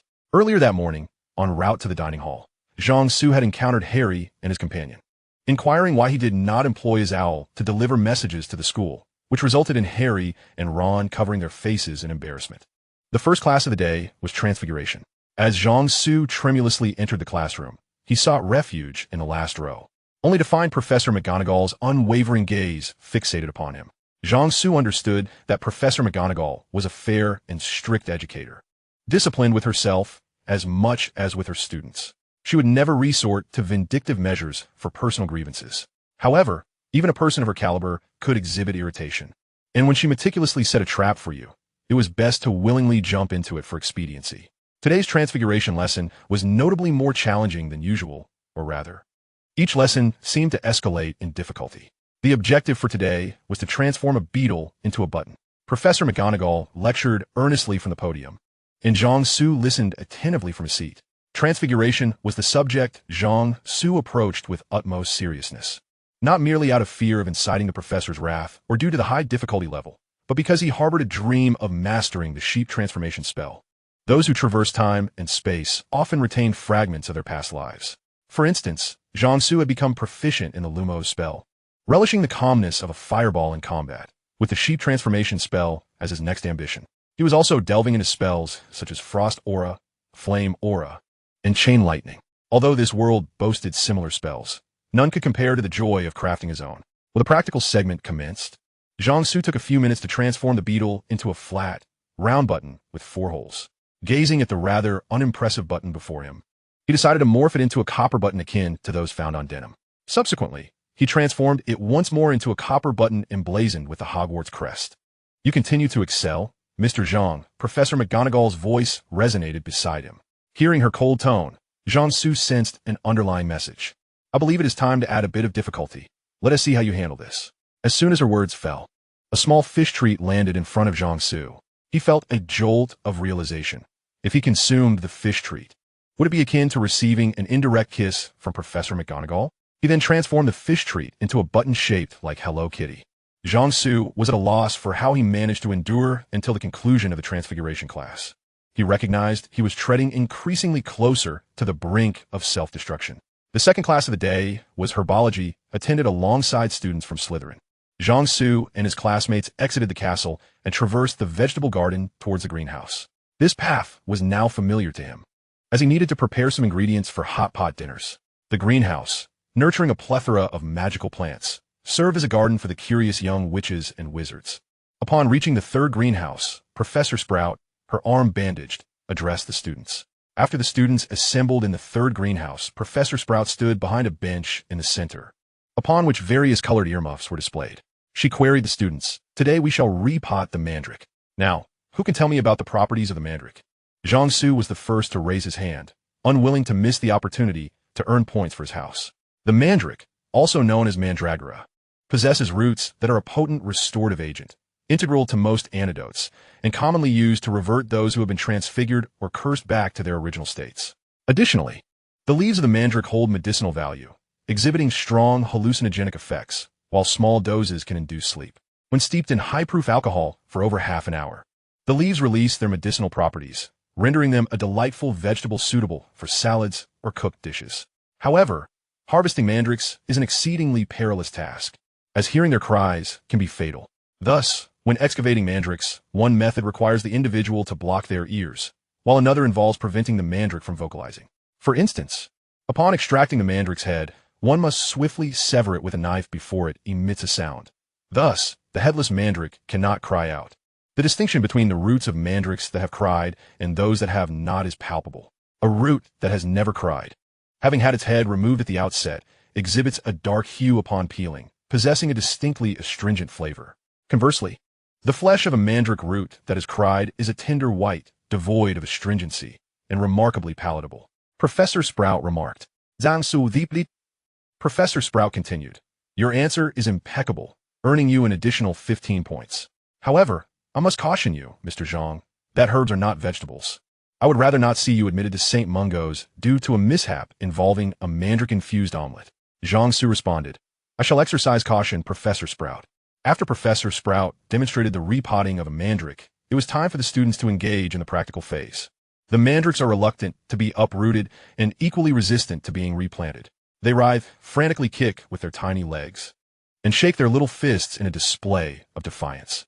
However, their limited intellect presents an opportunity for clever manipulation. By loosening the soil surrounding the mandrake and gently tugging on the leaves atop its head, it will instinctively burrow downward. At this juncture, a gentle downward pressure will lead the mandrake to believe it is being returned to the earth, prompting it to climb out energetically. The same technique applies when planting a mandrake in a pot. One first inserts a portion of the root into the soil and then pretends to pull it out, encouraging the mandrake to dig itself into the earth. This clever trick, the origin of which is unknown, is well known among students who frequently raid the kitchen for hot pot ingredients, as the storehouses lack fresh mandrake roots, necessitating personal provisions.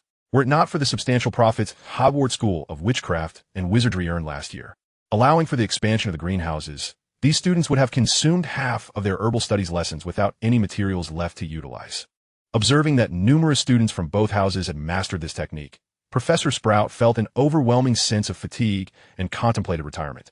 Chapter 36. The pit dug last year now traps the innocent. The defense against the dark arts class for the Eagles follows that of the Lions. As Jiangsu and his peers made their way to the classroom, they overheard Lionhouse students recounting tales of Harry Potter's impressive display in class. In a rather reckless move, Lockhart unleashed a swarm of Cornish pixies, only to be subdued single-handedly by Harry Potter before chaos ensued. This demonstrated Harry's remarkable advancement in magic under the tutelage of the venerable Gandalf-like figure residing behind his glasses. However, under the influence of this illusion, Lockhart resolved to repeat his antics in this session.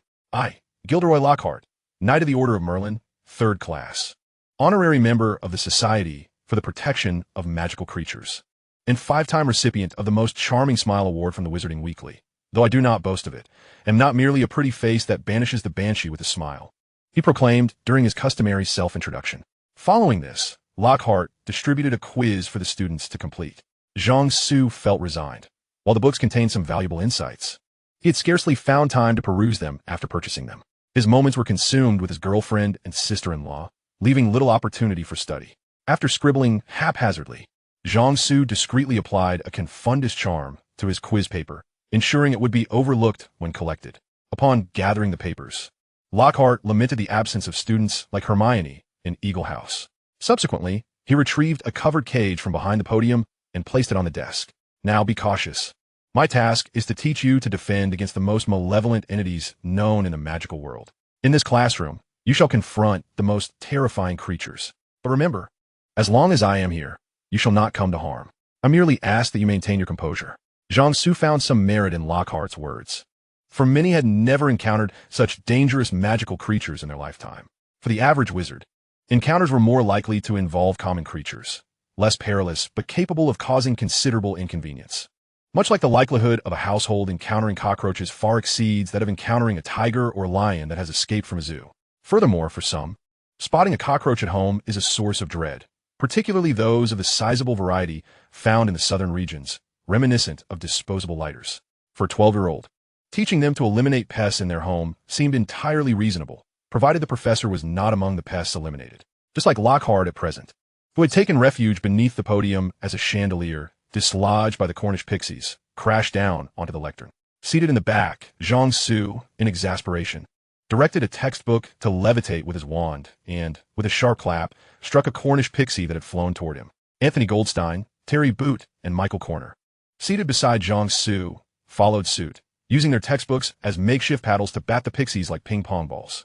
Observing this, other classmates joined in, employing their textbooks to strike the Cornish pixies. This newfound amusement was a result of Jiangsu's introduction of ping-pong the previous night.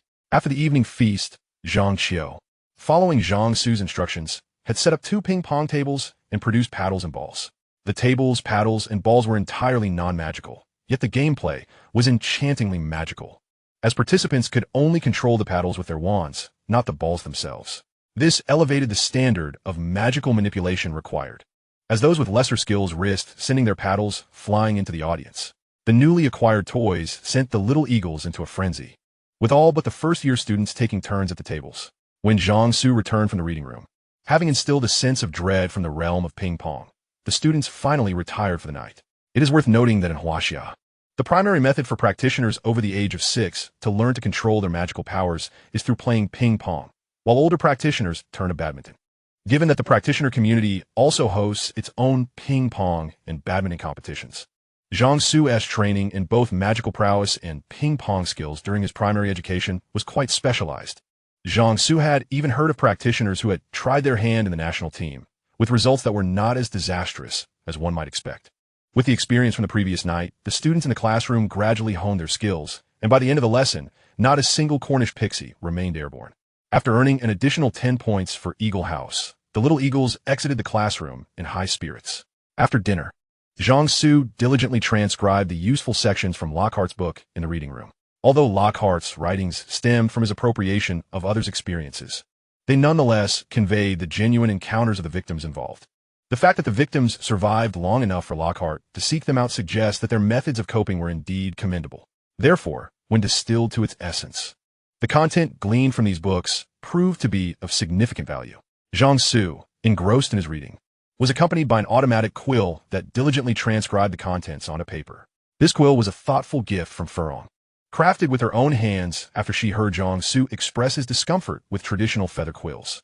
At that moment, Harry and his companions sought out Zhang Su, their inquiry revolving around Ron's wand. Ron's wand had suffered grievous damage from the Whomping Willow, nearly severed in twain, with only a few splinters holding it together. If wands possessed vitality, this one would be on the brink of extinction. Although Ron attempted to mend it with magical tape, it was rendered nearly unusable. Zhang Su inspected the wand and informed Ron that it could not be fully restored. Even if repaired, it would only last until the end of the term, necessitating a new purchase in the next semester. What else could Ron do? He had no choice but to wait for the repairs. Unfortunately, Ron did not wait long before misfortune befell him. On Saturday morning, the Gryffindor and Slytherin Quidditch teams clashed. The altercation ignited when Slytherin, boasting about their new Nimbus broomsticks, provoked Gryffindor, Draco Malfoy, humiliated by Hermione's father, unleashed a scathing insult toward her, which acted as the spark for the ensuing brawl. In an attempt to curse Malfoy, Ron inadvertently hit himself with the spell, resulting in a day filled with mucus. The following day, the adhesive for repairing wands was finally ready, and Ron brought his broken wand to the reading room in search of Zhang Su. Upon seeing Ron, whose nose was adorned with 2 strands of mucus, Zhang Su erupted in exasperation. After disposing of Ron's unpleasant predicament, Zhang Su instructed Ron to visit Madame Pomfrey while he completed the wand repairs. Once Ron had swallowed the potion amidst Madame Pomfrey's admonishments, Zhang Su arrived with the repaired wand. Just then, a commotion erupted outside the infirmary. 2 girls were seen carrying a small red-haired girl, who appeared gravely injured, her robes torn and a trace of blood at the corner of her mouth. Gazing at the unconscious Ginny, Zhang Su was suddenly reminded of a long-forgotten matter. Last year, while dismantling the Basilisk in the Chamber of Secrets, he had set magical traps in the tunnel leading to the chamber as a precaution, neglecting to disarm them upon his departure. At that time, he had been wearing a magical item that distinguished friend from foe, allowing him to pass unharmed. In his excitement over acquiring Basilisk parts, he had forgotten to dismantle the traps, inadvertently leading to Ginny's predicament. Chapter 37. The Pill. The protagonist faces consequences. News of Ginny's severe injuries swiftly spread throughout the school. Upon witnessing the unconscious Ginny, Ron was consumed by fury, and it took Zhang Su considerable effort to calm him down before leading him out of the infirmary, allowing Madame Pomfrey to attend to her patient. Outside the infirmary, Zhang Su conjured 2 long benches, inviting Ron and the 2 girls who had brought Ginny in to sit. Soon, the other 3 Weasley brothers, along with Dumbledore and Professor McGonagall, arrived. Dumbledore inquired about how the girls had discovered Ginny. They explained that they had decided to take a stroll outside the castle when they stumbled upon Ginny, collapsed in the second-floor corridor, and hastily transported her to the infirmary. After hearing their account, Dumbledore summoned Filch to accompany the girls back to the scene. Moments later, Madame Pomfrey emergea, offering a reassuring glance to the Weasley brothers before ushering Dumbledore and Professor McGonagall into the infirmary. Shortly thereafter, the previously calm Weasley brothers were once again on edge, as Professor Flitwick and Snape were summoned by Dumbledore, who subsequently called Zhang Su inside as well. Upon entering the infirmary, Zhang Su observed Dumbledore and several professors, along with Madame Pomfrey, seated around a table, quietly conferring. Upon spotting Zhang Su, Dumbledore gestured towards Ginny, urging him to check on her first. Approaching Ginny's bedside, Zhang Su was immediately unsettled. Ginny lay unconscious, her garments entirely removed, with only 2 white towels modestly covering her, leaving her other areas exposed. Zhang Su could swear to Gabrielle that he was not a lolicon and had no interest in Ginny's physique, which was reminiscent of a young woman. Rubbing his mouth to suppress his astonishment, he began to scrutinize the wounds on Ginny's body. Her once fair and smooth skin was marred by horrific scars, a sight he had only previously witnessed on Sylvie. While the injuries inflicted by magic were indeed alarming, fortunately, they were not life-threatening nor crippling. Noticing some bruising on Ginny, Jiangsu surmised that she had likely been propelled against the wall by a shockwave. Utilizing his wand, he levitated Ginny gently to inspect her back, confirming his suspicions. Aside from a burn on her back bore multiple large bruises. After carefully laying her back down and covering her with the towels, Jiangsu's mind was set at ease. Ginny had triggered the magical traps while being coerced into the Chamber of Secrets. It was likely that either the diary had protected her or she possessed powerful magical defenses, thus surviving the ordeal. Otherwise, her current state would be far more dire. The traps were designed to counteract the Basilisk's formidable defenses, and it seemed the most severe damage resulted from the shockwave that slammed Ginny into the wall, likely causing internal injuries and a concussion. Ultimately, the cumulative effects of her injuries led to her fainting after leaving the chamber. Jiangsu was unperturbed by the possibility of Dumbledore and the others deducing his culpability from Ginny's injuries. After all, forensic experts could not ascertain whether the wounds were inflicted by domestic or imported explosives.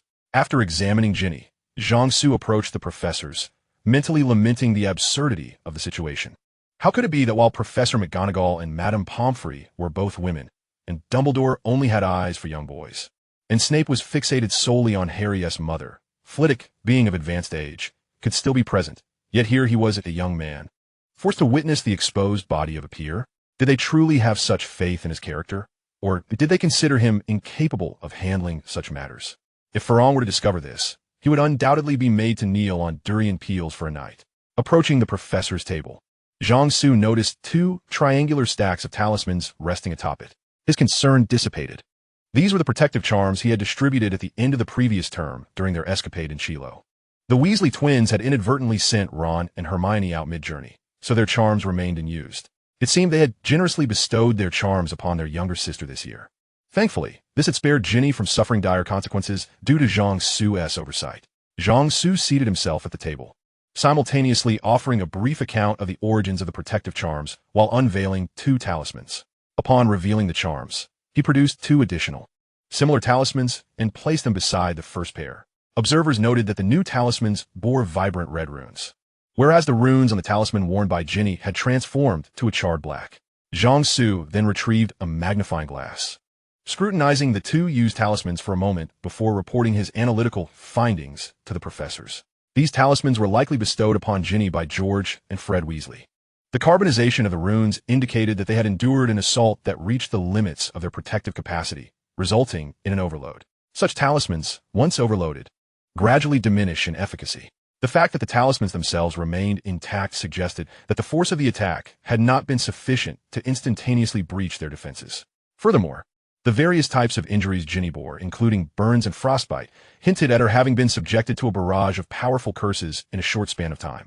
The uniformity in the degree of carbonization of the 2 talismans implied they had been activated simultaneously. The cumulative protective effect of their concurrent activation is greater than the sum of their parts, allowing for the inference that the potency of the curses was no less than those typically cast by advanced students. However, the talismans were not particularly robust against impact-type attacks. At the end of the previous semester, there had been records of students being struck by Quidditch bludgers without sustaining magical injuries. It was highly plausible that some of Ginny's injuries were inflicted when she was knocked against walls or the ground. At this juncture, Madame Pomfrey nodded in agreement. It was surmised that Ginny had encountered a series of intense curses in a brief period. The talismans had managed to shield her for a time, but their effectiveness waned, at which point Ginny began to suffer harm from the curses. Ultimately, she had managed to extricate herself from the attack, just as the talismans were nearing their limits, resulting in her severe injuries and subsequent fainting. The professors, upon hearing Jiangsu's analysis, nodded in unison, finding his reasoning compelling. Their prior assessments aligned closely with Jiangsu's, and upon his addition regarding the talisman's role, they reached a consensus on the matter. However, the paramount question remained: who had attacked Ginny? Dumbledore posed this critical inquiry. Within Hogwarts, it was evident that those capable of inflicting such severe harm upon Ginny, even with the protection of the talismans, were predominantly present in the room. Yet they all lacked a motive. It was implausible that upperclassmen would band together to assault Ginny, as such an act would not only be motiveless, but also impossible to conceal from Dumbledore. As for intruders penetrating the castle, That would be a gross underestimation of Hogwarts security measures. Years prior, when Charlie Weasley and his companions attempted to escort Hagrid's dragon away, they only dared to linger on the roof. Sirius Black, too, had only ventured inside in his canine form. As the professors pondered in silence, Jiangsu initiated a line of thought. Might it be possible that Ginny inadvertently stumbled into a trap-laden secret passage? Dumbledore and several professors experienced a moment of clarity upon hearing the suggestion. They were well aware of the perils associated with the secret passages within Hogwarts. Incidents of students unwittingly triggering traps in dangerous passages had occurred sporadically throughout the school's history. With Jiangsu guiding the discussion, he opted to remain silent, knowing the professors could fill in the details themselves without his input, which might otherwise be superfluous. After all, tales of the secret passages had long circulated among Hogwarts students. Jiangsu saw no reason for concern, as the professors would not harbor suspicion. Subsequently, Dumbledore classified the incident as Ginny inadvertently entering a secret passage within Hogwarts, triggering magical traps that led to her injuries. Jiangsu smirked, realizing this characterization was not entirely inaccurate. Although the question of whether Ginny's entrance was truly accidental remained debatable, especially considering he had been the one to set those magical traps. Following this, Dumbledore and the other professors departed, leaving Jiangsu behind at Madame Pomfrey's request to assist in treating Ginny. After a brief exchange with Madame Pomfrey, he left behind several potions for treating magical injuries and made his exit from the infirmary. His heart raced at the thought of Madame Pomfrey asking him to demonstrate how to apply burn ointment. He mused that if Quirrell were to discover he had been applying ointment to Ginny's burns and inquired about the specifics of her injuries, he would be at a loss.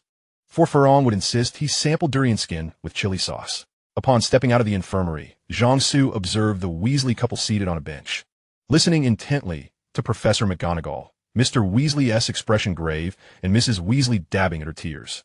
Percy sat slumped on the bench, gazing at the ceiling, while Ron covered his face, comforted by Harry and Hermione on either side. The twin brothers rushed over to Jiangsu as soon as he emerged, eager to inquire about Ginny's condition. Jiangsu patted the twins on the shoulder and reassured them. Fortunately, you gave Ginny the talismans. Her injuries are not severe, and after a good rest, she shall recover. Madame Pomfrey indicated that you will soon be allowed to see her. The Weasley family breathed a collective sigh of relief upon hearing this. Jiangsu couldn't help but marvel at the simplicity of the British wizarding community. Had such an incident occurred at his previous school, the institution would have faced substantial financial repercussions, enough to fund multiple trips for the Weasleys to Egypt. In Chapter 38, this is all I can do to help you. Good luck. The combination of Western and traditional medicine yielded remarkable results, and after 5 days in the infirmary, Ginny was discharged. The morning after her injury, she awakened to find Dumbledore seeking information from her, but the pale Ginny could only shake her head in confusion. Dumbledore interpreted this as a temporary amnesia brought on by her shock. Once students learned that Ginny had sustained injuries from inadvertently wandering into a secret passage, they hesitated to walk too close to the walls for some time. Meanwhile, the twin brothers spent the entire night scouring the Marauders map for the secret passage that had caused their sister's injuries. Burdened with guilt, Jiangsu sought to compensate Ginny in other ways. After she regained consciousness, he assigned Harry to tend to her. Seizing the moment, Jiangsu confronted Harry. Harry, doesn't Mr. Weasley treat you exceptionally well? Harry nodded. And doesn't Mrs. Weasley regard you as one of her own? Harry nodded again. Then shouldn't you do something to show your gratitude to Mr. and Mrs. Weasley? Harry nodded once more. Now, with their beloved Ginny injured and unable to care for herself, should you not assist them in looking after her? Harry nodded again. By the time Harry comprehended the situation, he found himself standing before Ginny's hospital bed with lunch in hand. At that moment, Ginny's face flushed as red as her hair. She recalled waking that morning, having been examined by Madame Pomfrey, and Jiangsu's teasing words. Ginny, do you fancy Harry? Ginny blushed and lowered her gaze. Do you wish to be Harry's girlfriend? Her head dipped even lower. You cannot hide it from me. The way you look at Harry is akin to how my girlfriend gazes at me. Ginny covered her face in embarrassment. If you truly like Harry, muster the courage to confess your feelings. Summon the bravery of Gryffindor and speak your truth. If you cannot even confess, what right do you have to claim you love him? Ginny nodded, covering her face. In the coming days, I will have Harry bring you meals. Ginny raised her head in surprise. Remember, your hands are severely injured and cannot move. Ginny, when the time comes, let Harry feed you. Ginny, trust me, it will work. After all, I managed to win over the belle of both batons. You must have seen her that day in Diagon Alley. If my methods weren't effective, how could I have captured her heart in such a short span of days? Ginny nodded thoughtfully. That's all I can assist you with. Good luck, young man. Just as the two young individuals exchanged bashful glances in the hospital room, a group of people in the adjacent office were observing them through a mirror the size of an A4 sheet. This mirror was utilized by Madame Pomfrey to surveil the ward. Earlier that noon, Madame Pomfrey had gone to the greenhouse to gather herbs, and Jiangsu volunteered to take her place in caring for Ginny. Thus, the current situation unfolded. The instigator, Jiangsu, sat at the table with the mirror, flanked by Zhang Qiu and Hermione, who were eagerly indulging in the gossip. The twin brothers beamed at the mirror, with one grasping Ron's hand, who was eager to rush next door, while the other covered Ron's mouth to stifle his outburst as Ron struggled to break free and dash into the ward. Percy maintained a serious demeanor, holding onto Ron's other hand. After a considerable half hour, as Harry helped Ginny wipe her mouth post-lunch, Madame Pomfrey returned, prompting the group to depart with a sense of regret. In the ensuing days, Harry found himself puzzled by the mischievous grins of several acquaintances and Ron's frequent outbursts of anger. Life returned to its mundane rhythm for Jiangsu, attending classes, dining, and corresponding with the Delacour sisters and other friends from Beauxbatons and Nicole May. Each night before retiring, he engaged in a few rounds of table tennis in the common room, imparting a taste of terror from the Eastern Dark Lord's realm. The only notable change was Jiangsu's induction into the Gryffindor Quidditch team. Excelling in various positions, he proudly became a super substitute, filling in wherever needed. Amidst this peaceful and harmonious atmosphere, a ghost approached Jiangsu. Nearly headless Nick appeared before him, greeting him, and Jiangsu was taken aback. Since last semester, when he had transformed Peeves into a reformed ghost, the specters of the school had avoided conversing with him. "Hello, Mr. Zhang," Nick said. "Greetings, Nick. What brings you here?" Nick hesitated before responding. "Mr. Zhang, I require your assistance with a matter." As he spoke, he lifted his head to reveal his nearly severed neck. "I've endured 44 blows from a dull axe. More than anyone, I desire a clean and decisive resolution. A complete decapitation would spare me much suffering and ridicule." He then produced a transparent letter, shaking it open and reading it aloud with indignation. "We can only accept headless hunters.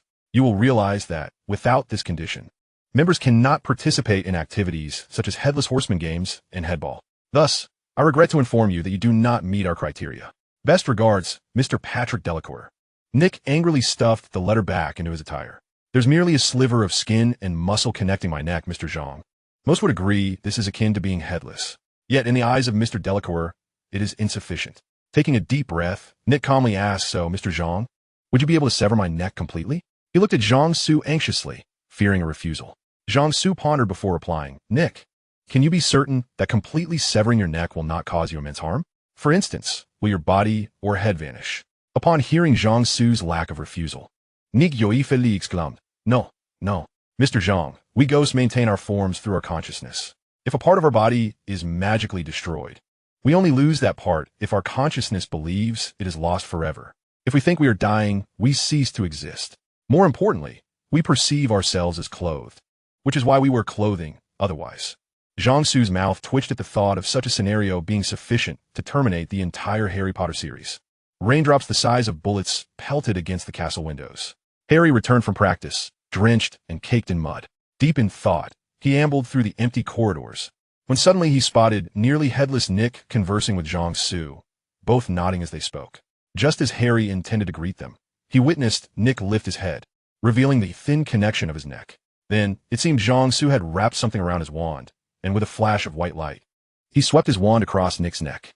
As Nick's grip faltered, his head tumbled to the ground. Harry, taken aback, approached, observing Nick joyfully holding his head aloft, while Jiangsu departed nonchalantly. Chapter 39. This year, no gifts for the holidays, still causing trouble. Jiangsu noted that every year, Hogwarts experiences peculiar occurrences on the eve of Halloween. Last year, it was a troll. This year, a basilisk. Next year, an invasion by some great hound. And the year after that, the Triwizard Tournament. Thanks to the third individual who had crossed over, Qianzong, he not only brought news of the men's football team failing to qualify for the World Cup, but also a plethora of frozen eels and novels, allowing Jiangsu to revisit the entire Harry Potter series during the summer. Jiangsu declined Nick's invitation to his Death Day party, happily indulging in pumpkin delicacies with his classmates in the Great Hall. After the feast, Jiangsu promptly approached the upside-down Lady Lorena. Regarding the cat he often played with a serious expression, he prodded the cat with his wand, discovering its body was as rigid as stone. Sighing in relief, he realized it was petrified and not dead. As Jiangsu turned, a voice broke the silence among the students. "Beware the next heir of the enemy." Mudblood Draco Malfoy declared loudly. He had squeezed to the forefront of the crowd, his cold eyes gleaming with life, his usually pallid face flushed with excitement. He gazed at the motionless cat hanging there, a sinister grin spreading across his face. However, to those around, it appeared he was addressing Jiangsu, who was standing beside the cat. Jiangsu, already in a foul mood, seeing Malfoy causing a scene, aimed his wand at him, conjuring a fireball the size of a soccer ball, which hovered mere centimeters from Malfoy's face. "Mr. Malfoy, are you intending to provoke the Zhang family, a lineage steeped in over 2 millennia of magical history, on behalf of your own house? If so, I would not hesitate to commence a familial war between our 2 clans." At this moment, Draco Malfoy's visage turned as pale as titanium white. He had merely wished to flaunt his superiority, yet he found himself entangled in a predicament of monumental proportions. Among the crowd, Zhang Xiu's confidant inquired, "Is your family history truly so extensive?"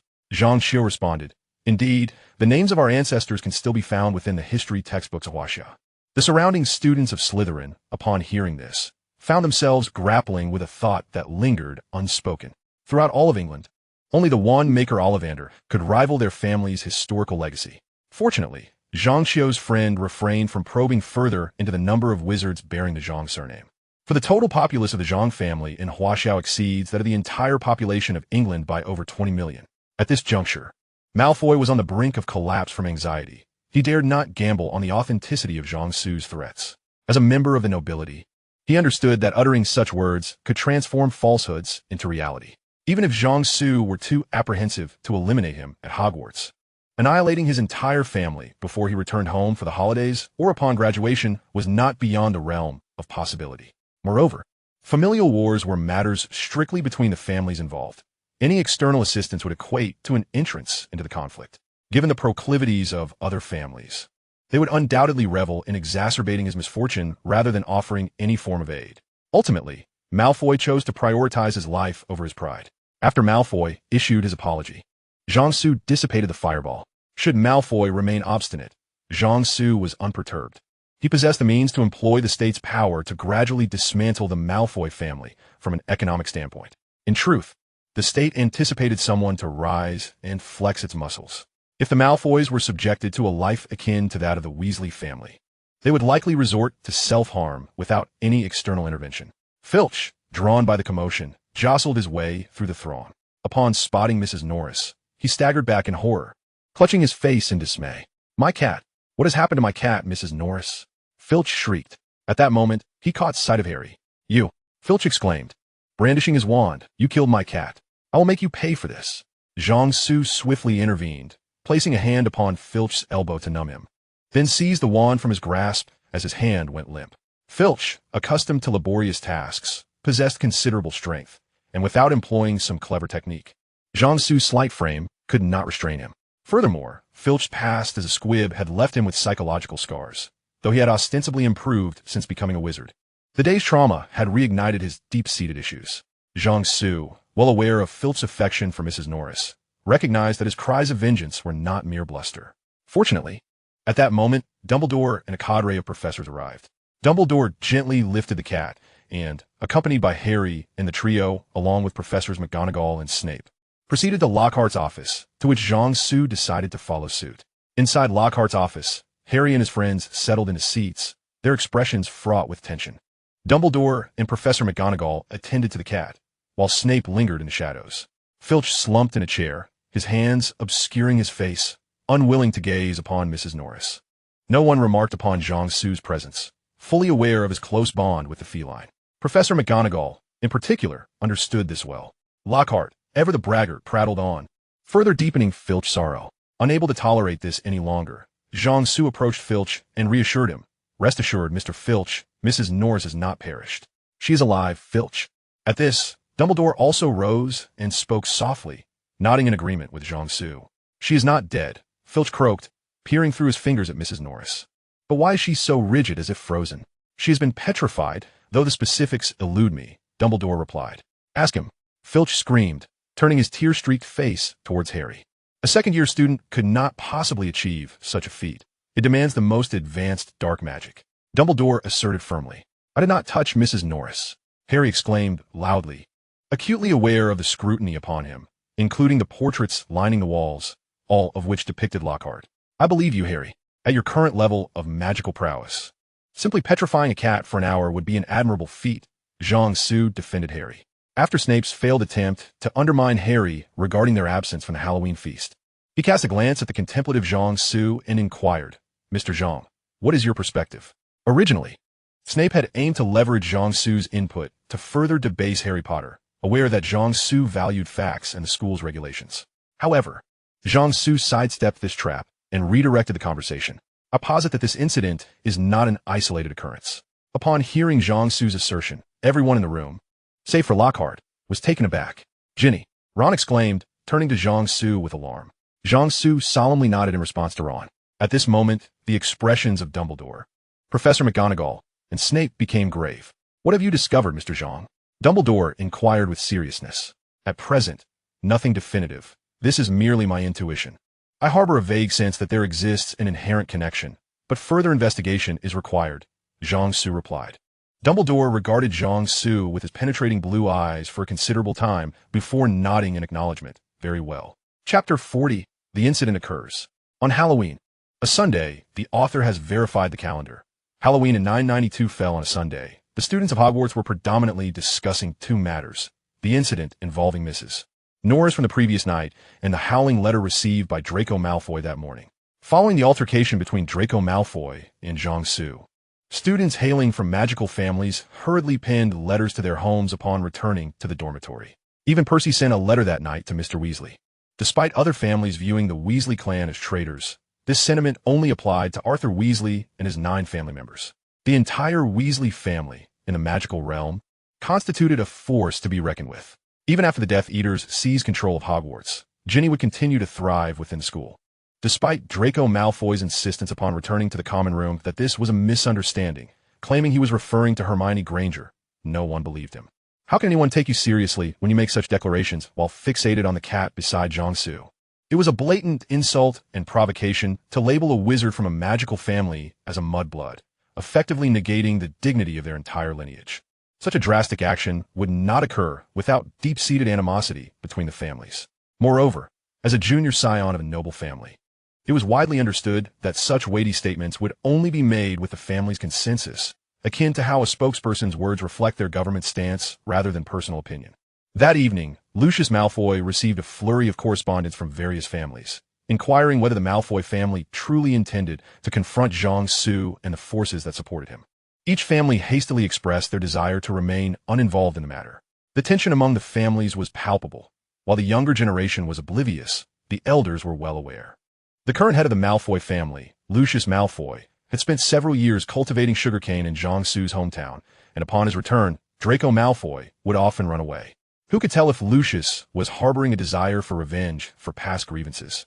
Having grasped the intricacies of the situation, Lucius felt an overwhelming urge to reprimand his son, wishing he could simply start anew.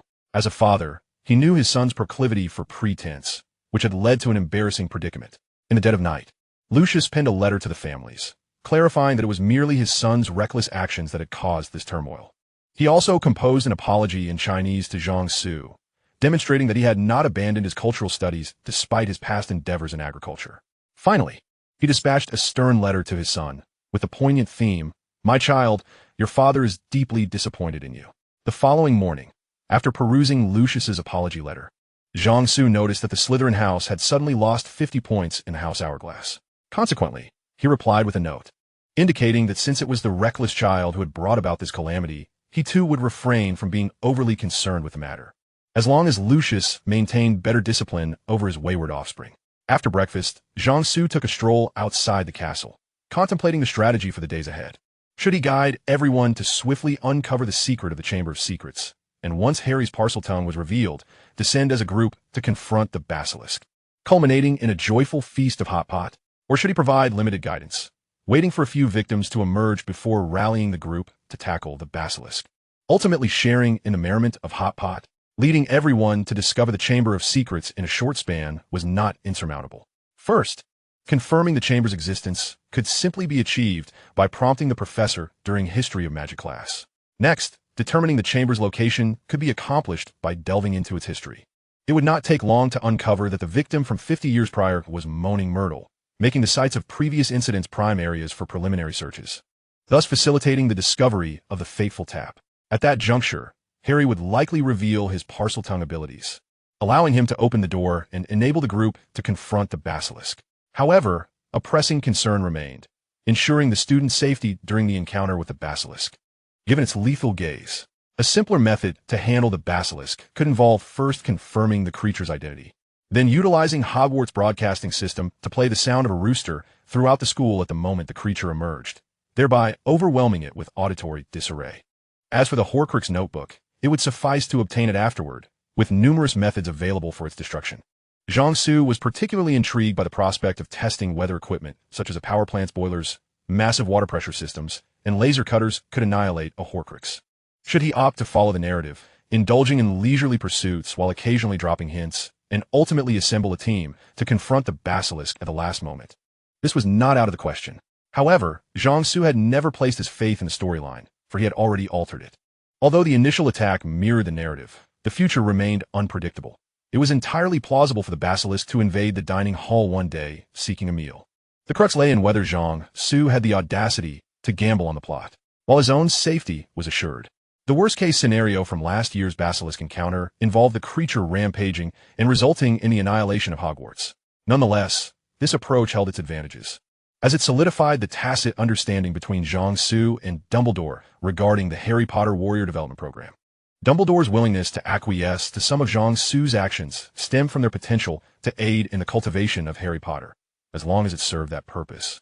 Anything was negotiable. Last semester, Jiangsu had assembled a team to confront Quirrell, which had served as a test of Dumbledore's boundaries, ultimately crossing a line that elicited a notably grim expression from Dumbledore, rivaling even Hermione's discontent. Fortunately, this incident was salvaged when Harry Potter garnered significant acclaim from it, appeasing Dumbledore. Following that episode, Jiangsu and Dumbledore had effectively exchanged confidences, fostering a deeper rapport between them. When Jiangsu mentioned his intention to investigate yesterday, it subtly indicated his desire to involve Harry Potter, which prompted Dumbledore's agreement. Jiangsu needed to cultivate Harry Potter, otherwise he would have sought out Ginny's notebook long ago, resolving matters swiftly. In a state of indecision, Jiangsu retrieved a coin, opting to let fate decide. Just as the coin soared into the air, he felt a tug on his robe. Turning to find Ginny blushing behind him, he suddenly recalled something important, causing him to fumble and drop the coin, which vanished into a nondescript mouse hole in the ground. At that moment, he heard Ginny's voice, soft and tentative, inquiring, "I heard Madame Pomfrey say that you checked on me while I was unconscious." Chapter 41. The wisdom of the masses is boundless. Drenched in sweat like the cascading waters of Lushan, Jiangsu's foremost desire at that moment was to rush to Professor Lockhart and exclaim, "Professor, I wish to learn the memory charm." Although Lockhart was often unreliable, his proficiency with the memory charm was nothing short of masterful, reaching a level befitting a professor. Human memory is a delicate construct, and the magic to erase it is exceedingly intricate. A misstep could lead to anything from confusion to permanent impairment. Purposefully erasing specific memories without causing obvious harm posed a significant challenge to the skill of the caster. It is akin to shredding an entire book, which is relatively simple. Yet selectively tearing out specific content requires identifying the relevant pages while preserving the book's integrity. If Jiangsu were to attempt the memory charm now, the outcome would be akin to employing a brick to cast the spell physically. He spent 15 minutes explaining to Ginny that he had primarily examined the scars on her arm and shoulder, assuring her he had not engaged in any peculiar actions, and that Dumbledore and several professors were present in the infirmary at the time. As for Ginny's belief in his words, Jiangsu was convinced, and eventually, Ginny managed to convince herself as well. After all, her courage in broaching the subject with Jiangsu stemmed from a desire for reassurance. Upon entering the reading room, Jiangsu observed the parchment announcing the afternoon seminar's theme, the Chamber of Secrets, signaling a busy afternoon ahead. Throughout the morning, he remained seated, contemplating his two proposed plans. During this time, he noticed Harry attempting to approach him on 2 or 3 occasions, only to abandon the effort midway. Jiangsu chose to ignore him. Who could ascertain whether Harry wished to discuss the Basilisk or Ginny? Both topics were fraught with complications. By 3 o'clock in the afternoon, the reading room buzzed with more activity than usual, as the long table at its center was filled to capacity. The surrounding open space was teeming with onlookers. The atmosphere today bore a weightier gravitas compared to the usual lightheartedness that filled the air. It seemed as though a conference was underway. And Jiangsu was the first to speak. Last night, Lady Loris had been attacked. However, following an examination by the professors, it was determined that she had not succumbed to death, but had instead been petrified. Moreover, inscribed upon the wall at the scene of the incident were the ominous words, "The chamber has been opened. Beware of the air." We must note that prior to this, Ginny Weasley had also been attacked and injured. It is imperative that we clarify these matters. What is the chamber? What lies within it? Who is the heir? Is there a connection between Ginny's attack and this incident? Upon hearing Jiangsu mention this matter, Ginny's face paled, and she trembled, leaning against Harry, much to Ron's dismay. A seventh-year student from Slytherin, Jed Sturl, spoke up. For a long time, legends regarding the chamber and hidden passages have circulated within Hogwarts. The students from magical families nodded in agreement, acknowledging their familiarity with the tale. When Hogwarts Castle was constructed, it was during an era when Muggles were fervently hunting witches and wizards. In anticipation of potential Muggle assaults, numerous secret passages and chambers were built within the castle. As time passed and the threat from Muggles waned, these passages and chambers fell into disuse. Many years later, they were gradually rediscovered. Regarding the passages, I believe the Weasley twins hold the most expertise. The twin brothers grinned and nodded at the crowd. As for the chamber, many of them are named, such as the one we have all frequented. The older students exchanged knowing smiles, drawing curious glances from the younger ones. However, the only chamber that bears the name the chamber is the fabled one. Jed Sturl concluded with a serious expression, and many Slytherin students nodded gravely in agreement. This morning, I consulted Professor Binns regarding the chamber, stated Penelope Clearwater, the head girl of Ravenclaw, as she opened a notebook. Here are Professor Binns' insights. You see, Hogwarts School was founded over 1,000 years ago, though the exact date remains uncertain. The founders were the 4 greatest witches and wizards of that era, and the 4 houses were named in their honor: Godric Gryffindor, Helga Hufflepuff, Rowena Ravenclaw, and Salazar Slytherin. Together, they constructed this castle, away from the prying eyes of Muggles. For during that time, the common folk feared magic, and witches and wizards suffered much persecution. In the early years, the founders worked harmoniously, seeking out young individuals who displayed signs of magic and bringing them to the castle for proper training. However, over time, differences arose. The rift between Slytherin and the others widened. Slytherin wished for Hogwarts to be more selective in its admissions, believing that magical education should be restricted to pure-blood families. He was unwilling to accept Muggle-born children, deeming them unreliable. Eventually, Slytherin and Gryffindor had a fierce argument over this issue, resulting in Slytherin leaving the school. Reliable historical records inform us of this. Yet, these straightforward facts have been obscured by strange legends surrounding the chamber. According to the tale, Slytherin constructed a secret room within the castle, unbeknownst to the other founders. The legend claims that Slytherin sealed the chamber, ensuring that no one could open it until his true heir arrived at the school. Only that heir could unlock the chamber, unleashing the horrors contained within to cleanse the school of all unworthy of studying magic. Upon finishing her recitation, a profound silence enveloped the students. What then? Are the horrors that lie within? Inquired a student from Hufflepuff. The students erupted into animated discussion. Perhaps it is a powerful magical artifact.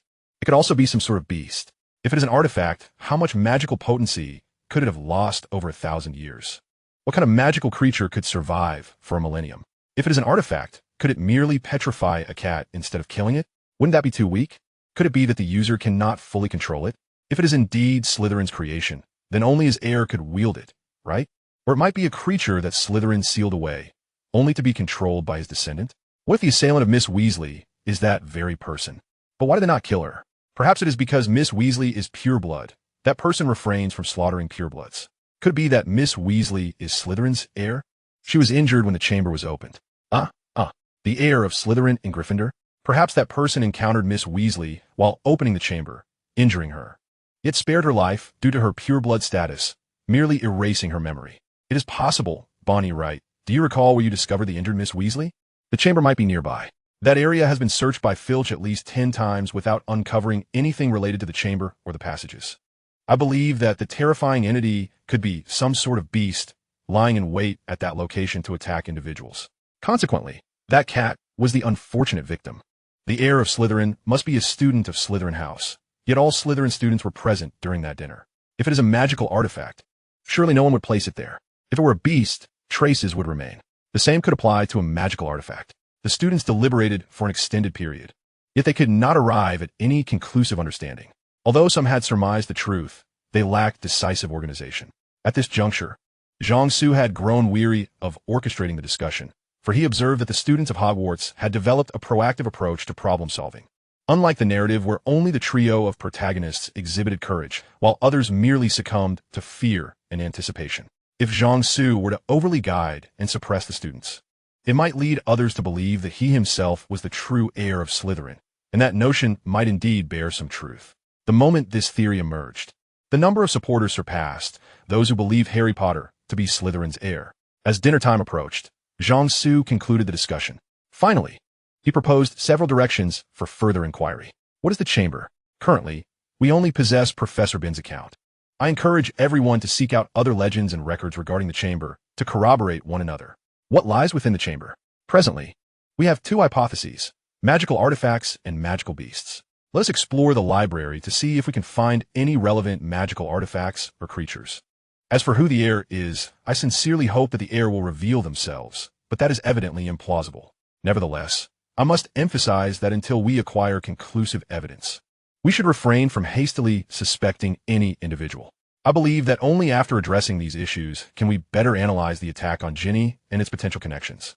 Furthermore, it is crucial for everyone to remain vigilant regarding any unusual details in their surroundings. Sometimes, these minutiae can yield significant clues.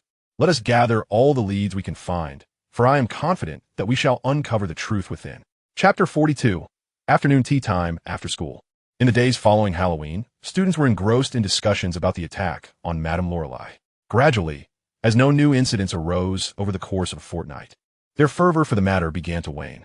Aside from the trio of Harry Potter, another group of students formed a collective dedicated to the ongoing investigation. Among the members of this group were half of last year's team that had collaborated to confront Quirrell. They had graduated at the end of the previous term, leaving over 20 still enrolled. Having shared experiences both in their studies and challenges, these students forged bonds that set them apart from their peers. As the new term commenced, the remaining members frequently engaged in activities together, swiftly coalescing into a collective that encompassed all four houses. While brainstorming a name for their group, Jiangsu casually suggested afternoon tea time after school in response to Zhang Qiu's inquiry, and the name was met with approval. Thus, it was adopted. This outcome caused Zhang Su mild discomfort. Afternoon tea time after school was characterized by its informal nature, where members gathered at designated times to partake in leisurely pursuits, discussing gossip over tea, reading, sampling cuisine, playing table tennis, and forming friendships. There was no designated leader. When action was required, a few individuals were elected to take charge. Members were also permitted to invite suitable friends to join, though they were selective about whom they brought along. Within a mere 2 months, the group's membership swelled to nearly 50, encompassing almost all the high achievers at Hogwarts. However, the trio of Harry Potter seldom attended their gatherings. This loose-knit assembly did not elude Dumbledore's notice. Following the attack on Madame Lorelei, afternoon tea time after school mobilized as a collective, led by several prefects, to embark on a comprehensive investigation. To Jiangsu's surprise, their inquiries proved remarkably reliable and progressed at a pace far exceeding that of Harry Potter's group. Over the course of 2 weeks, the members of afternoon tea time after school confirmed from their familial archives that the Chamber of Secrets was indeed the legacy of Salazar Slytherin. They uncovered that the chamber had been opened once 50 years prior, with the victim being the Weeping Myrtle and the suspected perpetrator, Rubeus Hagrid. Among the possible locations for the chamber's entrance was the very lavatory where Myrtle resided. Additionally, they enumerated several potential artifacts within the chamber, including a variety of magical items unknown to Jiangsu, as well as magical creatures like the Basilisk. However, no credible theories emerged regarding the heir of Slytherin. They had even investigated the genealogies of students and professors at Hogwarts, including Filch, Madame Pomfrey, and Mrs. Weasley. The sheer number of students lent them considerable strength. While Hermione bore the intellectual burden in Harry's trio, this group consisted of numerous scholars. Moreover, many members were from magical families, whose elders had attended the school 50 years ago. Upon reaching out, these elders eagerly recounted events from that time. One student's family even sent a photocopy of the Ministry of Magic's investigation report on the murder incident in the chamber. It was no surprise that magical families were deeply invested in this matter, for they recognized the formidable power of such a student collective. The Death Eaters, once Voldemort's cadre, have been formed by rallying students within the school. Should this group continue to grow, it could potentially evolve into a formidable faction within the Ministry of Magic. If their children could secure a place within this assembly, their future influence could be immeasurable. At present, it seemed that as long as they could ascertain Harry's ability to speak Parseltongue and locate the elusive tap, this year would be devoid of further troubles, allowing everyone to indulge in a celebratory feast. The developments left Jiangsu feeling somewhat uneasy, as his prior considerations appeared futile. The momentum was now propelling itself forward without his guidance. Jiangsu observed that the students at Hogwarts had an abundance of leisure time, engaging in Sherlock Holmes-style games, which enabled them to swiftly reach conclusions. Upon his arrival at Hogwarts, Jiangsu perceived the students' campus life as rather monotonous. There were no morning readings, evening study sessions, pop quizzes, midterms, or extracurricular textbooks, and the homework load was relatively light. This was quite an adjustment for someone like Jiangsu, accustomed to laboring tirelessly over academic challenges. Reflecting on his previous life, he wondered why he couldn't have spent his evenings at school tackling more assignments instead of wandering the corridors. Media outlets had relentlessly criticized the previous generation's examination-oriented education as exceedingly outdated, warning that such practices could lead to national decline. Yet in the blink of an eye, the average age of teams involved in the Chang'an program, large aircraft development, and high-speed train initiatives had all surpassed 30. Jiangsu speculated that in over 20 years, he might find himself tasked with constructing a high-speed rail line connecting London to Hogwarts. The tranquility of Hogwarts was further exacerbated by the lack of extracurricular activities. Quidditch, for instance, had a mere 50 members in total, including substitutes, leaving many students as mere spectators. With adolescents brimming with energy, their pent-up vigor often led to infractions of school rules. Perhaps if the professors were to triple or quintuple the homework load, Harry's father would have had little energy left to provoke Snape, and perhaps Snape would have successfully courted his childhood sweetheart. However, all of this began to change at the start of this term. During the summer, Professor McGonagall had traveled abroad, visiting magical schools in China from junior high through university. As the academic year in the UK concluded in early July, she arrived just in time for the end of term. Professor McGonagall returned to Hogwarts profoundly shaken. Upon sharing her observations with Dumbledore and the other professors, a heavy silence ensued. Subsequently, Dumbledore penned a lengthy letter to Jiangsu, the contents of which would become a subject of speculation among British historians for many years. It was only many years later, during the commemoration of Dumbledore's 30th death anniversary, that Jiangsu chose to reveal this letter, thereby introducing a new mandatory history question for British students. As the new term commenced, students at Hogwarts began to notice several changes within the school. In terms of regulations, the management of nighttime activities had been relaxed, with curfew hours adjusted to 10 o'clock on regular days and midnight before holidays.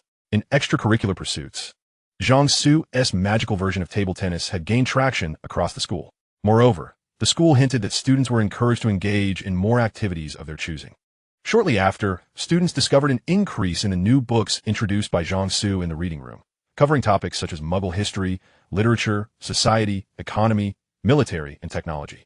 To Jiangsu's astonishment, the most borrowed books among the students were detective novels, particularly the collection of Sherlock Holmes stories.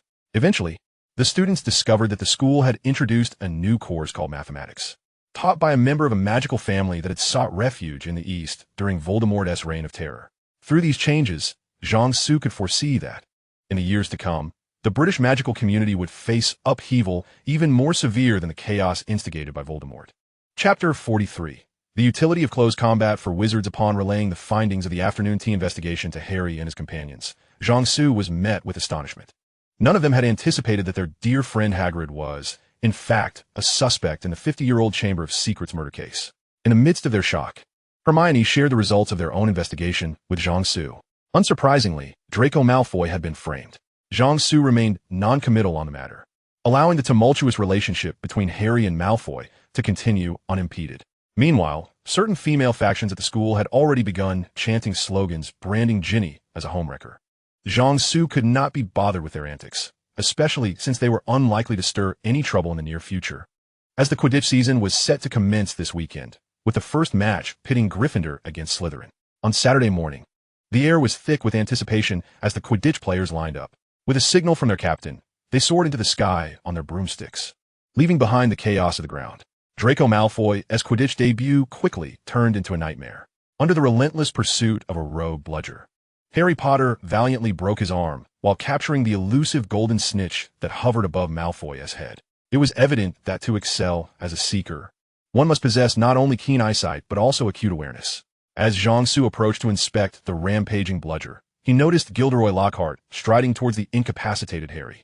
After much effort, Jiangsu and the Weasley twins managed to confine the rogue bludger into a box. However, as they did so, they observed that Harry's right arm had completely succumbed. Subsequently, Jiangsu carried the box and followed the stretcher bearing Harry into the castle, making his way towards Professor Dumbledore's office. "Professor Dumbledore, I believe you ought to examine this bludger," Jiangsu said, placing the box on Dumbledore's desk. Where the bludger continued to thrash violently, Dumbledore nodded and, with a flick of his wand, opened the box, nearly getting struck by the escaping bludger. After subduing the agitated bludger with his wand, Dumbledore meticulously examined the erratic ball. After a considerable time, he lifted his gaze, a grave expression etched upon his face. "It has been enchanted, and not with a common wizarding curse." "A house elf, a born assassin," Jiangsu replied. Dumbledore nodded, deep in thought. At the start of the term, Harry and Ron had been barred from the platform. Not long into the school year, Miss Weasley had been attacked. On Halloween Eve, Harry, Ron, and Hermione were the first to arrive at the scene where Madame Pomfrey had been assaulted. Today, Harry had narrowly escaped having his skull fractured by the bludger. Jiangsu recounted the events of the term to Dumbledore, omitting Harry's meeting with Dobby during the holiday, as Harry had not shared that with him or Dumbledore. Dumbledore furrowed his brow, sensing that the situation was far more complex than it appeared, and gestured for Jiangsu to continue. "Of the incidents that have occurred, both the train station event at the start of the term and today's bludger attack are clearly targeting Harry," Jiangsu stated. "The incident at the station isolated Harry and Ron from the rest of the Weasley family, leaving them vulnerable. Had they not immediately taken the car to escape, but instead sought help via owl, as many would presume, they would have found themselves completely unprotected, without any adult wizards or means of communication." Dumbledore's gaze sharpened, and with the bludger attack of today, it became clear to him what Jiangsu implied. Today's bludger aggressively targeted Harry with tremendous force, breaking his arm. "I witnessed it make several direct assaults toward his head. Had Harry not dodged, he would have either fallen from the sky or met his demise in midair." Jiangsu continued, undeterred by Dumbledore's increasingly solemn demeanor. "Moreover, regarding the attack on Halloween Eve, Harry and his friends arrived at the scene before the other students. Had Madame Pomfrey not been there first, they might have been the ones attacked. Only in the case of Miss Weasley's assault do we currently lack any leads."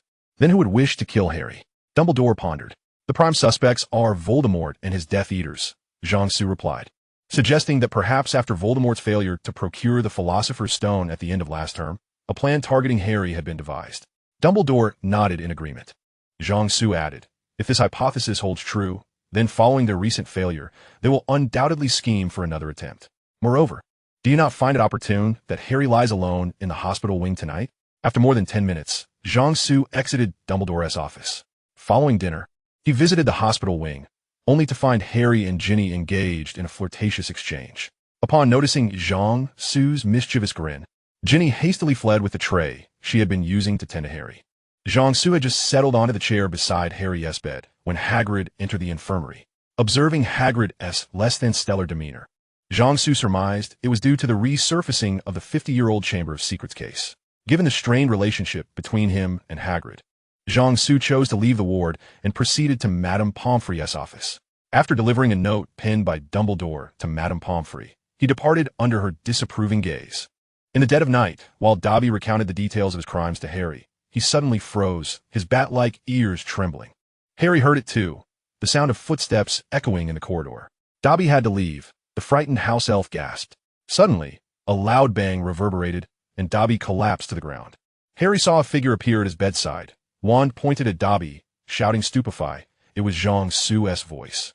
Just as Harry attempted to call out to stop him, he witnessed Dobby rolling away, narrowly evading Jiangsu's spell.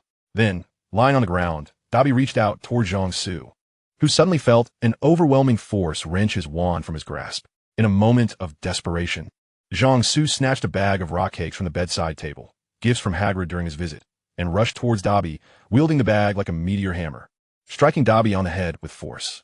With a thud, Dobby succumbed to unconsciousness. Jiangsu called back his wand, cast a stunning charm on Dobby, and conjured ropes to bind him securely. Gazing at the bag of rock cakes in his left hand, Jiangsu was reminded of the steamed buns from his middle school cafeteria in his previous life. In those days, the buns served in the cafeteria were characterized by three prominent features. They were quite large, exceedingly inexpensive, and remarkably tough. Among my classmates, there was one whose family faced financial hardships, often purchasing the cheap buns to take home. One day, while he was making his way home after school with a bag of buns in hand, he encountered a thief being pursued, rushing towards him. As the thief drew near, he swung the bag of buns and struck the thief squarely in the face. The combined momentum sent the thief crashing to the ground.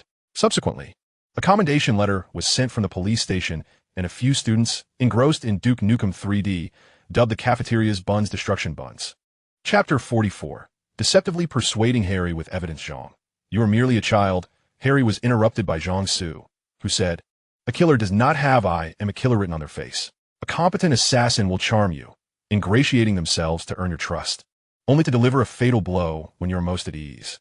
Reflect on the beginning of the school year. You were unable to reach the platform and were separated from Mr. and Mrs. Weasley, devoid of any adult wizard's protection, had you not swiftly departed in a car. If the Dark Lord's minions sought vengeance for him at that moment, do you believe you and Ron would have survived? Today, regarding Dobby's manipulation of the bludger, can you discern whether it was a desire to spare your life or merely a failure to do so under your evasive maneuvers? On the eve of Halloween, had you and Ron arrived at that location before Madame Pomfrey, perhaps it would have been you, Ron, and Hermione under attack. Moreover, Ginny was severely injured in an assault, and the circumstances surrounding it remain suspicious. In such a brief span, you, with your unique status, have encountered numerous incidents. Do you truly believe these are mere coincidences? Professor Dumbledore and I recognize the peril of your solitude in the infirmary tonight, which is why Professor Dumbledore instructed Professor Snape and me to covertly protect you. Harry looked dumbfounded at Snape, who emerged from another corner of the infirmary. Jiangsu approached and patted Harry on the left shoulder, continuing, I will hand Dobby over to Professor Dumbledore. You should trust that he will not wrong an innocent nor let a villain escape. Harry found it difficult to accept such assertions, yet he could not deny the validity in Jiangsu's words, leaving him momentarily speechless. At that moment, the infirmary door swung open, and Dumbledore entered, retreating as he carried one end of a sculptural object. A second later, Professor McGonagall appeared, holding the other end. Together, they placed it gently upon the bed. Go fetch Madame Pomfrey, Dumbledore instructed McGonagall, who hurriedly exited. Dumbledore then glanced toward Jiangsu, who pointed to Dobby, bound and resembling a dumpling on the floor, nodding in acknowledgement. Shortly thereafter, McGonagall returned with Madame Pomfrey. What transpired? Madame Pomfrey quietly inquired, bending down to examine the statue. Another attack incident, Dumbledore replied. McGonagall discovered him on the stairs. It was Colin Creevey, and he had a bunch of grapes with him, McGonagall added. We suspect he intended to sneak in here to see Potter. Harry covered his face with his unscathed left hand, trembling uncontrollably. Jiangsu and Snape approached the bed. Jiangsu observed Colin's face, frozen in shock, eyes wide, his hands clutching his camera. Petrified? Madame Pomfrey asked. Indeed, McGonagall confirmed. It sends chills down my spine. Had it not been for Albus happening to descend the stairs, who knows what might have transpired? The five of them focused intently on Colin.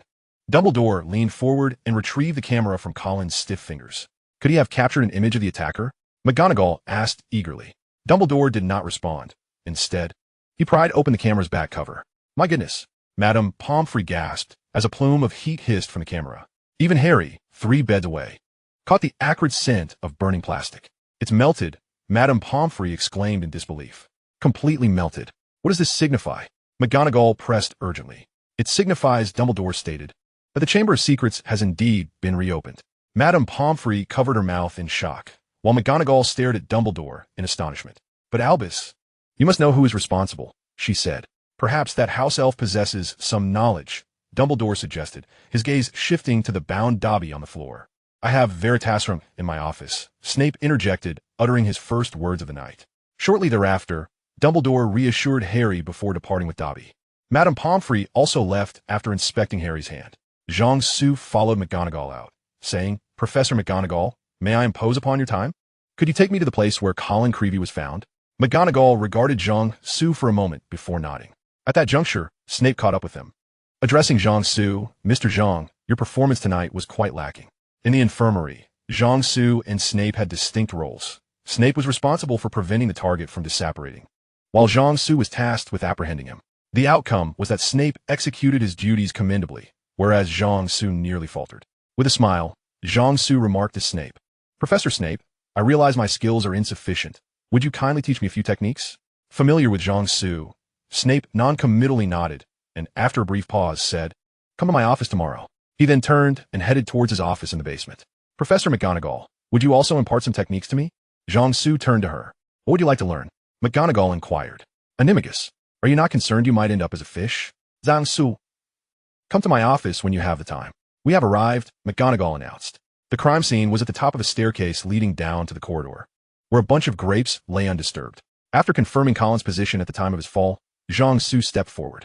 From Colin's position, Zhang Su observed that the staircase led directly into a corridor, at the end of which was a corner, illuminated by light from the corridor beyond. It was highly probable that he had seen the shadow of the light from that corridor and, while raising his camera to take a photo, was attacked. Zhang Su conveyed this to McGonagall, who nodded in agreement. After failing to uncover any valuable clues in the vicinity, they parted ways. As Zhang Su departed, he took the bunch of grapes with him. Lying in bed, Zhang Su found himself unable to sleep. The loss of his wand to Dobby weighed heavily on him. It was not a matter of insufficient strength, but rather an improper mindset. Had Zhang Su been more serious at that moment, Dobby's disarming spell would not have succeeded.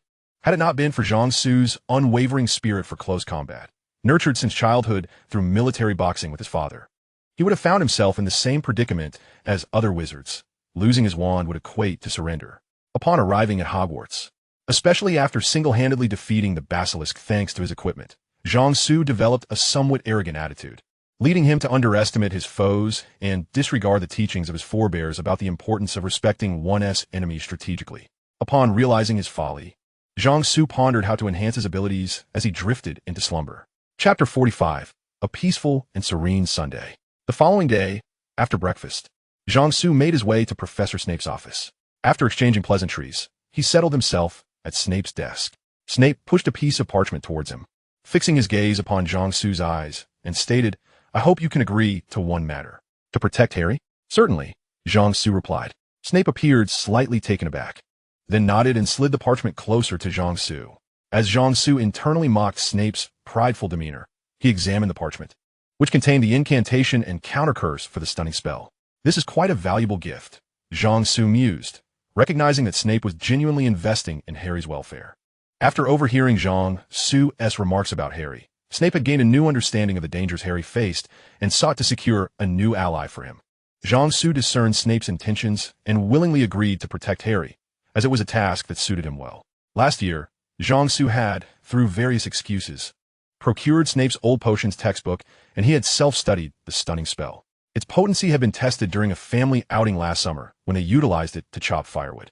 Observing the parchment's updated version of the spell, Zhang Su noted its simplified casting and enhanced power.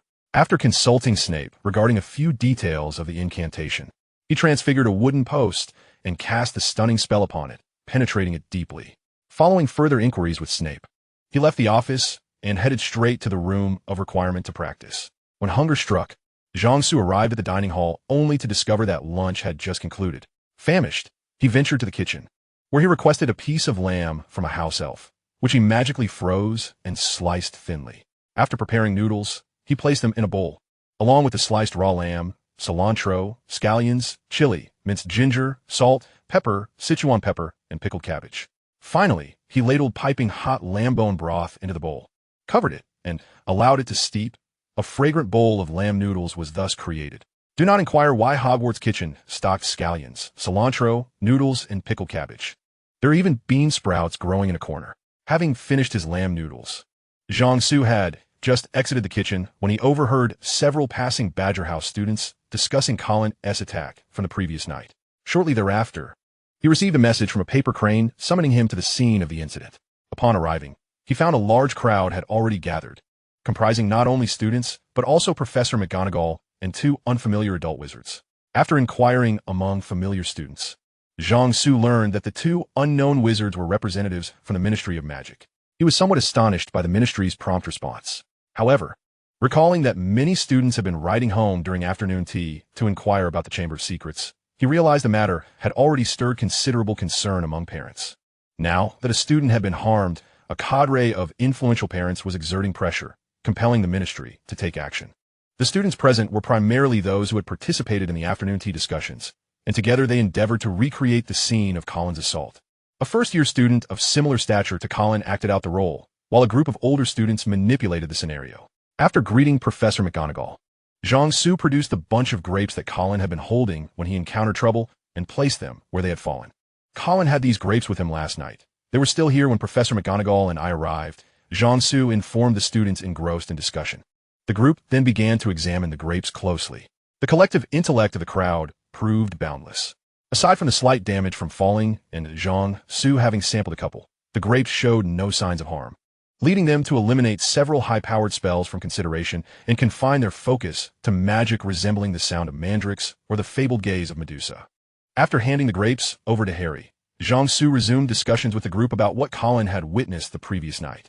Soon, they reached the same conclusion that Jiangsu had drawn. Colin had seen a shadow cast from the corner of the opposite corridor before picking up his camera. In a moment of astonishment for the ministry's staff, the students proceeded to seal all windows surrounding the corridor and staircase, igniting lamps to recreate the atmosphere of the previous night. The first hypothesis to be dismissed was that of magical artifacts, as the shadow of someone wielding such an item would unlikely provoke fear in Colin. This left only magical creatures as the remaining suspects. The students then transfigured several selected magical creatures into physical forms, referencing illustrations from their texts to test the shadows they cast. It turned out that the shadows were indeed quite menacing.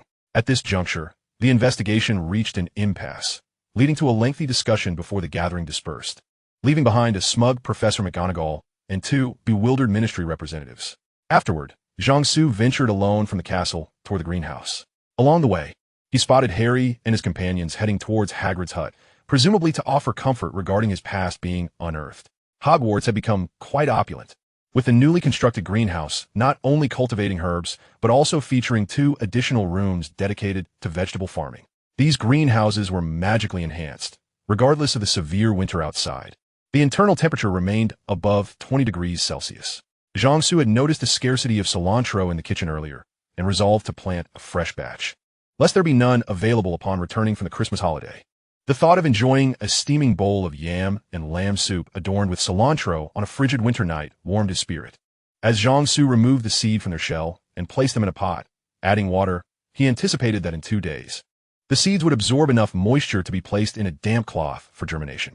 Exiting the greenhouse, he spotted Professor McGonagall accompanied by the 2 ministry officials also en route to Hagrid's hut. Paying them no mind and noting that it was mealtime, he returned to the dining hall for dinner. However, it seemed that while Jiangsu was avoiding trouble, trouble was not inclined to avoid him.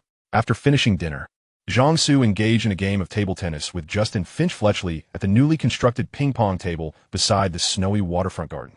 Hailing from a Muggle family, Justin's parents were also enthusiasts of sport, and he had played since childhood. Among his peers, he dared to claim the second position, for no one else would dare claim the third. Once Jiangsu and Justin completed a match, Harry approached, requesting Jiangsu's assistance. Chapter 46, Extracurricular Life at Hogwarts. The multitude of unforeseen events this semester had left Harry somewhat overwhelmed. In the 3 months since the term began, 4 incidents had occurred, 2 of which took place within less than a day. Just this afternoon, his friend Hagrid had been taken away by the Ministry of Magic for questioning. Despite the Ministry's assurances that this was merely a routine inquiry and not an abduction for feeding to Dementors, Hagrid, bearing psychological scars, felt a degree of resistance.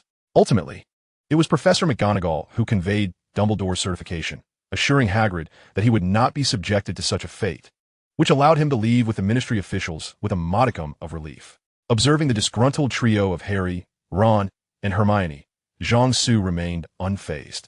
In the face of such serious incidents, it was only natural for the authorities to begin their investigation with individuals who had prior offenses and tendencies for wrongdoing. Hagrid had borne the brunt of a similar case 50 years prior and had escaped criminal charges only due to his age, resulting in his expulsion. However, few knew that he was merely a scapegoat. Hence, when trouble arose again, who else would they question if not him?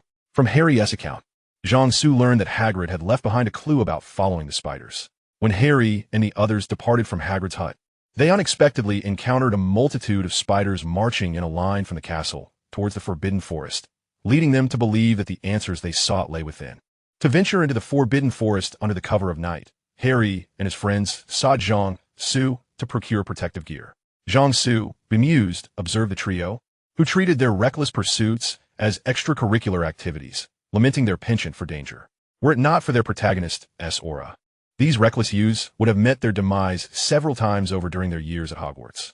Ultimately, Jiangsu sold each of them 2 protective charms, and he also produced a brooch embedded with a transparent gemstone, which he handed to Harry. Harry recalled seeing Jiangsu with the same brooch in the infirmary the previous night. This was a recording brooch, developed just days prior in collaboration with Professor Flitwick. Once imbued with magical energy, it could capture 2 hours of footage and sound, akin to a video recorder. After a successful trial run the night before, Jiangsu decided to sell it to Harry at a reasonable price. As Harry prepared to leave after paying, Jiangsu added, "In the event of any unforeseen circumstances, make haste and signal me. I'll come to your aid if I see it. If not, then so be it." Watching Harry and his companions stealthily make their way towards the Forbidden Forest, Jiangsu meandered about. Traditionally, Hogwarts had few extracurricular activities, but following the amendment of school rules this semester, the students began to flourish. Young wizards naturally devised their own ways to enjoy themselves. By the lakeside, a group of flying enthusiasts formed a flying club. They first approached Madame Hooch to repair the unused brooms in the school due to malfunctions, and then they all took to the grass to fly for fun. Eventually, a young wizard from a Muggle background found flying in circles monotonous, and inspired by racing circuits and equestrian competitions, he and a few friends created a broomstick racing track by the lake. The track featured a series of 2-meter diameter rings that participants had to fly through in succession, requiring intricate maneuvers such as S-turns, spiraling ascents, vertical dives, and low-level flying. Additionally, they erected a leaderboard at the finish line where the top 20 fastest times could be recorded. This new activity quickly gained popularity among the young wizards, with long queues forming daily. Adjacent to the flying club's track was a row of outdoor canopies with tables and chairs, the domain of the culinary club. Founded by a group of young badgers, their original meeting place was the kitchen, but after a house elf inadvertently served their experimental dish of eels on the dining hall table, Zhangsu intervened. He convinced them that they should not hide in the kitchen for their amusement, but should face the entire student body, suggesting a location with high foot traffic between the flying track and the snowy garden, which was more suitable for their endeavors. Thus, couples enjoyed their pastries nearby, while single students exerted themselves on the flying track to catch the attention of their peers, creating a vibrant scene on campus. The 4 ice castles, initially constructed by students from all 4 houses for snowball fights, had now transformed into bases for various reading and magical research societies. These reading groups, which began as small gatherings of friends, gradually expanded as members invited others, growing into groups of 10 to 50. Distinctions among the groups began to emerge, some focusing on the history of magic, others on potion making, with the largest group concentrating on Muggle studies. After Jiangsu introduced a plethora of books on modern Muggle society, many traditional young wizards felt as though they had opened a door to a new world, only to have their worldview abruptly shattered. The student years are indeed the most receptive to new ideas, when concepts such as artificial satellites, the Apollo moon landing, nuclear weapons, massive oil tankers, and the Concorde supersonic passenger jet, things unfathomable in the wizarding world, were presented to them. Many young wizards found their belief shattered. It was reminiscent of the 1980s when citizens, emerging from isolation, encountered the dazzling world of capitalism, causing many who had been indoctrinated with anti-capitalist sentiments to undergo a paradigm shift. Even as the nation began to rise in power in the 21st century, many who had knelt for too long found it difficult to stand again. Having indulged in a feast of pastries at the culinary club, Jiangsu was now enlightening a group of young wizards about artificial satellites, leaving them in a state of bewilderment. Halfway through his explanation, an intriguing thought crossed his mind. Why were there no products like comfort charms or protective enchantments imported from the Muggle world into the British wizarding community? Would Muggle-born witches, accustomed to the comforts of Muggle products during their holidays, be unwilling to revert to the medieval standards of magical society? Or perhaps magical products possessed unique enchantments? Jiangsu dared not dwell on it further. The thought of broaching such a subject with a girl was likely to end poorly for him. Suddenly, a cacophony of screams and commotion erupted outside. Jiangsu rushed to the window, peering out to discover flames erupting deep within the Forbidden Forest, with a red signal flare bursting into the sky. Without hesitation, he retrieved his flying broom from his enchanted bag and soared towards the source of the flare. Chapter 47, Echoes of the Past. Harry felt particularly unfortunate lately, as misfortune seemed to follow him relentlessly. After delving into the events of yesteryears with Aragog, the descendants of the Great Spider surprisingly wished to include the trio in a lavish dinner, observing the densely packed arachnids forming an impenetrable barrier around them. Harry brandished his wand and conjured a ring of fire around them, simultaneously sending out a distress signal. Outside, the spiders relentlessly spewed silk at the flames, attempting to extinguish the fiery barrier. Meanwhile, Harry and his companions tirelessly fed the flames, clinging to their lifeline. Time seemed to stretch endlessly. Perhaps it was mere minutes, or perhaps an hour, when just as Harry and the others felt their magical reserves dwindling, a gust of wind announced the arrival of a figure on a broomstick at their side. "What's going on? Zhang Su im Gui? They're going to eat us!" Harry exclaimed urgently. Zhang Su tossed the broom to Harry, declaring, "This broom can carry 3 people. You take Ron and Hermione and go." "No way. If we're leaving, we leave together," Harry shouted, filled with fervor. "Zhang, you take Hermione and Harry and go. I'll stay. After all, I have my brother's Ron here," he insisted.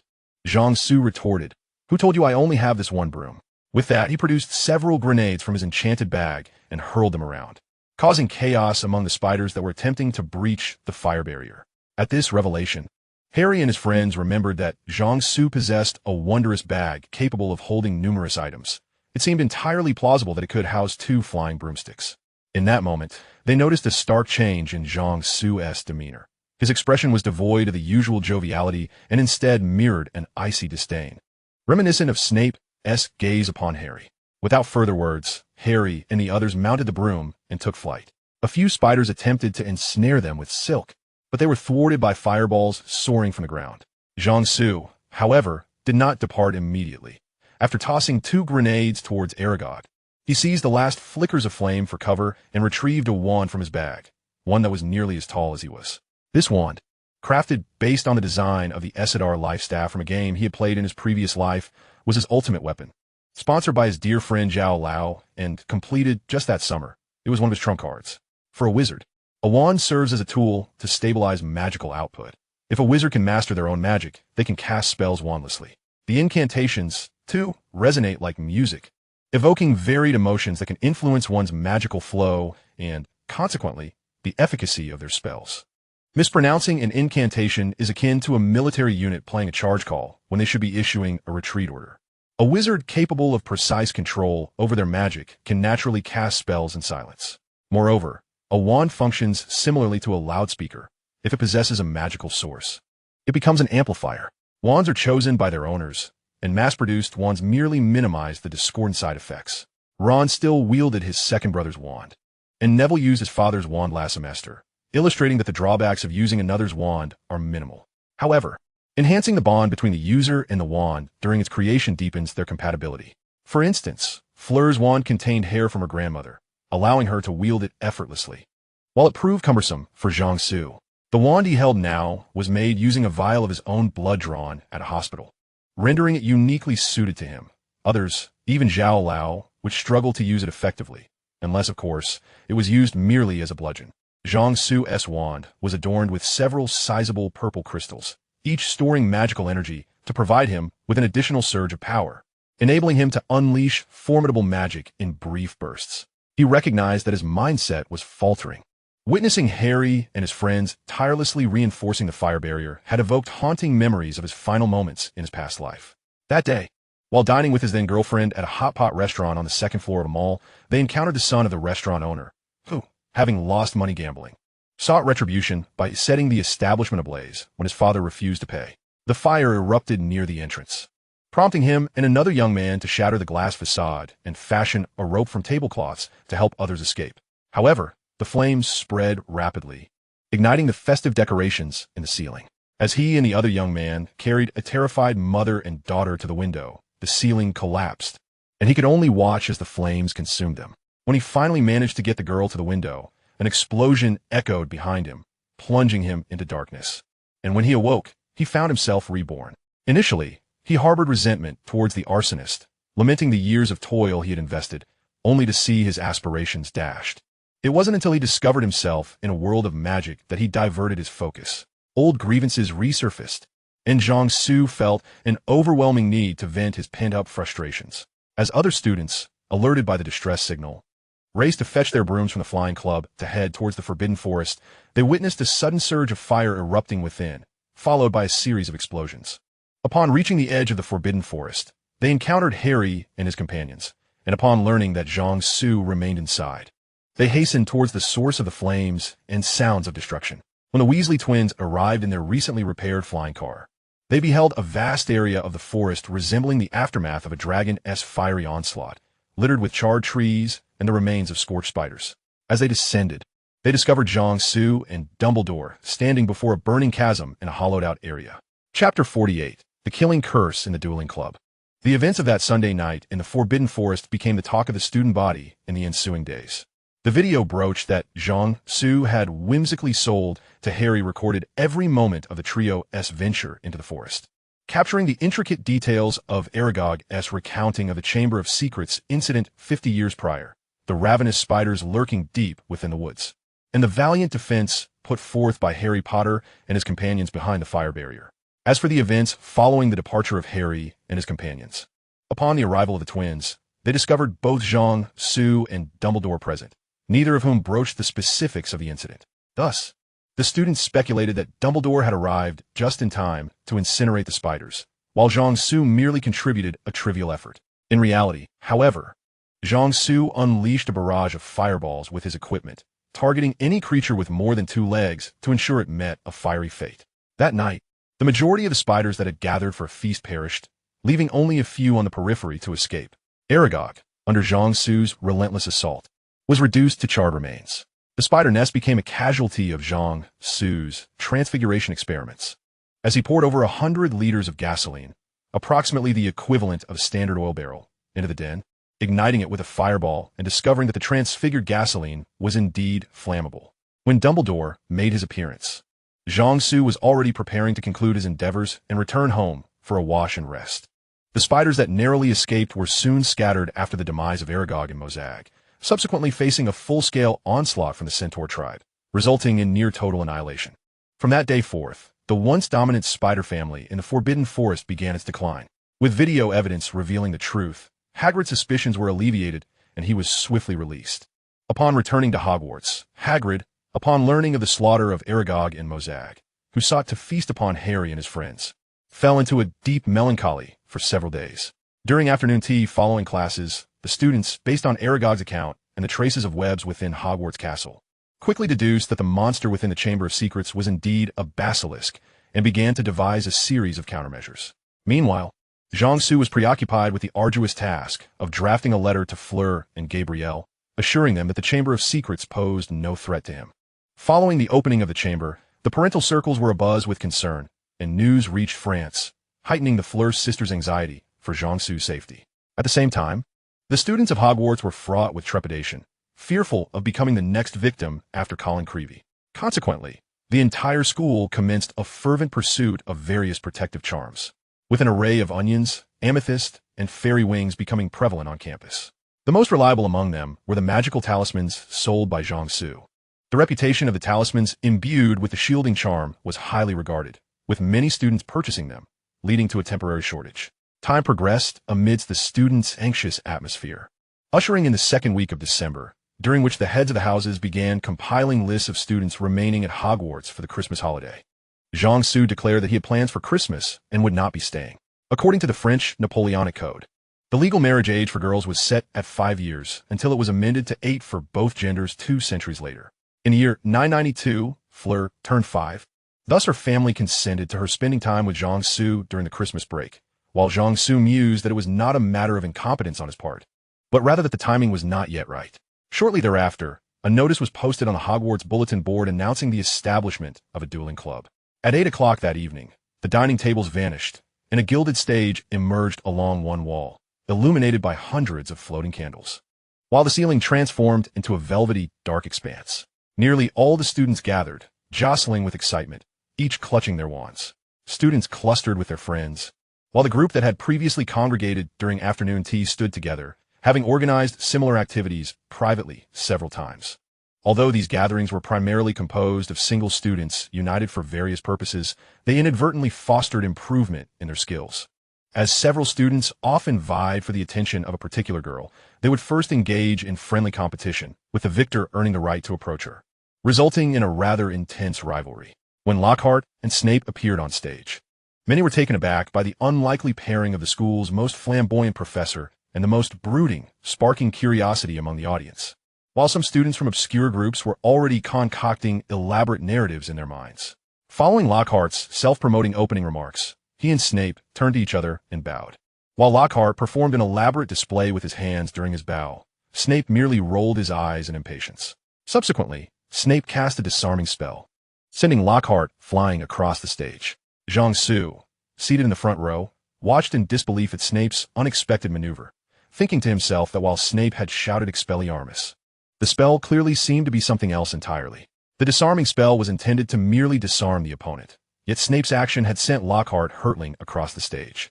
Could it be that Lockhart was akin to a magical girl or weapon? Amidst the applause from the Slytherin students, Lockhart staggered back onto the stage, exclaiming, "That is a disarming spell. As you can see, I have lost my wand." "Ah, thank you, Miss Brown." "Yes, Professor Snape, demonstrating this spell was a brilliant idea. Though I must say, your intent was quite clear. If I had wished to thwart you, it would have required no effort at all. I believe, for the sake of expanding their knowledge, we ought to let them witness it." With a fierce glare, Snape suddenly addressed the audience. "Mr. Zhang, please come up and demonstrate alongside Professor Lockhart." This time, it was Lockhart who appeared taken aback. However, true to his nature, Lockhart quickly regained his composure and welcomed Jiangsu, saying, "We warmly invite you, Mr. Zhang from the distant east, to demonstrate the magic of the Orient." Jiangsu gazed at Snape in disbelief, his expression questioning what he had done to provoke him, while Snape simply returned a smirk. Reluctantly, Jiangsu ascended the stage. Throughout the semester, he had successfully avoided Lockhart's attempts to bask in his limelight, as Lockhart had attempted to corner him in the library several times at the beginning of the term, only to be evaded by Jiangsu. After several failed attempts, Lockhart had given up and resorted to seeking attention through Harry Potter instead. Standing face to face, Jiangsu and Lockhart performed their respective bows before simultaneously waving their wands. Lockhart declared, "Expelliarmus," while Jiangsu intoned, "Avada Kedavra." Chapter 49. The most significant contribution tonight comes from Mr. Malfoy.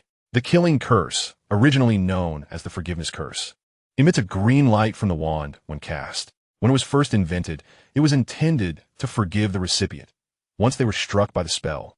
No matter what wrongs they had committed, the caster was compelled to forgive them. However, subsequent wizards forgot its original purpose and instead wielded it as a weapon of death. The preceding statement is purely fictitious. The Killing Curse requires an immense reservoir of magical power as a foundation and disregards all forms of defense. Naturally, Jiangsu would never cast such a curse at a professor within Hogwarts, as that would be akin to courting death. Jiangsu merely employed an enhanced version of the Lumos spell, exhibiting nothing more than mere effects of light and shadow. As a specialist in illumination magic, he had long since mastered the art of silent incantation. Even while singing Ala Cha, Cha, Li La Li La Ba, Li Gang Ding Gang duo, he could effortlessly cast his spells. Had Lockhart experienced the events chronicled in his own writings, his seasoned expertise would have allowed him to either swiftly see through Jiangsu's ruse, evade it, or confront it head-on with indifference to life and death, rather than being so startled that his wand fell and he collapsed to the ground. The magic Lockhart had just cast, naturally, failed to affect Jiangsu. Observing Lockhart, who sat on the ground, utterly dazed, Jiangsu shook his head as he descended from the stage. Below the stage, many students who were familiar with Jiangsu were well aware of his little tricks. Several, particularly close to him, had been startled by his antics on numerous occasions. Witnessing Lockhart still in a state of shock, Snape unhesitatingly seized command, initiating a series of combative exercises among the students. Chaos ensued as students began to settle old scores, casting spells in a flurry, resulting in a riot of tears and blood. Meanwhile, Jiangsu was approached by a few friends. Facing those with mischievous grins, Jiangsu muttered, "Is it really necessary? All I did was treat you to an incredibly spicy meat sandwich last night in the kitchen, and then offered each of you a bottle of Laozhang by Xichao water. Was Harry Potter enjoying it just fine?" As the onslaught began, Jiangsu decided to take the initiative, for the first strike would be the decisive one. The era calls forth. Thus, the affected few began to stretch. When Lockhart finally regained his senses and beheld the pandemonium, he shrieked, "Stop! Stop!" A cloud of colorful smoke enveloped the venue. Neville and Justin lay breathless on the floor. Ron faced a pale-faced Seamus. Hermione had just finished a bout with Millicent, having delivered a punch to her, while the individuals in front of Zhang Su had just completed their jumping exercises. It took Lockhart a considerable amount of time to restore order. Subsequently, Lockhart invited students to take the stage for demonstrations, with Snape specifically selecting Harry and Malfoy. On stage, Malfoy received Snape's whispered counsel, while Harry was left to contend with a rather incompetent ally. 1, 2, 3, begin, Lockhart announced. Malfoy made the first move, resulting in a blunder. The tip of Malfoy's wand exploded. Harry watched as a long black snake suddenly emerged, landing heavily on the floor between them and raising its head in preparation to strike. Several students screamed and quickly retreated, clearing a space. Zhang Su and several members of their afternoon tea group stepped forward.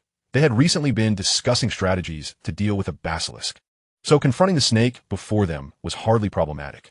At that moment, Harry also took action. Frosty winds, icy depths. A beam of white light shot from Harry's wand, striking the black snake and completely freezing it. Seizing the opportunity, while Harry was preoccupied with the snake, Malfoy launched another attack. Petrificus Totalis.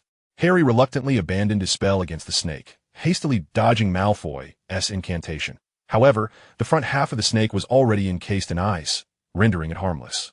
What followed was a flurry of spells exchanged between Harry and Malfoy, each equally matched. The students below, witnessing the thrilling duel, erupted in cheers for the two combatants. After several minutes, Malfoy's magical reserves dwindled, allowing Harry to seize a critical opportunity. Petrificus Totalis. This time, Malfoy was struck by Harry's spell and fell stiffly to the ground. Lockhart announced Harry's victory, marking the official conclusion of the evening's activities. As Harry and Ginny embraced while descending the stage, surrounded by jubilant friends, Zhang Su noted that the evening's developments were somewhat unexpected. Under Gandalf's tutelage, Harry had rapidly improved his magical prowess, ensuring that Malfoy's conjured snake posed no threat to others, thus keeping Harry's ability to speak Parseltongue under wraps. However, this was not the central concern. Harry, unaware of the implications of his ability, could easily be drawn into conversations with Zhang Su. At that moment, Zhang Su felt a tug at his robe. Looking around, he noticed students departing the dining hall, while Lockhart and Snape had vanished. To his surprise, the frozen black snake remained on the stage. The few students beside him, familiar with late-night kitchen escapades, exchanged knowing glances. Zhang Su, understanding their intent, ascended the stage with them to examine the snake. After a thorough investigation, they discovered that the snake was indeed real, not a mere magical simulation. It appeared that Malfoy's spell had belonged to the summoning category. Ecstatic, Zhang Su and his companions decided to transport the black snake to the kitchen. Upon arrival, they found the entire afternoon tea group present, celebrating Harry's victory over Malfoy. As Zhang Su and his friends entered with the snake, cheers erupted. Without hesitation, Zhang Su began directing the house elves on how to handle the snake. First, they severed the snake's head, then eviscerated it, retaining the gallbladder. They skinned the snake, cutting the flesh into pieces, and instructed the house elves to wash them thoroughly. After preparing a large pot filled with water, they placed the clean snake meat alongside the chicken that had been readied by the house elves. With the assistance of magic, the water in the pot quickly came to a boil, prompting Zhang Su to instruct the house elves to remove the frothy water. Next, he added generous amounts of ginger, goji berries, and longan, ensuring the house elves added sufficient water before commanding them to boil it vigorously and then simmer it gently. Finally, Zhang Su announced that everyone would be able to enjoy snake soup the following evening. Chapter 50, The Unexpected Suspect. On the evening following the Duel Club's event, the long table in the Hogwarts kitchen was filled with students, each person with a bowl of snake soup in hand. The various delicacies of Eastern cuisine adorned the table, and after an entire day of simmering, the soup was rich and aromatic. The house elves had magically separated the snake and chicken meat from their bones, ensuring no one would be at risk of choking. On this snowy night, a warm bowl of fragrant snake soup would surely envelop everyone in a comforting warmth.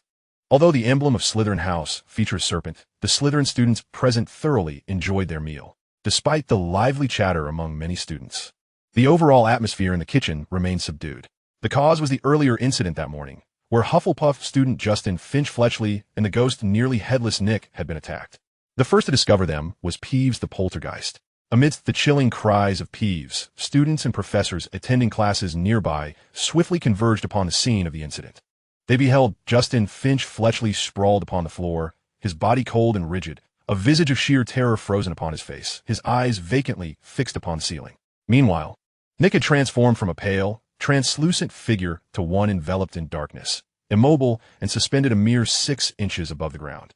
His head lay at the corner of the hallway, bearing an expression of dread that mirrored that of Justin. After dinner, during the afternoon tea following classes, the group reconvened to scrutinize the crime scene once more, yet yielded no new findings, only confirming that the assailant was indeed the same as the one who had previously attacked Colin. After the investigation, they gathered in the kitchen, sipping the snake soup that had been simmering since the previous night while continuing to analyze the assault. Once they were satiated, the house elves cleared the soup bowls and served each person a steaming cup of ginger and brown sugar tea. At that moment, discussions grew animated, and soon 2 students began organizing the group for a focused dialogue. The first question posed was regarding the creature within the chamber. Initially, they had tentatively identified it as a basilisk, a hypothesis that was ultimately confirmed today. To everyone's astonishment, this conclusion was drawn by Percy Weasley. Since Ginny's attack, Percy had diligently pursued an investigation, reaching out to numerous relatives within the Weasley family for assistance. Subsequently, a family member referenced a record from their ancestral library, detailing an account from centuries past in which a dark wizard attempted to assassinate a witch using a basilisk, resulting in the witch, while gazing into a mirror, being petrified. Considering the morning's assault, Percy deduced that whoever met the basilisk's gaze would perish. However, in these recent encounters, no one had died, as none had directly locked eyes with the creature. Madame Pants merely caught a glimpse of her reflection in a puddle that had seeped from Myrtle's washroom. Colin viewed it through a camera, which the basilisk subsequently destroyed, and Justin saw it through the nearly headless Nick. Thus, they were all petrified, yet spared from death. Nick had indeed been fixated by the basilisk's gaze, but he could not perish a second time. The initial attack on Ginny, Percy concluded, occurred because she had witnessed the heir of Slytherin preparing to unleash the basilisk, and was subsequently attacked. The group in the kitchen nodded in agreement, endorsing Percy's reasoning. Even Zhang Su found himself compelled to admire Percy's intellect for arriving at such an analysis. Following this, the conversation shifted towards identifying the heir of Slytherin. "I believe it to be Draco Malfoy," Harry asserted. From a bloodline perspective, the Malfoy family is undoubtedly pure-blooded and harbors a deep-seated animosity towards Muggles. This past summer, Draco's father, Lucius Malfoy, was bested by Mr. Granger, a Muggle, in Diagon Alley's Flourish and Blots. Moreover, during Quidditch practice this year, Draco instigated a brawl between 2 houses by insulting Hermione's lineage, resulting in a bloody nose for himself. Furthermore, during the initial attack on Madame Pants, it was Draco who first spoke out, given that the Malfoys had been humiliated by the Grangers. The Malfoy family possessed a motive to unleash the basilisk upon Muggle-born students at Hogwarts. Draco's character is well known. He is not one to conceal his thoughts, and his attitude has evidently shifted since the first attack.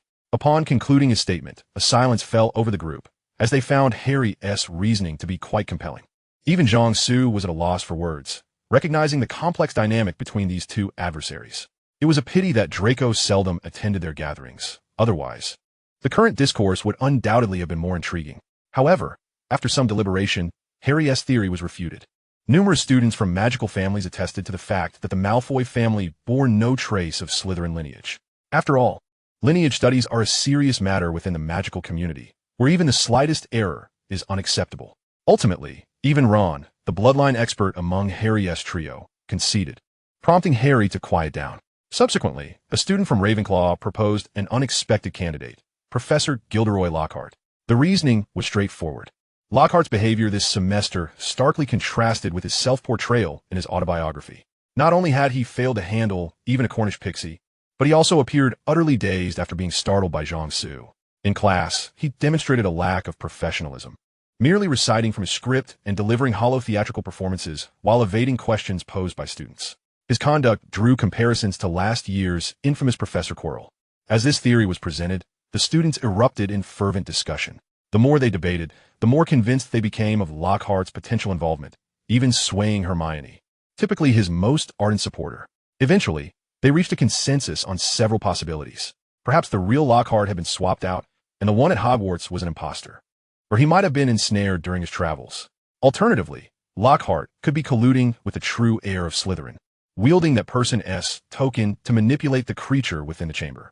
Thus, they began arranging a covert investigation into Lockhart, coordinating with students residing near the locations of various events mentioned in his autobiography to interview those involved. Jiangsu was naturally assigned to investigate the incident with the Yeti in Tibet.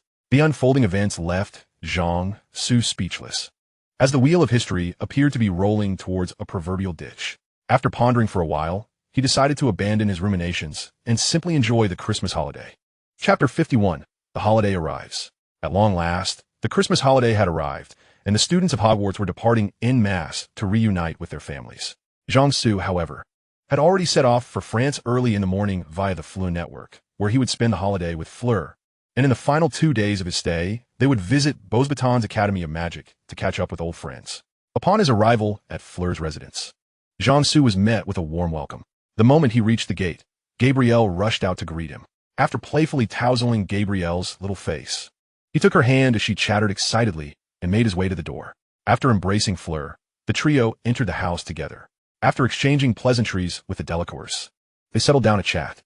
Initially, Gabrielle bombarded Jiangsu with questions, to which he responded with entertaining anecdotes from his time in the dueling club. After a while, Madame Delacour rose to prepare lunch, enlisting Fleur and Gabrielle to assist, leaving Jiangsu in the company of Monsieur Delacour. "Is everything safe at Hogwarts?" Monsieur Delacour inquired. Since the revelation of the Chamber of Secrets incident among the parents, it had garnered considerable attention within the European magical community. Currently, Dumbledore is under immense pressure, inundated daily with a plethora of accountability letters from various sectors. Fortunately, the media has refrained from publicizing these matters. And bolstered by Dumbledore's illustrious reputation and his strategic economic advantages, no one dares to push him too hard. Even Lucius Malfoy, once the most audacious of opponents, now hesitates to make his presence felt. However, with yet another student, this time of Muggle descent, having been attacked just before Christmas, following the assaults on both a pure-blood and another Muggle-born student, it feels as though a fuse has been lit on a powder keg, with only a spark needed to ignite it.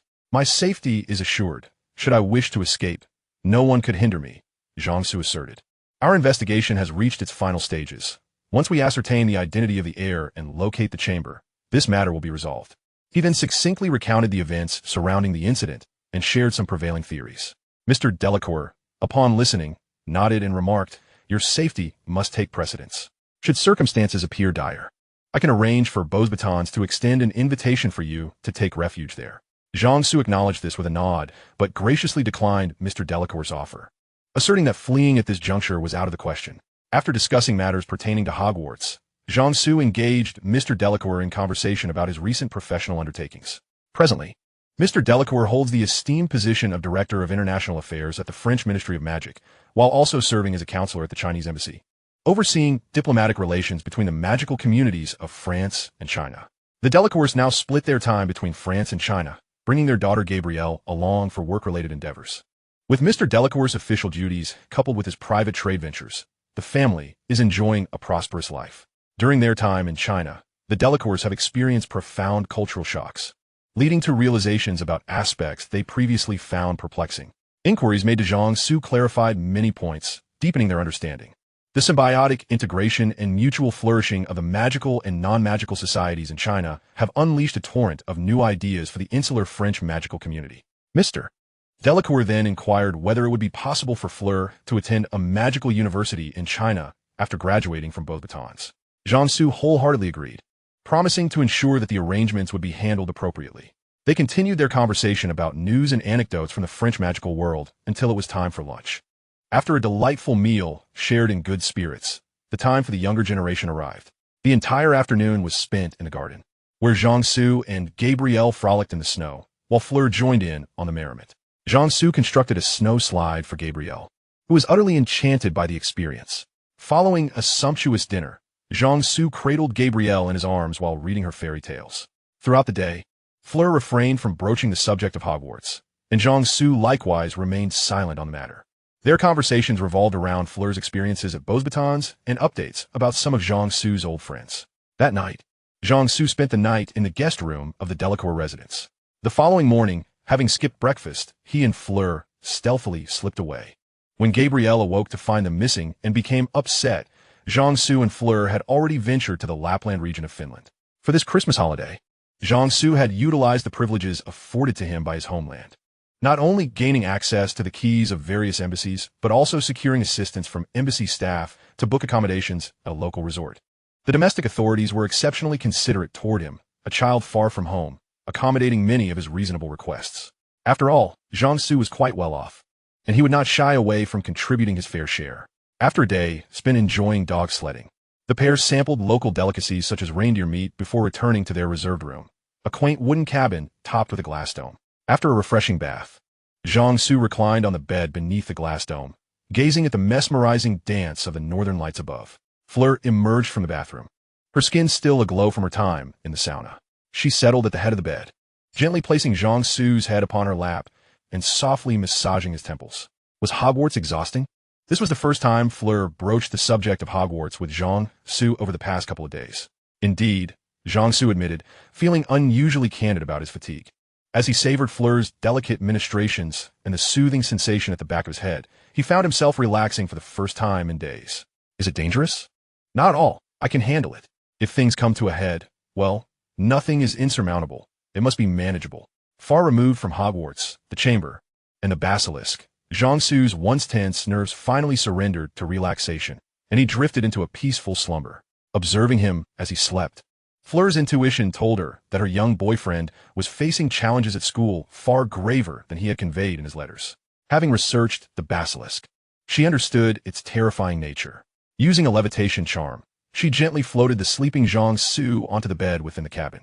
After changing into her pajamas, she nestled beside him and fell asleep. As she lay next to him, Fleur noted that the furrowed brow that had once marred Jiangsu's face had now relaxed. Chapter 52. Is it inappropriate to discuss such matters while embracing a girl? In the days leading up to Christmas, the Arctic Circle was enveloped in polar night, where the sun remained hidden throughout the day, replaced only by a vast expanse of stars and the stunning auroras. This experience was one of novelty for both Jiangsu and Fleur. During this period, they engaged in activities such as dog sledding with huskies and reindeer, sending postcard from Santa Claus Village to family and friends, skiing through snowy forests, and snowmobiling across frozen lakes for ice fishing. The latter, requiring an age of at least 8 and a license, posed little challenge for wizards. Local delicacies such as Quirrell pasties, whitefish pies, rye bread, cinnamon rolls, blueberry pie, char-grilled salmon, sautéed reindeer, and savory licorice candies delighted their palates. On their final night of the trip, Jiangsu and Fleur lay in bed, sharing a view of the auroras outside as they conversed. With Christmas Eve approaching, they were set to return to France the following morning. So, what do you envision the magical world will be like in the future? Fleur suddenly inquired. What are your thoughts? Jiangsu gao de.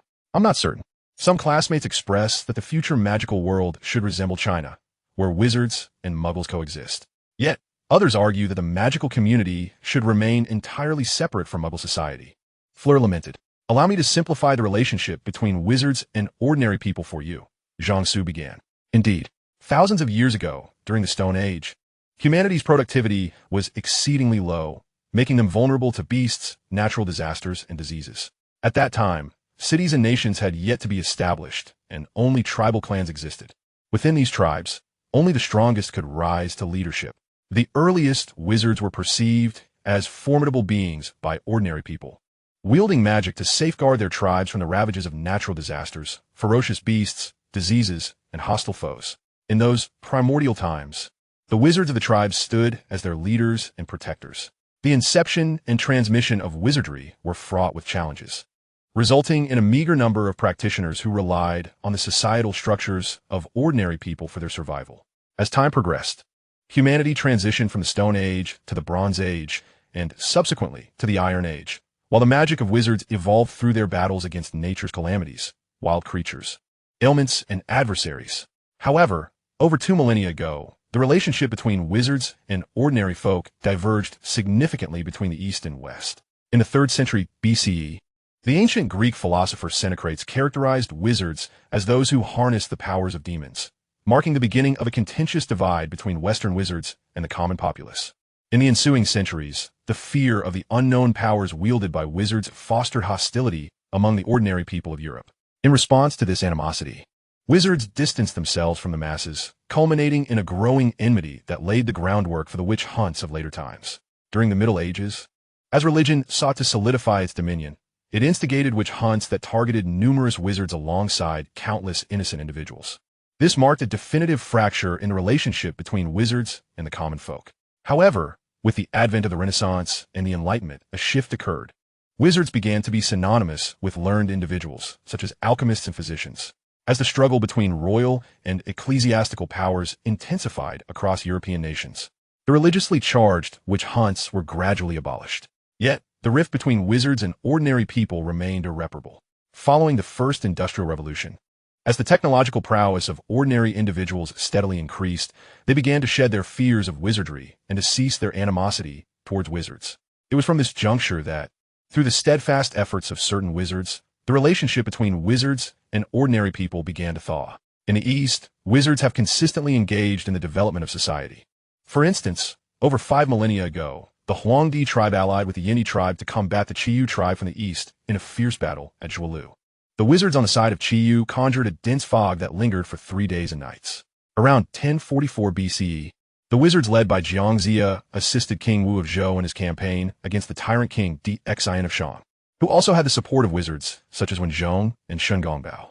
Throughout history, Eastern wizards have stood at the forefront of combating natural disasters, wild beasts, and diseases, leaving behind folk tales of figures like Diyu, who controlled floods, and Shen Nong, who tasted hundreds of herbs. Moreover, Eastern wizards have historically been affiliated with the ruling powers. Many served as officials, contributing to numerous tales and folklore.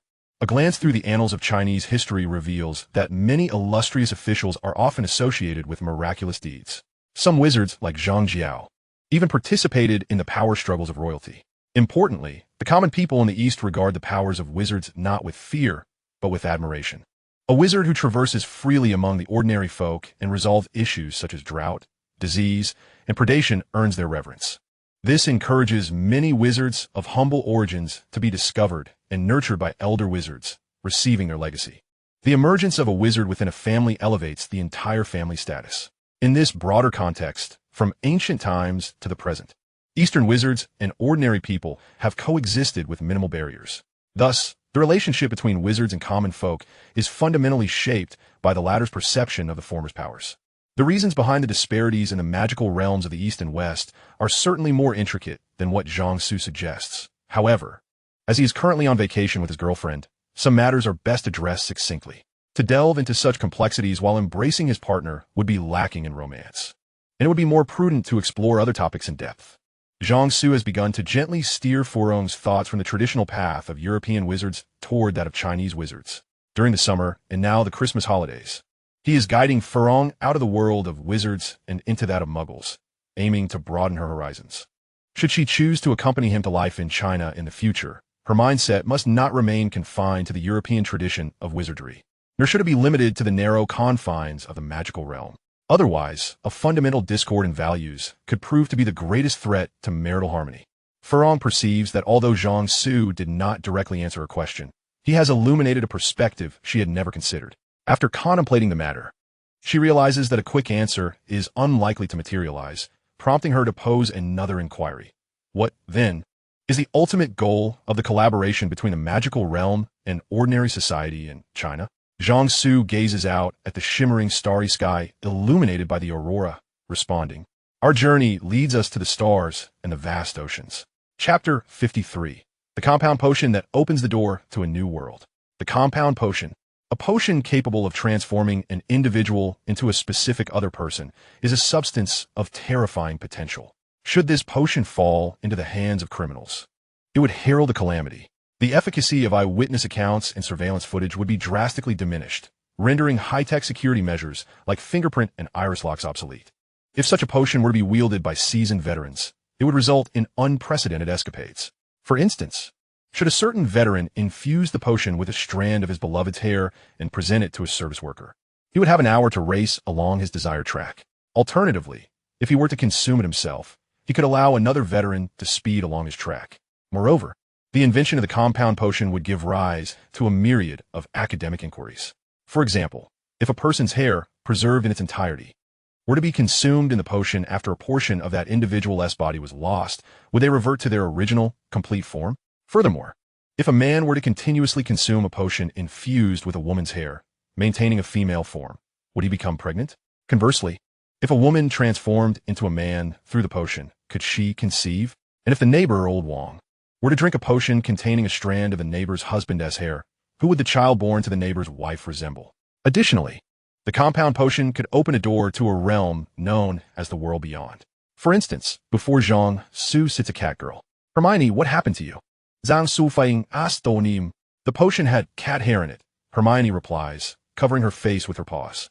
Now, her visage is adorned with sparse black fur. Her eyes have turned a vibrant yellow. Pointed ears protrude from her hair, and a feline tail hangs limply over the bed. While her hands resemble the paws of Tamamo Cat from Fate Grand Order. May I extend my hand to assist you in examining this? Zhang Su inquires with a solemn expression. Trusting him, Hermione does not hesitate to extend her paw towards Zhang Su. Zhang Su cradled Hermione's paw in his hands, first giving a gentle squeeze to the furry back, which was soft and plush, revealing a skeletal structure identical to that of a cat. He then turned Hermione's paw over, pressing on the fleshy pad in the center and playfully scratching it, the resilient cushion filling him with a sense of healing. After a few moments of this, he sensed something was amiss with Hermione. Lifting his gaze, he noticed her entire body trembling, as if she were being tickled.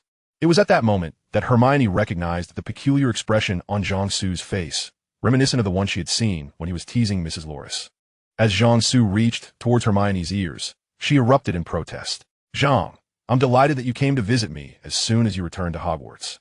But could you please refrain from your meddling hands? Hermione glared at him with her feline eyes from her hospital bed. With a resigned sigh, Zhang Su withdrew his hand, abandoning his intention to play with Hermione's cat ears. It seemed his plan to verify whether her tale conformed to the whims of certain fictional depictions was also thwarted. He then produced a strip of dried fish, waving it before Hermione, only for it to be swatted away by her paw. The sight of the cat toy and catnip in Zhang Su's other hand nearly compelled Hermione to leap forward and scratch his face. Internally, she was overwhelmed with frustration, thinking, I trusted you so completely, and yet you merely wished to toy with my body. Noticing Hermione's distress, Zhang Su swiftly shifted the topic. How is the investigation into Malfoy progressing? It has been confirmed that he is not involved.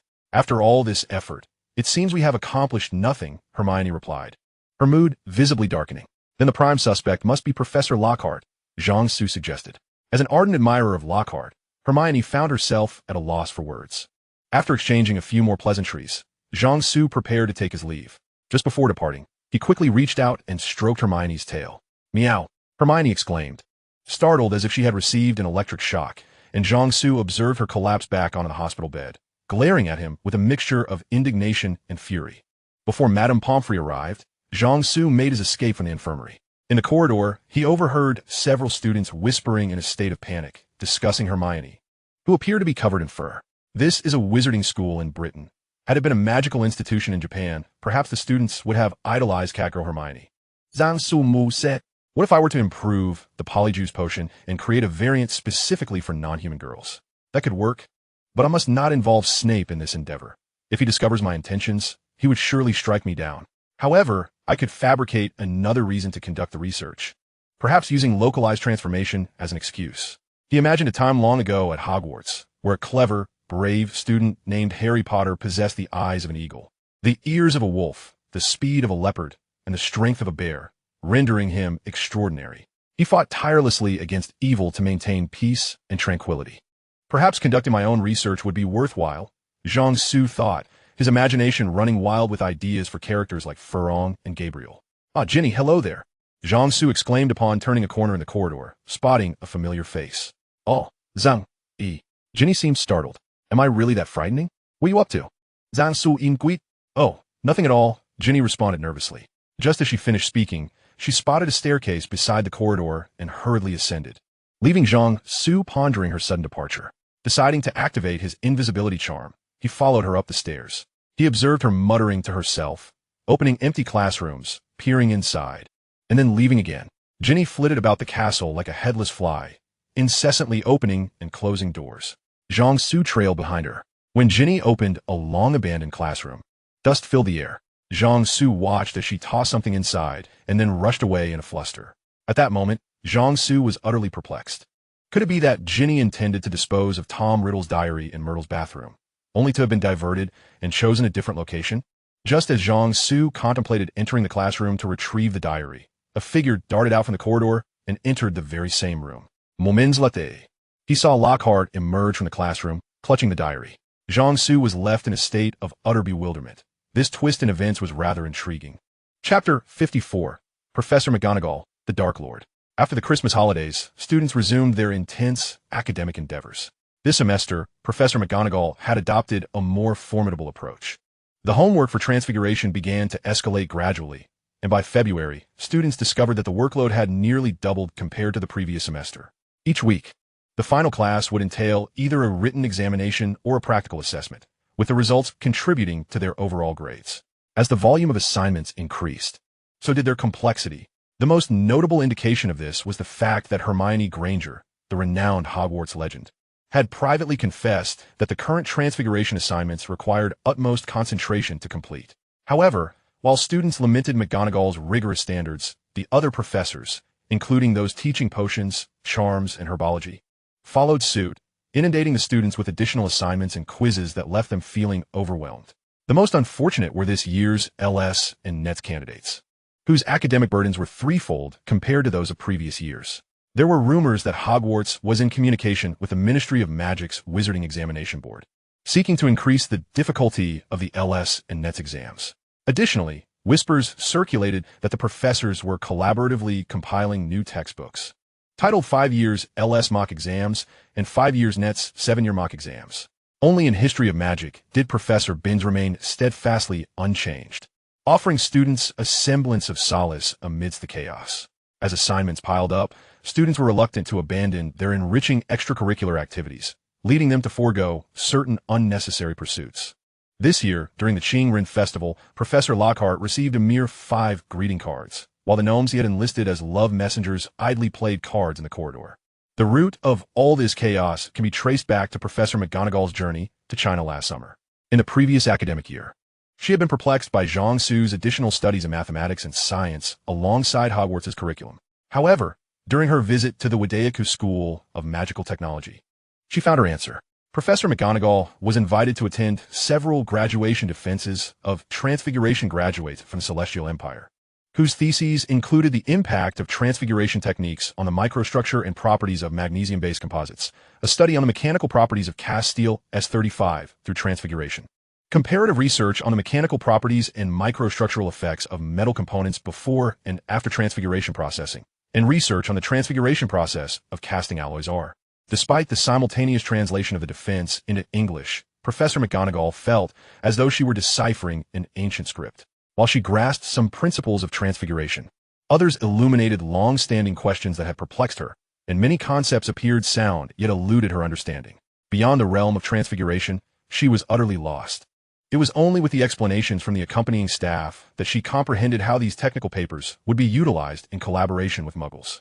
Subsequently, the university arranged for her to visit the Industry University Research Cooperation Center, where she was shown the applications of Transfiguration in various sectors, such as shipping, engineering machinery, military industry, agricultural machinery, power equipment, railway locomotives, and automobiles.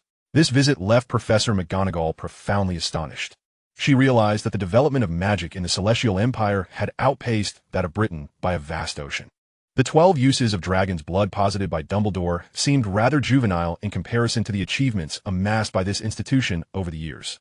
During her visit to Jiangsu's home, Professor McGonagall engaged in a conversation with him one summer evening, under a moonlit sky with a gentle breeze. They discussed the insights she had gained from her trip. Professor McGonagall inquired about the stark contrast between the magical techniques of the Celestial Empire and those of Britain. Jiangsu replied, by liberating thoughts, breaking free from the constraints of habitual forces and subjective prejudices, researching new circumstances, and solving new problems, we can transcend the shackles of outdated habits and integrate the subjective consciousness with the altered objective reality, creatively transforming the objective world with evolving perspectives. Upon hearing this, Professor McGonagall could only sigh deeply, for she understood that only by dismantling the barriers between the magical community and Muggle society, as the Celestial Empire had done, could magical technology and Muggle science develop in harmony. In contrast, the chasm between the magical world and Muggle society in Britain remained vast, a systemic issue best left unspoken. To liberate the thoughts of the magical community would be a challenge more formidable than vanquishing Voldemort. From her scholarly perspective, Professor McGonagall began to harbor reservations about certain practices within the Western magical community. She then posed a question, Could Hogwarts graduates be permitted to further their studies at a magical university in the Celestial Empire? Zhang Su personally agreed, as taking this step would exempt him from the Gaokao. However, on a national level, the feasibility was uncertain, given the differing magical systems and knowledge structures of the two countries. Would students from Hogwarts be able to keep pace? Zhang Su promptly made a call to report Professor McGonagall's proposal, and the capital undertook a swift review, providing a response the following morning. They could attempt to allow Hogwarts graduates to study abroad. After receiving the official reply, Professor McGonagall turned her attention to several individuals working at Zhang Su's pharmaceutical factory. Following an extensive discussion that morning, these individuals became the first cohort of British wizards to study in the Celestial Empire. However, 1 month into the semester, the Ministry of Education reported that their performance was underwhelming. They managed to barely keep up in magic classes, while in other subjects, apart from English proficiency tests, they were largely lost. Consequently, the ministry decided to establish a preparatory class for them to bridge their knowledge gaps before entering university. By Christmas, the ministry indicated that the preparatory class was yielding positive results, and if this continued, the students could catch up with their peers in the Celestial Empire. Simultaneously, the ministry invited students from Hogwarts to visit and exchange ideas after the academic year, and welcomed ambitious youth to study in the Celestial Empire upon graduation. Upon receiving this news, Dumbledore tasked Professor McGonagall with overseeing the initiative.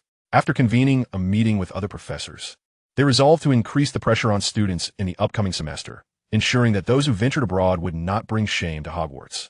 Meanwhile, Zhang Su received a letter from Elder Zhao, advising him not to overthink and to return to participate in the Gaokao faithfully.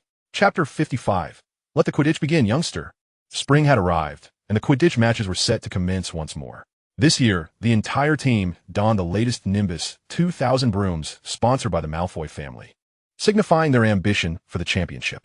Although they faced an unfortunate defeat in their first match due to the negligence of newly appointed Seeker Draco Malfoy, who failed to catch the golden snitch hovering above his head, the Slytherin players ultimately forgave him after some lighthearted ribbing.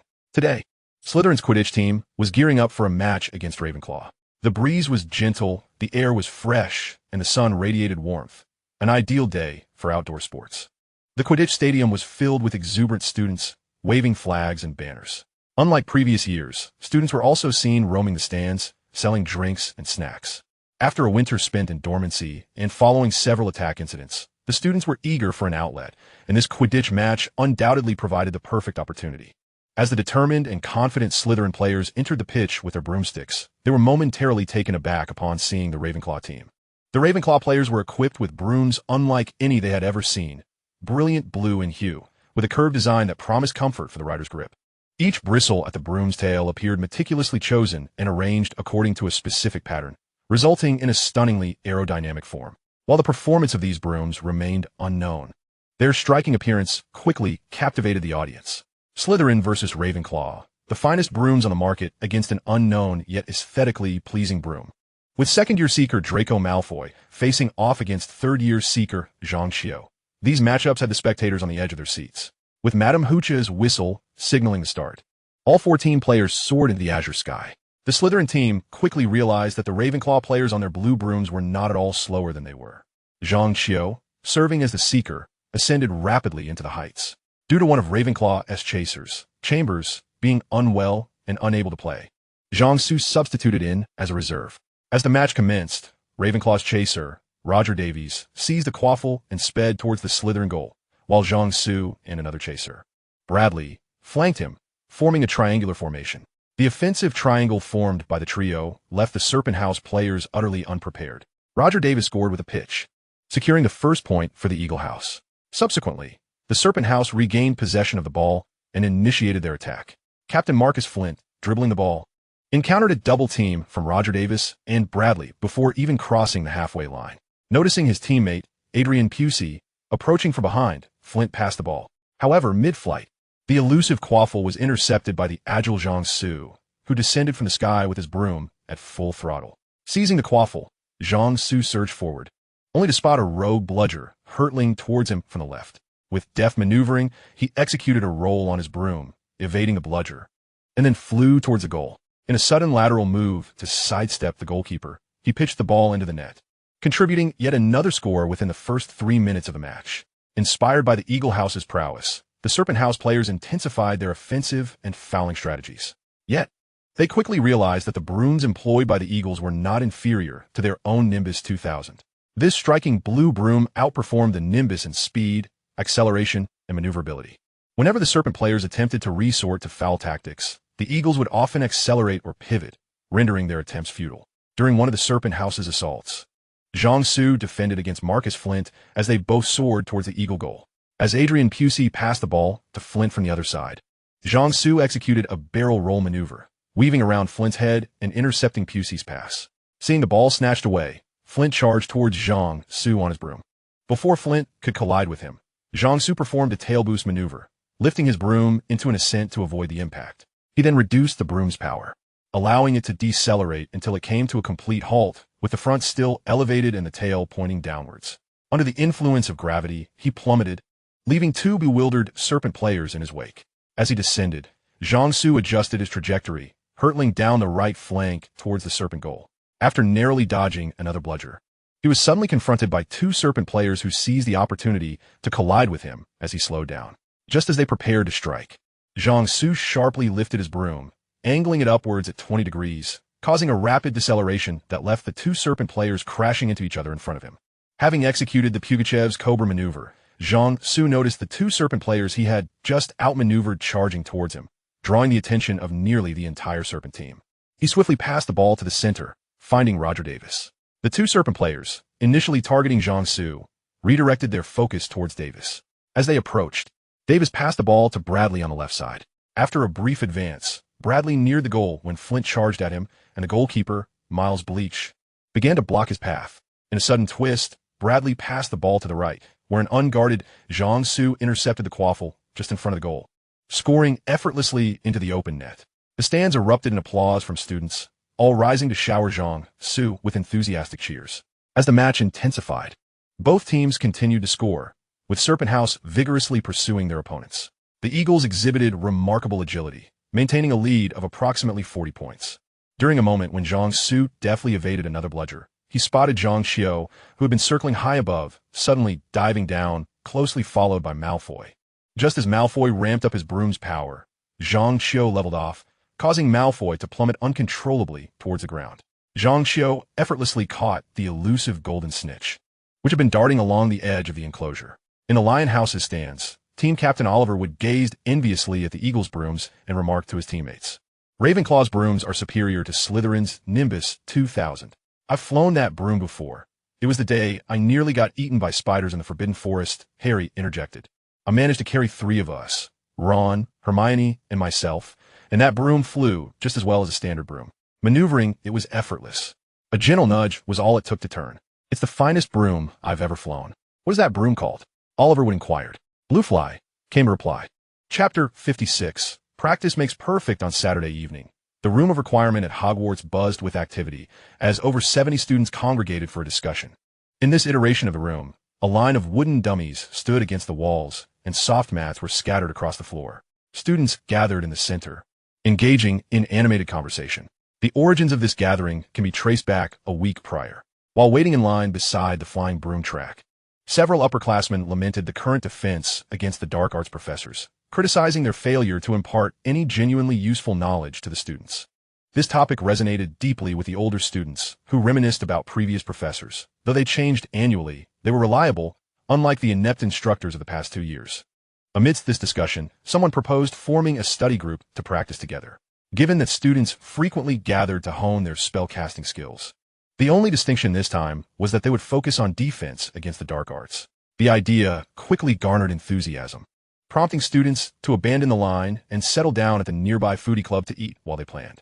After finalizing their plans, students began inviting friends and classmates, resulting in a surprising turnout of over 70 participants by the time of the meeting. The initial proposers were taken aback, especially since a significant portion of the attendees were fourth-year students and above, eager to prepare for their upcoming OWL and NEWT exams. Thus, they convened to establish a set of guidelines. After over 20 minutes of deliberation, they decided to form practice groups, meeting every Saturday evening. First to third years would comprise the lower year group, fourth and fifth years would form the OWL group, and sixth and seventh years would create the NEWT group. Each group selected a few outstanding students to guide their peers, with Harry Potter, Hermione Granger, and Jiangsu unanimously chosen as mentors for the lower year group. During a previous duel club session, Harry had triumphed over Draco Malfoy on stage, and his reputation as the chosen one commanded respect among the younger wizards. Hermione, known school-wide for her encyclopedic knowledge, was the primary force behind house points in the Gryffindor common room, seemingly untroubled by any challenge. Alongside her moniker of Know-It-All, her new nickname, the Mobile Library, had also begun to circulate. As for Jiangsu, he currently belongs to the realm of campus legends. Within the school, he is the only one capable of matching Hermione in academic prowess. A prodigy in the Eagle House, he has garnered slightly more points than Hermione, as Professor Snape shows a particular favoritism toward Jiangsu while being less accommodating with her in potions class. In terms of combat prowess, there have been instances where some upperclassmen invited him to spar on the rooftop, yet the outcomes of those duels remain a closely guarded secret. Consequently, the younger students unanimously chose the three of them as their mentors. Throughout the entire event, Jiangsu remained silent, merely an onlooker, eager to see how the proceedings would unfold. Ultimately, through collective brainstorming, the group executed their plans with remarkable success. I believe the first spell we should practice is Disarming Charm, commonly known as the Expelliarmus spell. While it may seem rudimentary, its utility is undeniable. Hermione addressed the students gathered before the trio. Jiangsu and Harry nodded in agreement. Shouldn't we focus on more powerful spells? One student inquired. The potency of a spell is not determined by its might, but by its appropriate application, Jiangsu replied. At the right moment, a fitting spell can yield greater results than those that appear formidable but prove unsuitable. Moreover, given your current magical capabilities, even if you were to cast the killing curse at me, it would scarcely be more forceful than if you were to strike me with your history of magic textbook. The second and third years should recall that during last Halloween, Miss Granger used the Lumos charm to protect herself against a troll, while Mr. Ron Weasley vanquished it with a levitation charm. At that time, Mr. Harry Potter was still a novice, having failed to select the appropriate approach, resulting in his injury. Thus, it is imperative to remember that the most effective spell is the one that is aptly chosen. Upon hearing Jiangsu reference him, Harry and his friends felt somewhat embarrassed. How can we discern which spells are the most suitable? Another student queried. An excellent question, Jiangsu responded. In truth, there is no standardized answer. To make accurate judgments, one must first understand which spells they have mastered and which ones they excel in. Secondly, it is crucial to recognize the strengths and weaknesses of one's adversary. Only by grasping these two aspects can one make sound decisions. Achieving this understanding requires practice, study, and experience. After concluding, Jiangsu exchanged a glance with Harry. Harry clapped his hands to capture everyone's attention and said, "Next, let us have Miss Granger explain the Disarming Charm, followed by a demonstration for me." Subsequently, the students paired off to commence their practice. Hermione meticulously elucidated the pronunciation and gestures of the Disarming Charm, highlighting several common pitfalls. Then, Harry pulled Ron forward as a target to demonstrate the spell. Thus began the paired practice, and soon enough, chaos ensued among the lower year students. Some accidentally sent their wands flying. Others transformed their partner's hair into an explosion of curls, while one student succeeded but lacked accuracy, sending the spell astray to strike another group. Harry and Hermione tirelessly corrected the students' mispronunciations and incorrect gestures, while Jiangsu leisurely observed, only intervening when a student's spell went terribly awry to assist their partner. Gradually, the students began to cast with increasing competence. Aside from their lack of finesse, serious mistakes became rare. At this point, Jiangsu resumed his leisurely observation. He glanced over at the other two groups, which were also making commendable progress, and even noted some students engaging in playful banter while practicing. The students in the next group had developed a combat-ready proficiency in their spells, suggesting that with further practice, the Ministry of Magic might soon take notice. Fortunately, Dumbledore did not harbor a keen interest in power. Otherwise, leveraging Hogwarts as a stronghold, he could easily have followed in Principal Chong Kai-shek's footsteps to dominate the magical realm. As the evening's activities concluded, it was only upon Jiangsu's reminder that everyone recalled a crucial detail. They had not named their event. Chapter 57. Don't leave after class. See you on the rooftop. Emerging from the room of requirement, Jiangsu departed the tower with 4 seventh-year classmates, engaging in jovial conversation as they made their way to the kitchen. These students were comrades from last semester, having tackled the Chilo dungeon together, and had grown quite familiar with Jiangsu this term. Initially, they had planned to pursue careers as Aurors after graduation. But recent news of opportunities to study abroad in Huaxia sparked their interest in pursuing that path instead, leading them to frequently inquire about the situation from Jiangsu. When these fellows first decided to become aurors, they often sought out other students for practice duels, eventually turning to Jiangsu as well. One day, while Jiangsu was diligently composing a study report for the 14th Congress in the reading room, he found himself besieged by these persistent companions. That evening, on the rooftop above the reading room, Jiangsu faced off against the four, creating an atmosphere reminiscent of a climactic duel at Hogwarts. If only the moon had been fuller. If anyone gets hurt, don't blame me, Jiangsu warned the five before him. The four opponents nodded gravely in acknowledgement. The first to step forward was Jesse Lingard from the Lionhouse. They exchanged greetings and took their stances. Expelliarmus. Jesse Lingard was the first to cast the spell. Unfortunately for Jiangsu, he found himself the target. As this was a friendly duel among classmates, no protective charms were employed, and the spell promptly took effect. Upon being struck by Jesse Lingard's disarming charm, Jiangsu felt a tremendous force attempting to wrench his wand from his grasp. Observing his wand tilt upward and slip from his fingers, Jesse Lingard was overconfident in his impending victory. However, just as he believed success was within reach, Jiangsu cleverly countered with a Petri Ficus Totalis.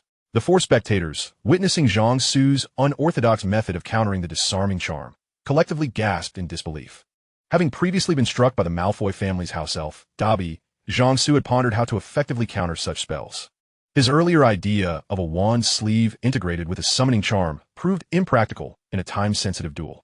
Ultimately, he devised a rather unconventional solution, attaching a string to his wand. He affixed a copper cap with a ring to the end of his wand using superglue, then tied one end of the string to the wand and the other end to his wand sleeve. At that moment, as Jesse Lingard's disarming charm caused Jiangsu's wand to slip from his hand, it was abruptly halted midway by the string. Regaining control of his wand, Jiangsu unleashed a comprehensive petrification spell upon Jesse Lingard. Once released from the binding spell, Jesse Lingard realized he had lost due to a mere string, leaving him in a state of incredulous amusement. The production of wands in Britain has been predominantly monopolized by the Ollivander family for over 2 millennia, leaving little room for wizards to contemplate alterations to their wands. Consequently, the rigid-minded Jesse Lingard succumbed to the imaginative prowess of Jiangsu. The second to enter the fray was Rosetta Sand, hailing from Ravenclaw. Rosetta was a notably cautious individual, aware of Jiangsu's penchant for peculiar tactics, and thus commenced the duel by casting a shield charm upon himself. However, against Jiangsu's unconventional approach, his strategy was doomed to failure. Jiangsu refrained from employing any other spells, merely utilizing a Lumos charm to dazzle Rosetta. His wand emitted a beam of light akin to a powerful spotlight, striking Rosetta Sand. Under the dim illumination of the not-quite-full moon atop the tower, the pupils of those present dilated, resulting in Rosetta being momentarily blinded and consequently ensnared. The four bystanders also felt a disorienting flash. When their vision returned, they beheld Rosetta bound tightly by ropes conjured by Jiangsu. Acknowledging his defeat, Rosetta conceded that while the shield charm could defend against magical and physical harm, it was ineffective against light. He had read about asymmetric strikes in military texts while perusing Muggle literature, yet had not anticipated its application within the realm of magic. The third contender was Patrick Roberts, also from Ravenclaw. He initiated the attack with fervor, casting a series of stunning spells that kept Jiangsu on the defensive.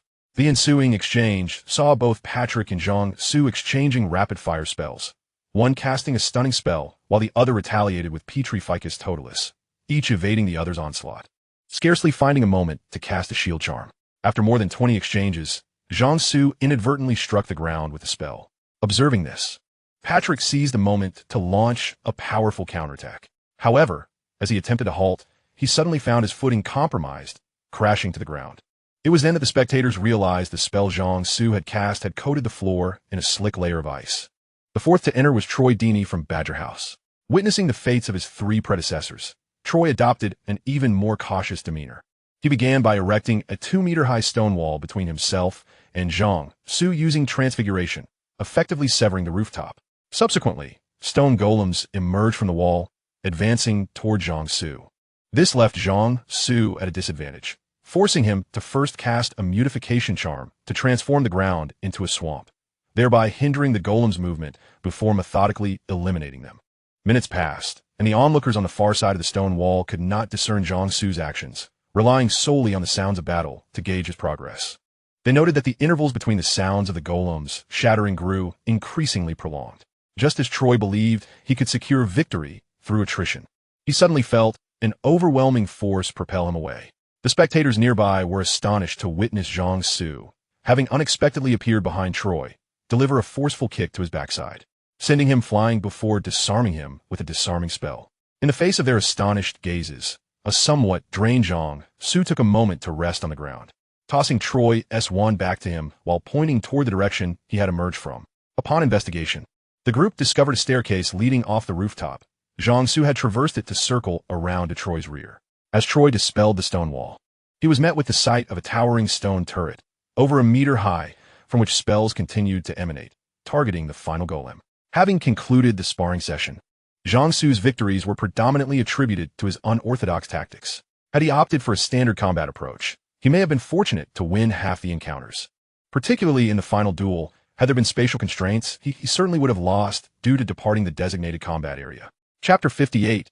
Prepare for disruption.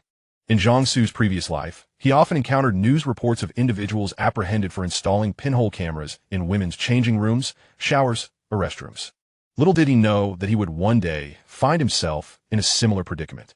This was not a distortion of humanity, nor a decline in morality, neither an explosion of sexuality nor a desperate thirst. Ever since Jiangsu discovered that Lockhart had stumbled upon Tom Riddle's diary, the wheels of history had veered off course, prompting him to install surveillance magic in the washroom of Moaning Myrtle.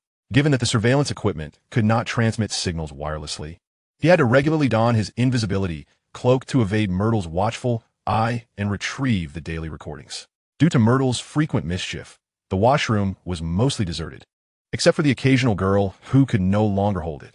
However, there was now a man stealthily infiltrating the girls' washroom, meticulously checking each stall for occupants before approaching a faucet and uttering some incantations, before leaping into the portal conjured by the tap. As April arrived, Jiangsu noted that Lockhart's incursions into the girls' washroom had become increasingly frequent. With other preparations nearly complete, he resolved it was time to take action. Entering the classroom, he greeted two familiar faces busy with their tasks. Fred, George, are you done? We're ready, George replied. We can start the installation tonight, Fred added. During the afternoon tea break after class, word spread among the group that the creature lurking in the Chamber of Secrets was a basilisk, prompting them to organize a research team to devise methods for confronting it. The team chose an unused classroom as their workspace. To prevent the heir of Slytherin from infiltrating their ranks, the members were predominantly Muggle-born wizards, half-bloods, and the least likely candidates, Fred and George Weasley, alongside Jiangsu. Initially, someone inquired whether Jiangsu could provide them with protective magical items against the basilisk. Jiangsu regrettably informed them that he could not assist. While he possessed such protective items, they were military-grade, meant solely for his own survival. He would only offer them to Zhang Xiao in times of peril. Otherwise, he would not distribute them to anyone else. In truth, the shield charms he sold at school were akin to those used by local law enforcement. Otherwise, Ginny, who bore 2 amulets, would not have sustained injuries from the magical traps within the chamber. On the battlefield, an amulet that could not withstand a mortar shell was of little significance. Thus, the research team's design philosophy shifted from seeking invulnerability to striving for survival. According to texts, the basilisk's gaze could doom any who met its eyes. Several incidents throughout the academic year had seen 2 students and a cat indirectly witness the basilisk's gaze, resulting in their petrification. Under the suggestion of Jiangsu, the research team devised a pair of goggles based on the principles of Colin's camera. Light, after reflecting through 4 sets of lenses within the goggles, traverses a similar path before reaching the wearer's eyes. Additionally, several layers of magical crystals were incorporated both before and after the goggles, endowing them with the functionalities of a telescope and night vision device. Although the goggles had not undergone practical testing, the immortality of Colin theoretically validated their feasibility. Once the goggles were developed, the student council president, during afternoon tea after school, approached Dumbledore with the goggles in hand. After a bit of persuasion, he secured funding for the creation of 70 pairs of these goggles. With the issue of protective gear resolved, the challenge of offensive weaponry presented itself, which proved to be more easily surmountable. Initially, the group ventured down a misguided path, attempting to utilize magical artifacts of great crisis as weapons, which were beyond the capabilities of mere students to handle. Hermione expressed her ability to procure a batch of firearms through her father, which sparked intrigue among the other Muggle-born wizards in the group. Ultimately, Jiangsu, drenched in cold sweat, suppressed this reckless notion of Hermione's destructive approach. Unlike others, he was well aware of the peculiarities of basilisk skin years prior. He had invested considerable effort in an attempt to skin one, ultimately failing. Extracting bile, venom, and basilisk blood with a syringe had proven arduous, even with specially crafted needles. In regard to such basilisk hide, handgun bullets would be insufficient, posing a risk of ricochet that could inadvertently harm bystanders. Even if a handgun could penetrate, the question remained as to how effective its stopping power would be against a basilisk. Jiangsu recalled witnessing a rabid cow in the countryside during his childhood. A police officer had fired multiple shots from a Type 54 pistol, yet failed to strike a vital area, resulting in the already injured creature becoming even more frenzied, until Jiangsu's grandfather ultimately subdued it. As for the Desert Eagle, its recoil was powerful enough to injure the hands of untrained students after a single shot. While an automatic rifle would possess sufficient firepower, acquiring such a weapon for Mr. Granger would not only be thematically incongruous, but also dangerous for him. In the end, Jiangsu pointed to a passage in a book stating that a basilisk would flee in terror upon hearing the crowing of a rooster, as this sound was lethal to it, redirecting everyone's thoughts. The crowing of a rooster was a straightforward matter. There were plenty of students at Hogwarts capable of transforming into one. Moreover, magical items capable of recording sounds were readily accessible. Additionally, Hogwarts Castle housed a formidable tool, a wired broadcasting system. If the sound of a rooster's crow could be broadcasted throughout the castle via the loudspeakers, victory would be nearly assured. Jiangsu then collaborated with the group to devise an early warning system. Ultimately, the most practical solution was chosen. A cage containing a white mouse will be placed near the loudspeaker in the corridor. A magical mechanism was set to trigger. When the white mouse perished upon catching sight of a basilisk, the loudspeaker would commence broadcasting the rooster's crowing. Hogwarts house elves would be responsible for the mouse's care. The student council president presented this plan to Dumbledore again, successfully securing funding. That very night, the Weasley twins would take the house elves to install the early warning system. After exchanging greetings with the twins, Jiangsu stepped aside, observing as the other group members deliberated tactical approaches against the basilisk. During this period, the afternoon tea attendees formed the backbone of a team of approximately 60 individuals, specifically organized to address unexpected basilisk-related incidents, such as covering student evacuations, defending against threats, and concentrating efforts to eliminate the creature. Initially, only students in their 4th year and above were selected, forming a 50-member team, with Jiangsu being the sole member below the 3rd year. However, he championed the inclusion of several younger students from the 4 houses, including Harry's trio, under the guise of auxiliary support, arguing for the necessity of Hogwarts spirit being passed down through generations. Though others were perplexed, they ultimately acquiesced to Jiangsu's decision. At that moment, Jiangsu smirked inwardly, knowing that if Harry Potter were excluded, this group would soon find themselves summoned by Dumbledore for a heart-to-heart. After listening to the group's discussions for a while, Jiangsu sensed the time was ripe and sought out Hermione, leading her to the kitchen. Chapter 59. The events involving Hermione Granger in the kitchen. The kitchen at Hogwarts is a spacious room with a high ceiling located beneath the dining hall. A grand painting of a fruit bowl adorns the entrance. With a gentle scratch on the depicted verdant pear, it begins to wiggle, emitting a delightful giggle, before transforming into a large green doorknob, allowing those wishing to enter the kitchen to pull the door open. The kitchen is as expansive as the dining hall above, with stone walls lined with gleaming copper pots and pans, several of which rest atop bubbling cauldrons, while a corner of the stone wall nurtures bean sprouts, shiitake mushrooms, and enoki mushrooms. 4 long wooden tables are arranged in the kitchen, mirroring the layout of the 4 houses' tables above. Once the house elves complete the students' meals, they place them on the tables, and, at mealtime, these dishes magically transport to the long tables in the dining hall. Once, someone placed several servings of their own version of Starry Night made with eel on these tables, resulting in those servings appearing alongside the house elves' meals during mealtime, with one directly landing in front of Jiangsu. At the far end of the kitchen stands a large brick fireplace, with several rows of tables and chairs for students who frequent the kitchen in the evenings. The flames within the fireplace dance joyfully atop the charcoal, crackling and popping as they move. A flickering glow emanates from the fireplace, illuminating a table in front of it strewn with disheveled parchment and quills, casting shadows that seem to silently narrate the rough treatment they had recently endured. Some parchment bore faint water stains, suggesting that tears had been shed upon them. Seated on a chair beside the table was a young girl, seemingly devoid of any strength, slumped in her seat, her legs stretched out straight, her feet weakly splayed apart, resting against the floor. Her entire lower body had slid forward on the chair, her weight pressing down on the small area between her waist and hips. Her back was arched, leaning against the chair's backrest, while her trembling hands hung limply at her sides. The chair's back supported her head, which hung weakly backward. Her mouth was slightly agape, her lips moving as if attempting to utter something, though her throat seemed constricted. Her vacant gaze fixated on the kitchen's ceiling, tears continuously streaming from the corners of her eyes. Tragedy is the destruction of life's valuable things before one's eyes. Today, Hermione experienced the birth of her own tragedy. 3 hours prior, when Jiangsu summoned her to the kitchen, she sensed an ominous premonition, believing that something of great importance to her was about to transpire. Something precious was on the verge of slipping away. Upon entering the kitchen, Hermione beheld several classmates gathered around the table, and her unease intensified. Although she had initially steeled herself for the painful ordeal, she continued to reassure herself deep down that this must be a misunderstanding, that ultimately there would be a turning point, or perhaps this was merely a nightmarish illusion from which she would soon awaken. However, once everything concluded, Hermione found herself in utter despair. She was confronted not by a dream from which she could awaken, but by the stark and painful reality. Starting with Jiangsu, followed by other students from magical families, each new presence inflicted further anguish upon her. With every passing minute, the torment in Hermione's heart deepened, and her flickering hope diminished.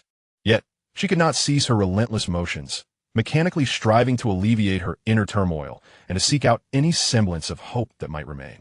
By the final moments, Hermione had surrendered, for she could no longer perceive any glimmer of hope, resorting solely to her frantic actions as a means to vent her despair. Ultimately, everything came to an end, and Hermione's spirit shattered completely. She finally recognized that some aspects of the magical world were far from the enchanting facade she had once believed them to be. And her naive romantic fantasies about this world had fled from her grasp. In her nearly 2 years of exposure to the magical realm, Hermione had encountered a myriad of wizards, some whom she loathed, and others with whom she could trust her very life. When she first met that particular individual, she was immediately captivated by his magic and his experiences. As a teenage girl, she was particularly susceptible to idolization. In Hermione's eyes, he had become her foremost idol. She had once placed unwavering faith in him, trusting his every word and action without reservation. At home, she would excitedly regale her parents, who knew nothing of the magical world, with tales of his exploits and the adventures he had undertaken. It could be said that Hermione's faith in him was second only to her trust in Dumbledore. However, that trust lay in ruins today. Beginning 5 minutes after Jiangsu had restrained her in the chair, as she faced the grim realities unfolding before her, her faith in him was progressively shattered, gradually reduced to mere grains of sand. Daphne Greengrass, who had stood by watching the entire ordeal, noted that mealtime had passed and approached Hermione, gently patting her trembling shoulder as she inquired, "Are you hungry? I can prepare a bowl of noodles for you." Coming to her senses, Hermione shook her head and turned to Jiangsu, asking, "Have you considered my feelings? None of us desired this to happen." Jiangsu shook his head in response. "Please, allow me some solitude," Hermione stated, rising unsteadily from her chair and making her way out of the kitchen. "Are we being too harsh on Miss Granger?" One student remarked. "I never anticipated she would be so fragile. I didn't realize the impact of what just transpired would be so profound," Jiangsu replied. "You truly do not comprehend the inner workings of a girl's heart. For her to personally peel away the facade of hypocrisy from the one she idolized most, revealing the ugly truth beneath, is an exceedingly cruel experience for a sensitive girl," Daphne Greengrass observed. "However, only she could have organized this information so swiftly," another student noted, glancing at the parchment on the table, disordered by Hermione's emotional collapse. "After the Easter holiday, we shall submit this information to the Department of Magical Law Enforcement at the Ministry of Magic. They will carry forward the necessary work. Everyone can exert some pressure through their families to ensure the ministry acknowledges our efforts," suggested a Slytherin student. The others nodded in agreement. In recent months, some students had discreetly utilized their family connections to investigate the individuals featured in Lockhart's books during their afternoon tea sessions after school. The results of these inquiries had been compiled yesterday, yet the sheer volume of information left the students at a loss for how to proceed. Consequently, someone proposed a method to use Lockhart's book as a foundation, systematically matching its characters with the gathered data and organizing a comprehensive comparison. Naturally, the most suitable candidate for this task was Hermione Granger, renowned for her vast knowledge. Despite many harboring doubts about Lockhart, Hermione had unwaveringly believed in and idolized him, as evident from her near-perfect recall of his works and her flawless performance on his quizzes. Yet, during her process of collating this information, Hermione discovered that the individuals mentioned in Lockhart's books scarcely referenced him at all. Instead, the narratives were dominated by grotesque figures, such as ugly American wizards and gnarled witches. It became glaringly apparent that Lockhart's texts appropriated the deeds of others as his own. Ultimately, as Hermione realized that not a single volume featured Lockhart as its protagonist, while the original heroes bore the marks of having been struck by memory charms, her once illuminated idol shattered, leaving her heart in ruins. Chapter 60, Course Selection, Report Writing, and an Unexpected Invitation. During the Easter holiday, the second-year students faced new considerations as they were to select their third-year courses. Starting this year, third-year students were required to study 8 core subjects: Transfiguration, Charms, Potions, Herbology, Defense Against the Dark Arts, Astronomy, History of Magic, and Mathematics, in addition to selecting at least 2 elective courses from Ancient Runes, Care of Magical Creatures, Divination, Arithmancy, and Muggle Studies. Jiangsu sat at his dormitory desk, meticulously examining the course selection list. He was certain to choose Ancient Runes, as many ancient magical texts from Europe were written in this language. To comprehend these works, one must first master the course. Moreover, runes served as incantations, necessitating their inscription on magical items during creation. As for the other courses, Jiangsu found himself somewhat indecisive. He was resolute in his decision not to select divination or arithmancy. He would prefer to return home and learn from Master Zhao. Master Zhao's family was renowned for their expertise in divination. Although Master Zhao had once relied on prophetic insights as a time traveler to alter the fate of his country, he had survived countless battles over the past 90 years, from the Second Opium War to the signing of Panmunjom, a feat intricately linked to his family's deep-rooted knowledge. If Jiangsu were to pursue divination, he believed that the wisdom imparted by Master Zhao would be more than sufficient. Furthermore, divination relies heavily on innate talent. Those lacking such gifts cannot even predict whether they should carry an umbrella the following day. Among the younger generation of Master Zhao's family, the one with the highest aptitude, having received the family's true teachings, is currently working in the National Meteorological Administration as a weather forecaster. If Jiangsu were to dabble in divination, he was confident that he could impress even Dumbledore with his abilities. As for Care of Magical Creatures, he was equally disinclined to choose it, as next year's instructor would be Hagrid, a colossal pitfall in his estimation. The relationship between Jiangsu and Hagrid is quite strained. During their first year, the two had a confrontation in the Forbidden Forest, and this academic year, Jiangsu has gone so far as to slay Hagrid's family of spider friends, leaving a scene of carnage. Under such circumstances, had it not been for Dumbledore's intervention, a physical altercation might have ensued between them. In that case, Jiangsu's treatment in class could very well mirror that of Harry in potions. Thus, he is reluctant to subject himself to such unnecessary discomfort by choosing this course. As for the Muggle Studies class, Jiangsu undoubtedly possesses knowledge that far surpasses that of Professor Charity Burbage by a considerable margin. From Zhang Xiao, he learned that the material taught in Muggle Studies is based on a version of Muggle knowledge that is entirely foreign, rife with biases and misconceptions. After careful consideration, Jiangsu ultimately decided to enroll in Muggle Studies as his second elective. The rationale is simple. The assignments in this course would be exceedingly straightforward for him, requiring little intellectual effort to complete. After finalizing his course selections, Jiangsu found he had some time before mealtime, so he began drafting a comparative analysis of the combat abilities of students from Hogwarts and the Chinese School of Sorcery, intending to present it during the upcoming summer conference. He observed that, at the junior high level, Chinese students would likely be at a disadvantage in physical confrontations. However, by the high school level, Chinese students could potentially overpower their Hogwarts counterparts. At the university level, there are no magical universities in Europe. The underlying reason for this disparity lies in the broader context of both magical worlds. The magical realm in countries such as Britain remains virtually stagnant in a medieval mindset, with prevailing ideologies still rooted in the adversarial relationship between wizards and muggles, coupled with an inadequate legal framework. This has led to a higher incidence of violent incidents among wizards. Consequently, institutions like Hogwarts have consciously incorporated combat-related content, such as Defense Against the Dark Arts, into their curricula from the outset. Furthermore, due to the influence of magical families, students entering magical schools after just 2 or 3 years already possess a certain level of combat proficiency. For instance, Draco Malfoy was capable of employing the Serpensortia spell by his second year. In contrast, in China, sorcerers have coexisted harmoniously with ordinary people for millennia, with minimal significant conflicts. Except during wartime, sorcerers often found their adversaries among their peers, or various magical beasts. Historically, sorcerers wielded no shortage of offensive spells. Following the founding of the nation in 1949, inspired by the prophetic words of Zhao Lao, sorcerers rolled up their sleeves and joined the nation in its modernization efforts, implementing sweeping reforms in education and sorcery. On one hand, the traditional pedagogical model, which focused on familial and sect-based transmission of knowledge, has been transformed into a modern school-based educational system. Meanwhile, traditional families and sects have evolved into entities akin to research institutions. On the other hand, the development of spells has shifted towards constructive and practical applications. Consequently, a plethora of spells capable of addressing scientific challenges in materials science and processing techniques have been developed.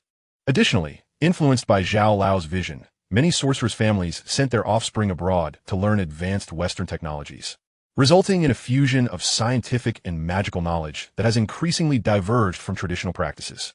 After 3 decades of accumulation, the 1980s witnessed a significant explosion in the sorceress realm, characterized by a surge of innovative spells that not only propelled the advancement of the sorceress community, but also facilitated progress in ordinary society. This has led to a training system for Chinese sorcerer students that does not prioritize combat. Only high school and university sorcerers undergo a limited month-long military training during compulsory military exercises.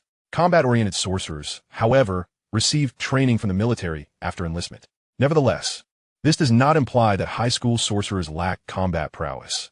On the contrary, their destructive potential is formidable. A significant portion of the time for the program into science is dedicated to mitigating the aftermath of their exploits. First, the spells mastered at this age are sufficiently powerful, and students begin to exhibit a degree of spell development capability.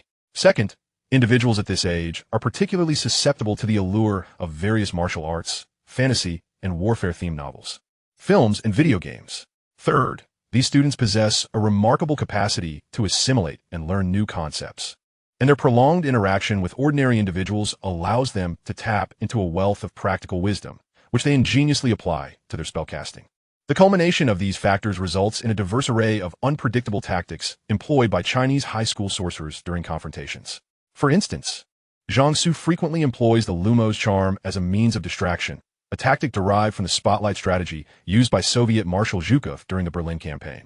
Moreover, the spells learned during high school, when utilized in combat, exhibit considerable destructive capability. Fire spells are as effective for incinerating foes as they are for igniting alchemical furnaces. Water spells can easily replicate the effect of a high-pressure water gun. Plant spells can transform grass into tendrils suitable for vehicular pursuits or strangulation. Earth spells can effortlessly create a pit to incapacitate an opponent, and transformation spells can yield various lethal effects. Coupled with self-defense spells, such as the stunning spell, Shield Charm, and Petrificus Totalis learned during military training, the potential for devastation is akin to detonating a large-caliber shell in a crowd. Simultaneously, this has led to an emphasis on moral and ethical education being paramount in the curriculum that sorcerers have received from a young age. After safely storing the draft of his analysis report, Zhang Su glanced once more at the course selection list, reaffirming his decision to enroll in the minimum number of elective courses. The remaining 3 options appeared to be less than favorable, and he resolved to avoid them, especially as the schedule for the upcoming year would be quite demanding. Following the conclusion of the next academic year, he would return to China to participate in the high school entrance examination. Additionally, after this semester, he would also need to return to face the junior high school comprehensive examination.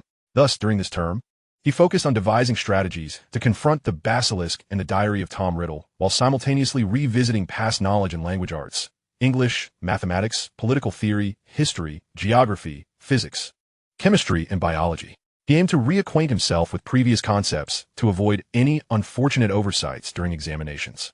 Should he falter in the junior high school comprehensive examination, Zhang Su anticipated a lifetime of teasing from his fellow townsmen, Zhao Lao and Qianzong. Zhao Lao, a distinguished scholar of the Qing dynasty who excelled in the imperial examination, and Qianzong, who achieved top marks in the provincial college entrance examination, both set high standards. If Zhang Su were to falter in his junior high exams, it would undoubtedly become a blemish on his record. In terms of domestic sorcery education, the approach is comparatively relaxed, as the focus during the 3 years of junior high primarily revolve around foundational knowledge, emphasizing theoretical understanding and magical control, alongside basic spells and simple potions. Zhang Su has already independently completed the curriculum from junior high and expects to review the 5-year entrance examination with 3-year simulation of sorcery. Tianli's 38 spell compendium and Huanggong's herb examination guide throughout the coming year, ensuring a smooth path for the high school entrance examination. However, he acknowledges that the challenges of sorcery education in high school will escalate significantly, particularly as he will need to select a direction for his magical development in the second year. As Zhang Su pondered over the tumultuous events that lay ahead during his 4th to 6th years at Hogwarts, such as the Triwizard Tournament, the usurpation by Dolores Umbridge, the battle with the Department of Mysteries, and the demise of Dumbledore, he found himself contemplating a transfer to Beauxbatons Academy of Magic. Following the conclusion of the Easter holiday, he submitted his course selection and settled in the reading room, preparing to tackle a set of geography papers. Just as he completed the multiple-choice section, an owl alighted before him. Upon unsealing the letter it bore, Zhang Su was astonished to discover it was an invitation from Dumbledore, in his capacity as headmaster of Hogwarts, requesting a meeting in his office. Previously, Dumbledore had typically sent messages through Filch or by way of enchanted paper cranes, making this formal invitation a first. In the headmaster's office, Zhang Su and Dumbledore sat across from each other, sipping tea and indulging in pastries while engaging in light conversation. Dumbledore had a penchant for sweets and often entertained guests with delightful confections. However, Zhang Su had always approached such treats with moderation, fearing the consequences of indulgence. Last summer, his father had warned him that should he return to China significantly overweight, he would be cast into the depths of the 10,000 great mountains with nothing but a knife, expected to fend for himself until he shed the excess pounds. This admonition compelled Zhang Su to allocate time for exercise each day. Once Dumbledore had finished his dessert and vanished the plate, his demeanor shifted abruptly from the affable elder to the serious headmaster of Hogwarts. Familiar with Dumbledore's cues, Zhang Su sensed they were about to delve into substantive matters. "Mr. Zhang, what are your thoughts on the Muggle Studies course?" Dumbledore inquired. Taken aback by the question, Zhang Su had anticipated a discussion regarding the Basilisk or Gilderoy Lockhart, never expecting Dumbledore to bring up a topic so unexpected. This semester, Dumbledore had delegated educational matters entirely to Professor McGonagall, suggesting he anticipated his own imminent departure from Hogwarts and was beginning to transfer authority to his designated successor. Pushing aside the myriad thoughts swirling in his mind regarding Hogwarts' internal conflicts and McGonagall's potential predicament, Zhang Su replied, "I will only be taking that course next semester, so my understanding of it is rather limited." "Then please share what little you do know," Dumbledore pressed, seemingly eager to explore the subject further. Zhang Su recalled the syllabus and noted, "The course material is quite disconnected from a Muggle world. Many of the texts are rife with wizards' arrogance, prejudices, and misconceptions about Muggles. Titles such as The Domestic Life and Social Habits of British Muggles, Notable Muggles, and My Life as a Muggle reflect outdated and skewed perspectives, failing to provide wizarding students with a genuine understanding of Muggles and likely fostering misunderstandings instead." This attitude towards the Muggle world was laid bare by the course, leading Professor Charity Burbage to submit a request to Dumbledore, indicating her intention to temporarily resign from her position at the end of the semester to immerse herself in Muggle society for a few years before returning to teach Muggle studies at Hogwarts. Professor Burbage's first destination will be China, Dumbledore added. Zhang Su mused that anyone capable of becoming a professor was undoubtedly exceptional, admiring Burbage's ingenious plan for a sabbatical. Should Dumbledore consent, it remained to be seen whether her position would still be available upon her return and how the interim professor would be received. "Zhang Su asut Dumbledore. No problem. I can manage this matter myself. Even if it involves finding her a Muggle job, I can assist." Dumbledore nodded in acknowledgement. However, securing a suitable replacement for the Muggle Studies professor in the coming years may prove challenging, he continued. Wizards who are devoid of prejudice against Muggles and willing to engage with Muggle society are rather scarce. After all, if it were a long-term contract leading to retirement, many qualified individuals would be eager to apply. Then Dumbledore turned his gaze to Zhang Su and stated thus, "I require your assistance in finding a Muggle Studies professor for the next few years, Mr. Zhang." Taken aback, Zhang Su wondered what this entailed. Was Dumbledore asking him to help find a professor for Muggle Studies? In that case, it would be straightforward. He could easily enlist help from his contacts back home. With this in mind, Zhang Su nodded at Dumbledore and inquired, "How may I assist?" "I would like you to serve as the interim professor for Muggle Studies during these years," Dumbledore replied.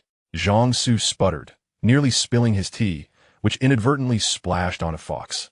The phoenix, who promptly flared in indignation, vaporizing the liquid from his feathers and casting a disapproving glare at Zhang Su. offering a small fish treat in apology. Jiangsu was met with a dismissive flap of foxwing, reducing the offering to ashes. Regaining his composure, Jiangsu addressed Dumbledore.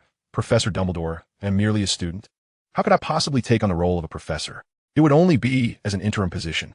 Throughout Hogwarts history, many students have served as teaching assistants, stepping in to teach when professors are unavailable. Dumbledore clarified. Is that so? Zansu Zetbonde. Indeed. The previous assistant was the teaching aide for Professor Binns in History of Magic, who was expected to take over the position upon Binns' retirement. Alas, the poor lad simply had unfortunate luck. But I'm only 13. Would the older students accept a professor who is so young and inexperienced? Mr. Zhang, your knowledge has already captivated the entire student body. I am confident they would support you. Moreover, is it not true that a 12-year-old once held the position of Chancellor in China? Capability, I believe, transcends age. But I have other subjects to study as well. My homework consumes nearly all my time. Should you take on the role of interim professor, you would be exempt from all additional assignments, and your final examinations would be favorably adjusted. After considering all that Dumbledore had laid out, Jiangsu realized the headmaster had come thoroughly prepared. The matter of his foreign status remained unaddressed, as he deemed it irrelevant. After all, Hogwarts had previously employed staff who were not even human. Seeing that Jiangsu had not outright rejected the proposal, Dumbledore played his next card. Mr. Zhang, should you agree, the school will grant you the status, salary, year-end bonus, holidays, and the authority to award or deduct points for students, all equivalent to that of a full professor, over the coming years. However, there are no benefits such as the 5 insurances and 1 housing fund, which leaves much to be desired. Jiangsu silently scoffed at this. Realizing he could not evade this fate, he posed one final query. Is this appointment sanctioned by the school board? Dumbledore, with a smile, produced a piece of parchment and slid it across the table towards Jiangsu. The school board has unanimously approved it. As long as you consent, the appointment will take effect next semester. Jiangsu picked up the parchment and examined it. Indeed, it bore the confirmation of the board's approval. Observing the signatures beneath, he noted the absence of Lucius Malfoy's name. Dumbledore had mentioned a unanimous decision by the board, suggesting that Lucius Malfoy had been ousted, perhaps due to the matter concerning Dobby the house elf. A sudden thought struck Jiangsu. The appointment of professors at Hogwarts appeared to require no such grandiose formalities from the school board. As another thought crossed his mind, he shot Dumbledore an inquiring glance. Dumbledore gently nodded in affirmation. Encouraged by Dumbledore's response, Jiangsu contemplated the task ahead and decided it might indeed be beneficial. Thus, he began to articulate his conditions. I wish to redesign the curriculum for the Muggle Studies course, source the textbooks myself, and request permission to utilize certain teaching equipment. No problem at all. Dumbledore replied with a smile. You'll have full responsibility for this course. You need only submit a proposal before the end of the semester. Jiangsu nodded and rose to extend his hand to Dumbledore. A pleasant collaboration, Your Excellency. Dumbledore shook Jiangsu's hand. A delightful partnership, Mr. Zhang. Chapter 62. The Sudden Annual Showdown. Exiting Dumbledore's office, Jiangsu returned to his dormitory, devoting considerable time to penning a letter to his family back home, detailing the day's events, his thoughts, and preliminary plans. By the time he finished, he realized that considerable time had passed since mealtime. He hurriedly gathered his letters and decided to first dispatch them at the Ollery before seeking sustenance in the Great Hall. Upon entering the common room, he spotted someone languidly slumped over a table, beckoning him. Chambers, what troubles you? Jiangsu inquired of his Quidditch teammate. Just returned from practice. Famished and too exhausted to venture to the kitchen. Do you have anything to eat? Chambers replied. After dinner, there was another Quidditch practice. Though Jiangsu had taken a leave of absence today. All I have are some fish snacks. Would you care for one? Jiangsu offered a few dried fish strips to Chambers. Couldn't you offer something else? Chambers lamented. Isn't this meant for cats? Can humans even consume it? Jiangsu explained. These were prepared for Madame Loris, but since she can't eat them, I've kept them for half a year. I can't let them go to waste. They're made from frying the fish until crispy, seasoned well. They're quite delectable. Chambers sampled one and found it indeed crispy and tasty. Give me more, he exclaimed. Thus, Jiangsu promptly set a small dish of fish snacks before him.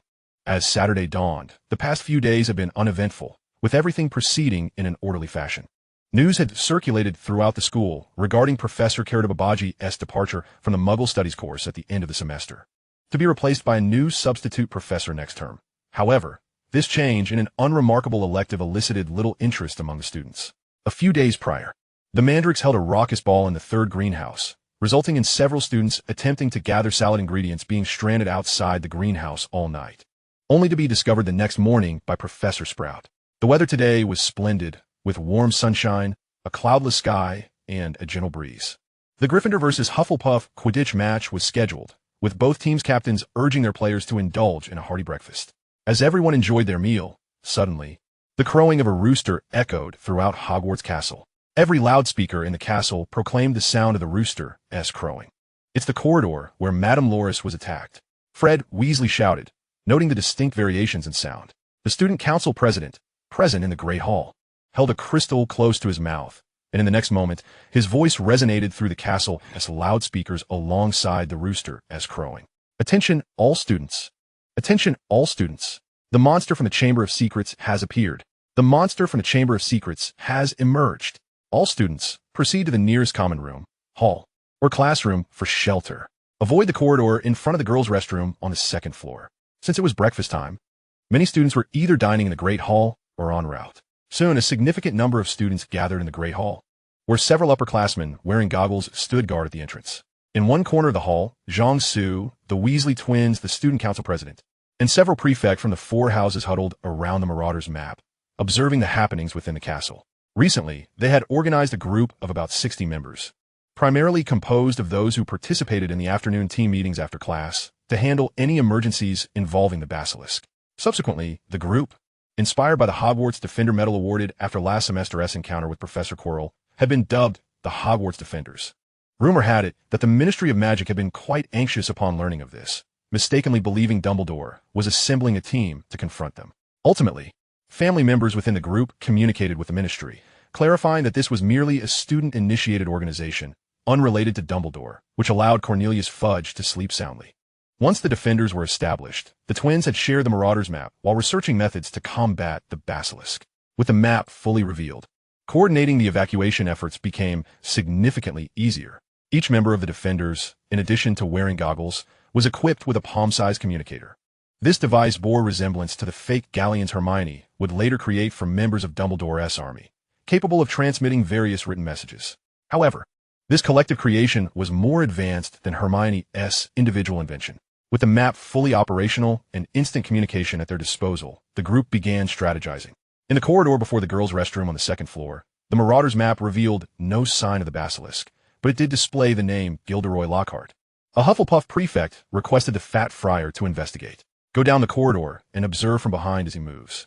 Just ascertain whether Gilderoy Lockhart is with a monster and what the creature looks like," instructed the prefect.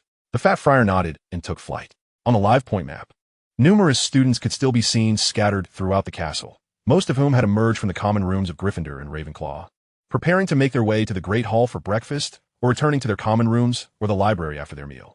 A portion of these students had also taken refuge in various classrooms within the castle. Meanwhile, the command group in the Great Hall utilized the live point map and communication devices to coordinate with the members of the castle's guardians still present, urging them to escort the students from the classrooms to the nearby offices of several heads of houses and Professor Dumbledore, while also advising them to steer clear of Gilderoy Lockhart's location.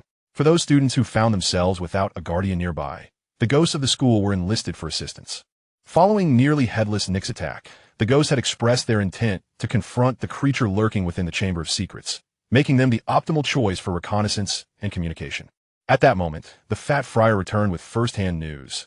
Gilderoy Lockhart was in the company of the monster, a great serpent, measuring 50 feet in length, with deep green skin adorned with seemingly impenetrable scales. Each time a rooster crowed, the creature writhed in agony, prompting Lockhart to destroy the source of the sound. Before long, the live point map indicated that the students within the castle had retreated to safety, while Lockhart departed the second floor, seemingly heading toward the Great Hall on the first floor. Chapter 63, The Basilisk Approaches. As a research group tasked with dealing with the Basilisk was being formed, Zhang Su led his peers in devising a strategy to confront the creature. Initially, Zhang Su guided the discussions, but as the group grew more familiar with the procedures, a series of strategies emerged through repeated deliberations. The plans were broadly divided into two steps. When the Basilisk made its appearance, the first step was to evacuate and guide the students to safety, utilizing the campus-wide broadcasting system, the ghosts, and communication devices. The students would be promptly informed to seek refuge in the nearest common room. If the distance to a common room was too great, they were instructed to take shelter in the Great Hall, the nearest classroom, or the offices of the four heads of houses. Professor Dumbledore, wielding the privilege of apparition within Hogwarts Castle, would then transport the gathered students back to their common rooms. Should Professor Dumbledore be absent from the school, this task would fall to Professor McGonagall, who would enlist the house elves in the kitchen to assist. Students located outside the castle were to take refuge in Hagrid's hut. Once the evacuation of students was completed, the second step involved the elimination of the Basilisk. The foremost priority was for the Guardians to secure the various common rooms, while Professor Dumbledore and the faculty would address the Basilisk. If Dumbledore and the professors were unable to act in time, the Guardians would need to delay the creature.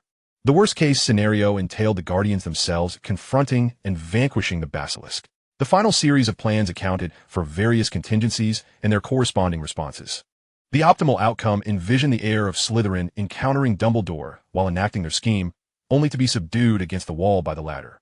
Conversely, the most dire outcome involved a sacrificial team, bravely staving off the Basilisk, buying precious time for the students to evacuate Hogwarts.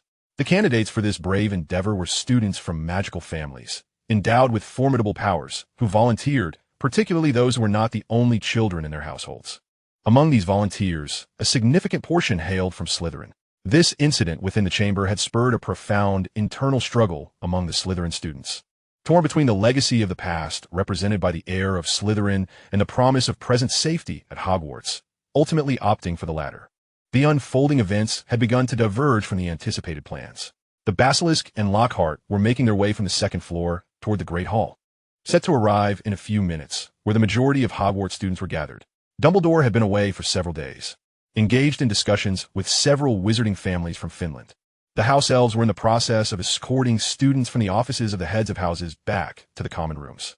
Jiangsu dared not abandon those students still in the headmaster's offices, concentrating all efforts on the Great Hall, unwilling to gamble on the unfolding events mirroring the scripted narrative, especially since he had already led the plot astray. Despite having faced the Basilisk alone once before, he was reluctant to wager whether Tom Riddle had further contingencies in store. Historically, Tom Riddle and the Basilisk had always fled after exploiting their advantages, but this time, their brazen approach in broad daylight suggested they felt overwhelmingly confident. Given that Lockhart was an adult wizard, unlike the inexperienced Ginny, it was possible that Tom Riddle had unlocked new powers after seizing control of Lockhart. In a fleeting moment of contemplation, Jiangsu ultimately resolved to take proactive measures. He instructed the house elves to gather their comrades, positioning themselves to ambush the Basilisk and Lockhart. Determined to prevent the creature from entering the Great Hall, Jiangsu gestured toward the entrance on the live point map, indicating it as the only route from the second floor to the first. Several nearby nodded in agreement, and the student council president initiated contact with Professor McGonagall to enlist the house elves' aid. "Peeves, come here for a moment," Jiangsu called out to the poltergeist lurking in the shadows of the Great Hall ceiling. Peeves, still apprehensive of Jiangsu, hastened to oblige. Jiangsu produced 2 bags of powdered lime, sealed in plastic, and handed them to Peeves. "Peeves, the time has come for Hogwarts to call upon you. Hide in the entrance hall, and, when the Basilisk appears, throw these into its eyes." Recognizing the gravity of Jiangsu's request, Peeves offered no further protest and swiftly departed, clutching 1 bag of the lime powder. At this juncture, the house elves had successfully brought the remaining guardians together. They also delivered news from Professor McGonagall. The students in the headmaster's offices would be relocated within approximately 10 minutes, at which point the professors would come to their aid. Hagrid was preparing the thestral-drawn carriage, ready to transport students if necessary. The guardians formed ranks, donned protective goggles, and unsheathed their wands, standing silently at the rear of the Great Hall's entrance. The once bustling hall had fallen eerily silent, save for the crowing of roosters emanating from the loudspeakers. The students within the Great Hall watched the guardians with bated breath, acutely aware that, in the worst-case scenario, half of this brave company would remain behind, sacrificing their lives to facilitate their escape from Hogwarts. Amidst this oppressive atmosphere, the faint sound of sobbing from several girls could be discerned. Jiangsu and his fellow commanders observed the live point map, noting that Gilderoy Lockhart's name was moving down the stairs from the entrance hall to the first floor. Suddenly, Lockhart's name halted in the entrance hall, sending ripples of tension through those gathered by the map. Moments later, the fat friar glided through the wall into the Great Hall, bearing troubling tidings. Peeves' ambush had only partially succeeded. The Basilisk's left I had been injured, while its right I had transformed into a likeness of nearly headless Nick. Upon hearing this news, Jiangsu suppressed the impulse to reveal their trump cards. Witnessing the dismayed expressions of the commanders following the Fat Friar's report, the students' spirits plummeted further. It was now time for the Guardians to make their entrance. Zhang Xiuming, both overtly and covertly supportive, guided the formation of this team, which was met with its most formidable battle upon its inception. In the ensuing years, only the ultimate showdown could surpass the severity of today's conflict. By that time, perhaps today's comrades would become adversaries locked in mortal combat. As Zhang Xiuming and his fellow commanders rose, Hinny unexpectedly dashed from the throng of students. Rushing toward Zhang Xiuming and embracing Harry Potter, who stood beside him, before planting a kiss on him. Hinny's audacious act ignited a chain reaction, prompting a dozen girls to emerge from the crowd, seeking their boyfriends within the defenders' ranks, and openly flaunting their affections. Observing Zhang Xiu also approach a seeker, Zhang Xiuming stepped forward to intercept her, slipping a jade token into her hand, and advising her to activate the defensive spell within it should the situation become dire, before ushering her back into the student assembly. Ignoring the seeker's forlorn gaze, Zhang Xiuming proceeded to the forefront of the team, adhering to the plan as he entrusted several stunning bombs to the 5 most daring members stationed at the front line. These stunning bombs, akin to grenades, have been developed the previous year, capable of producing a stunning spell effect within a 3 to 5 meter radius without inflicting physical harm upon individuals or surrounding objects. Primarily intended for use in hostage situations. According to the plan, these 5 brave souls from Slytherin would launch the first assault when the trumpet in the hall heralded the crowing of a rooster, aiming to incapacitate Lockhart with the stunning bombs before succumbing to the Basilisk's petrifying gaze, while simultaneously gathering crucial intelligence. As the moment arrived, the student council president reopened the hall's previously silenced loudspeaker, and the sound of a rooster's crow resonated throughout the dining hall. The doors swung open, and the 5 daring Slytherin students, clutching their stunning bombs, shouted for the glory of Slytherin as they charged forward. Chapter 64. The melancholy of Tom Riddle. Tom Riddle discovered that since his reemergence, his fortunes had been rather dismal. From Ginny's accounts, he became increasingly intrigued by Harry Potter. How could an infant, devoid of any remarkable magic, have vanquished the greatest wizard in history, escaping with nothing but a scar, while Voldemort's power lay shattered? Consequently, Tom Riddle resolved to unleash the Basilisk to confront Harry Potter, seeking the secret behind his infantile triumph over Voldemort, but his efforts were met with setbacks.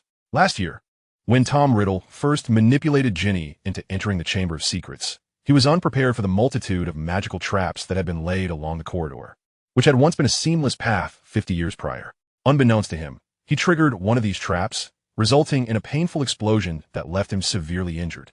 As he controlled Ginny's body, the sensations of her injuries reverberated through his very soul. Fearing that Ginny's body would be left behind in the chamber, along with his Horcrux, he exerted every ounce of strength to escape. Once Ginny had recuperated, Tom Riddle again took control of her to re-enter the chamber, where he encountered the one-eyed Basilisk. Considering the magical traps outside the chamber, Tom surmised that someone must have uncovered its secrets over the past 50 years, setting traps before entering. After damaging one of the Basilisk's eyes, they left no trace, perhaps having been consumed by the creature. The girl under Tom Riddle's control possessed neither strong vitality nor magic, rendering her incapable of healing the Basilisk's eye. Thus, for the initial forays, they could only venture forth with a one-eyed Basilisk.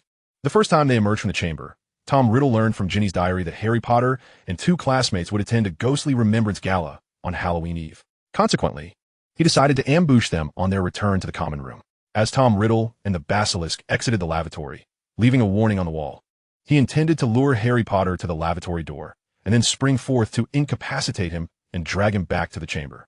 However, a cat became petrified, suspended at the opposite end of the corridor, while Harry Potter and his companions merely paused before the cat, failing to approach the lavatory door.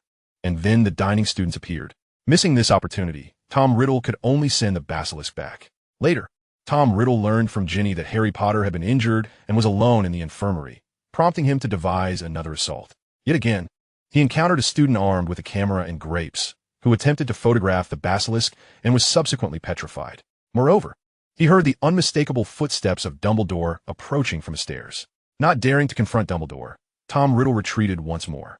Before Christmas, having faced repeated failures, Tom Riddle concocted another ambush plan, only to be interrupted by an individual and a ghost before Harry Potter could enter the trap. As Tom Riddle resolved to proceed with his plan, Peeves appeared, discovering the fallen victim on the ground. After Christmas, as Tom Riddle's fortunes continued to wane. He discovered a shift in his luck when his diary was found by Gilderoy Lockhart, the Defense Against the Dark Arts professor. After months of effort, Tom Riddle finally exploited a psychological vulnerability in his new prey, persuading him to unveil his soul. Tom Riddle feasted upon the deepest fears and hidden secrets of his new quarry. Gilderoy Lockhart, superior to Ginny in every regard, endowed Tom Riddle with even greater power.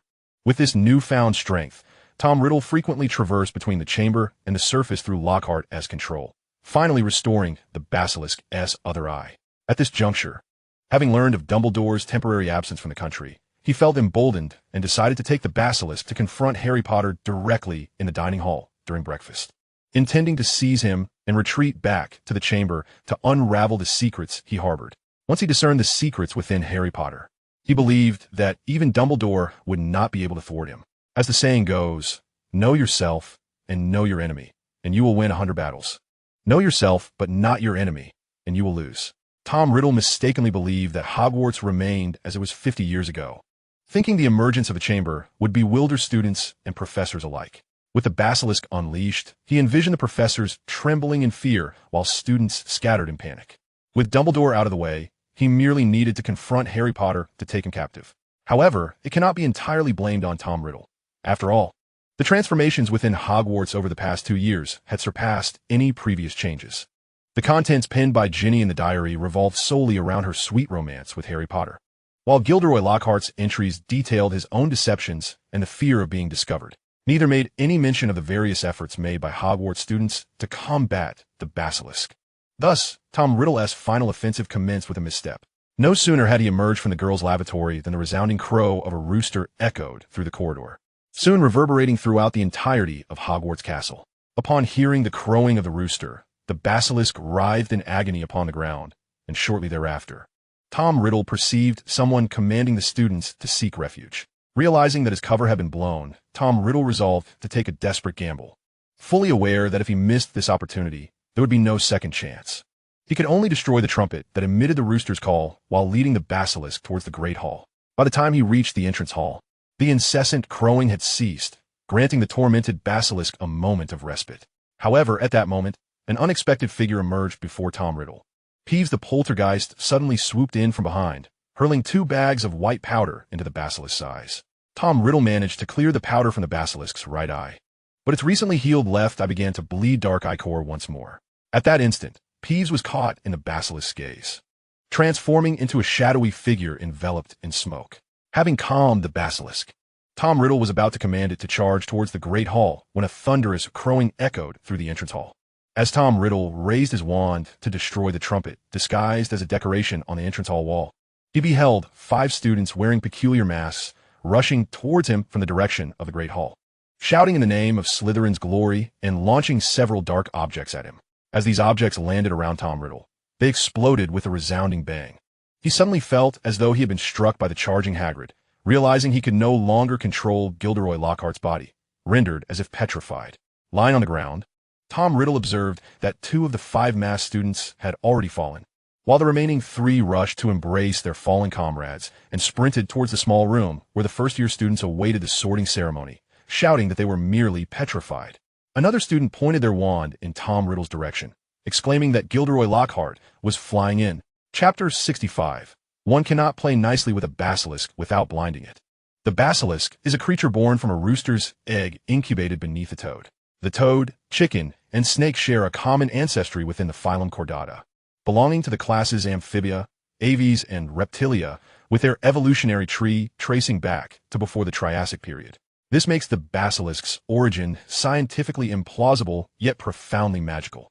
In contrast, the story of the ugly duckling, wherein a mother duck hatches a swan's egg, is not at all strange. Both ducks and swans fall under the class Aves. Order Anseriformes, family Anatidae. Thus, the emergence of the ugly duckling due to the neighboring swan's royal lineage is nothing out of the ordinary. One can only marvel at the wonders of the magical world. In the face of such enchantment, the rooster's egg pales in significance. The basilisk's blood, which Zhang Su had sent back, underwent DNA testing and scientific analysis, revealing a striking similarity between its DNA and that of snakes, along with characteristics akin to those of cold-blooded animals. Armed with this information, plans were devised to confront the basilisk, drawing upon methods typically employed against snakes. Arsenic, while effective against Bisusion, proved useless against the Basilisk. The quicklime that Peeves had thrown at the Basilisk had been mixed with arsenic, and it now appeared to have had no effect. Tom Riddle had swiftly destroyed the trumpet in the entrance hall, which he deemed the greatest threat, only to find himself incapacitated by the stunning bombs thrown by the daring students he had overlooked. The spells and curses that induce stupor primarily target the soul, and as a being of soul, Tom Riddle was naturally ensnared. One of the daring students, accustomed to using the summoning charm to catch fish by the lake, attempted to summon the unconscious Gilderoy Lockhart's body. To his astonishment, this effort was successful. As Jiangsu emerged from the Great Hall, he saw Gilderoy Lockhart being dragged in by his legs and quickly produced a bright yellow rope, tossing it towards Lockhart, who was then automatically ensnared. This rope, crafted to mimic the functionality of the golden snare from Journey to the West, was designed specifically to bind those with magical abilities. Jiangsu harbored no fear that Tom Riddle or Lockhart could untie the rope, for it required the correct incantation and a secret phrase to release it, which had been set in the Sichuan dialect. Should Tom Riddle or Lockhart possess knowledge of Sichuan dialect, Jiangsu would concede defeat. Lockhart was then transported into the Great Hall, where he was periodically subjected to further petrification. Following 2 waves of attacks launched by Peeves and the daring students, they managed to blind one of the Basilisk's eyes and capture Gilderoy Lockhart, simultaneously confirming the efficacy of the protective goggles. The next step involved blinding the Basilisk's remaining eye, thereby neutralizing the primary source of danger, allowing them to collectively strategize to gradually vanquish the creature. "Harry, it's our turn," Jiangsu said, patting Harry Potter on the shoulder. With his protective goggles in place, Harry nodded and followed Jiangsu towards the entrance hall. Eager to help Harry Potter gain accolades and reputation, Jiangsu endeavored to devise various methods. Naturally, he could not allow Harry to engage in any perilous endeavors, nor could he permit him to undertake trivial tasks that would yield no impact. He had to find a way for him to shine in a manner that was thrilling yet not excessively dangerous. For instance, at present, the area surrounding the Basilisk was devoid of any onlookers. The 2 daring students had already concealed themselves in a room on the opposite side of the entrance hall, and all other students were within the Great Hall. The entrance hall was solely occupied by the Basilisk, lying on the ground, panting, hissing incessantly. Harry Potter stood at the corner of the entrance hall leading to the Great Hall, closing his eyes as he envisioned himself conversing with a snake.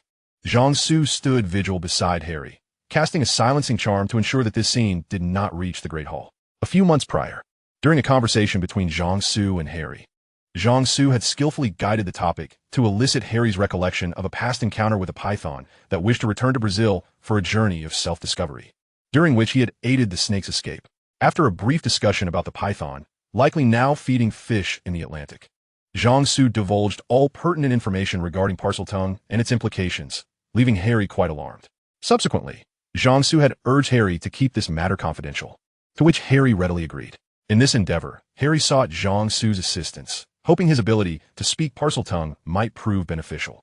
Thus, Jiangsu devised this plan. Harry continuously communicated with the Basilisk in Parseltongue, urging it to remain still and close its eyes. Jiangsu and Harry were wagering whether the Basilisk would heed Harry's words in the absence of Tom Riddle. At that moment, Jiangsu found himself reflecting on the Basilisk's appearance. While it resembled a snake in general, certain details diverged from that of a typical serpent. For instance, ordinary snakes lack eyelids and cannot close their eyes, yet the Basilisk possessed eyelids, allowing it to shut its eyes. Ultimately, this attempt proved futile. A ghost whom Jiangsu had summoned for reconnaissance entered the entrance hall, discovering the Basilisk lying on the ground, its head facing the entrance. Its blinded left I directed towards the Great Hall corridor, while its uninjured right I seemed to fixate on the area where the daring students had vanished moments earlier. After reporting the situation to Jiangsu, the phantom glided towards the opposite side of the hall, only to transform into a swirling black mist midway. The scene had reached a stalemate. The serpent monster, previously disturbed by the crowing of a rooster, was now lying in the hall, regaining its strength. Without having blinded the creature's other eye, no one dared to risk an attack. Although protective goggles could preserve one's life, being petrified in a frontal confrontation would be akin to losing it. The longer the delay, the more disadvantageous it became for the students. Jiangsu instructed Harry to return to the cafeteria to fetch a house elf, while he remained in the corridor to keep watch over the serpent monster. Soon, a house elf appeared at Jiangsu's side, and he handed a note, requesting the elf to use apparition to find Madame Pomfrey in the hospital wing. In no time, The house elf returned with Madame Pomfrey's double-sided mirror used for observing the infirmary. Zhang Su directed one side of the mirror to float into a corner of the hall, allowing him to view the serpent monster lying within. Through the mirror, he observed that the serpent monster's left eye socket was empty, oozing black blood. After lamenting the loss of the half-set apartment in Pudong, Zhang Su pinpointed the creature's head and retrieved the last grenade from his bag, which remained from their previous encounter with the spiders, and hurled it towards the other side of the monster's head before hastily retreating back to the cafeteria. Following the explosion, Zhang Su peered through the double-sided mirror and witnessed the serpent monster rolling on the ground, its face injured and half of its right cheek obliterated. Subsequently, the cafeteria doors swung open once more, and the defenders of Hogwarts shouted glory for the hearts as they charged into the hall. Chapter 66. If you can strike, do not waste words. The serpent monster, akin to a snake, could detect its prey through smell and infrared receptors. Its eyes, rather than mere visual organs, served as weapons. The creature's fangs posed a lethal threat to the students, and its massive body, combined with immense strength, could inflict fatal harm. Coupled with its scaly, resilient exterior, both physical and magical defenses were formidable. Most spells would be repelled. Thus, even without its eyes, the serpent monster remained a formidable adversary. In the hall, several transformed roosters incessantly crowed, while the now enraged serpent monster lunged at them. The students continuously conjured roosters while casting freezing and fire spells at the creature. After experimenting with various spells, the students resolved to leverage the second law of thermodynamics to breach the monster's defenses. The defenders had previously rehearsed strategies for combating such large magical beasts. The first row of students alternated casting barrier spells to impede the serpent's advance, while using transfiguration spells to divert its attention. Meanwhile, the groups of students at the back coordinated their attacks, targeting the same spot on the serpent monster simultaneously. The creature soon felt the weight of their efforts. Whenever it reared up, its relatively soft underbelly would be struck by spells. Should the serpent attempt to attack the students, it would be met with a taste of their magic. If it opted to slither along the ground towards the students, spikes would erupt from the floor, launching it into the air. The battle settled into a tense standoff. The serpent's movements began to slow, its blood gradually seeping away under the relentless assault of the rooster's cries and the spells. Meanwhile, the students began to experience magical fatigue, with some retreating to the back to imbibe potions for regeneration. Fortunately, with the monster's eyes destroyed, they could engage without protective goggles, and upperclassmen began to join the fray, sustaining the magical output. After some time, reinforcements arrived.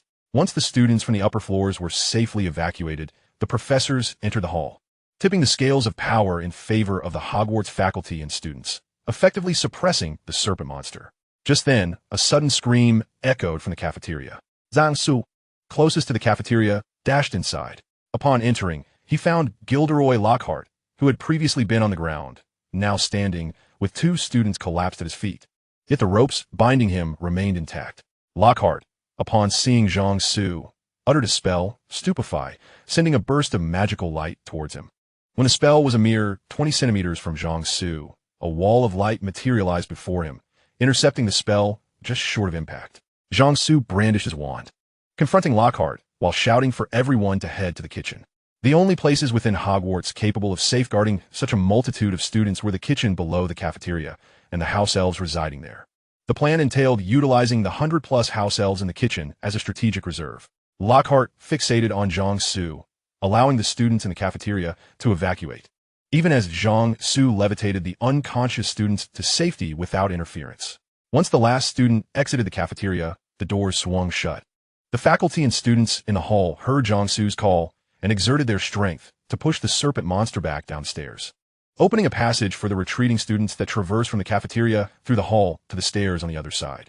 As the retreating students beheld the colossal serpent, gasps of astonishment erupted, and some timid students were so frightened they collapsed to the ground. Those who could not continue were dragged away by their peers, while the girls were swept up in the arms of gallant upperclassmen. Only Zhang Su and Lockhart remained in the cafeteria. Zhang Su remarked, "A splendid example of wandless magic." Lockhart replied, "Thank you for the compliment. Might I request your assistance in freeing me from these bindings?" Zhang Su responded, "If I were to untie you, I would be unworthy of being a Ravenclaw student." Lockhart exclaimed, "Such a remarkable rope, I find myself unable to unravel it." Zhang Su stated, "You know nothing of the power of magic." Lockhart inquired, "Is this the mysterious power from the East? Might you share your name?" young wizard from East? Zansu Zipli, am Zansu. How shall I address you? Tom Riddle or Voldemort? Tom Riddle responded, You seem to possess considerable knowledge. Zansu Zipli, I do not claim to know everything. I merely know what I know. Tom Riddle urged, Submit to me, and I shall grant you your desires. Zansu Gao De. I wish for shares in Microsoft. Can you provide them? Tom Riddle remained silent. Zhang Su added, Perhaps you could arrange for me several apartments in Pudong within the Second Ring Road? Tom Riddle fell silent once more. Zhang Su, what use is your obedience when you possess nothing? Tom Riddle, I wield a wealth of knowledge that you will find indispensable. Zhang Su, will you choose Python or Haskell? Tom Riddle, do you not yearn for power? Zhang Shu, no, ikrava. Tom Riddle, how vast is your desire? Zhang Su, Bigong. Tom Riddle, I appreciate the dialogue we've shared. It has granted me the time to fully seize control of this body. I have regained my strength, and your bind shall no longer impede me. Zhang Su, and so what? When the time comes to shatter your Horcrux, you will still meet your doom. Tom Riddle, my soul is irrevocably entwined with that of this body. Should the Horcrux be destroyed, your professor shall be rendered a mere empty-headed fool. Would you wish for your professor to become such a simpleton? Zhang Su, I would. Tom Riddle, what? Zhang Su, in your final moments, I offer you a parting piece of advice. Villains perish from excessive verbosity. Suddenly, Zhang Su brandished his wand, and Tom Riddle felt a surge of powerful electricity coursing through the ropes binding him. Every muscle in Tom's body convulsed, as if he were being mercilessly hammered. A minute later, the electric assault ceased, leaving Tom Riddle curled on the ground, trembling uncontrollably. Zhang Su approached Tom's side, casting a summoning charm to retrieve the tattered black-covered diary from his robes, and resumed the electric onslaught. Initially, when Zhang Su discerned that Tom Riddle had only cast a simple stunning spell, he sensed something was amiss. As Zhang Su evacuated the dining hall and used the summoning charm to save 2 classmates from beneath him, Tom Riddle made no attempt to intervene, leading Zhang Su to preliminarily conclude that Tom posed a significant threat. During Tom's incessant prattle, Zhang Su deduced that he sought to buy time. Tom aimed to delay while he took control of Lockhart's body. Earlier, during his battle with the Basilisk, after employing several spike charms to repel the creature, he had intended to rest and replenish his magic when chaos erupted in the dining hall. Thus, both parties, needing to stall for time, engaged in a nonsensical exchange. Once Zhang Su had partially restored his strength and extracted the necessary information, he decisively unleashed the electric spell from the binding ropes. Ignoring the convulsing Tom Riddle on the ground, Zhang Su placed the Horcrux diary down and produced a black dagger, plunging it into the diary. Ink erupted from the diary in torrents, while Tom Riddle writhed even more violently beside him. He seemed to wish to scream, yet the relentless electric shocks rendered him incapable of controlling his body. After a while, Zhang Su ceased the electric assault on Lockhart's body, cast a stunning spell, and released the ropes. He then departed the dining hall, clutching the punctured diary. As he stepped outside, a cacophony of jubilant cheers erupted from the direction of the foyer. Upon reaching the foyer, Zhang Su beheld Harry Potter, breathless, kneeling atop the Basilisk, gripping a silver sword that pierced straight through the creature's skull. Surrounding him was a throng of exuberant students. Zhang Su retrieved a camera from his bag and began snapping pictures of Harry with fervor. Chapter 67. Professor Gilderoy Lockhart. The burden of Ginny's misfortune rests upon your shoulders. As lunchtime approached, Dumbledore hurried back to Hogwarts. Beside the Basilisk, Zhang Su noted the dark expression on Dumbledore's face, mirroring that of Hermione. After Dumbledore examined the Basilisk with great scrutiny, Zhang Su seized an opportunity to quietly inform him that he had something to discuss. Leading them both to Dumbledore's office. Seated before Dumbledore's desk, after he conjured tea and snacks, Zhang Su placed the punctured diary upon the table before Dumbledore could speak. Dumbledore picked up the diary, his gaze piercing down from his long, aquiline nose, intently scrutinizing the singed pages. Remarkable, he mused. Without a doubt, he must be one of the most exceptional students in the history of Hogwarts. Indeed remarkable, yet tragically, he faltered at the final hurdle. Zhang Su remarked after finishing a piece of dessert. Dumbledore, do you know who he is? Zhang Su, of course. 50 years ago, he attended Hogwarts, and only he could have crafted such a magical object capable of storing fragments of his soul before graduation. Tom Riddle. Dumbledore, few are aware that Voldemort was once known as Tom Riddle. Zhang Su. Simply rearranging the letters of his name, a discerning mind could uncover the truth. Dumbledore, how did you manage to defeat him? Zhang Su. He was too arrogant, too careless. In the foyer, he underestimated the 5 students who volunteered as defenders, resulting in his unconscious capture. He also underestimated me in the Great Hall, unaware that the ropes binding him possessed additional functions. After I had finished my inquiries, he collapsed without casting a single spell. I then discovered this diary and destroyed it with a dagger laced with poison. His soul was so deeply entangled with that of Professor Lockhart that the latter also sustained injuries. Dumbledore. So, the events of the past year were orchestrated by Tom, controlling Gilderoy? Jiangsu, indeed.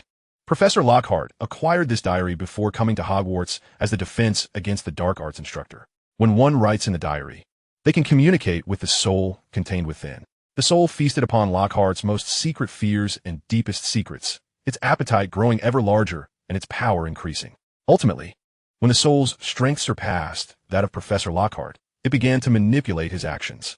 During its first attempt to open the Chamber of Secrets, it was inadvertently discovered by Ginny, who it then controlled to navigate the traps before the chamber.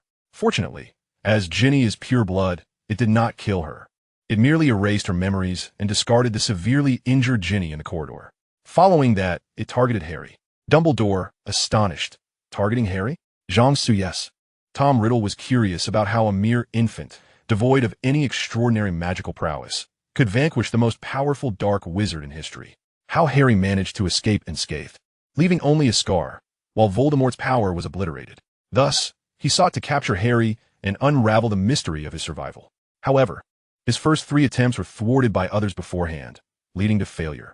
This 4th attempt triggered the newly installed alert system, which ultimately revealed his plot. Dumbledore, did Tom reveal the location of the chamber? No, Jiangsu shrugged. After I posed that question, he did not respond, but rather countered by asking if I would join him. I suspect he had either regained his strength or was growing impatient. So I immediately activated the magic in the binding ropes, stunning him.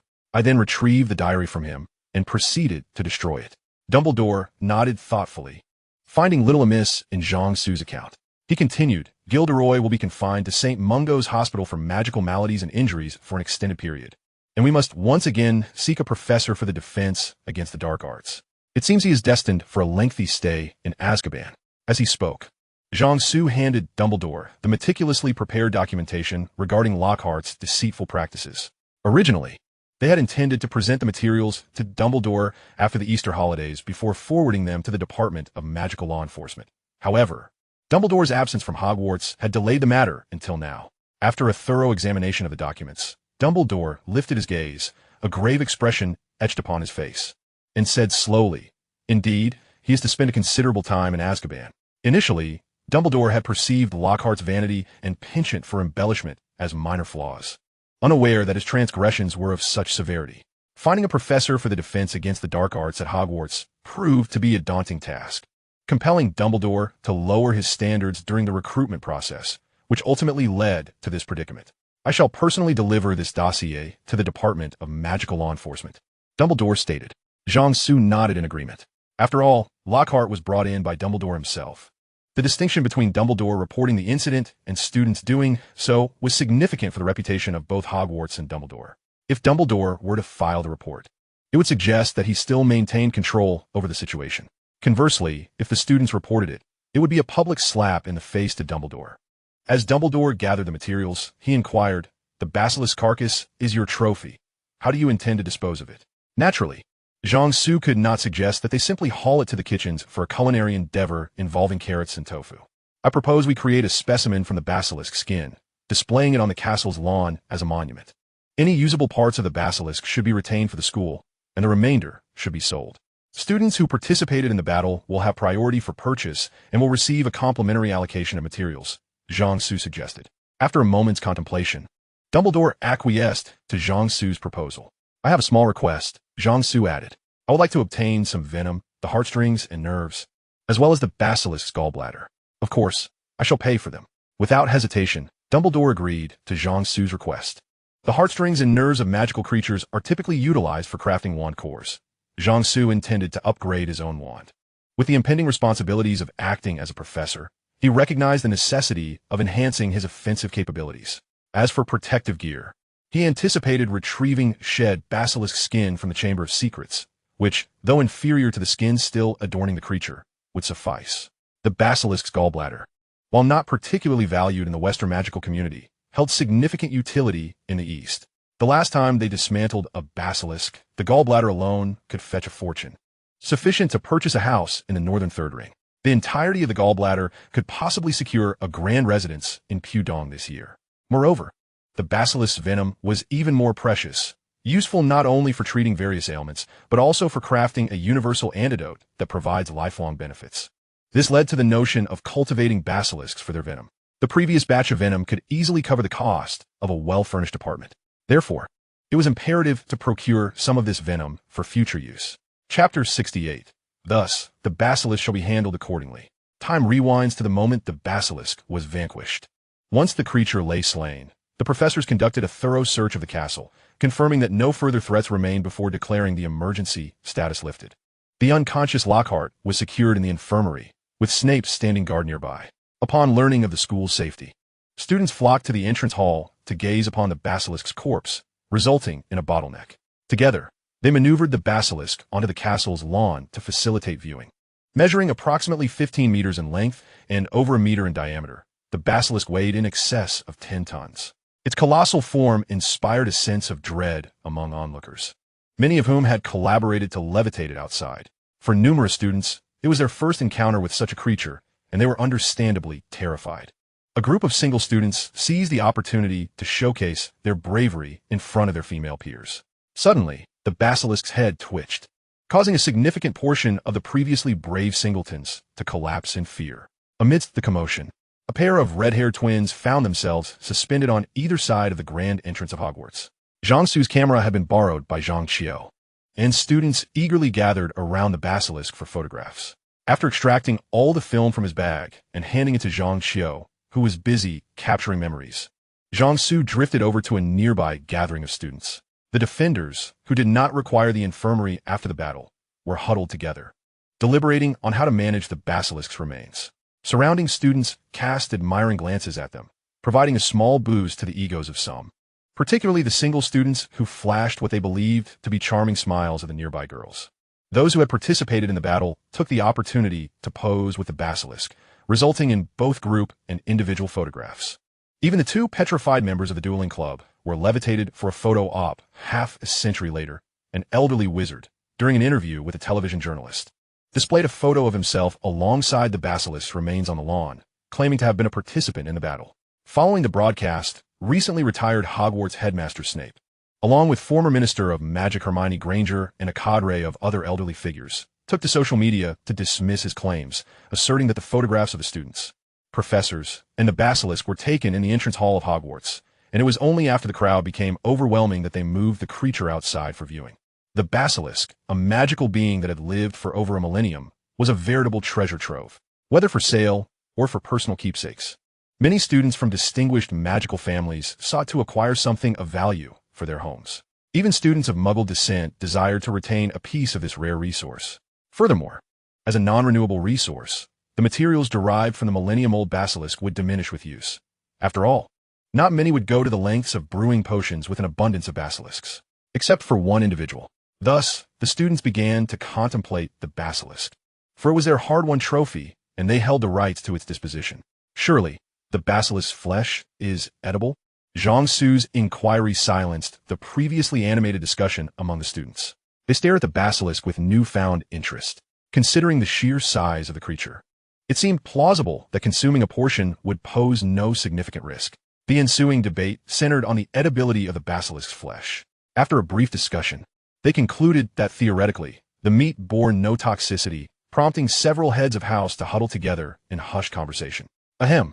A 7th grade prefect from Slytherin drew everyone's attention and proclaimed, "The basilisk is a pet left behind by the founder of our Slytherin house."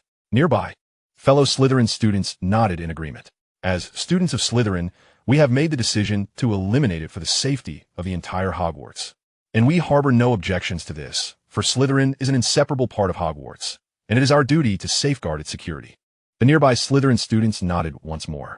However, to consume the pet left by the founder of Slytherin House is, indeed, a most inappropriate act for any Slytherin student. The nearby students nodded in unison. Of course, should any of us Slytherin students unknowingly consume something peculiar, such an incident is one we all wish to avoid. The nearby Slytherin students nodded vigorously. Then, amidst the eye rolls from the students of the other 3 houses, the prefect of Slytherin, along with his peers, took a few steps aside, indicating that they knew nothing of the matter. The students from the other 3 houses conferred and concluded that this affair could only be conducted in secrecy if all 5,000 students of the school partook together. Each would receive scarcely half a pound. Yet, they needed to devise a plan to procure the basilisk's meat. By afternoon, Jiangsu presented a proposal for handling the basilisk carcass, which was met with unanimous agreement. It was deemed impractical to preserve the entire basilisk in formaldehyde. According to Jiangsu's vision, the basilisk specimen would be displayed alongside 4 statues representing the students from the 4 houses, forming a sculptural ensemble themed around the battle between students and the basilisk. Surrounding this would be a circle of fountains, situated at the entrance of Hogwarts Castle. Anyone entering or exiting the castle would have to pass by the specimen. In the magical world, architects enjoy a unique sense of fulfillment, as transfiguration spells can rapidly manifest the models of their creations. After much discussion and design, the final proposal centered around the castle's grand entrance, featuring a basilisk specimen in an aggressive pose on one side and 4 statues of students brandishing their wands in attack on the other. Encircling them would be a grand fountain pool. To reach the castle's entrance, one would need to traverse a bridge spanning the pool. Upon reaching the midpoint of the bridge, one would find the enormous basilisk specimen on one side and the 4 statues of students battling the creature on the other. As the fountain sprayed water, the wands of the 4 statues would shoot jets of water toward the basilisk specimen, while the creature's gaping maw would release streams of water upon the opposing statues. As for the concern of the specimen being damaged by the fountain spray, with the aid of magic, even 100 years of exposure to acid would pose no threat. However, much debate ensued regarding the representations of the 4 statues. Ultimately, the statue, symbolizing the Gryffindor student, would take the form of Harry Potter, who dealt the final blow to the basilisk. The statue, representing the Slytherin student, would depict the brave soul who was the first to charge from the dining hall, only to be petrified. The statue for the Badger House would feature a girl who, in the throes of the basilisk's last desperate struggle, pushed her companion to safety only to be struck by the creature's tail, and the statue, representing the Ravenclaw student, would be modeled after Jiangsu himself. Upon submitting this proposal to Dumbledore, it was promptly approved. Professor Sylvanus Kettleburn, the instructor for the Care of Magical Creatures course, commenced the task of preparing the basilisk's body that very afternoon, overseeing its transformation into a specimen. Together with several students, Professor Kettleburn began by skinning the basilisk. The creature's muscles, bones, and internal organs were then placed into magically enhanced boxes, designed to preserve the freshness of magical creatures while minimizing the loss of magical energy. By the end of the afternoon, the disassembly of the basilisk's carcass was complete. The skin required preservation treatment before undergoing the necessary filling and positioning for the specimen's design. The remaining parts were simply packed into boxes for transport back to the castle. The process of creating the basilisk specimen proceeded smoothly, although a few boxes containing the creature's flesh and bones found their way into the kitchen. Thus commenced Chapter 69, The Celebration Feast. The Shrieking Shack is a forsaken building in Hogsmeade Village. For years, the villagers believed it to be haunted due to the screams emanating from within. However, recently, the villagers discovered that the house, which had lain silent for over a decade, had begun to haunt once more. This tale begins in the winter of the previous year. It was a cold weekend evening, and many wizards were gathered at the warm 3 Broomsticks pub, enjoying drinks and conversation. That night, 3 inebriated wizards boasted of their bravery, and under the influence of alcohol, their tales escalated from fearlessness of their wives to daring to battle a dragon for 300 rounds. One wizard, having spun an elaborate tale, bragged about vanquishing a dragon and then recounted an encounter with werewolves, claiming to have dispatched 10 of them single-handedly, which drew the jeers of the entire pub. In a fit of bravado, he decided to spend a night in the haunted Shrieking Shack to prove his courage. His 2 drinking companions decided to join him, wagering that whoever showed cowardice would owe the other a month of drinks. As the patrons of the pub discussed the exploits of these 3 brave souls, the doors suddenly swung open, and the 3 wizards tumbled into the bar, breathless and disheveled. After downing a warm butterbeer, they managed to calm their nerves. Under the curious gazes of the other patrons, the leading wizard recounted their experience. We had barely walked out of the pub when a cold wind hit us, and our bravado quickly faded. We pressed on toward the Shrieking Shack and soon arrived near the house. Before we could even approach, we heard voices coming from within. I swear, the speaker was no one from our village. I grew up here and can recognize every voice. We crept beneath the window to eavesdrop. Inside, one voice asked, "Can they be eaten?" Another replied, "Yes, quite delicious." The third voice inquired, "How do we eat them?" The second voice explained, the first one should be chopped into pieces, placed in a pot with water, red tea leaves, and other spices, and simmered for an hour. The third voice continued, the second should also be chopped, sautéed with spices first, then water added for stewing.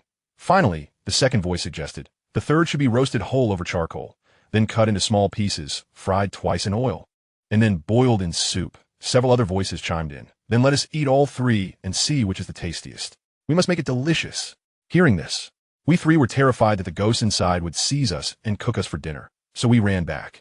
After finishing his drink, the gentleman called for another goblet of butterbeer, which he promptly downed in one gulp. An immediate hush enveloped the three broomsticks, punctuated only by the occasional crackle from the fireplace. The warmth of the flames failed to dispel the chill that gripped the patrons. Each felt their limbs tremble uncontrollably. Soon, several brave souls ventured towards the shrieking shack, driven by curiosity. They returned in a flurry, recounting tales of a banquet within, where a voice exclaimed, "Who would have thought these legs would be so delectable? Could we find a few more?" From that moment forth, the legend of the shrieking shack morphed into a tale of demonic feasts, where a throng of devils gathered each night to indulge in gluttony, ensnaring any unwary souls who dared approach. Not long after, two freshly graduated wizards from Hogwarts boldly volunteered to vanquish the supposed fiends, only to vanish without a trace, leaving behind naught but their footprints leading into the shack's entrance, with no signs of their departure. This disappearance heightened the villagers' dread of the shrieking shack to unprecedented levels. The latest whispers of the shack's sinister reputation spread among Hogwarts students visiting Hogsmeade, igniting speculation that it was somehow linked to the Chamber of Secrets incident. Meanwhile, some members of the Hogwarts defenders discreetly approached Zhang Su, inquiring about the timing of the next devilish banquet. As the architect of this unfolding saga, Zhang Su found himself bemused by the turn of events. For him, indulging in dog meat during winter was a familial tradition. Upon arriving at Hogwarts, he feared that preparing dog meat in the kitchen might attract unwelcome attention due to cultural differences, leading him to seek a secluded spot for his culinary endeavors. After much searching, he discovered that the Shrieking Shack was the perfect hideaway, remote, spacious, and equipped with usable furniture. He resolved to claim it as his secret base, postponing any further considerations to the following term. However, he underestimated the prowess of the Marauder's map. As soon as he ventured into the hidden passage beneath the Whomping Willow, the Weasley twins and several members of the Defenders followed closely behind, eager to uncover his secret. At that moment, while the trio outside eavesdropped, Zhang Su found himself cornered by the twins, who pressed him to explain the merits of dog meat. The group of young witches and wizards, not accustomed to having dogs as companions, declared that if there was meat, they should partake in it together. As for the two wizards who had bravely ventured forth to confront the alleged monsters, they entered to find not a den of horrors, but rather a gathering of familiar faces enjoying a hot pot feast, leaving them utterly bewildered. The diners, equally perplexed, quickly recognized the newcomers as fellow participants from the previous term's Quidditch matches and promptly set them up with bowls and chopsticks. Upon realizing that their gathering had morphed into a chilling legend for the village, the twins suggested that the two upperclassmen refrain from returning to the village and instead use this apparition to maintain the air of mystery. In no time, the Shrieking Shack transformed from a mere dog meat eatery into a clandestine stronghold for the Hogwarts Defenders. Thus, the celebratory feast for the resolution of the Chamber of Secrets incident, paired with a banquet of basilisk meat, was held within the confines of the Shrieking Shack. As May drew to a close, the mandrakes cultivated in the greenhouse reached maturity, and the potions crafted from them successfully revived the petrified students, ghosts, and felines. On the first weekend evening after their revival, the Defenders convened at the Shrieking Shack to commence their victory celebration. After acquiring basilisk flesh, Zhang Su collaborated with a few classmates to explore culinary possibilities. Initially, they found the millennia-old meat as tough as rubber, resistant to even the most vigorous chewing. After some experimentation, they discovered that marinating the basilisk meat in mandrake juice for a day rendered it remarkably tender while preserving its original flavor. The basilisk bones, when simmered into a broth, yielded an unexpectedly delightful taste, filling the kitchen with an enticing aroma. With ample basilisk meat at their disposal, they resolved to experiment with various cooking methods. On the day of the celebratory feast, many students busied themselves in the kitchen of the Shrieking Shack. Due to space constraints, an adjoining room was repurposed for additional culinary activities. The simplest dish involved simmering the basilisk bones with ginger in a large pot, creating a fragrant broth that soon permeated the entire shack. Next came the preparation of basilisk meat. They fried slices until golden, then stir-fried them with scallions and peppers. Finishing with a drizzle of sesame oil for a dish they termed peppered basilisk. Another preparation involved sautéing the meat with spices and adding it to the basilisk bone broth, allowing it to simmer until tender, before adding red pepper and seasoning to complete the dish. They also combined basilisk meat with char siu, shiitake mushrooms, bamboo shoots, and chives, resulting in a vibrant platter of stir-fried basilisk strips. They also crafted a dragon and phoenix soup by simmering basilisk meat, bone broth, chicken, mushrooms, dates, chestnuts, scallions, ginger, and garlic together for an hour. Zhang Su had initially considered adding cat meat to the mix, but the thought of Professor McGonagall emerging from the pot made him reconsider his choices. In addition to Eastern preparations, they attempted Western-style dishes as well. They marinated thick basilisk steaks in black pepper and sea salt, then seared them on both sides before finishing them in the pan. Another dish involved marinating the steaks in rosemary, thyme, and red wine, followed by a quick sear in olive oil. They even baked the marinated steaks in the oven after a brief resting period. Finally, they rolled out fermented dough into flatbreads, topped them with tomato sauce, marinated basilisk meat, vegetables, and cheese, resulting in a delectable basilisk pizza. Furthermore, an array of vegetables and herbs sourced from Hogwarts greenhouse adorned the table, transformed into vibrant salads and refreshing vegetable juices. The spacious living room of the Shrieking Shack accommodated the gathering well, enhanced by upperclassmen employing space-expanding spells, allowing dozens of Hogwarts defenders to gather within, albeit with a slight sense of crowding. Once all the dishes were prepared, they settled at the dining table, ready to partake in the feast. At this moment, Zhang Su rose with a goblet brimming with butterbeer in hand. The students, seated on either side of the dining table, fell silent, their gazes fixed upon him. Since his arrival at Hogwarts, the transformation he has brought about has been evident to all. The entire Hogwarts has come alive due to his influence, and the barriers between the four houses have gradually diminished through his efforts. Under his leadership, when faced with the monster within the Chamber of Secrets, instead of cowering in fear, the students united to bravely resist, ultimately achieving victory. Following a series of events, Zhang Su has garnered immense admiration from his peers. Currently, the most esteemed figure at Hogwarts is none other than Harry Potter, the savior who vanquished the Dark Lord, safeguarded the Philosopher's Stone, and defeated the Basilisk. In second place stands Zhang Su, the catalyst of change for Hogwarts. To the collective perception, Harry Potter embodies strength, while Zhang Su represents wisdom. Thus, when Zhang Su stood to deliver a toast at the celebration banquet, no one voiced any dissent. Today we gather to celebrate our triumph over the Basilisk, dismantling and exposing the nefarious schemes of Gilderoy Lockhart.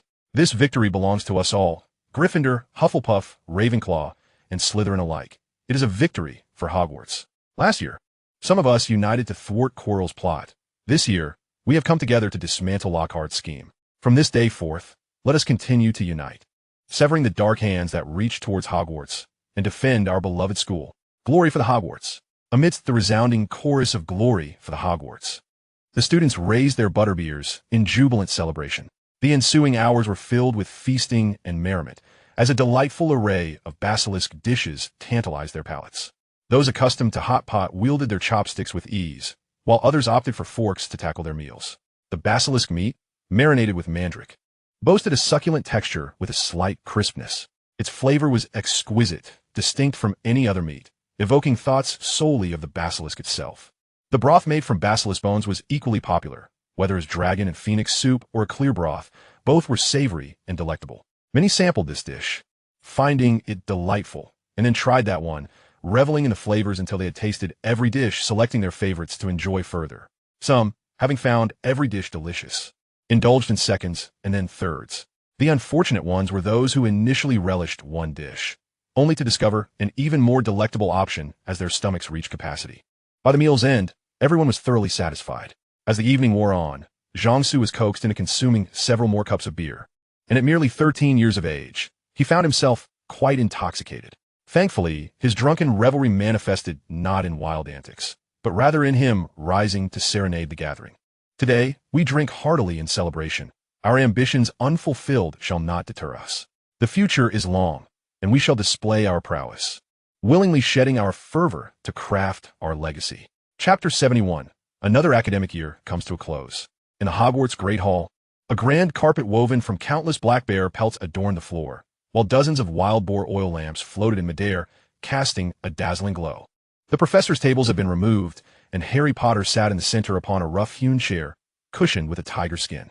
Behind him, a mural depicted a majestic lion, symbolizing Gryffindor, glaring fiercely down from a mountain. Flanking Harry were his companions: Ron Weasley, Hermione Granger, Ginny Weasley, Fred Weasley, George Weasley, Neville Longbottom, Colin Creevey, and Rubeus Hagrid, his formidable entourage. At that moment, Dean Thomas rushed in and stood before Harry, announcing, "Sir, the Dark Lord army has arrived at the gates of Hogwarts." With that, Jiangsu jolted awake from his slumber. He had been oblivious to how he had been carried back to the dormitory after the previous night's revelry, which had led to a night filled with erratic dreams. Following the banquet, the impending final examinations loomed. This year's exams bore a unique significance. Hogwarts had partnered with the Ministry of Education of China, and the top 5 students from each of the 4 houses across 7 grades, totaling 140, would be invited for a 2-week exchange program in China. Jiangsu was not included in the rankings. This was a momentous event in the British magical community, and the Daily Prophet had reported on it for a consecutive week. This marked the first time since Jiangsu's arrival as a foreign student that British magical media had covered matters concerning the Chinese magical community. Many students, inspired by the books and Jiangsu himself over the past 2 years, eagerly anticipated the opportunity to explore the land that nurtured such a talented young wizard. However, another report on the Daily Prophet regarding Beauxbatons Academy's similar invitation garnered little attention from British wizards. Additionally, the news that Hogwarts would be able to recommend students graduating within the next 3 years to study at Chinese magical universities was kept entirely confidential within Hogwarts, unbeknownst to the media, and likewise for Beauxbatons. The final examinations of this academic year concluded amidst the students' fervent enthusiasm. Once the results were released, Harry and his companions all ranked within the top 5. Hermione rightfully claimed the first position, while Harry, having been guided by the wisdom of his glasses-clad mentor for another year, surged to second place. Influenced by his brilliant friends, Ron made significant strides this year, securing the 4th position, while the 5th place was unexpectedly claimed by Neville Longbottom. Having received encouragement from his parents, Neville had remained relatively quiet throughout the year, but as the term concluded, he emerged as a surprising standout. From Slytherin, Draco Malfoy also made it into the top 5 of the year. At the end of term feast, honors were duly awarded. The entire Hogwarts Guardians team received the Hogwarts Guardian medals, personally bestowed by Dumbledore. Harry Potter, who had slain the Basilisk with a single stroke, was the first to step forward for his award, followed by Jiangsu for capturing Lockhart, and then the 5 valiant members of the task force. This year's Hogwarts Guardian medals were distinct from the previous years, featuring the Hogwarts crest at the center, encircled by the words "Glory" for the Hogwarts. In the end, thanks to Harry's significant contribution of points from slaying the Basilisk, Gryffindor reclaimed first place. As the term concluded, students boarded the train homeward. The heads of the 4 houses, serving as leaders for the exchange program to China, departed for London ahead of the train to prepare. Those selected would return home briefly, reconvene in 3 days, and then fly to China. Jiangsu, however, would be taking the evening flight back. On the train, Professors McGonagall, Flitwick Sprout, and Snape consulted with Jiangsu about various details related to the upcoming visit to China.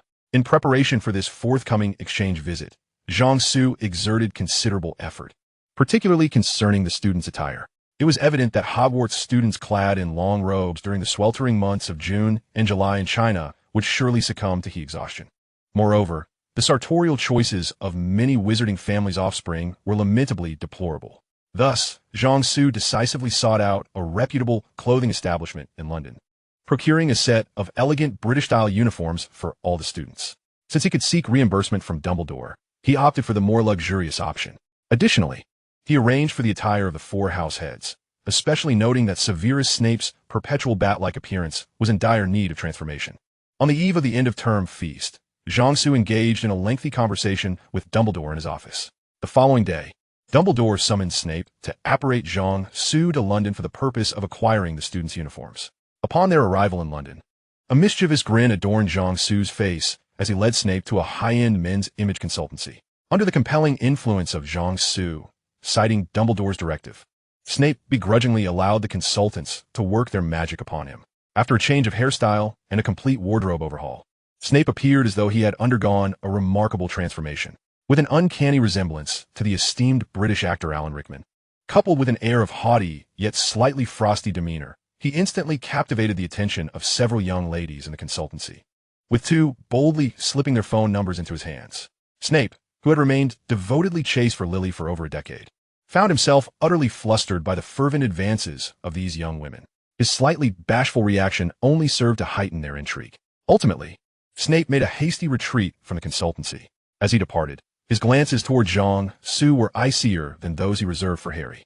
That evening, Snape, now adorned in his new attire, made a stunning entrance at the end-of-term feast, leaving the entire Hogwarts student body in awe. The train swiftly arrived at the station, where throngs of parents eagerly awaited their children's return home. Harry Potter approached the car of Uncle Vernon, who glared at him with palpable fury, his anger further fueled by the sight of Harry's owl and cage dangling from the luggage rack. Behind Uncle Vernon stood Aunt Petunia and Dudley, both wearing expressions of anxiety as they surveyed the peculiar individuals that occasionally appeared around them. While Harry was in the midst of loading luggage into the car's trunk, he was suddenly startled by Aunt Petunia's sharp gasp. Turning to look, he found her staring ahead in sheer panic. Following her gaze, he spotted Professor McGonagall and several other professors, including Snape, emerging from the platform, who simultaneously recognized Harry. Amidst Harry's astonished gaze, Snape approached the Dursley family. Not far off, Jiang-Su entered a state of keen observation, intercepting Mr. Weasley, who had intended to greet them. The Weasley siblings, caught in a state of bewilderment, watched the unfolding scene.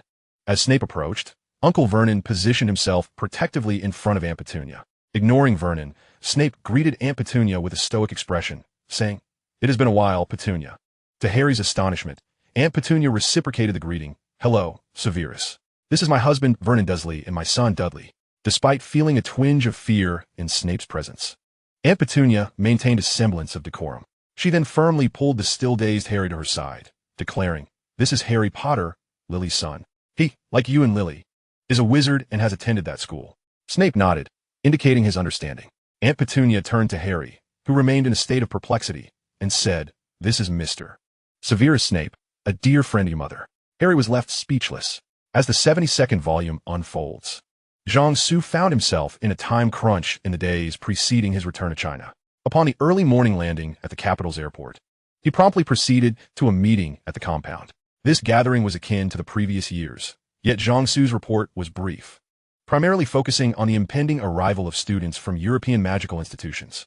After the afternoon meeting concluded, he made his way to the orthopedic ward of the Capital People's Hospital, where he inquired about Qian Henggua's bed number.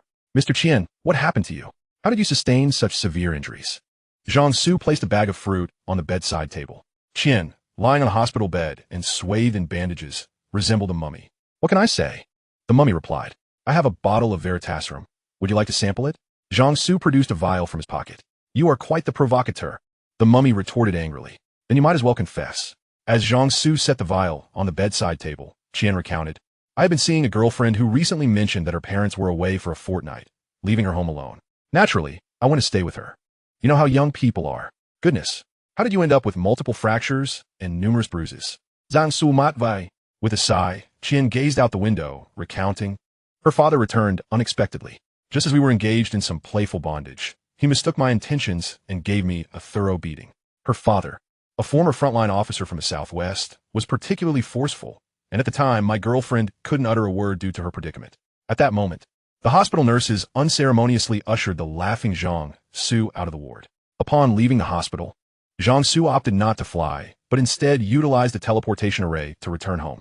Unlike the long-distance travel methods employed in Europe, which involve keys and flu powder, the teleportation arrays in China exhibit a comparable core technology with distinct characteristics. Jiang-Su first took a bus to a building near the capital's train station, where the ground to the third floors housed supermarkets and restaurants, while only practitioners could access the upper floors. At the ticket hall on the fourth floor, Jiang-Su purchased a ticket back to his hometown of Yongcheng. After waiting for over half an hour, he arrived at the fourth teleportation hall on the 7th floor, 10 minutes prior to departure, as indicated on his ticket. The hall featured an intricate array inscribed on the floor, with points of light gliding along in a predetermined sequence. After verifying their tickets with over 20 fellow passengers, they donned protective shoe covers to preserve the array before entering the teleportation hall. Inside, rows of seats reminiscent of luxury coach chairs lined the hall. Jiang-Su took his assigned seat, resting his feet on the footrest and fastening his seatbelt. When the time came, the teleportation array was activated, and Jiang-Su felt himself plummet downward, as if his seat had vanished beneath him.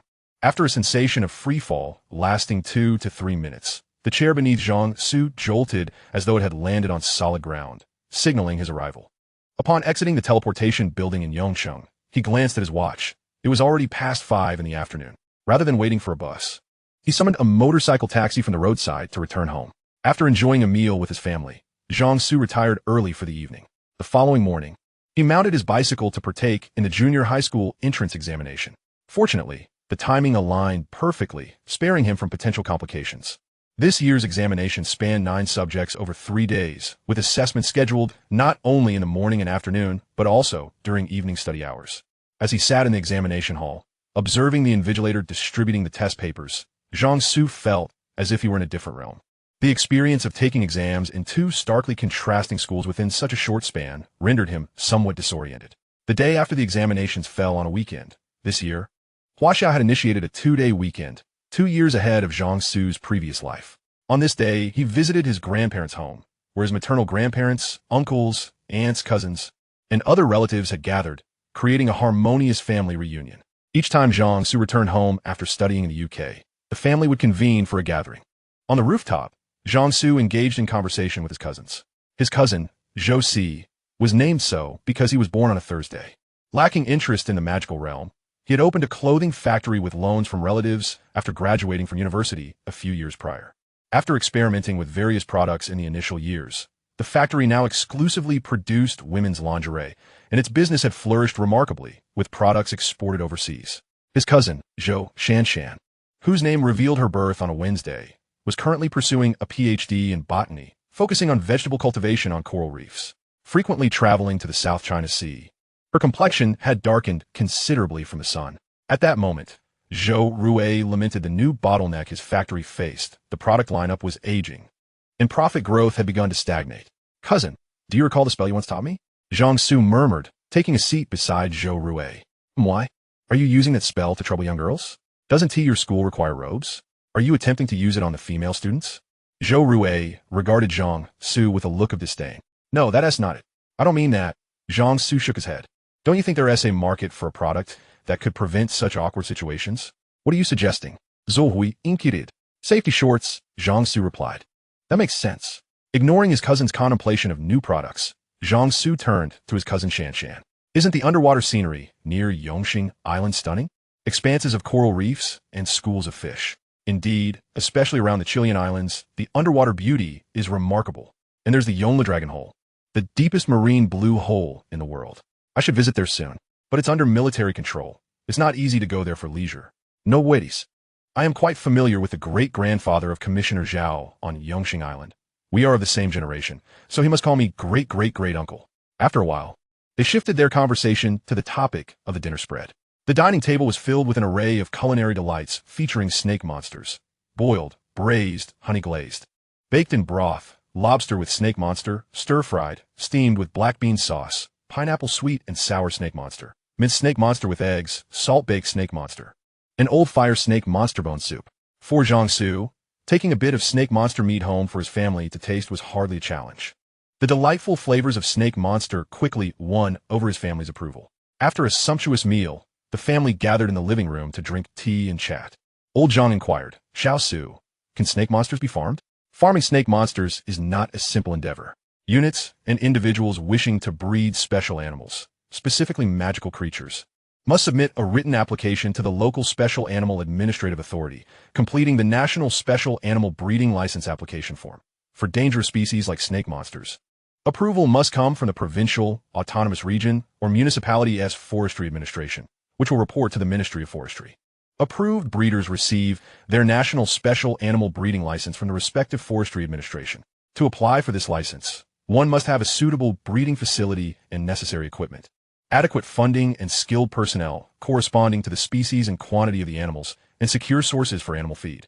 However, since Zhang Su's family owned a pharmaceutical factory, they had partnerships with several special animal farms, making it feasible to explore cooperative breeding ventures. As the family conversed, they recognized that while farming snake monsters posed challenges, it was not insurmountable. The snake monsters had thrived in the Chamber of Secrets at Hogwarts for years, suggesting that establishing a breeding facility might just entail constructing a cellar. Technologically, there were no significant issues. Given that the snake monsters had survived in the chamber without illness, they likely would not be prone to disease. Regarding their feed, it could be as simple as feeding them roosters or ducks, or even attracting mice with bait to minimize costs. The feeding process could be simplified further by using transfiguration to create a golem to deliver the feed. If a snake monster could reach 5 meters in 10 years, with its meat tasting a fraction of the 1,000-year-old variety, profitability would be guaranteed. The venom and gallbladders could serve as additional profit margins. If all went smoothly, in a decade or so, they might even feature on CCTV's 7th channel. The pressing issue now was sourcing the snake monsters. The day after the family feast, Jiangsu set off northward, still reeling from the family discussions. Students from Hogwarts and Beauxbatons had already arrived in the capital days prior. As Jiangsu completed his entrance exams, the students from both schools formed mixed teams, dividing into 4 groups to visit various schools, research institutes, and factories in the capital for exchange activities. Ron Weasley had been in a state of bewilderment these past few days. Although he had heard from his father about the visit to Huaxia and received letters from his brother, who coached Quidditch there, describing the country, nothing compared to the shock of experiencing it firsthand. The flight experience was unlike traveling by flue powder or riding a broom. Soaring through the clouds amidst the roar of jet engines, with the vast expanse of clouds and the curved horizon in the distance, and the buildings below shrinking to the size of fingernails, was a sight that had never before graced a wizard's eyes. A magical map located at the front of the cabin displayed their real-time position. As time passed, after 3 hours, they departed the minuscule island of Great Britain, now flying over the vast expanse of North America, which was 100 times its size. The profound sense of altitude and distance provided Ron and the other pure-blood wizards with their first taste of the awe inspired by Muggle technology. This marked the first time many young wizards had their perspective shift from the confines of Great Britain to encompass the entire world. More bewildered than Ron is Harry, who has yet to emerge from the stupor of discovering that his mother and Snape were childhood friends. Along the journey, young wizards from illustrious wizarding families incessantly inquired of their Muggle-born peers seated nearby about the workings of airplanes. Some of the boastful young wizards, who had previously claimed to have nearly collided with an airplane while riding their broomsticks, found themselves ridiculed as their fabrications were unmasked. After enduring a lengthy flight of several hours, the aircraft finally arrived at the capital's airport, where weary passengers disembarked in succession under the guidance of their professors. They exited the airport via the VIP passage, escorted by the reception staff. "Welcome to Huaxia, Professors McGonagall, Flitwick, Sprout, and Snape. Thank you for your arduous journey," said a staff member in professional attire, addressing the Hogwarts professors. The group from Hogwarts boarded a bus in a parking lot outside the airport, which then engaged its invisibility charm and took off with a swift whoosh.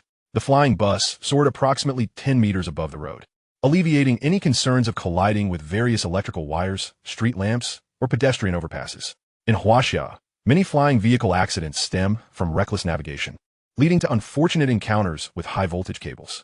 As the convoy traversed the capital, the juxtaposition of ancient architecture with modern constructions and factories fascinated the young wizards. The fleet eventually halted before a grand hotel on the city's western outskirts, serving as the temporary abode for the visiting European young wizards. In the spacious lobby of the hotel, Hogwarts students encountered their counterparts from Beauxbatons, who had arrived merely half an hour earlier. The students from both schools lined up on either side of the lobby. Fortunately, the amicable relations between the two institutions fostered an atmosphere devoid of tension.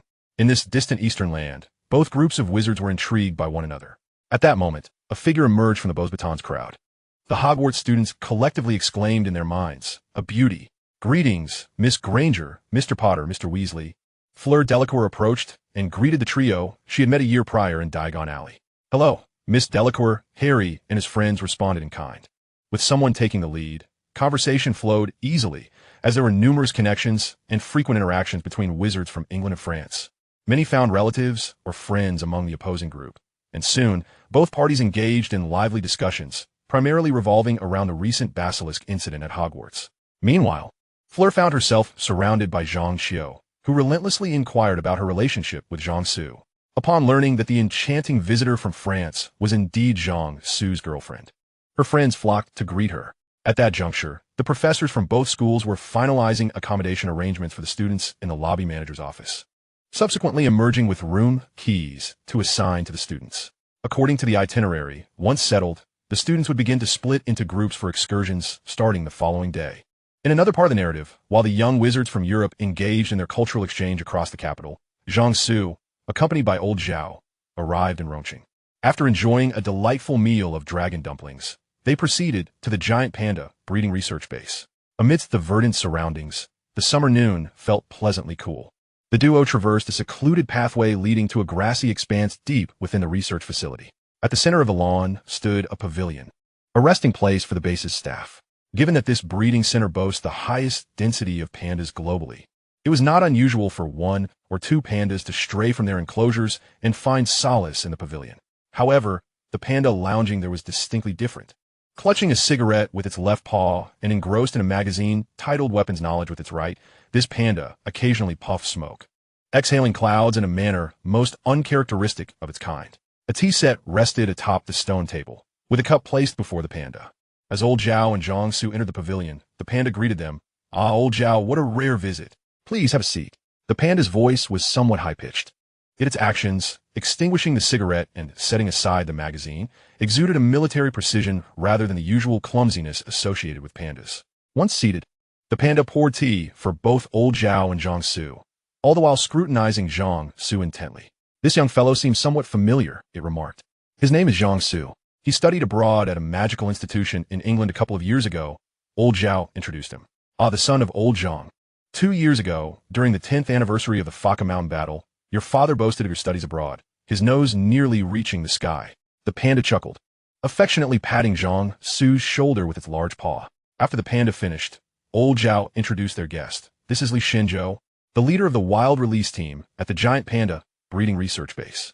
He ranks in the top 5 for transformation techniques in the country. Learning from him will undoubtedly be beneficial." Upon hearing this, Zhang Su felt a sense of relief. He recalled seeing staff members at the breeding center online dressed in panda costumes to interact with the animals. Now, it appeared that magic enabled them to transform into pandas for such tasks. He wondered if genuine pandas might ever develop an affection for their human counterparts. "Little Li, this child shows great potential. Please teach him transformation techniques during his time here," old Zhao requested of Li Shenzhou. "Leave it to me. Mentoring the younger generation is an obligation for us elders. Had it not been for your guidance, old Zhao, introducing me to my master, I would not have acquired my current transformation skills. I fought alongside your son as father on the front lines, so I assure you, I will not neglect him," Li Shenzhou assured, continuing to pat Zhang Su's shoulder. Turning to Zhang Su, he added, "For now, you will reside at the base. We will arrange your volunteer paperwork so that you can assist us during the day, and I shall teach you transformation techniques in the evenings. How does that sound?" "Sounds great. Thank you, Teacher Li." Zhang Su nodded in agreement. Thus, Zhang Su became a volunteer at the giant panda breeding research base. Caring for pandas is a skilled endeavor, not something just anyone can undertake. Contemplate the substantial profits generated by the giant pandas abroad. Should someone inadvertently cause the demise of a panda, the leadership at the base would likely transform that individual into a panda and send them to the zoo. Thus, it is futile for Zhang Su, merely a second-year middle school student, to expect any direct interaction with the pandas. Initially, his role involved inputting data related to the pandas into the computer at the data center of the base. At this juncture, finding someone proficient in computer skills in Huaxia proved to be quite challenging, as many novices were still grappling with the two-finger typing method. When filling out the volunteer application, he indicated his proficiency with computers in the special skills section. Under the skeptical gaze of the staff, Zhang Su demonstrated his formidable skills on the computer, outperforming expectations. An hour later, he declared that none could rival his abilities, and no one dared to contradict him. After dinner, Zhang Su brought a tin of tea leaves to Li Shenzhou's dormitory. Earlier that afternoon, he had taken the time to call his father and learned that his father had been the squad leader of the 1st platoon in the reconnaissance company, while Li Shenzhou served as the 2nd platoon leader, and they had shared numerous experiences in combat. In 1982, Li Shenzhou left the military to attend university. Li Shenzhou's spouse and children resided in Rongqing, leaving him alone in the dormitory most of the time. After exchanging pleasantries, Li Shenzhou, now returned to his human form, transitioned into teaching mode. He placed a cloisonné teapot on the table and pointed to a glass cup, instructing Zhang Su to transform the cup into the cloisonné teapot. Zhang Su took out his magic wand and, adhering to Li Shenzhou's request, transformed the glass cup into a teapot. Li Shenzhou examined the teapot that Zhang Su had conjured with great care, nodding in approval. "Now, briefly explain the principles behind the transfiguration spell," Li Shenzhou prompted. "Transfiguration is the foundation of metamorphosis. One can consider metamorphosis as the application of transfiguration to one's own body. Just the principles of the spell will suffice. There is no need to delve into the scientific reasoning. Several academicians at the Chinese Academy of Sciences nearly lost their minds trying to decipher the scientific underpinnings of these spells. The essence of transfiguration lies in the flow of magical energy within the object being transformed, following a specific pathway. Under the influence of this magical energy, the object begins to change, with the outcome dictated by the pathway of energy flow. When the magical energy within the object is entirely depleted, the transfiguration spell is dispelled. Zhang Su e Lu Si Dat, Li Shenzhou replied, for someone of your age, this understanding is quite sufficient. The relationship between the flow of magical energy within an object and the resulting transformation is an exceedingly complex subject. For you, simply remembering the connection between the pathway and the transformation will suffice to utilize transfiguration. If you're interested in the underlying principles, you may study them further in university. It is akin to riding a bicycle. Anyone can ride one, yet few can comprehend the scientific principles behind its balance. I have perused the Transfiguration textbook you brought back, and it lacks discussions on the underlying principles. It merely instructs on the execution without explaining the rationale. This approach, which provides you only a salted fish without teaching you how to catch one, is why the development of spells has stagnated there. Zhang Su nodded in agreement, having noticed the same issue. During lectures, professors merely instructed on the execution of spells, the pronunciation of incantations, and the proper movements of the wand. Yet they offered no insight into why these actions were necessary. The understanding of the magical principles behind spells relied either on innate talent and intellect or on the esoteric knowledge passed down within various families. In Zhang Su's view, Hogwarts and Beauxbatons seemed more like institutions for training skilled laborers rather than researchers, akin to assembly line workers who can assemble a smartphone but are not expected to design one. Li Shenzhou then stated with gravity, metamorphosis, or human transfiguration, poses significant risks as it directly affects the human body. Any misstep may lead to severe, even fatal consequences. Zhang Su solemnly nodded in acknowledgement. He had heard tales of a practitioner in his neighborhood who attempted to transform into a dog, only to end up as a headless canine, providing new evidence for the study of the Sphinx.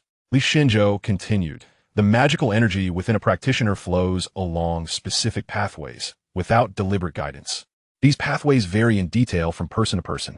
If one performs transfiguration in harmony with their body's natural flow of energy, the pathways will align with the transformation into a specific animal, thus facilitating the metamorphosis.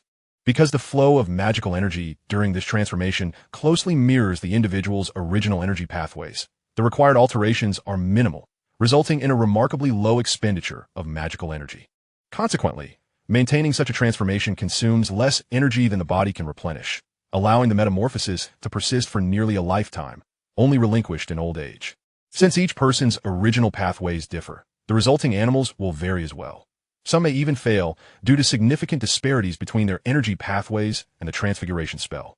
Ancient wisdom states, when blood and chi are harmonized, the essence flows freely, and the 5 organs are complete. The primordial spirit enters the heart, and the soul is fully present, thus becoming human. This implies that life emerges only when the primordial spirit enters the heart after formation, with the spirit being the essence of life. Our ancestors regarded this metamorphosis as a return to the source. Hence the ancient term for this transfiguration is primordial spirit beast. In Europe, such transformation is referred to as animagus. Li Shenzhou then began to shrink and transform, swiftly becoming a fox. The newly transformed fox spoke, "My primordial spirit beast is this very fox." When you master transfiguration to a sufficient degree, you may alter specific parts of your body during transformation, such as your vocal apparatus, enabling you to speak while in your primordial spirit beast form. I suspect that the rise of the Great Chu, led by Chun Sheng, followed a similar principle. The same applies to my ability to speak while transformed into a giant panda earlier today. Of course, the areas that can be selectively transformed extend beyond just vocal organs. The fox, initially perched on a chair, leaped down to stand on 2 legs, extending its front paws to resemble human hands, picking up a lighter and a cigarette from the table to smoke, while its tail transformed into 9 tails. In this form, if I were to return to ancient times, I would likely have no worries about sustenance, the 9-tailed fox remarked, exhaling smoke. There are numerous practical applications for mastering transfiguration. If you were to transform into a panda to work at the zoo, your monthly salary would effortlessly exceed 10,000. After finishing the cigarette, the 9-tailed fox placed a paw on Zhang Su's shoulder and whispered, Another advantage of learning transfiguration is that when you eventually have a girlfriend, you will understand. Uncertain whether to laugh or cry, Jiangsu watched as Li Shenzhou reverted to human form, instructing him, to learn transfiguration, begin with transforming into your primordial spirit beast. Once you have become adept at understanding your body's transformations, mastering the ability to become other animals, or even inanimate objects, will require diligent practice. Zhang Su note that, attentively listening as Li Shenzhou elaborated on the key aspects of transfiguration. In Volume 75, the first step of our journey unfolds. Over the course of more than a week at the giant panda breeding research base, Jiangsu diligently entered various data into the computer by day, while at night he studied transfiguration under Li Shenzhou's meticulous guidance. With Li Shenzhou's thorough explanations and teachings, Jiangsu swiftly grasped the essential principles of transfiguration. After a week of diligent study, Jiangsu successfully transformed into a spirit beast, thus becoming an unregistered animagus at Hogwarts School of Witchcraft and Wizardry. In the following days, he learned the art of speaking while transformed from Li Shenzhou, acquiring the technique to articulate even after undergoing metamorphosis. With this, Jiangsu's learning journey reached its conclusion. Li Shenzhou, merely acting on Zhao Lao's instructions, was not Jiangsu's mentor in the traditional sense. He refrained from imparting knowledge that belonged to personal lineage. His mission was fulfilled once Jiangsu accomplished his transformation and crossed the threshold of shape-shifting. Subsequently, he provided Jiangsu with insights on how to speak while in a transformed state and shared some foundational concepts regarding transfiguration and transformation, including the notion of permanent transformation, all in consideration of Jiangsu's father, who had once been a comrade in arms. However, Jiangsu's current abilities were insufficient, akin to an undergraduate attempting to grasp doctoral-level coursework. Not only would he struggle to comprehend, but he might also disrupt the foundational knowledge he had already acquired. After expressing his gratitude to Li Shenzhou, Jiangsu departed from Rongqing, heading northward. Approximately 40 kilometers southwest of the Mogao Caves in Dunhuang, a vast architectural complex resembling a crystal palace sprawls across nearly 2 hectares. Its exterior almost entirely composed of transparent glass panels. Through these glass facades, one can observe a plethora of flora, alongside an artificial lake and streams, creating a harmonious water system. This is the first miniature artificial ecological cycle system in China, known as the Guanghan Palace No. 1. When Jiangsu first visited this site last summer before heading to France, he was left awestruck. He was informed that this facility was established as a research base for an artificial ecological cycle system, intended for the long-term human settlement on the lunar surface. After touring the base, Jiangsu inscribed a message in a visitor book, which he later found elegantly embedded in the shadow wall of the reception hall upon his return. I gaze upwards, above the moon. How many dreams soar freely.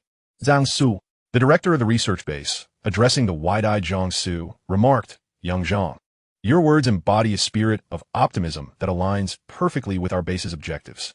Furthermore, they possess a delightful rhythm, making them a pleasure to recite, and thus we have decided to display them here." This location serves as the final stop for students from European magic schools visiting China, where Jiangsu is set to meet them. During the meeting on the very day he returned to his homeland this summer, Jiangsu learned of the various sites the European students will be visiting. Aside from the school, all other destinations comprised institutions and factories that amalgamate magical and scientific disciplines. To say the least, Severus Snape's worldview has shattered multiple times during this period. While Hogwarts Potions class utilizes only scales and cauldrons, the potion classes in China employ a plethora of sophisticated instruments, including burettes, pipettes, graduated cylinders, measuring cups, test tubes, flasks, evaporating dishes, wide-mouth jars, narrow-mouth jars, gas washing bottles, funnels, separating funnels, condensers, beakers, iron stands, glass tubes, analytical balances, and thermometers, while Snape painstakingly brews potions over a low flame in his cauldron.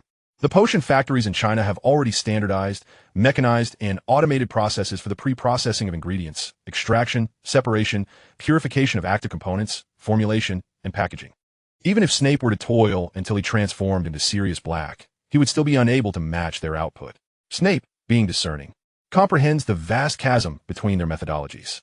The small technique he discovered years ago, using the side of a silver dagger to press the sleeping bean for easier juice extraction, holds no value when juxtaposed with a juicer.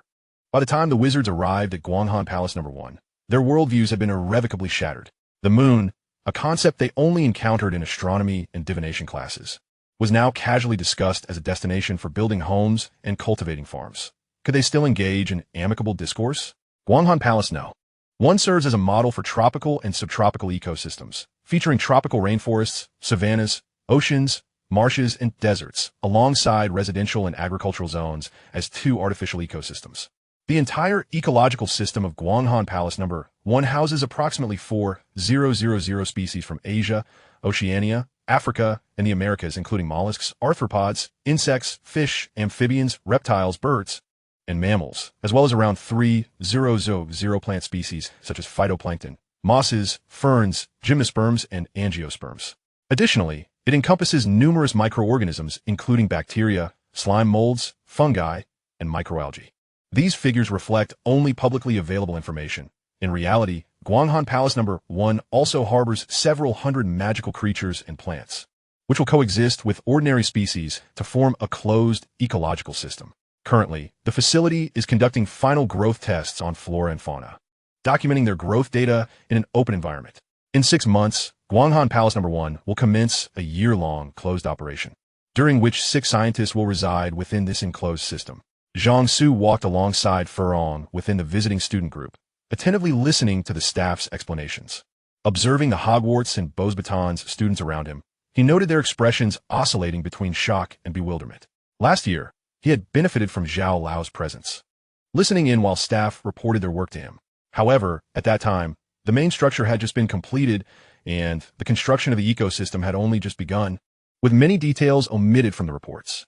As he absorbed the staff's narration, Zhang Su discerned that several key points had been deliberately excluded, indicating a strong sense of confidentiality. Upon arriving this morning, he overheard the base director mention that a similar experimental biosphere in the United States, Biosphere 2, had failed due to an inability to maintain a balanced atmospheric composition of oxygen and carbon dioxide. This necessitated that Guanghan Palace No. 1 learn from the lessons of Biosphere 2, urgently formulating and implementing corresponding plans to avoid repeating past mistakes. After the tour, the visiting students returned to Dunhuang City for a day of rest before departing for England and France the following day from Dunhuang Airport. Meanwhile, Zhang Su is set to take Furong home.